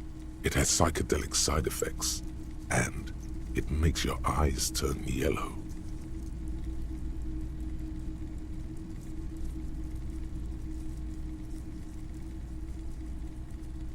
I try to keep the shop at a comfortable temperature. There's a note of indignation in his voice.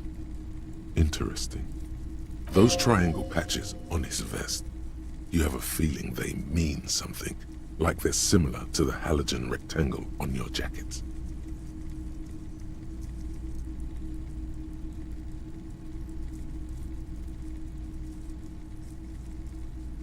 Parolidon is just something since the People's Power disaster. I was with the Emergency Relief Brigade. Had to take it for radiation sickness. He's taken it for mental and emotional, not physical pain these days.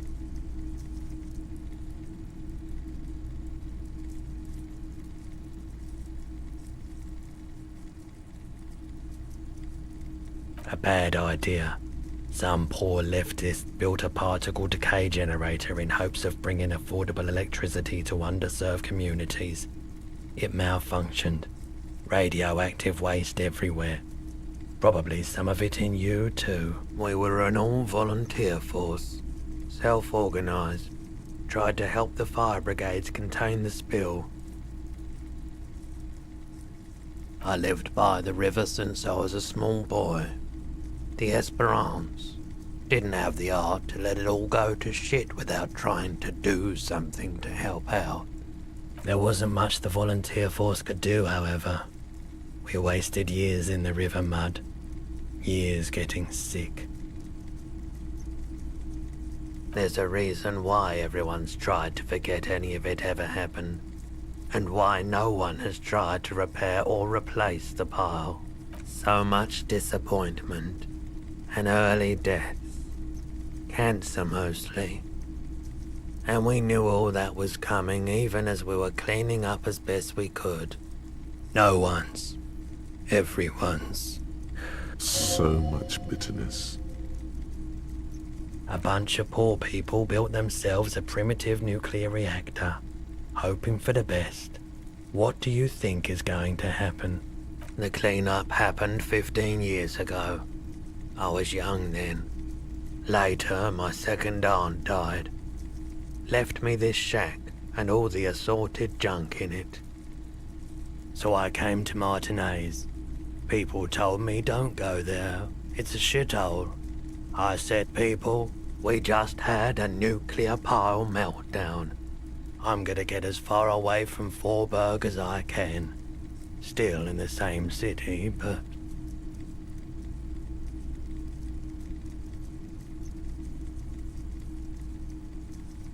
I like the theory more than the story. Outward movement, not vortices. Yeah, you gotta get in on those vortices, my man. Have you tried it before? It's almost like he's worried for you. The lieutenant steps away, pretending to admire some of the knickknacks on display. Go ahead then, he thinks. As long as you can walk straight, I don't care.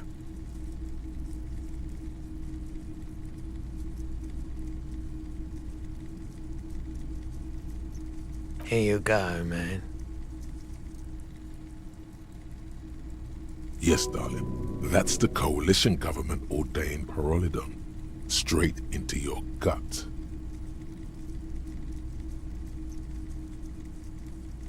Of course.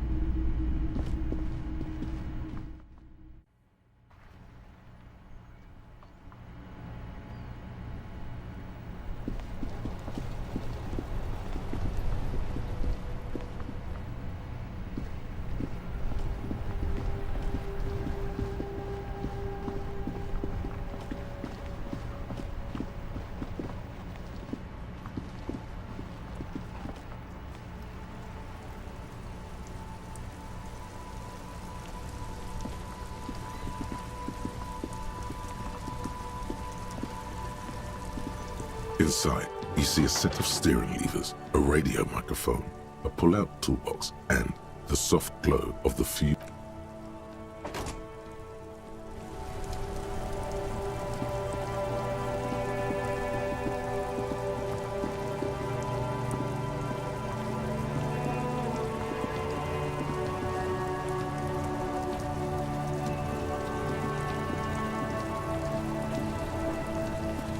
Have you come to make your offering to Kuno?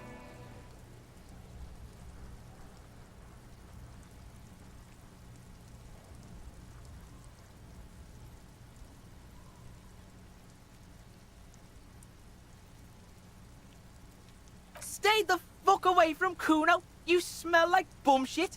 Kuno's not a bum! Kuno doesn't touch that shit! What? Do you think Kuno's fucking 80 years old? Trying to bring me bum juice? Make the Kuno paranoid? Just because you get high off that shit doesn't mean Kuno has to fuck himself with that fermented piss and shit mix.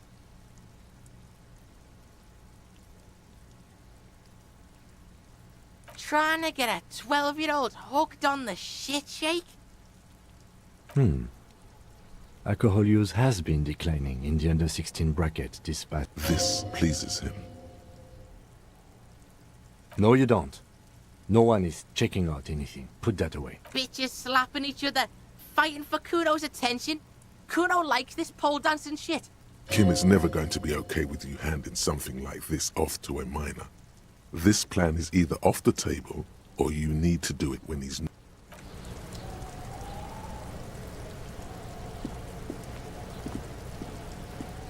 I'll die before I squeal, pig. I come from the woods, good Davidu. You don't want to go there with me. You don't want to see what I've seen. Don't be traumatizing here. Get the fuck out of here.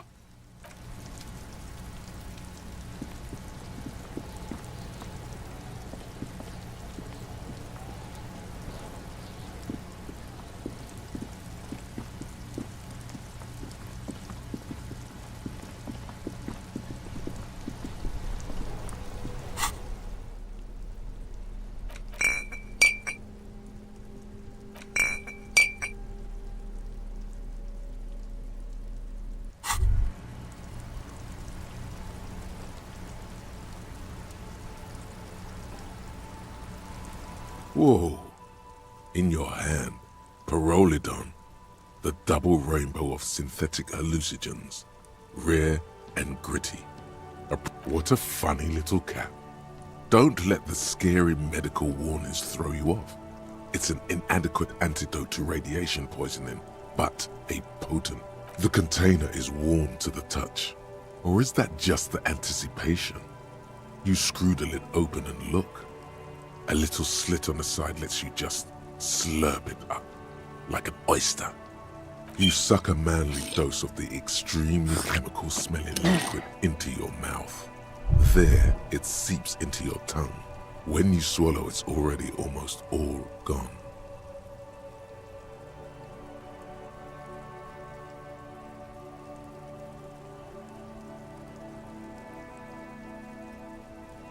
It tastes like many things, all melted into one conflagration in the back of your throat.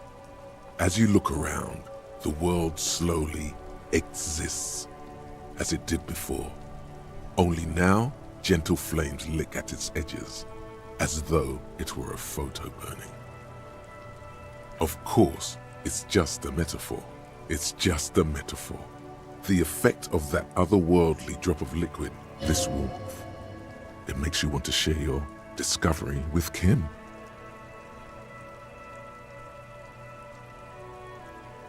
I'm happy for you. His glasses turn golden as the fire reflects off the lenses.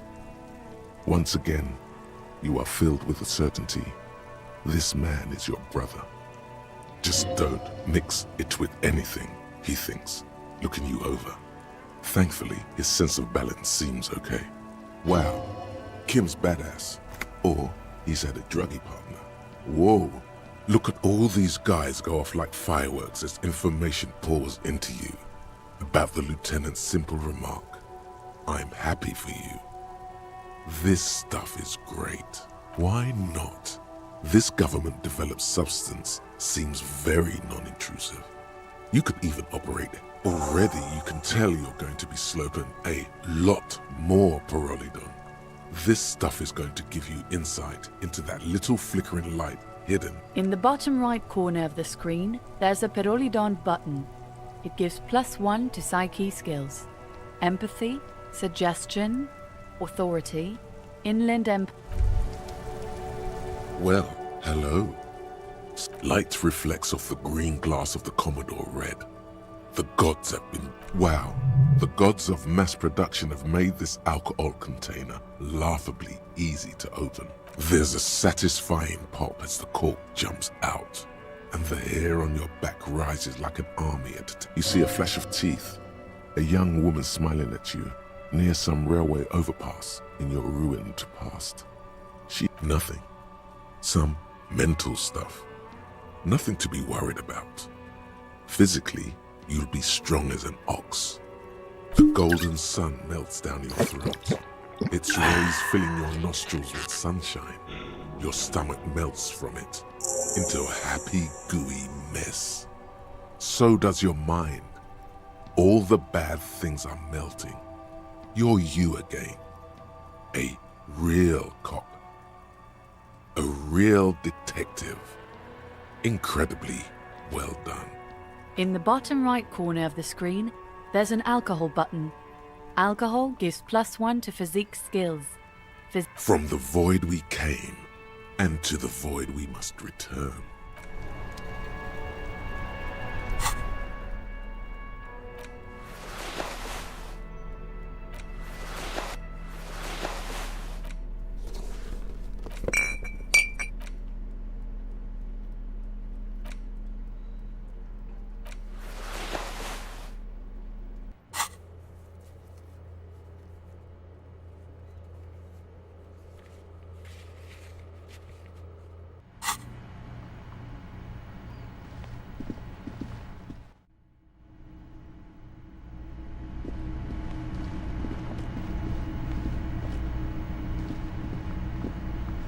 Can I help you? Yes. Have you got it? Well?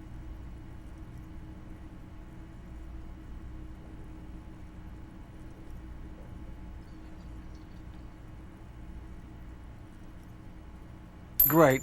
Thank you, officer. That's all I wanted. Payment for services rendered. If you continue to stay here, I just ask that you please pay your nightly bill in advance starting tomorrow. He's not sorry about his behavior for your sake. Now that you have money, he really wants to make sure you're not angry with him.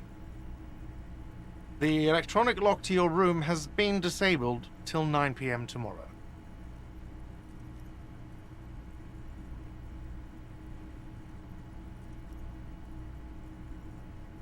Please pay for each night in advance starting tomorrow. 20 real per night. I'll take a room here too. Of course. Always happy to have officers from the RCM as guests. Anything else I can do for you? Another thing. Great. I love those. Yes, not the whole damn union, thank God.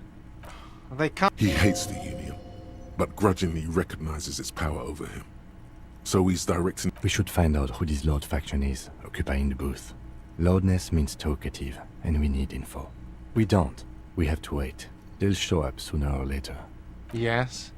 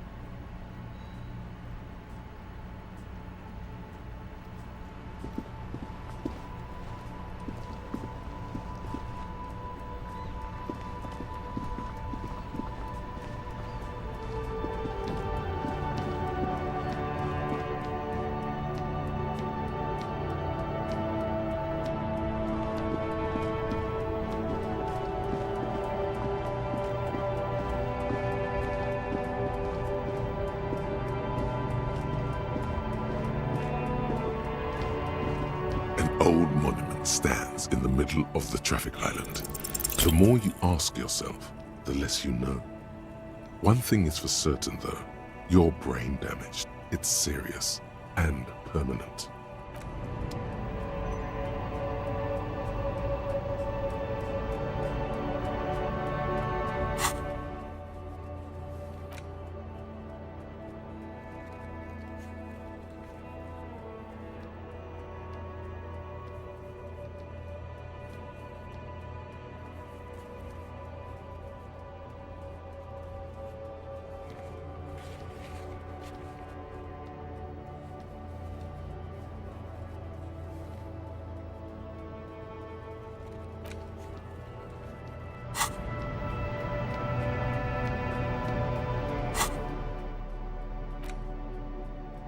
It's the ledger you found it. Oh, and the cool piece of toilet paper is stuck to the back. It takes about half an hour to piece one together, using the system you've devised. Which one do you want? Not much has changed in the meanwhile.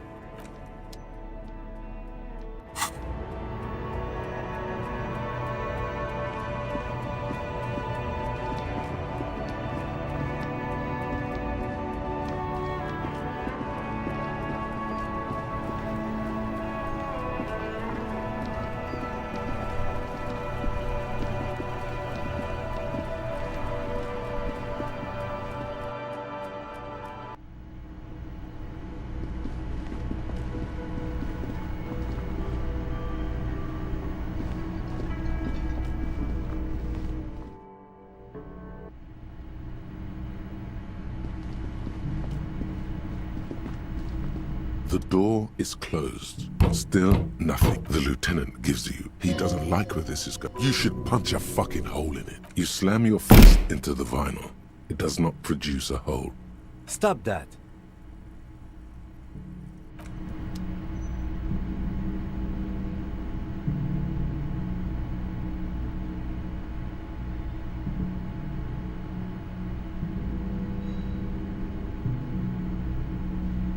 The door is closed. Still nothing. The lieutenant gives. He doesn't like with it. You should punch a fucking hole in it.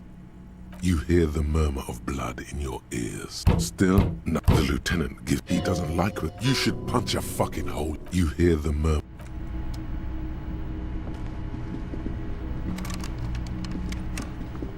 This is the door to the room you redecorated. Just a moment. You had some questions earlier, I believe. And besides, we should discuss our progress on the investigation.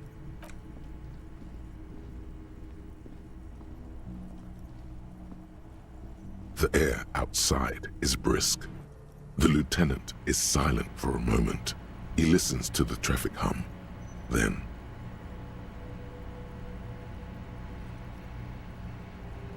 where shall we begin?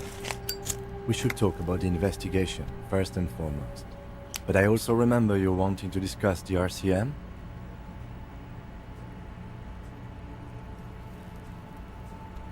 I have a cigarette every night when I go over my notes. It's something of a ritual. oh man, he looks so devastatingly cool with that cigarette. You mean this? This isn't cool. It's an unnecessary trial of will, and unhealthy. Keeping the habit within the parameters he's given himself takes a lot of focus. It would be easier to simply quit. You're cold, Detective. Again, I only have exactly one every night. Yes, it's been a long and eventful day. Well, we inspected the victim's body, so that's good. It was not easily approachable in that state. But I would say our initial inspection was very thorough. And then you shot him in the chest, which wasn't ideal. But we did manage to get him down from the tree. So as they say, all's well. Right. Then we performed the field autopsy on the victim. We found... I still feel like we missed something. But maybe the boys in processing will surprise us. Now, as for interviews, my list of people to talk to here in Martinez, I mean.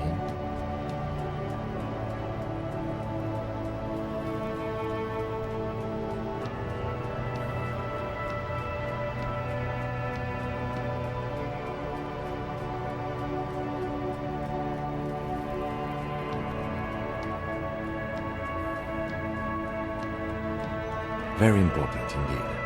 Well, we conducted, and he wasn't particularly forthcoming with useful information, however.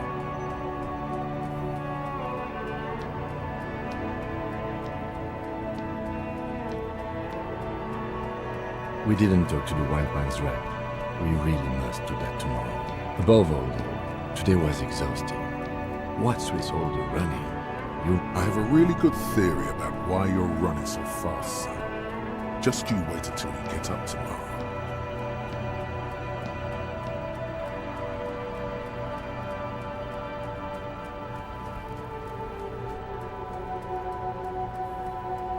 Alright, but, and forgive me, this is just something I have to ask. If you have shoes, then why aren't you wearing them? Suit yourself. But you should probably consider wearing them anyway. They're quite limited, actually. The power officers of the Revachol Citizens Militia exercise most frequently is imposing fines of up to 1,000 real for offenses, in accordance with an interdepartmental schedule. Yes, although indirectly, as citizens can always request records from their local station. Officers of the RCM have been known to take bribes of less than the prescribed fine amount. It undermines trust in the RCM. The RCM's primary role is to ensure safety. We are not really supposed to play any part in the economic structure of Revachol. We can arrest people, of course, but rather than bringing someone in directly, it's preferable to serve a station call slip. It prevents confusion and overcrowding.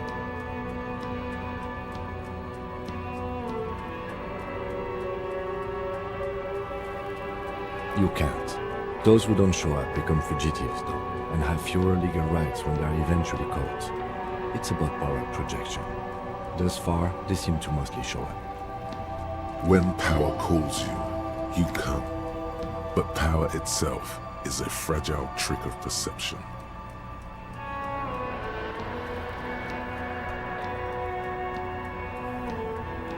As you may have gathered from the fact that we are expected to carry a record of our kills, like the one in your watermarks, we are permitted to use whatever force is necessary, and strongly admonished not to abuse that power.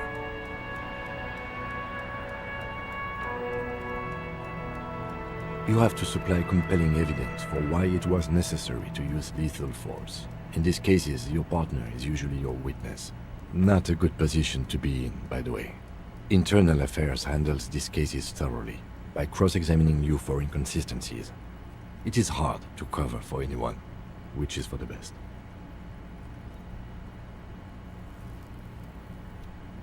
We don't convict.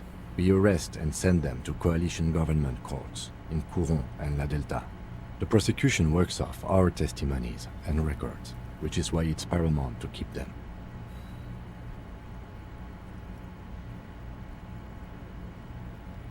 The coalition government, and the moral intern more broadly.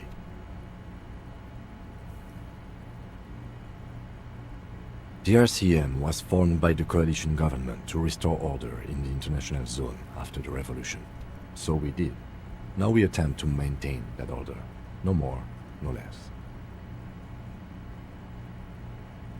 Or perhaps it is better to say we were allowed to form. It's a point of contention whether the citizens of Revachol or the coalition government founded the RCM. Silence. A great comment to such a conundrum. The Moralist International are the world's largest political organization. You know who they are. They have been running this place after the revolution failed.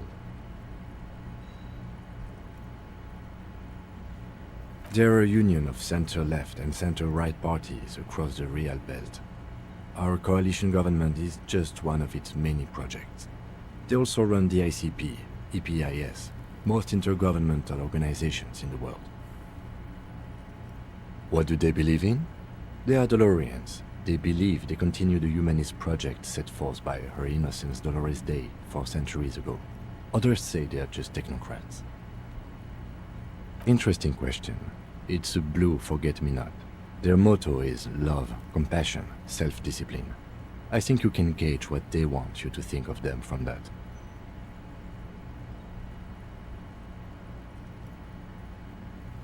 something ominous. Something even a little feminine, but in a strict manner. A historic figure? The author of the modern age? You will have to look elsewhere for opinions. The subject of humanism is too abstract for me. For you, she is something painful, though it's hard to say why. The moral intern are a fact. I try not to have opinions on facts until they change. And it doesn't look like that's about to happen. It is more than that. There's some kind of affection in him. Yes, I did, when I was younger. In my 20s, I considered myself a moralist. A blue forget-me-not, a piece of the sky. They're not all that bad. But the years have changed that. I don't know what I believe in now. No, I believe in the RCM. That's enough for me. Do you?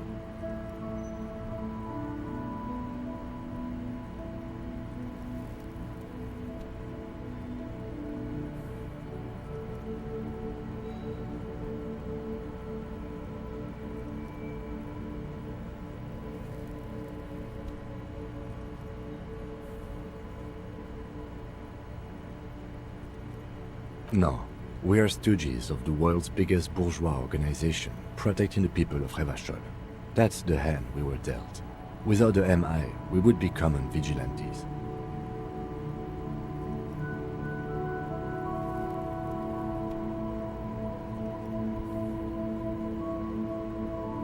Then you will adore Martinez.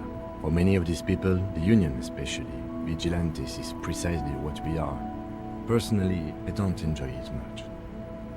The lights of the orphan district are reflected in his glasses, the red and golden orbs of the motorway sliding like pearls on a string from east to west as Revachol commutes back to the suburbs. Tomorrow is Tuesday. Monday is over.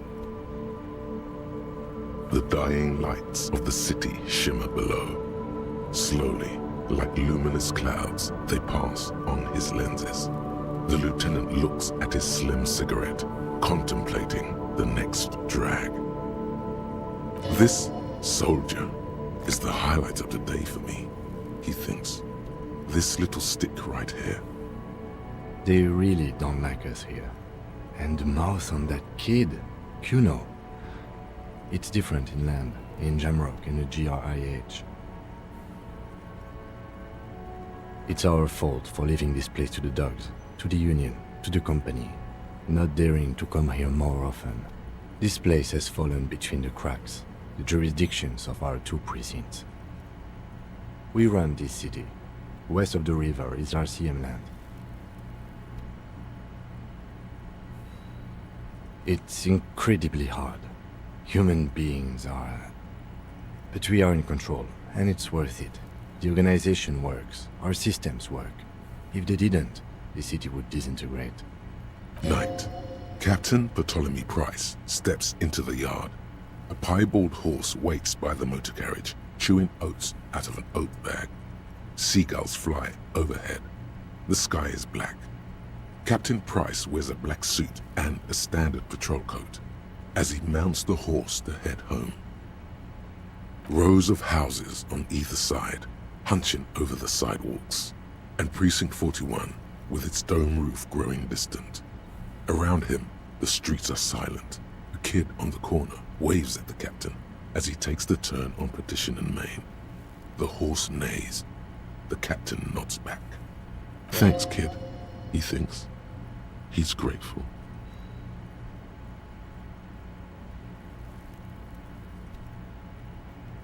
Probably not. Anyway, positive change happens slowly. We never really get to see the impact of our actions. Yeah, it's getting very cold now. Let's go.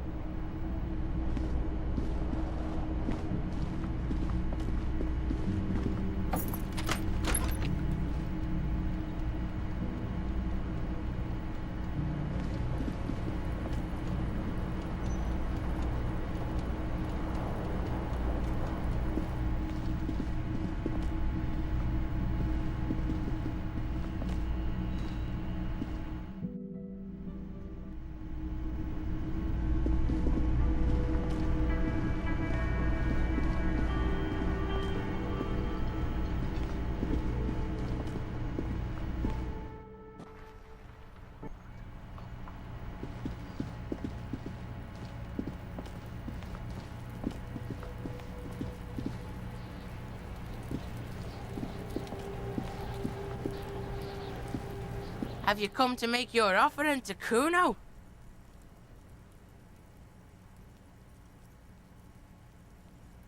Okay, Porkson. Tar keeps Kuno sharp. Helps Kuno think. Kuno likes that brain boost shit. We're cool now, but don't be pulling this shit on Kuno, or Kuno's gonna have to beat the shit out of you again. The fuck about it? You're testing Kuno's pay. Get lost! Yeah, the kingdom of. Yeah, whatever. Kuno doesn't fuck.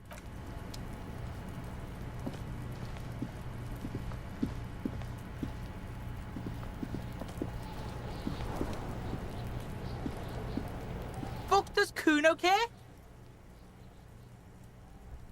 Kuno's Kuno. You already know that slow shit. Kuno thinks you have brain damage or some shit. Kuno cares. Kuno, stop being nice to the pig! Step away from Kuno, fat-ass creep!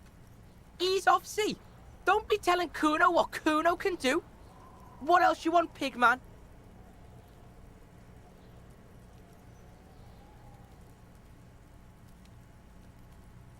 Kuno doesn't fucking care.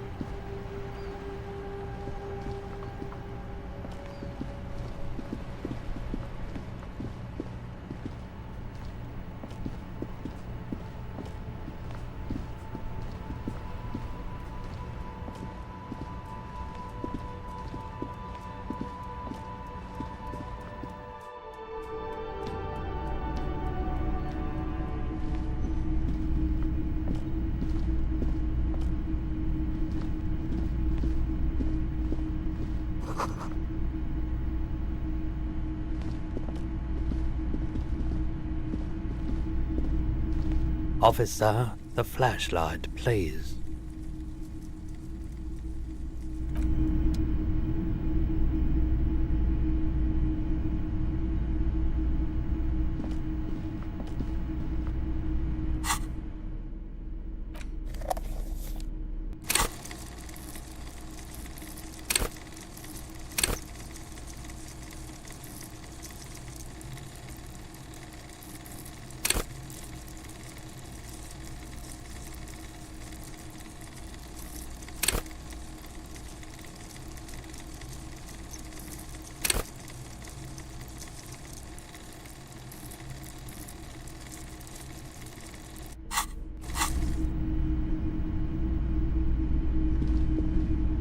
Hello, hello.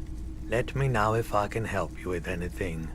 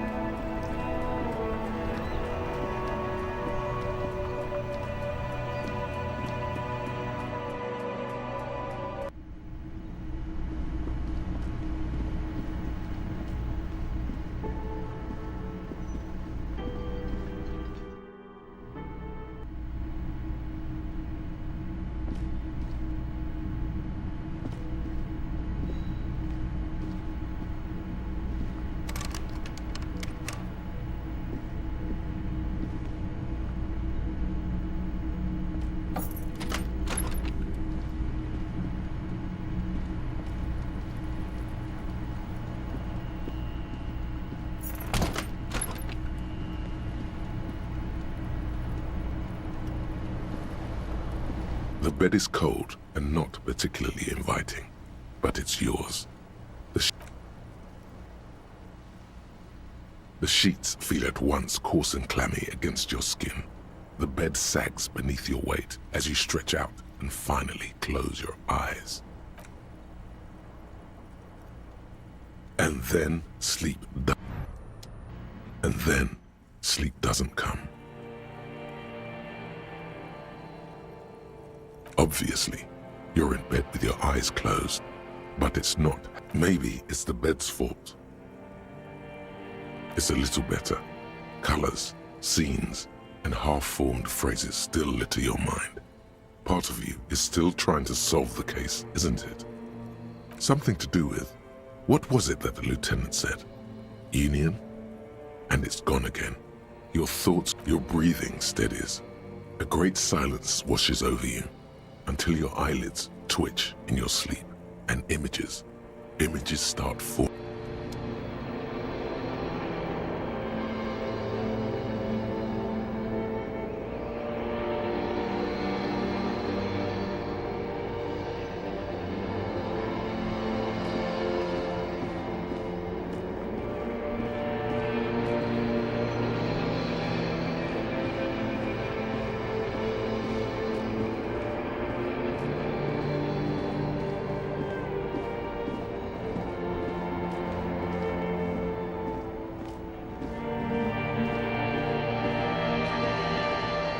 Do you remember the scent of your childhood?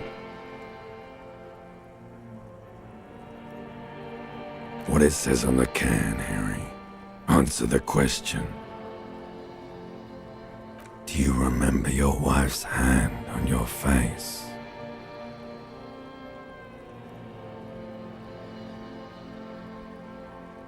You know who I am. I'm the bad day. The one where you ask her, and then later in the streets, wandering. It's the worst day of all time, Harry dear. Reality will turn into a grotesque nightmare. Do you remember the warmth of her thighs, between her legs and in her mouth? Oh no, Funky baby, you stayed. It was the rest of it that left. Or you just stood there. Tell me, where are your friends? Human beings have friends, Harry boy. Where the hell are yours? No, it's gone. 3 times gone and never coming back. You failed Elysium. Everything. The pale and the useless. On the surface. The outer magnetosphere. Burning, furious truth. 8,000 years. You really dropped the ball, Harry. 4.6 billion No, Harry. You were just talking to yourself. That's all you ever do. You'll be back in those cold snakeskins in no time.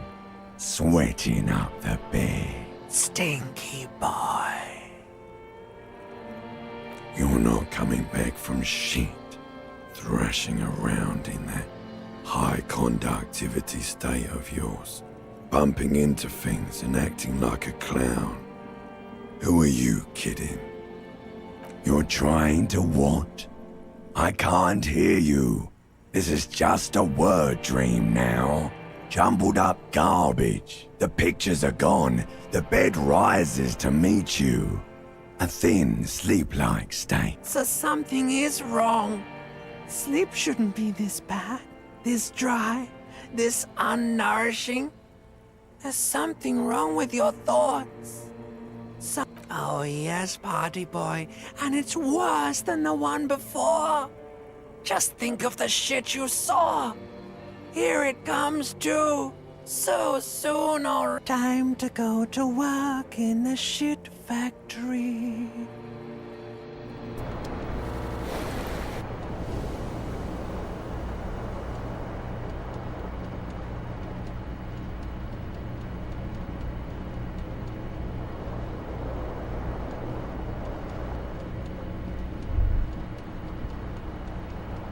Good going, buddy.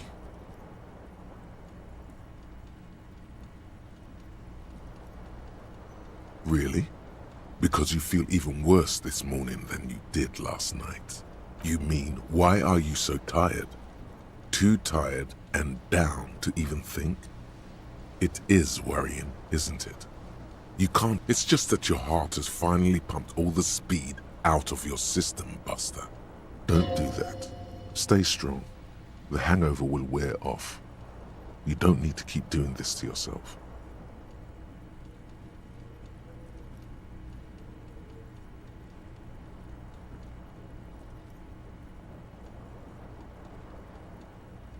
Speed is a potent central nervous system stimulant. It kept you propped up all day yesterday, despite your debilitating hangover. You got up from this floor because of a holy vow you made 16 years ago. With me. To wake up exactly 7:30 every morning until the day you die. Don't be silly. There was no vow. You were high on speed. That was the only reason you got up. You can't detect without it. It's that simple.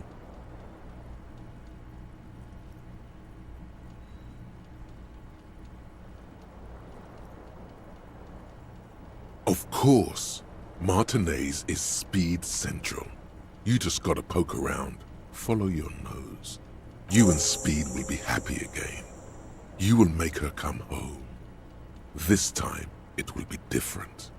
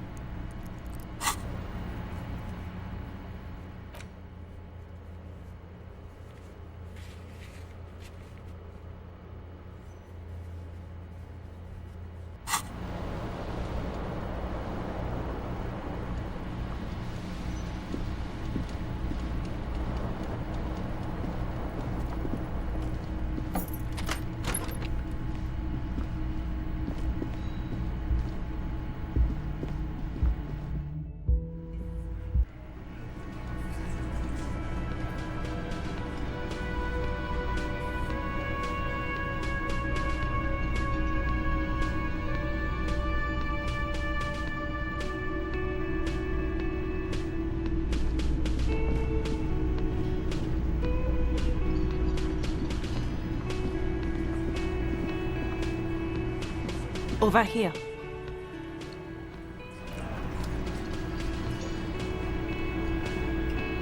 Let me handle this. Detective disorientated. Are you still wondering where you are? This is Martinez, in case you've forgotten. I advise you not to overstay your welcome. That's right. I am not a gardener. I'm a legal counselor for the Dock Workers Union. So let's get to it. You're looking for Titus Hardy? You think he has information that will help you? Maybe he does. That's Titus. Talk to him. But know this. I'll be keeping an eye on you. No strong arming. Nothing. It doesn't matter if you recognize our authority. We will make... She says nothing. How is that sign cleanup going? Huh? Fuck the police and all that? She said she would clean it.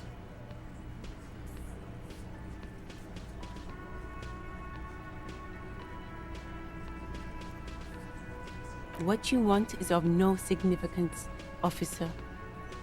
Don't test your authority. What are we going to do to you? The union isn't going to do anything to you. It is not a... Goddamn right it is. If anything, it is the RCM who do things to people. But we digress. She shrugs. Almost. No, it's in there. She's just stonewalling.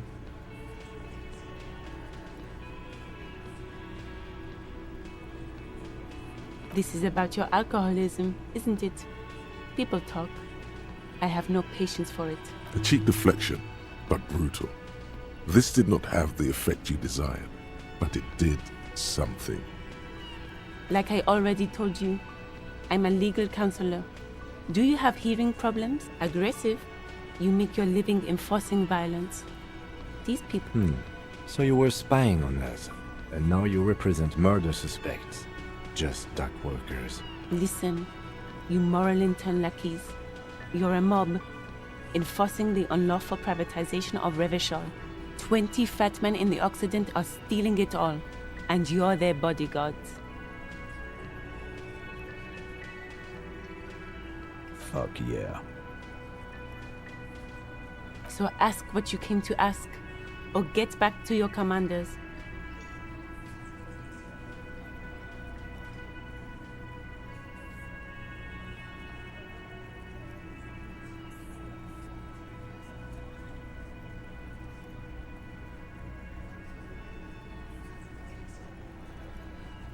Look, a comedian. Do your job, ask your questions, then get out of Martinez.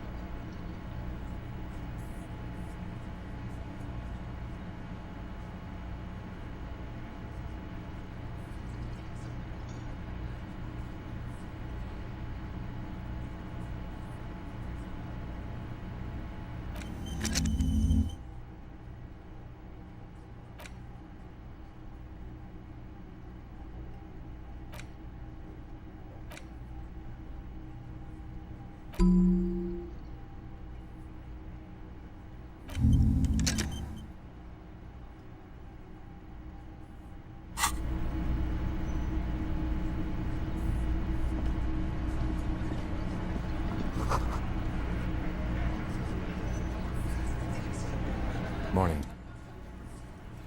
I've got some good news. I took care of the body. The thought of him decomposing in my MC wouldn't let me sleep. Well, he's in processing now. We have other matters to attend to. He kind of wishes you'd acknowledged his contribution, but you've missed your opportunity now. The Union muscle finally turned up, and they look rowdy. We need to talk to them.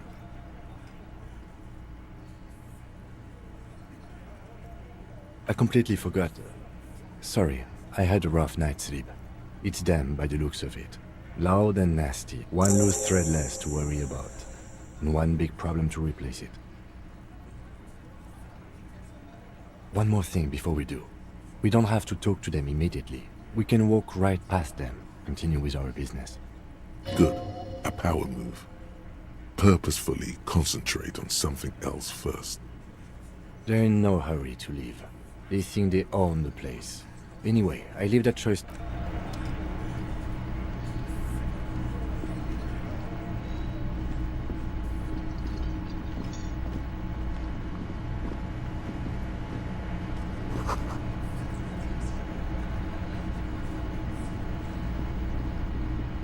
The man ponders his cooking utensils and gives you a little nod, acknowledging your presence.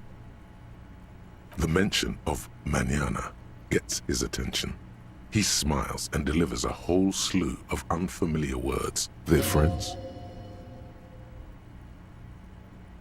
The man says a couple of sentences in that strange language of his, and then seems to wait for you to speak.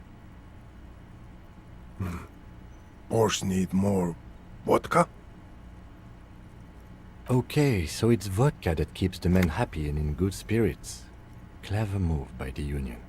Vodka borscht! I love it, Bratan! Turn it the fuck up and then ask for some yourself. Turning it up seems like a dangerous idea, honestly. The place is a powder keg.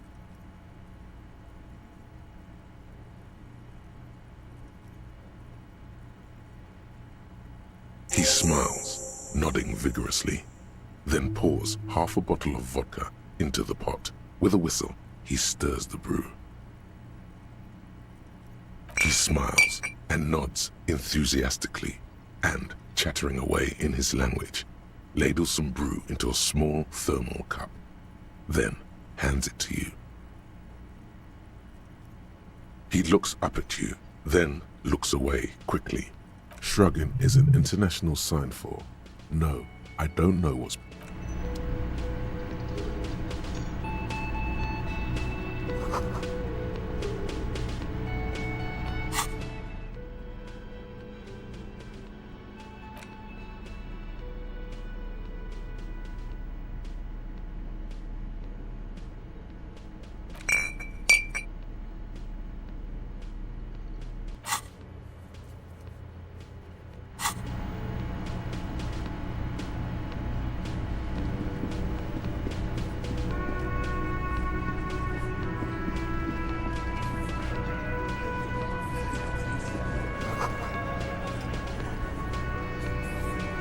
Behind the dockworkers, a ceiling-height window. The hawthorn branches scrape the glass like bony fingers. The men are talking, but you swear you hear those black limbs tap on the window as the wind blows outside.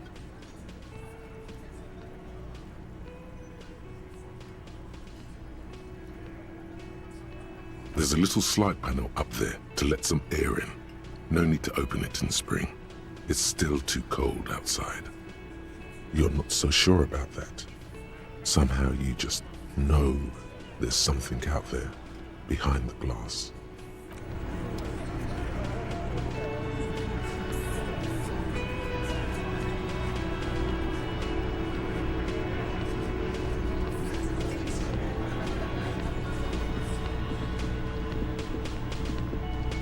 Just a moment. And there's no public phones nearby? The closest phone booth is down the coast. Sorry for the inconvenience, ma'am. It's fine, I understand. Thank you anyway. The lady is distressed. Perhaps something more upbeat might cheer her up. Please don't trouble yourself about me, sweetie. I was just hoping to make a call, but the Whirling's phone line isn't working. A faint smile tells you she appreciates the effort, but at the moment her mind is on more serious matters. The union office probably has a phone, but I can't really get there, or to the phone booth down the coast. And Gary's phone is dead too. The manager was vague about it. To let the young woman who's house-sitting for us know that we may be delayed. Morel, my husband, and our friend Gary were supposed to get back by Monday night, but they're still missing, and I haven't heard from them. I was also hoping she'd heard from Morel. That's just it. This isn't like him at all. He always plans his expeditions so carefully. A cold breeze hisses through dense thickets of reeds. Something sweet in it, somnolent. A damp chill goes down your spine. When you look around, you're still in the... You have more important things to worry about.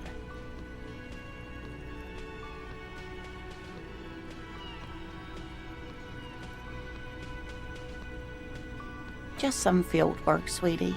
Morel is a highly trained scientist. He and his assistant Gary are studying an extremely rare species of insect, but they should have returned by now. They were just going down the coast across the waterlock to set a few traps. The waterlock, that was broken. Could this be it?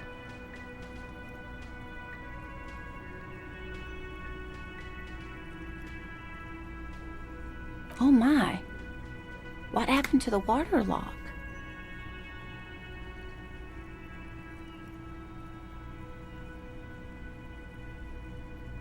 Oh, sweetie. If it weren't for you, I'd be looking forward to another sleepless night. Thank you from the bottom of my heart. You're welcome, ma'am.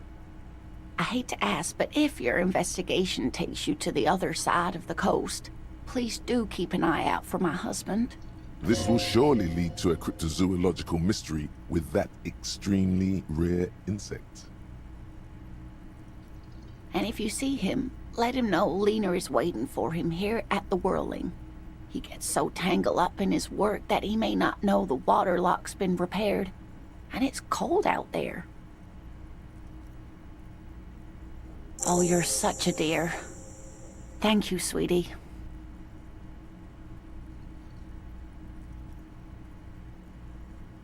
Oh, sweetie, it's fascinating. But I shouldn't bore you with entomological. The lieutenant gives you a sideways glance.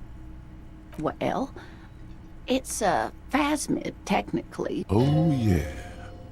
Here comes the interesting. Where other phasmids imitate sticks or leaves, this one's a living reed. It disguises itself among the reeds here on the Insulindian coast. Hence its name, the Insulindian phasmid. Perhaps you'll end up co-discovering the phasmid with us, officers. There's a touch of awe in the way she enunciated the creature's name. To be honest, this animal sounds like a cryptid. You wouldn't happen to be searching for some kind of gnome of Giroma, would you? I smell pseudoscience, he's thinking. Not a big fan of that. It's simply elusive. So much so that most establishment zoologists doubt it exists at all. Establishment. I thought so.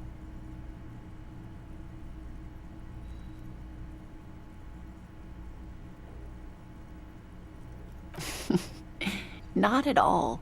Why else would it hide itself so carefully?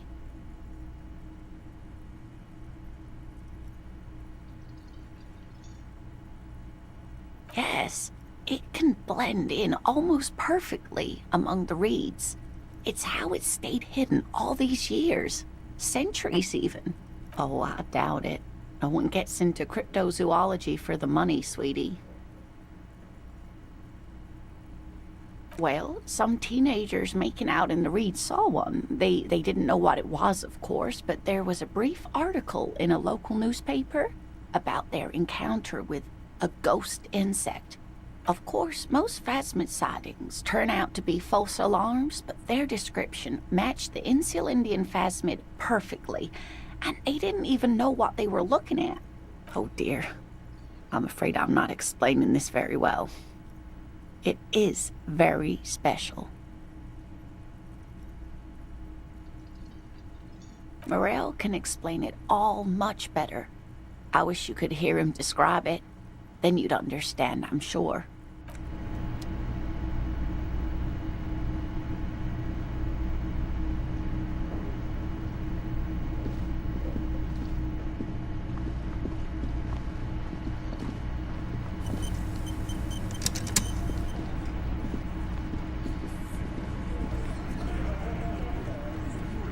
This is where you say your bit.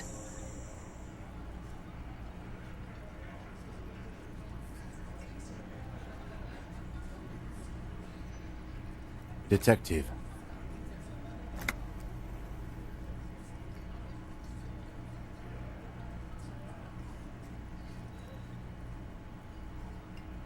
Hey, dipshit. You hard of hearing or something? The boss man's talking to you. What, is he fucking kidding? This guy high or something? Hey, asshole, up here. We're talking to you. We're looking for Titus Hardy.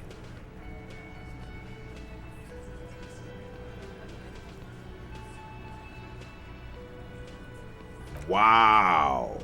The RCM sent us some big dick cops. Real big dick cops. Look at them. Reckless. Swinging in the wind. Yeah, look at the big dick on that cop. Can't tell a dick that big what to do. Must be something in the water in general. Yeah, gave them real nice big dicks. Yeah. Anyways. You might want to start asking your questions now. It's not going to get better than this. These guys are so macho, they're ready to confess to first-degree murder. Ask if it was them.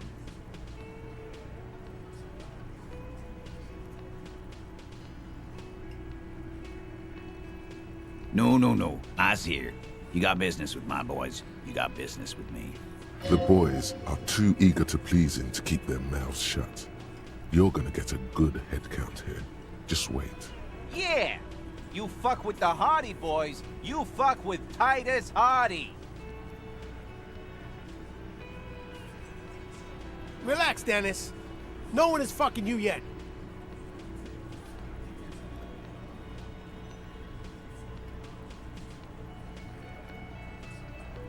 Yeah, Dennis, calm down. No one's fucking you, you stupid fuck. Let Dennis enjoy his fucking, man. We don't mind.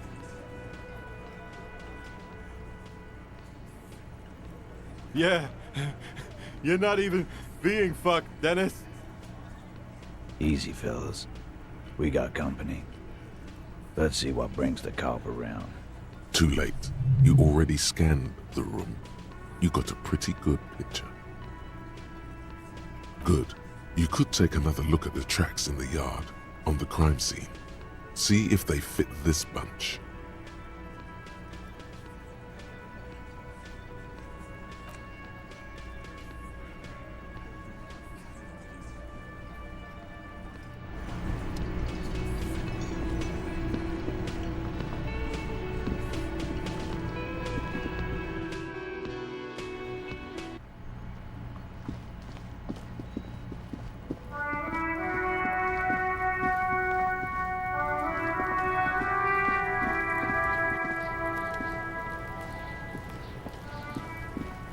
There are several footprints in the mud, left by work boots.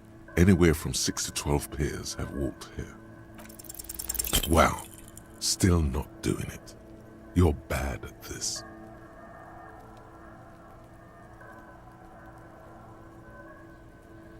Don't beat yourself down. Neither can I. We'll have another look later.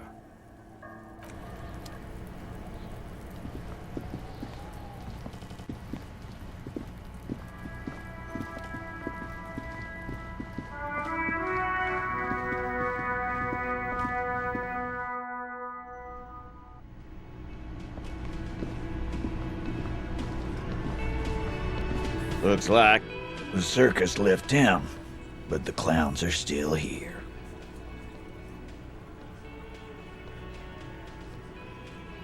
So, you're not just here to swing your big dick. You're here for the pretty boy. A real looker, that one. Stinks like shit, too. They love him, boss. Spend all day digging around in there. Can't get enough of that pretty boy smell. Funny. But my partner and I have a serious matter to discuss with you.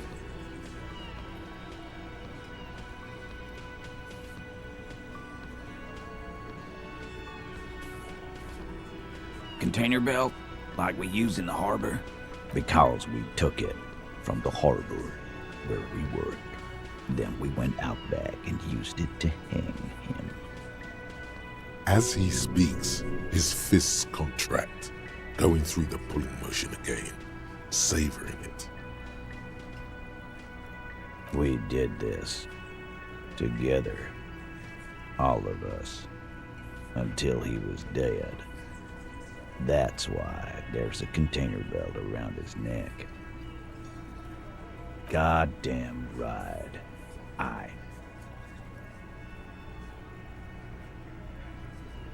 No. These 7 honest men have equally come forth. They told you what happened so that you don't waste any more of your time.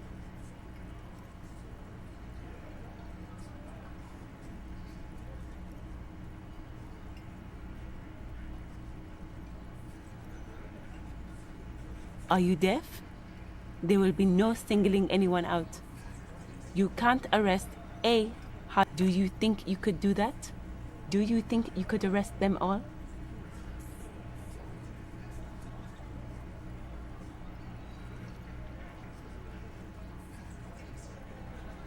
Who do you fucking think does?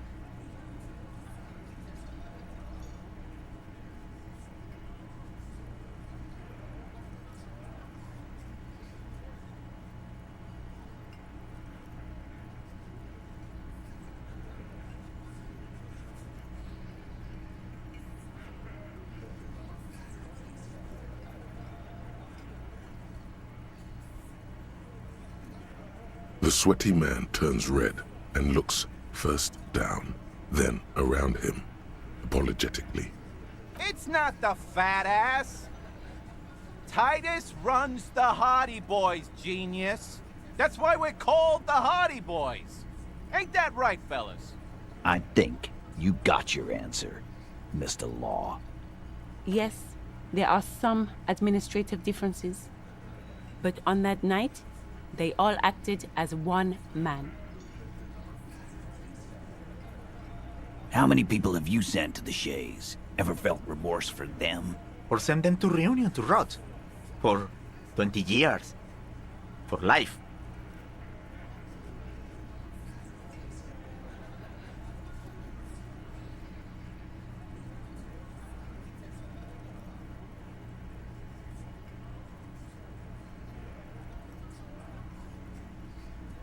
Doesn't remember them.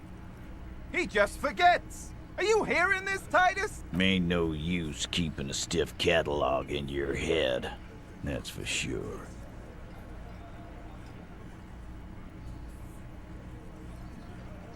You don't have to keep answering his questions.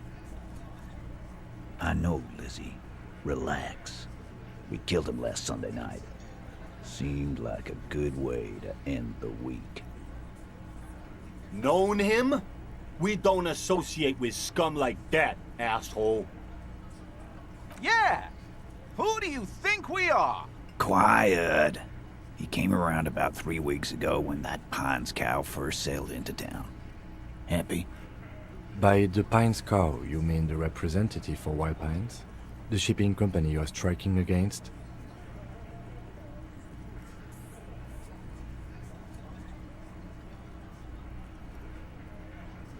No. I mean the Pines cow. The stupid-ass cow they sent in to fuck us over. But you know what? Why don't you ask her about the pretty boy? I'm sure she has interesting things to say when you ask her hard enough. That's enough insinuation for today, Titus. Officer, your interview is drawing to an end. Don't waste your last questions. Why? 'Cause he was worthless mercenary scum. And he stepped out alive in my town. So am I. Now, how about you? No, fuck him. Murder rage never came from... Why? 'Cause he was worthless mercenary scum. And he stepped out alive in my town. And he stepped out alive. What kind of mercenary? The kind that shows up when you start a strike. The experienced kind, too. Had Cohoy and Semenine written all over him. Ex-Oranese Special Forces. A live grenade. Right here in our bar. This one has a special gripe with him coming here. I can't prove it, but I know he was sent by the Wild Pines. They hire merc shit like that. Story of every strike from here to Samara. 'Cause one night, he walked straight up to the mic and said, I'm Oranese goddamn Special Forces, and I'm gonna fuck you all! Really? Yeah, really. Had a gin and tonic up there, sang some Oranese paratrooper song, and said he's gonna fuck everyone. We couldn't believe it either, but he fucking did. Right there. Like some kind of animal. Wrong. He harassed women, raped one, harassed workers, threatened to kill some as a warning.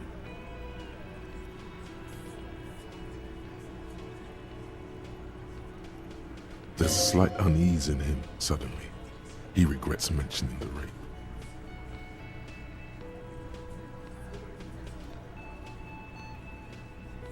To kill us all, if we don't open the gates, if we don't let the scabs in, if we don't bend over. That was before he started coming here.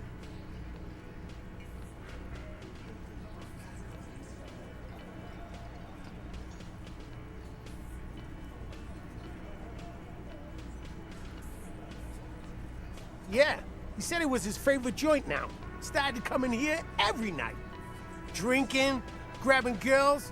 Grabbed one of ours mid-karaoke, right there on the stage. He grabbed someone? Yeah. This girl's on the mic. A beautiful girl. Young. Gets into the second verse of Lover Lake. The fucker grabs her legs, starts screaming. Show me your cunt! Why don't you show me your cunt? Then, he gets knocked on the head with a wine bottle. Doesn't even fall down. Aren't you fucking listening? My man is talking to you. He took care of it. They got the girl. Yeah, me and Eugene got her out. Aren't you fucking listening? No. You're not getting the name. That's a Martinez matter. And I'm not discussing it with you clowns. Despite the stonewalling, you can slip one more question in.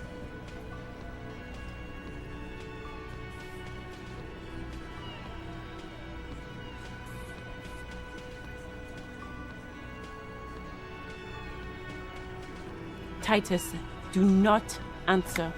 You have been forthcoming enough. Fuck off, Carl. She's gone through enough without you harassing her too. She doesn't need more embarrassment. What are you talking about? Embarrassment. If someone has been sexually assaulted, we need to... What you need is to get the fuck out of my face. I've had enough of explaining myself to you fucks. He's dead. It's done. As you can see, these men can only take so much baseless scrutiny. I'm doing my best to keep the situation civil, but... It won't be for long, she means. It's true. She was the only thing holding him back. We hanged him up by his neck until he got real still. Wasn't that obvious, Copper? Didn't they teach you anything at the cop school, idiot? You're pretty sure you've had at least 2 years of cop school and many more of active service. Can you give us a few more details? Did you muffle him?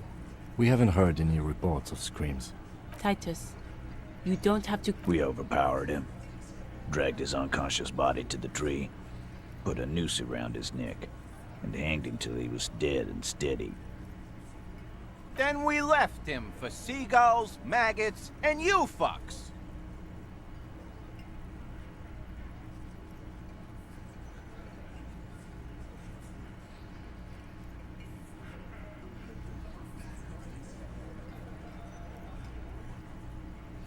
With numbers, asshole.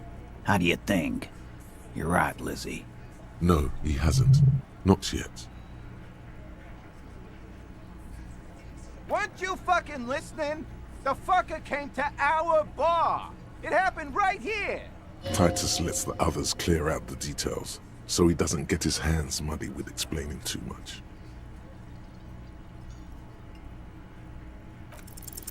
Titus is solid as a rock, and so are a few others. But...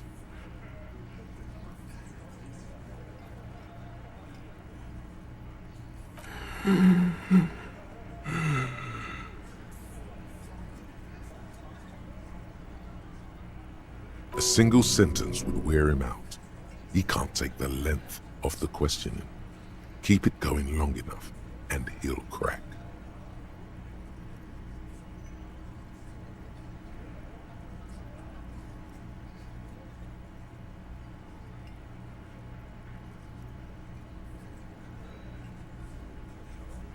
No.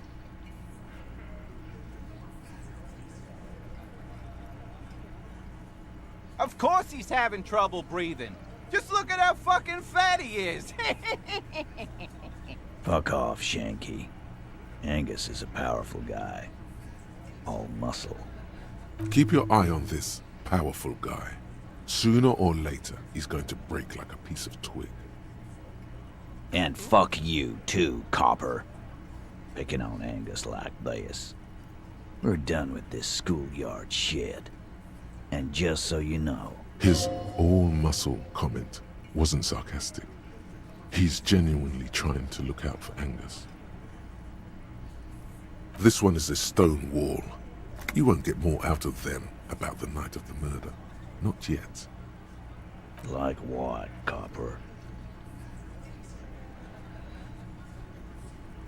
Yeah, lawman.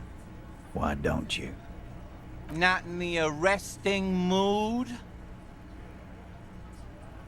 A fearful readiness, like an electrical charge, raises hairs in the room. By your side, the lieutenant keeps his hand away from his holster. You hear the nylon of his coat hiss as he steps closer. Easy. Walk back from the provocation. They're armed, and they outnumber us. The lieutenant tries to establish eye contact with you. Wise move. You made the right choice there. Nothing. Your investigation here is done. Leave Martinez, go back to your stations where you belong. I think we're going to stick around, thanks. Some things don't add up here, Titus. I've done this job for long enough to know that people don't just confess to first-degree murder. Even if it is a group responsibility, we're going to look into this. Good luck with that. You've heard everything a rent-a-cop is gonna hear from us, real law officials. You're lucky you didn't get a beating. Rent-a-cop? So that's what this is about. He doesn't see you as his equals. Forget about their games. You've mapped out the characters. Reading the footprints in the yard should be easier now.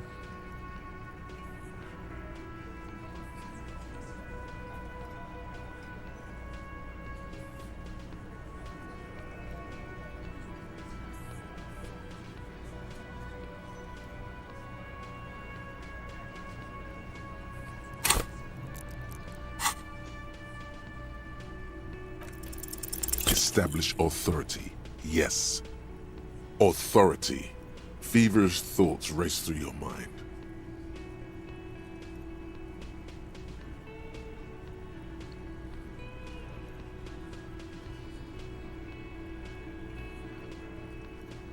Why?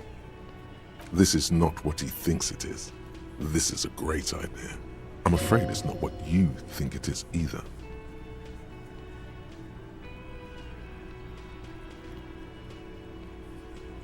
What in the name of fuck are you doing? But I don't want to give you my gun, not after the last time. The fuck is happening, Titus? What are they whispering? Easy, Shanks. I want to see where this is going.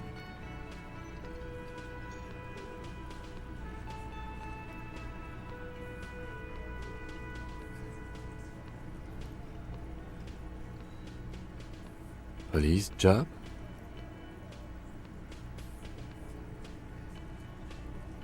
The pressure in the room grows to a boiling point. Be careful, it's loaded.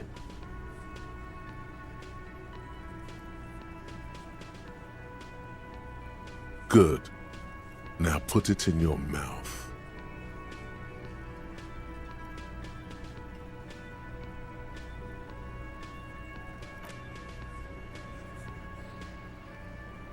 What are you doing?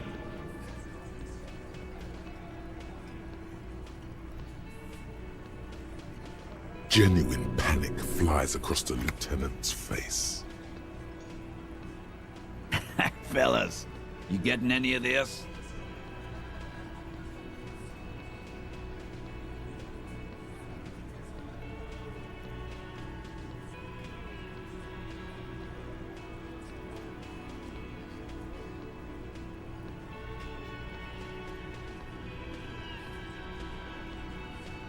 What in the name of motherfuck? The fuck is he saying? Some insane shit. Nothing. Give me the gun.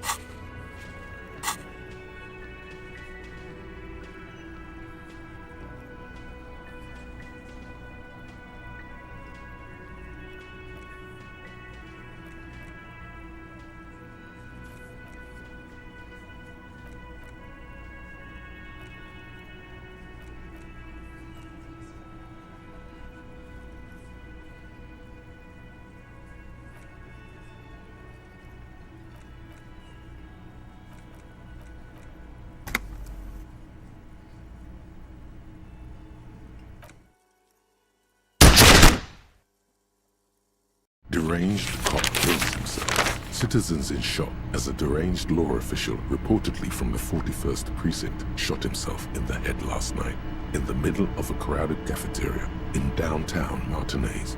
The exact details of the incident have not been revealed, but first-hand witnesses claim.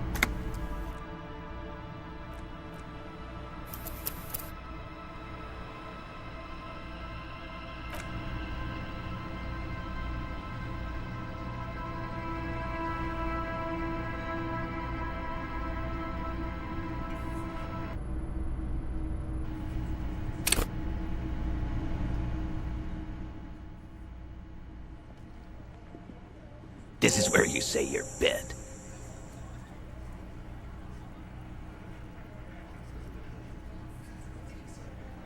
Detective.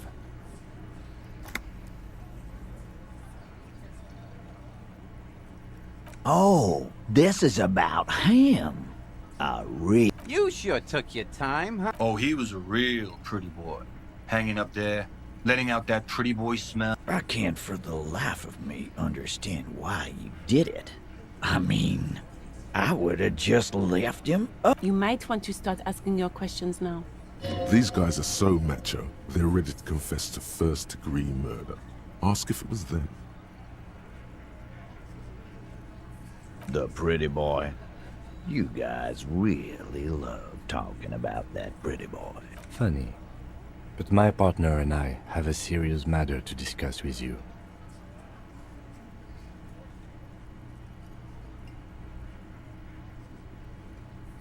That is fucking bizarre.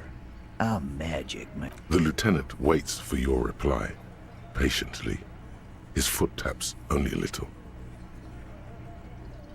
Well, well, fortune teller. You might be onto something. They don't just end up in trees for nothing. There was a speck of truth in there for him. You accidentally touched something.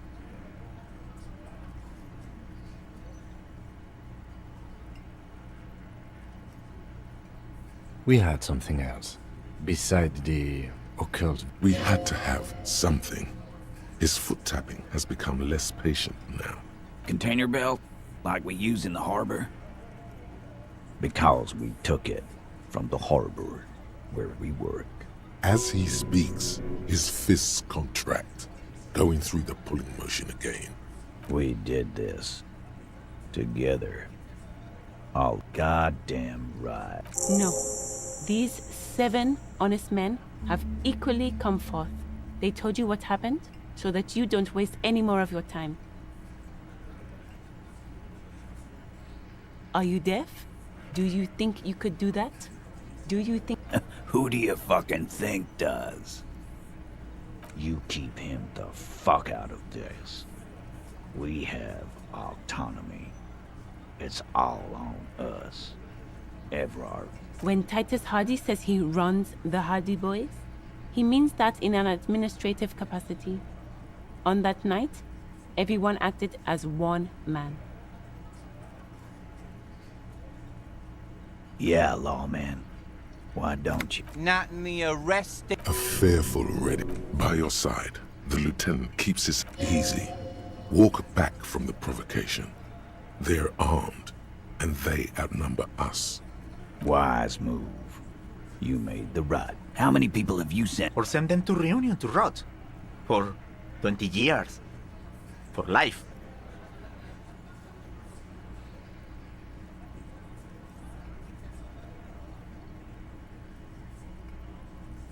But you see, a lawman, is something people agree upon.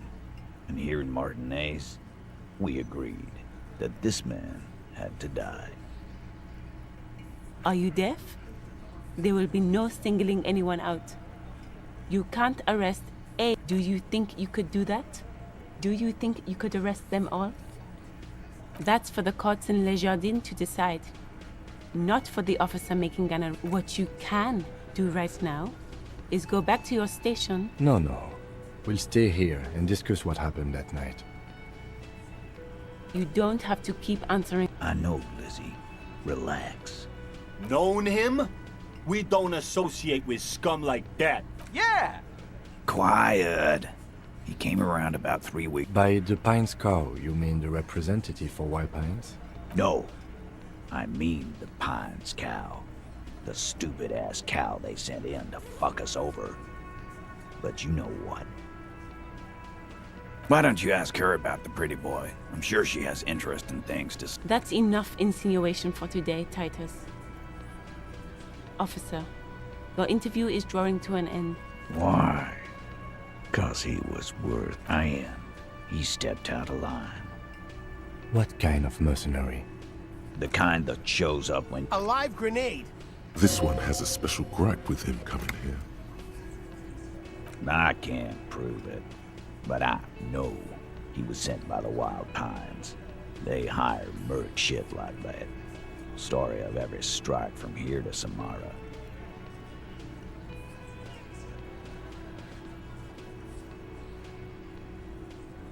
Cause one night, Really? yeah, We couldn't believe it either. Wrong. There's slight unease. To kill us all. yeah. He said it. He grabbed someone? Yeah.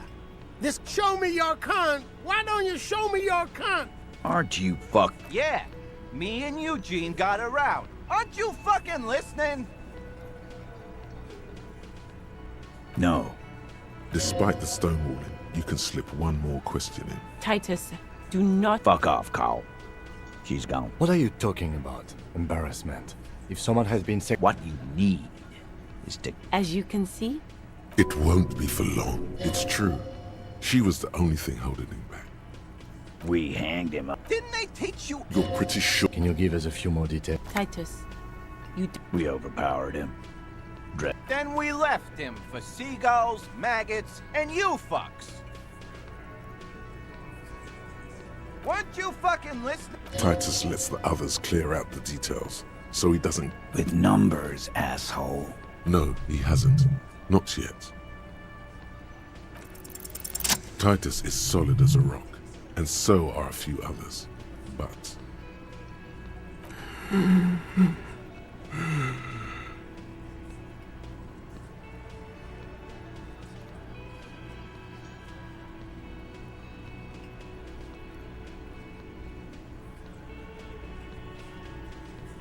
a single sentence would wear him out. He can't take the length of the question. No. Of course he's happy. Fuck off, Shank. Keep your eye on this powerful guy. Sooner or later... And fuck you, too. He's all muscle. This one is a stone wall. You won't get more out of them about the night of the murder. Not... Like what, Copper? Nothing. You're in... I think we're going to stick around. I've done this job for long. Good luck with that. Rent-a-cop. So that's... Forget about their games. You've mapped out the characters. Reading the footprints in the yard should be easier now.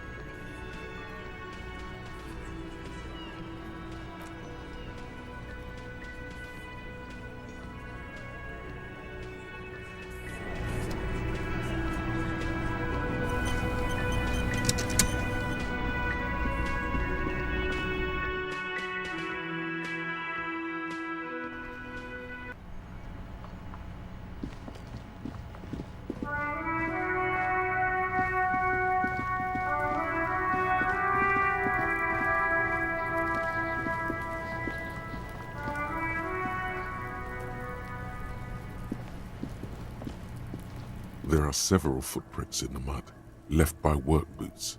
Anywhere from 6 to 12 pairs have walked here. Wow, still not doing it. You're bad at this. Maybe you keep failing because you suck.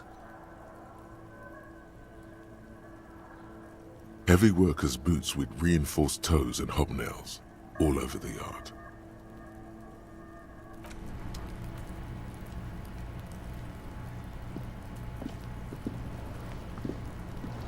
Fuck does Kuno care?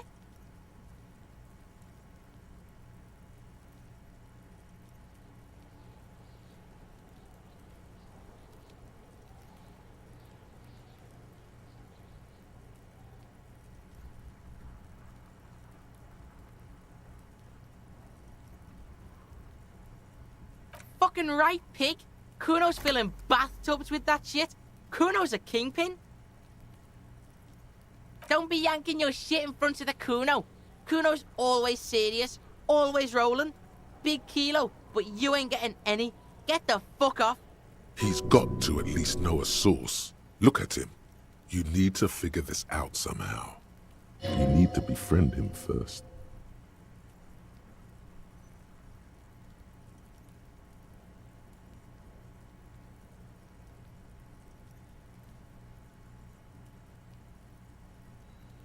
Kuno doesn't fucking care.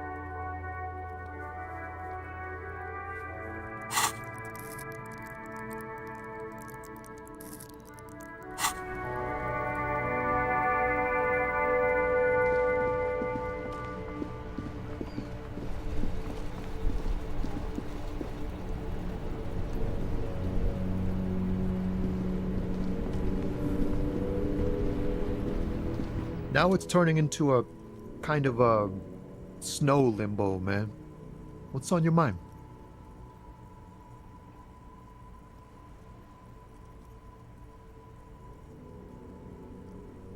Huh? Oh. No, I ain't got any money. They don't want to pay for unfinished work. The bosses, man.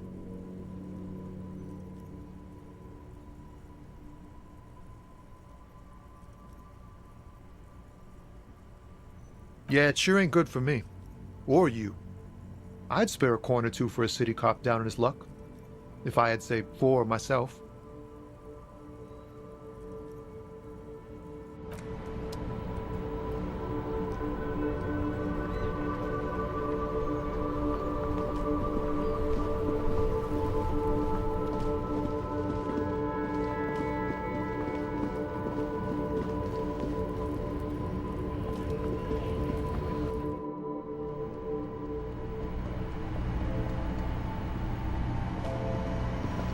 The tear machine stands in the corner. A sign says, 1 bottle equal. Your bottles clunk into the machine, and the money appears with a satisfying jingle. You're a richer man now.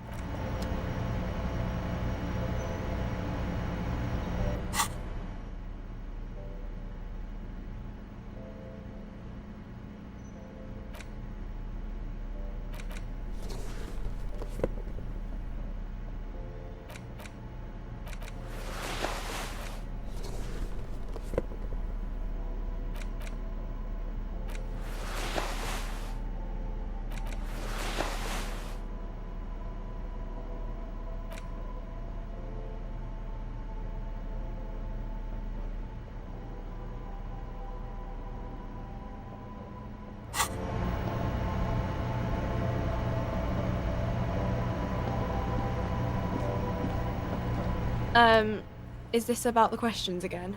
Because I don't really know anything. Reality? You mean, what reality? Economic reality, or...? I don't really know anything. I mean, I'm 15. I don't know. What about it? We're in for it? As mankind, or as a nation, or... We're in Revachol, like on the Insulindian Isola. You're welcome. I don't know. Look at the clock. The clock shows the time at 10:09. The hands seem to be still. It's apparent the clock doesn't work. When ordinary people take over the government and, demands democracy. Yeah, it happened like 50 years ago or so. Sorry, I'm not very good at this. At history, I mean. Our government? Or do you mean something else? Sorry, I really need to finish this article. Cool. A warehouse? I don't know. Maybe. I don't really care what Frit does. She scrunches up her face into an expression of consummate adolescent skepticism. Fine. Frit doesn't have a warehouse. Just a little back room here. Okay?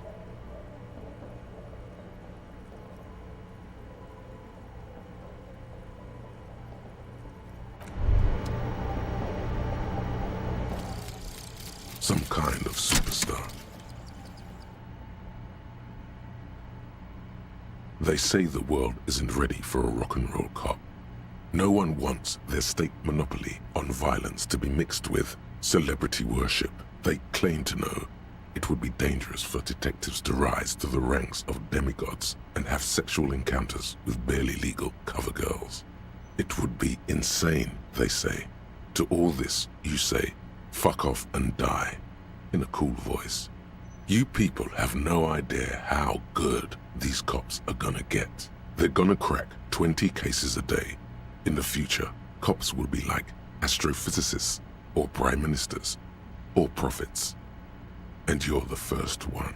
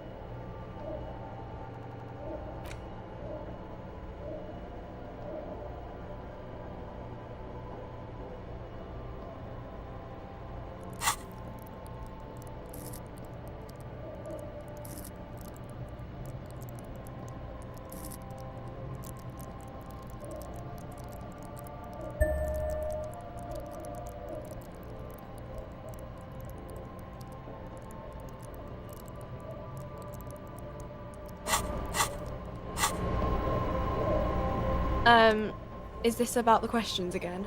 Because I don't really know anything.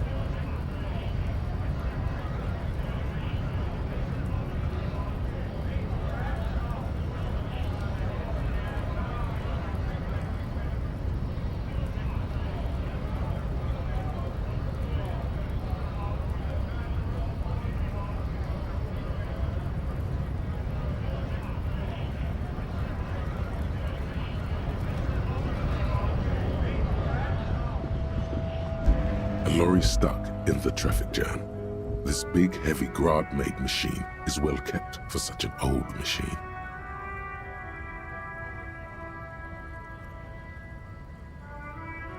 The windows are clear. They've been recently washed. You can see a lorryman's cabin with personal belongings, stickers, insignia. The driver has adorned his space with a substantial collection of peculiar paraphernalia. Proclamations about honor, strength, and purity are glued to various panels. The back end of the cabin has a small perch to sleep, large ashtrays. There are several suns and wheels sewn into the curtains. Racist nationalist paraphernalia. Not unusual in this part of town. This is our guy. Likely, yes. This guy's proud of who he is. Drapes it all over his machine. He was acting tough before. This probably scared him a bit. Who knows when it will come in handy? A slightly scared, racist lorryman.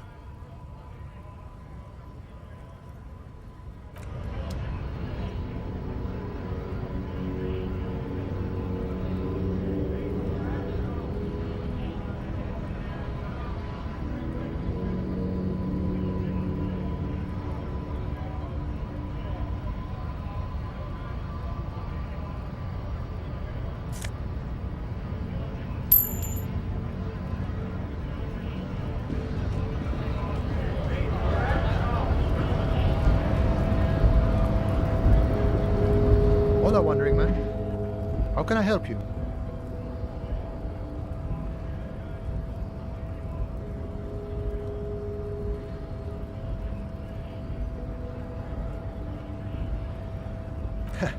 The little boy had it good on his promise. To get me into trouble. To sick the pigs on me. Pardon the choice of words. Not mine. What happened? I was asked to look into that armor situation. Official Union probe, you know. Track it down, see who took it. Did you? At first I thought, why not? Maybe the pieces can feed the strike.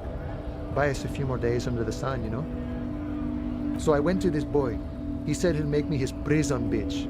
He's got eyes everywhere, and the cop's in his pocket, and he's the king of Jamrock. Serves me right for doing menial footwork. I dropped that probe right then and there, and it still got me into trouble. One bad move is all it takes.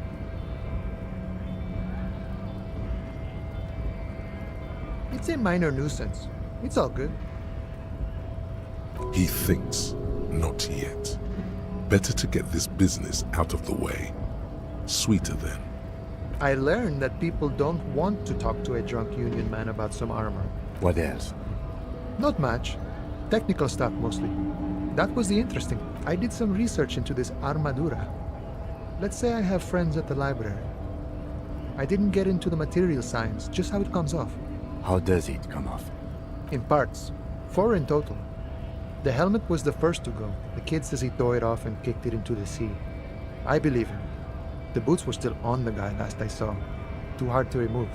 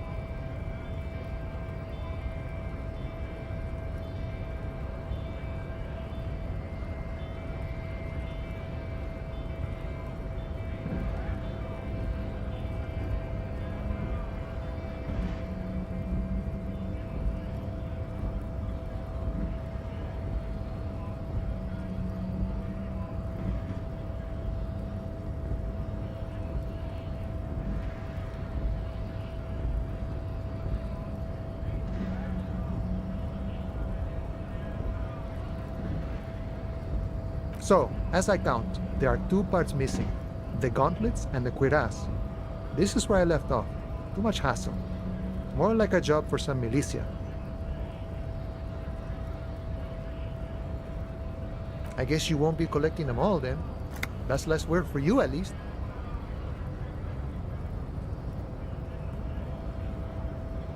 Oh, they're just gone. They don't exist anymore, if they ever did at all. Forget about them. I did. Nice and balanced. Some junior officers can take care of the rest. Smart choice. It's only that one spot you need armored too. The one the bullet hits.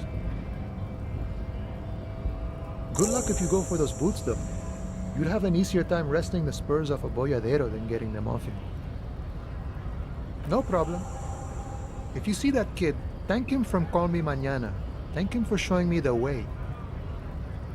He is sincerely grateful he is not tracking down pieces of armor right now. Los Ardis? They're an independent militant group. A bit too high-strung, but it comes with the responsibility. They're sort of like you. Preserve the rule of law and all that. Except it's Everard's law. But really, they're just like you. Is he actually comparing you, an officer of the law, to some neighborhood vigilantes? The man whispers a jaunty tune. A coastal breeze ruffles his hair.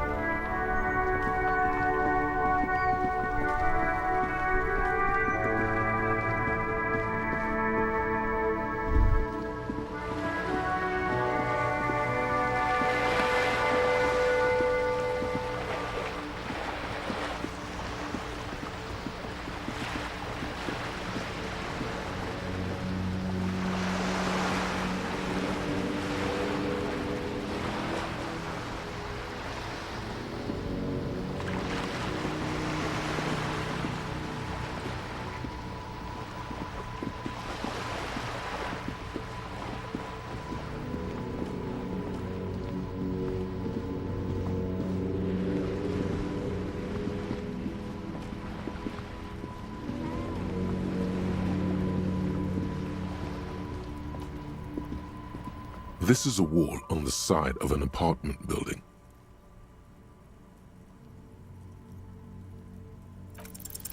You have no clue. So many walls all over Martinez, weather-worn, cracked, their paint peeling.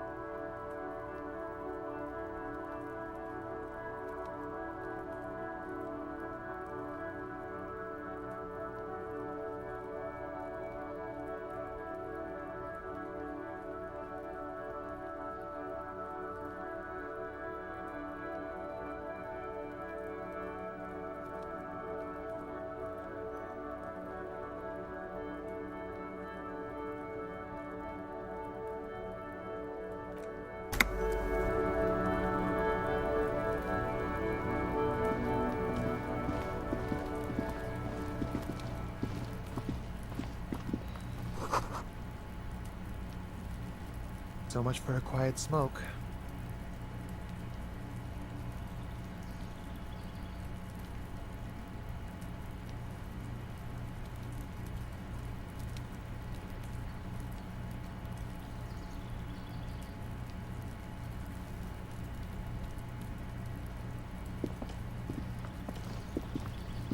You see a young man on a balcony nursing a cigarette.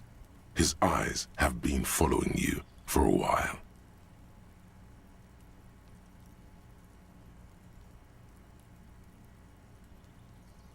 Not looking for any trouble, officer.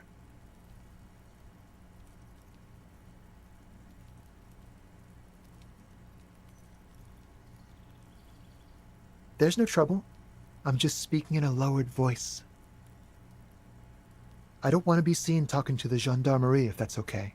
I just want to finish my cigarette. It's the god of cigarettes and youth. Ask him if he's got anything to spare.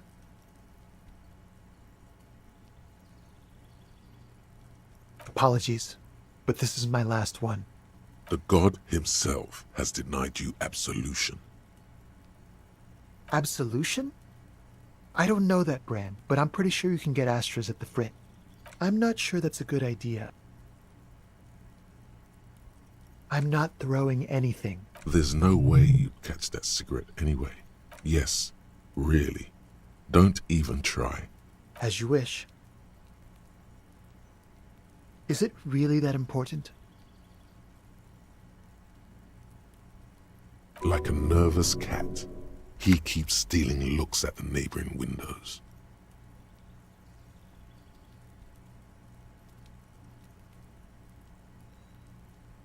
All right, but make it quick. Once I finish this cigarette, I have to run.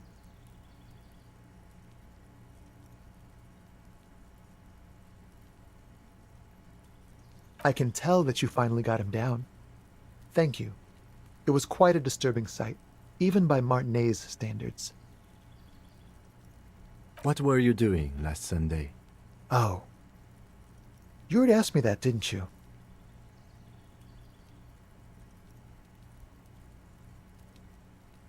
No, not you two. Some more muscular type.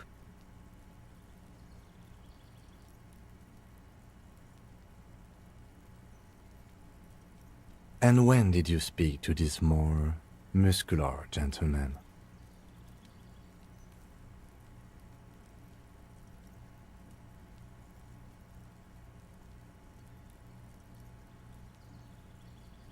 Last week? I don't know. Look.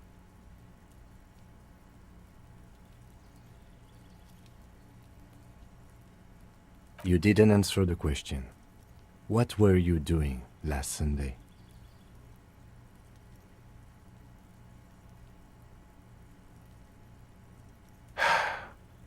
I had a friend over. It was my Sunday friend. A Sunday friend? How intriguing.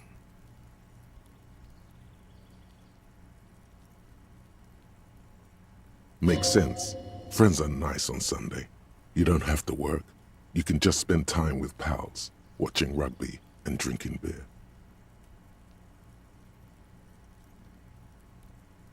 He doesn't reply, gesturing no with his cigarette. In the neighboring windows, you can see faint reflections of his silhouette. Someone hides behind a curtain.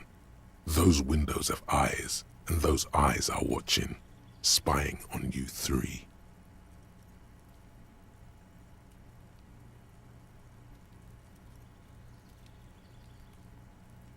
My name? My name is Martin Martinez. Martin Martinez? Good local name. Let's go. No. We won't.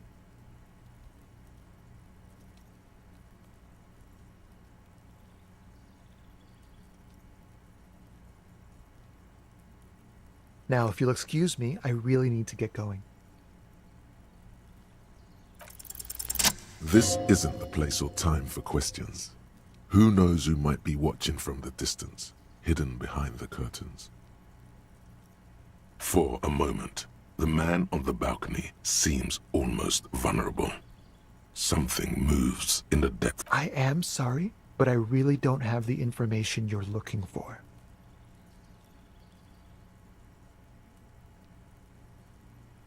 But, hold on. What's that?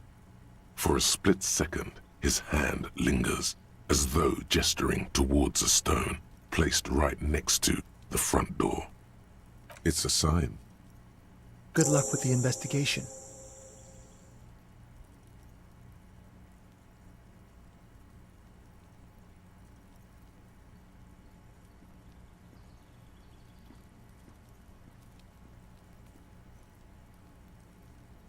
He's gone. No point in running. Tenements like these often have multiple exits. He could be a witness. Him or his Sunday friend. Either way, we need to look into that muscular type who's asking about our case. He did leave us a sign. Did you see that? He wanted to draw our attention to that stone right over there. If we find a way inside the building, we can ask around for his apartment. A stone, like any other, lying in a whirl of sleet and mud. Maybe there's something under it. There's a key beneath it, rusty from the dirt. This must be for the front door. Pity doesn't have the apartment number on it. This building has many apartments and the man can be in any of them. We'll just have to go in and see.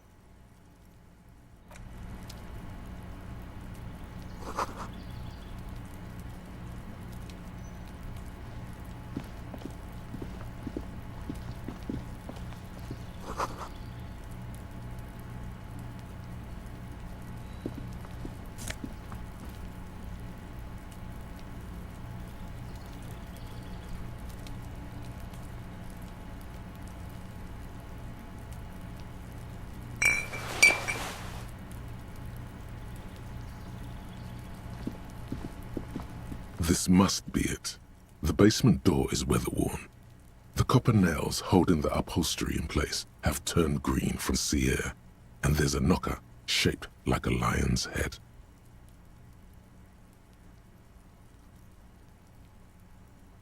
The royal lion, Guillaume's kitten.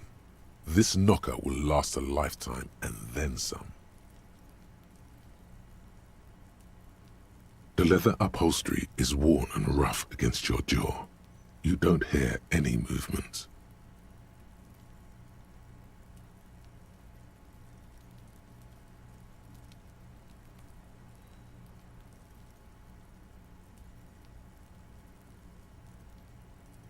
In fact, it's oddly silent in the yard around you. No birds chirp. You try to be as silent as you can. It takes a bit of rattling of the handle to loosen the bolt.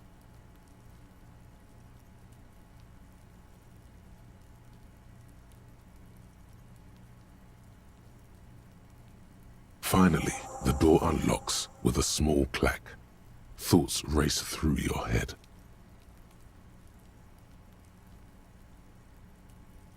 Well, buddy, you opened it. No need to go inside. It would be rude. Only curiosity could account for stepping over that threshold. Maybe there's treasure in there. A white alligator. As you hold the open door, you can feel the air moving. A little draft, a whistle.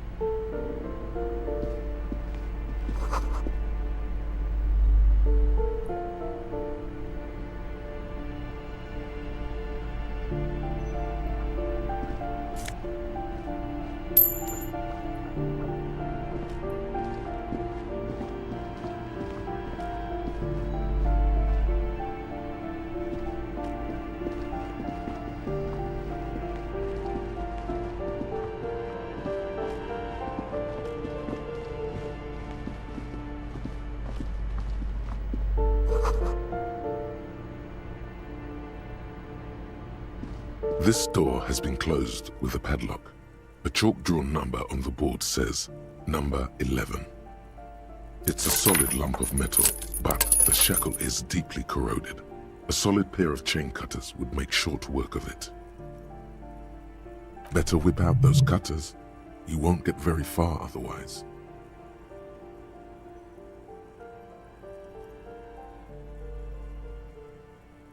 No reply.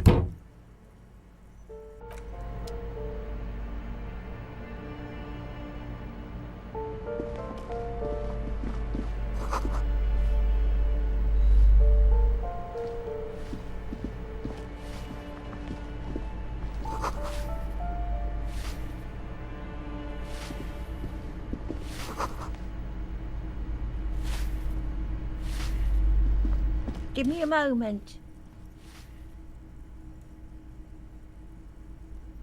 The cold never does any good for my bronchitis.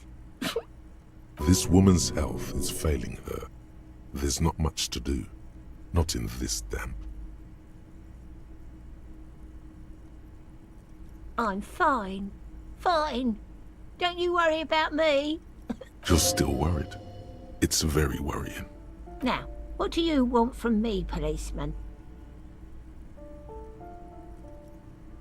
Ask away, policeman.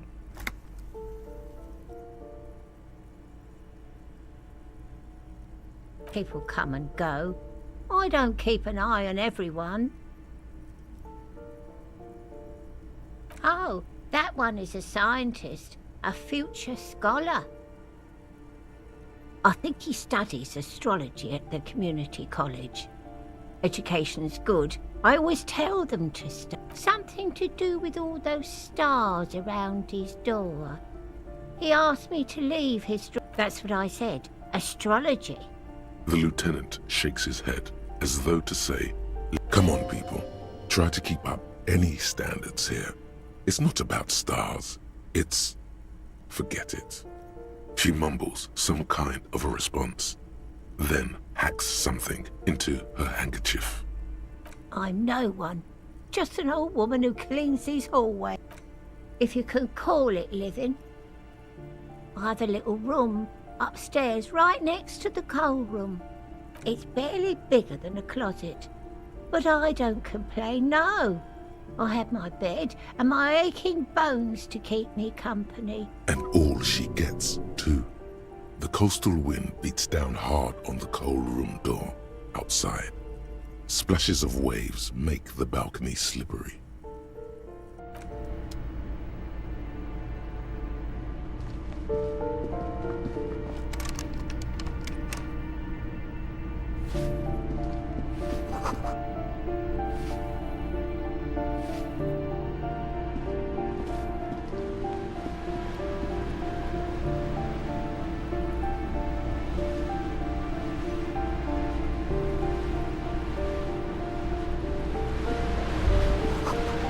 A shift in temperature, the air chills around you.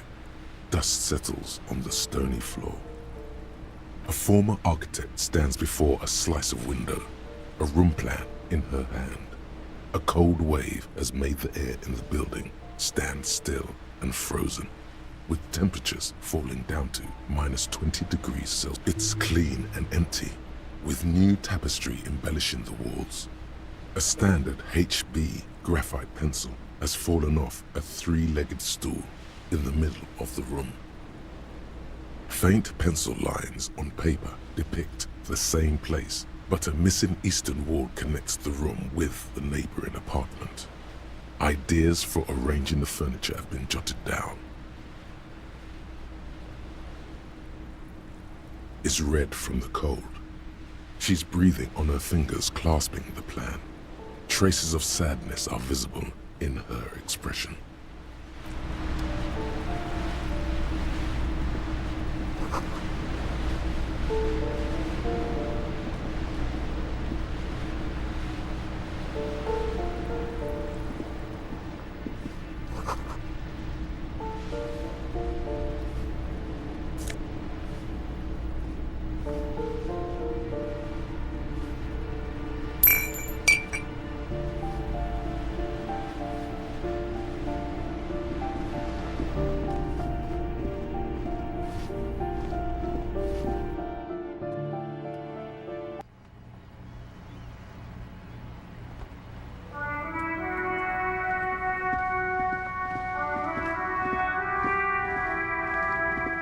The streets will flow red once more, a great torrent rushing down Rue de Esperance.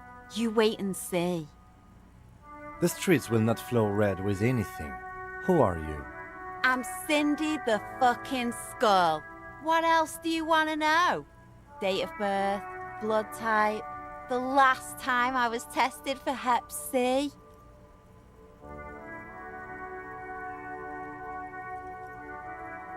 Go where? Accosting a minor? Listen to your partner, pig man. Keep your grubby hooves off little old ladies. She's grown frustrated with her work and welcomes the opportunity to challenge authority in other ways. That smell coming from her paint bucket, it's not paint, it's heavy fuel oil.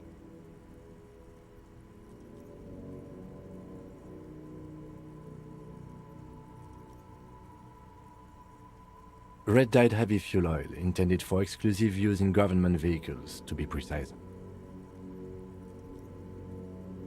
What did you think I was using? Aquarels? Sucked it out of a cop's fuel tank myself. She really did it. She's proud of it too.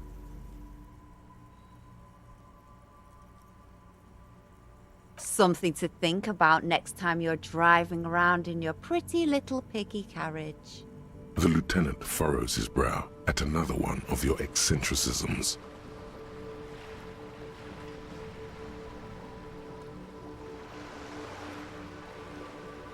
Hatred, disgust, it's difficult to tell which of the two is more present in her girlish features. The woman on the boat does not notice her staring. That is on her. Someone's got to keep an eye on her. Probably the Wild Pines rep. We should talk to her. She's a professional negotiator, though. I have the feeling she will be very cooperative while telling us nothing. You should take the lead. Ask her unexpected questions, you know? Do your thing. Don't be afraid to get a bit wacky. Good idea, piggies. Run along now. Fuck her shit up good. Impound that boat while you're at it. I'd like to watch her swim back to us on. Can't you tell? I'm painting a beautiful mural, an aereo graffitio visible from low orbit. I haven't really started it yet. I'm waiting for the right words.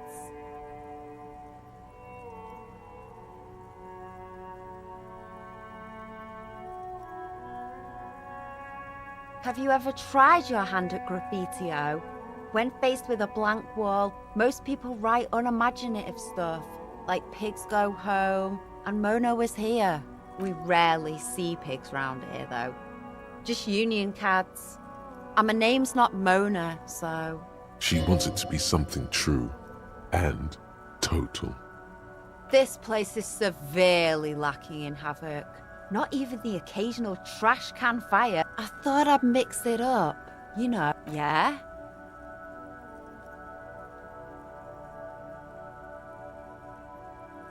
Thanks.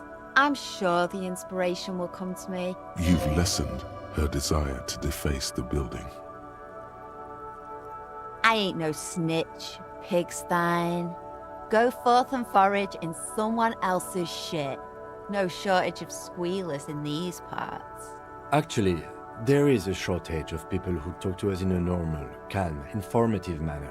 We weren't put on this earth to make your life pleasant, fucko. What do I care about some fucking tin eggshells?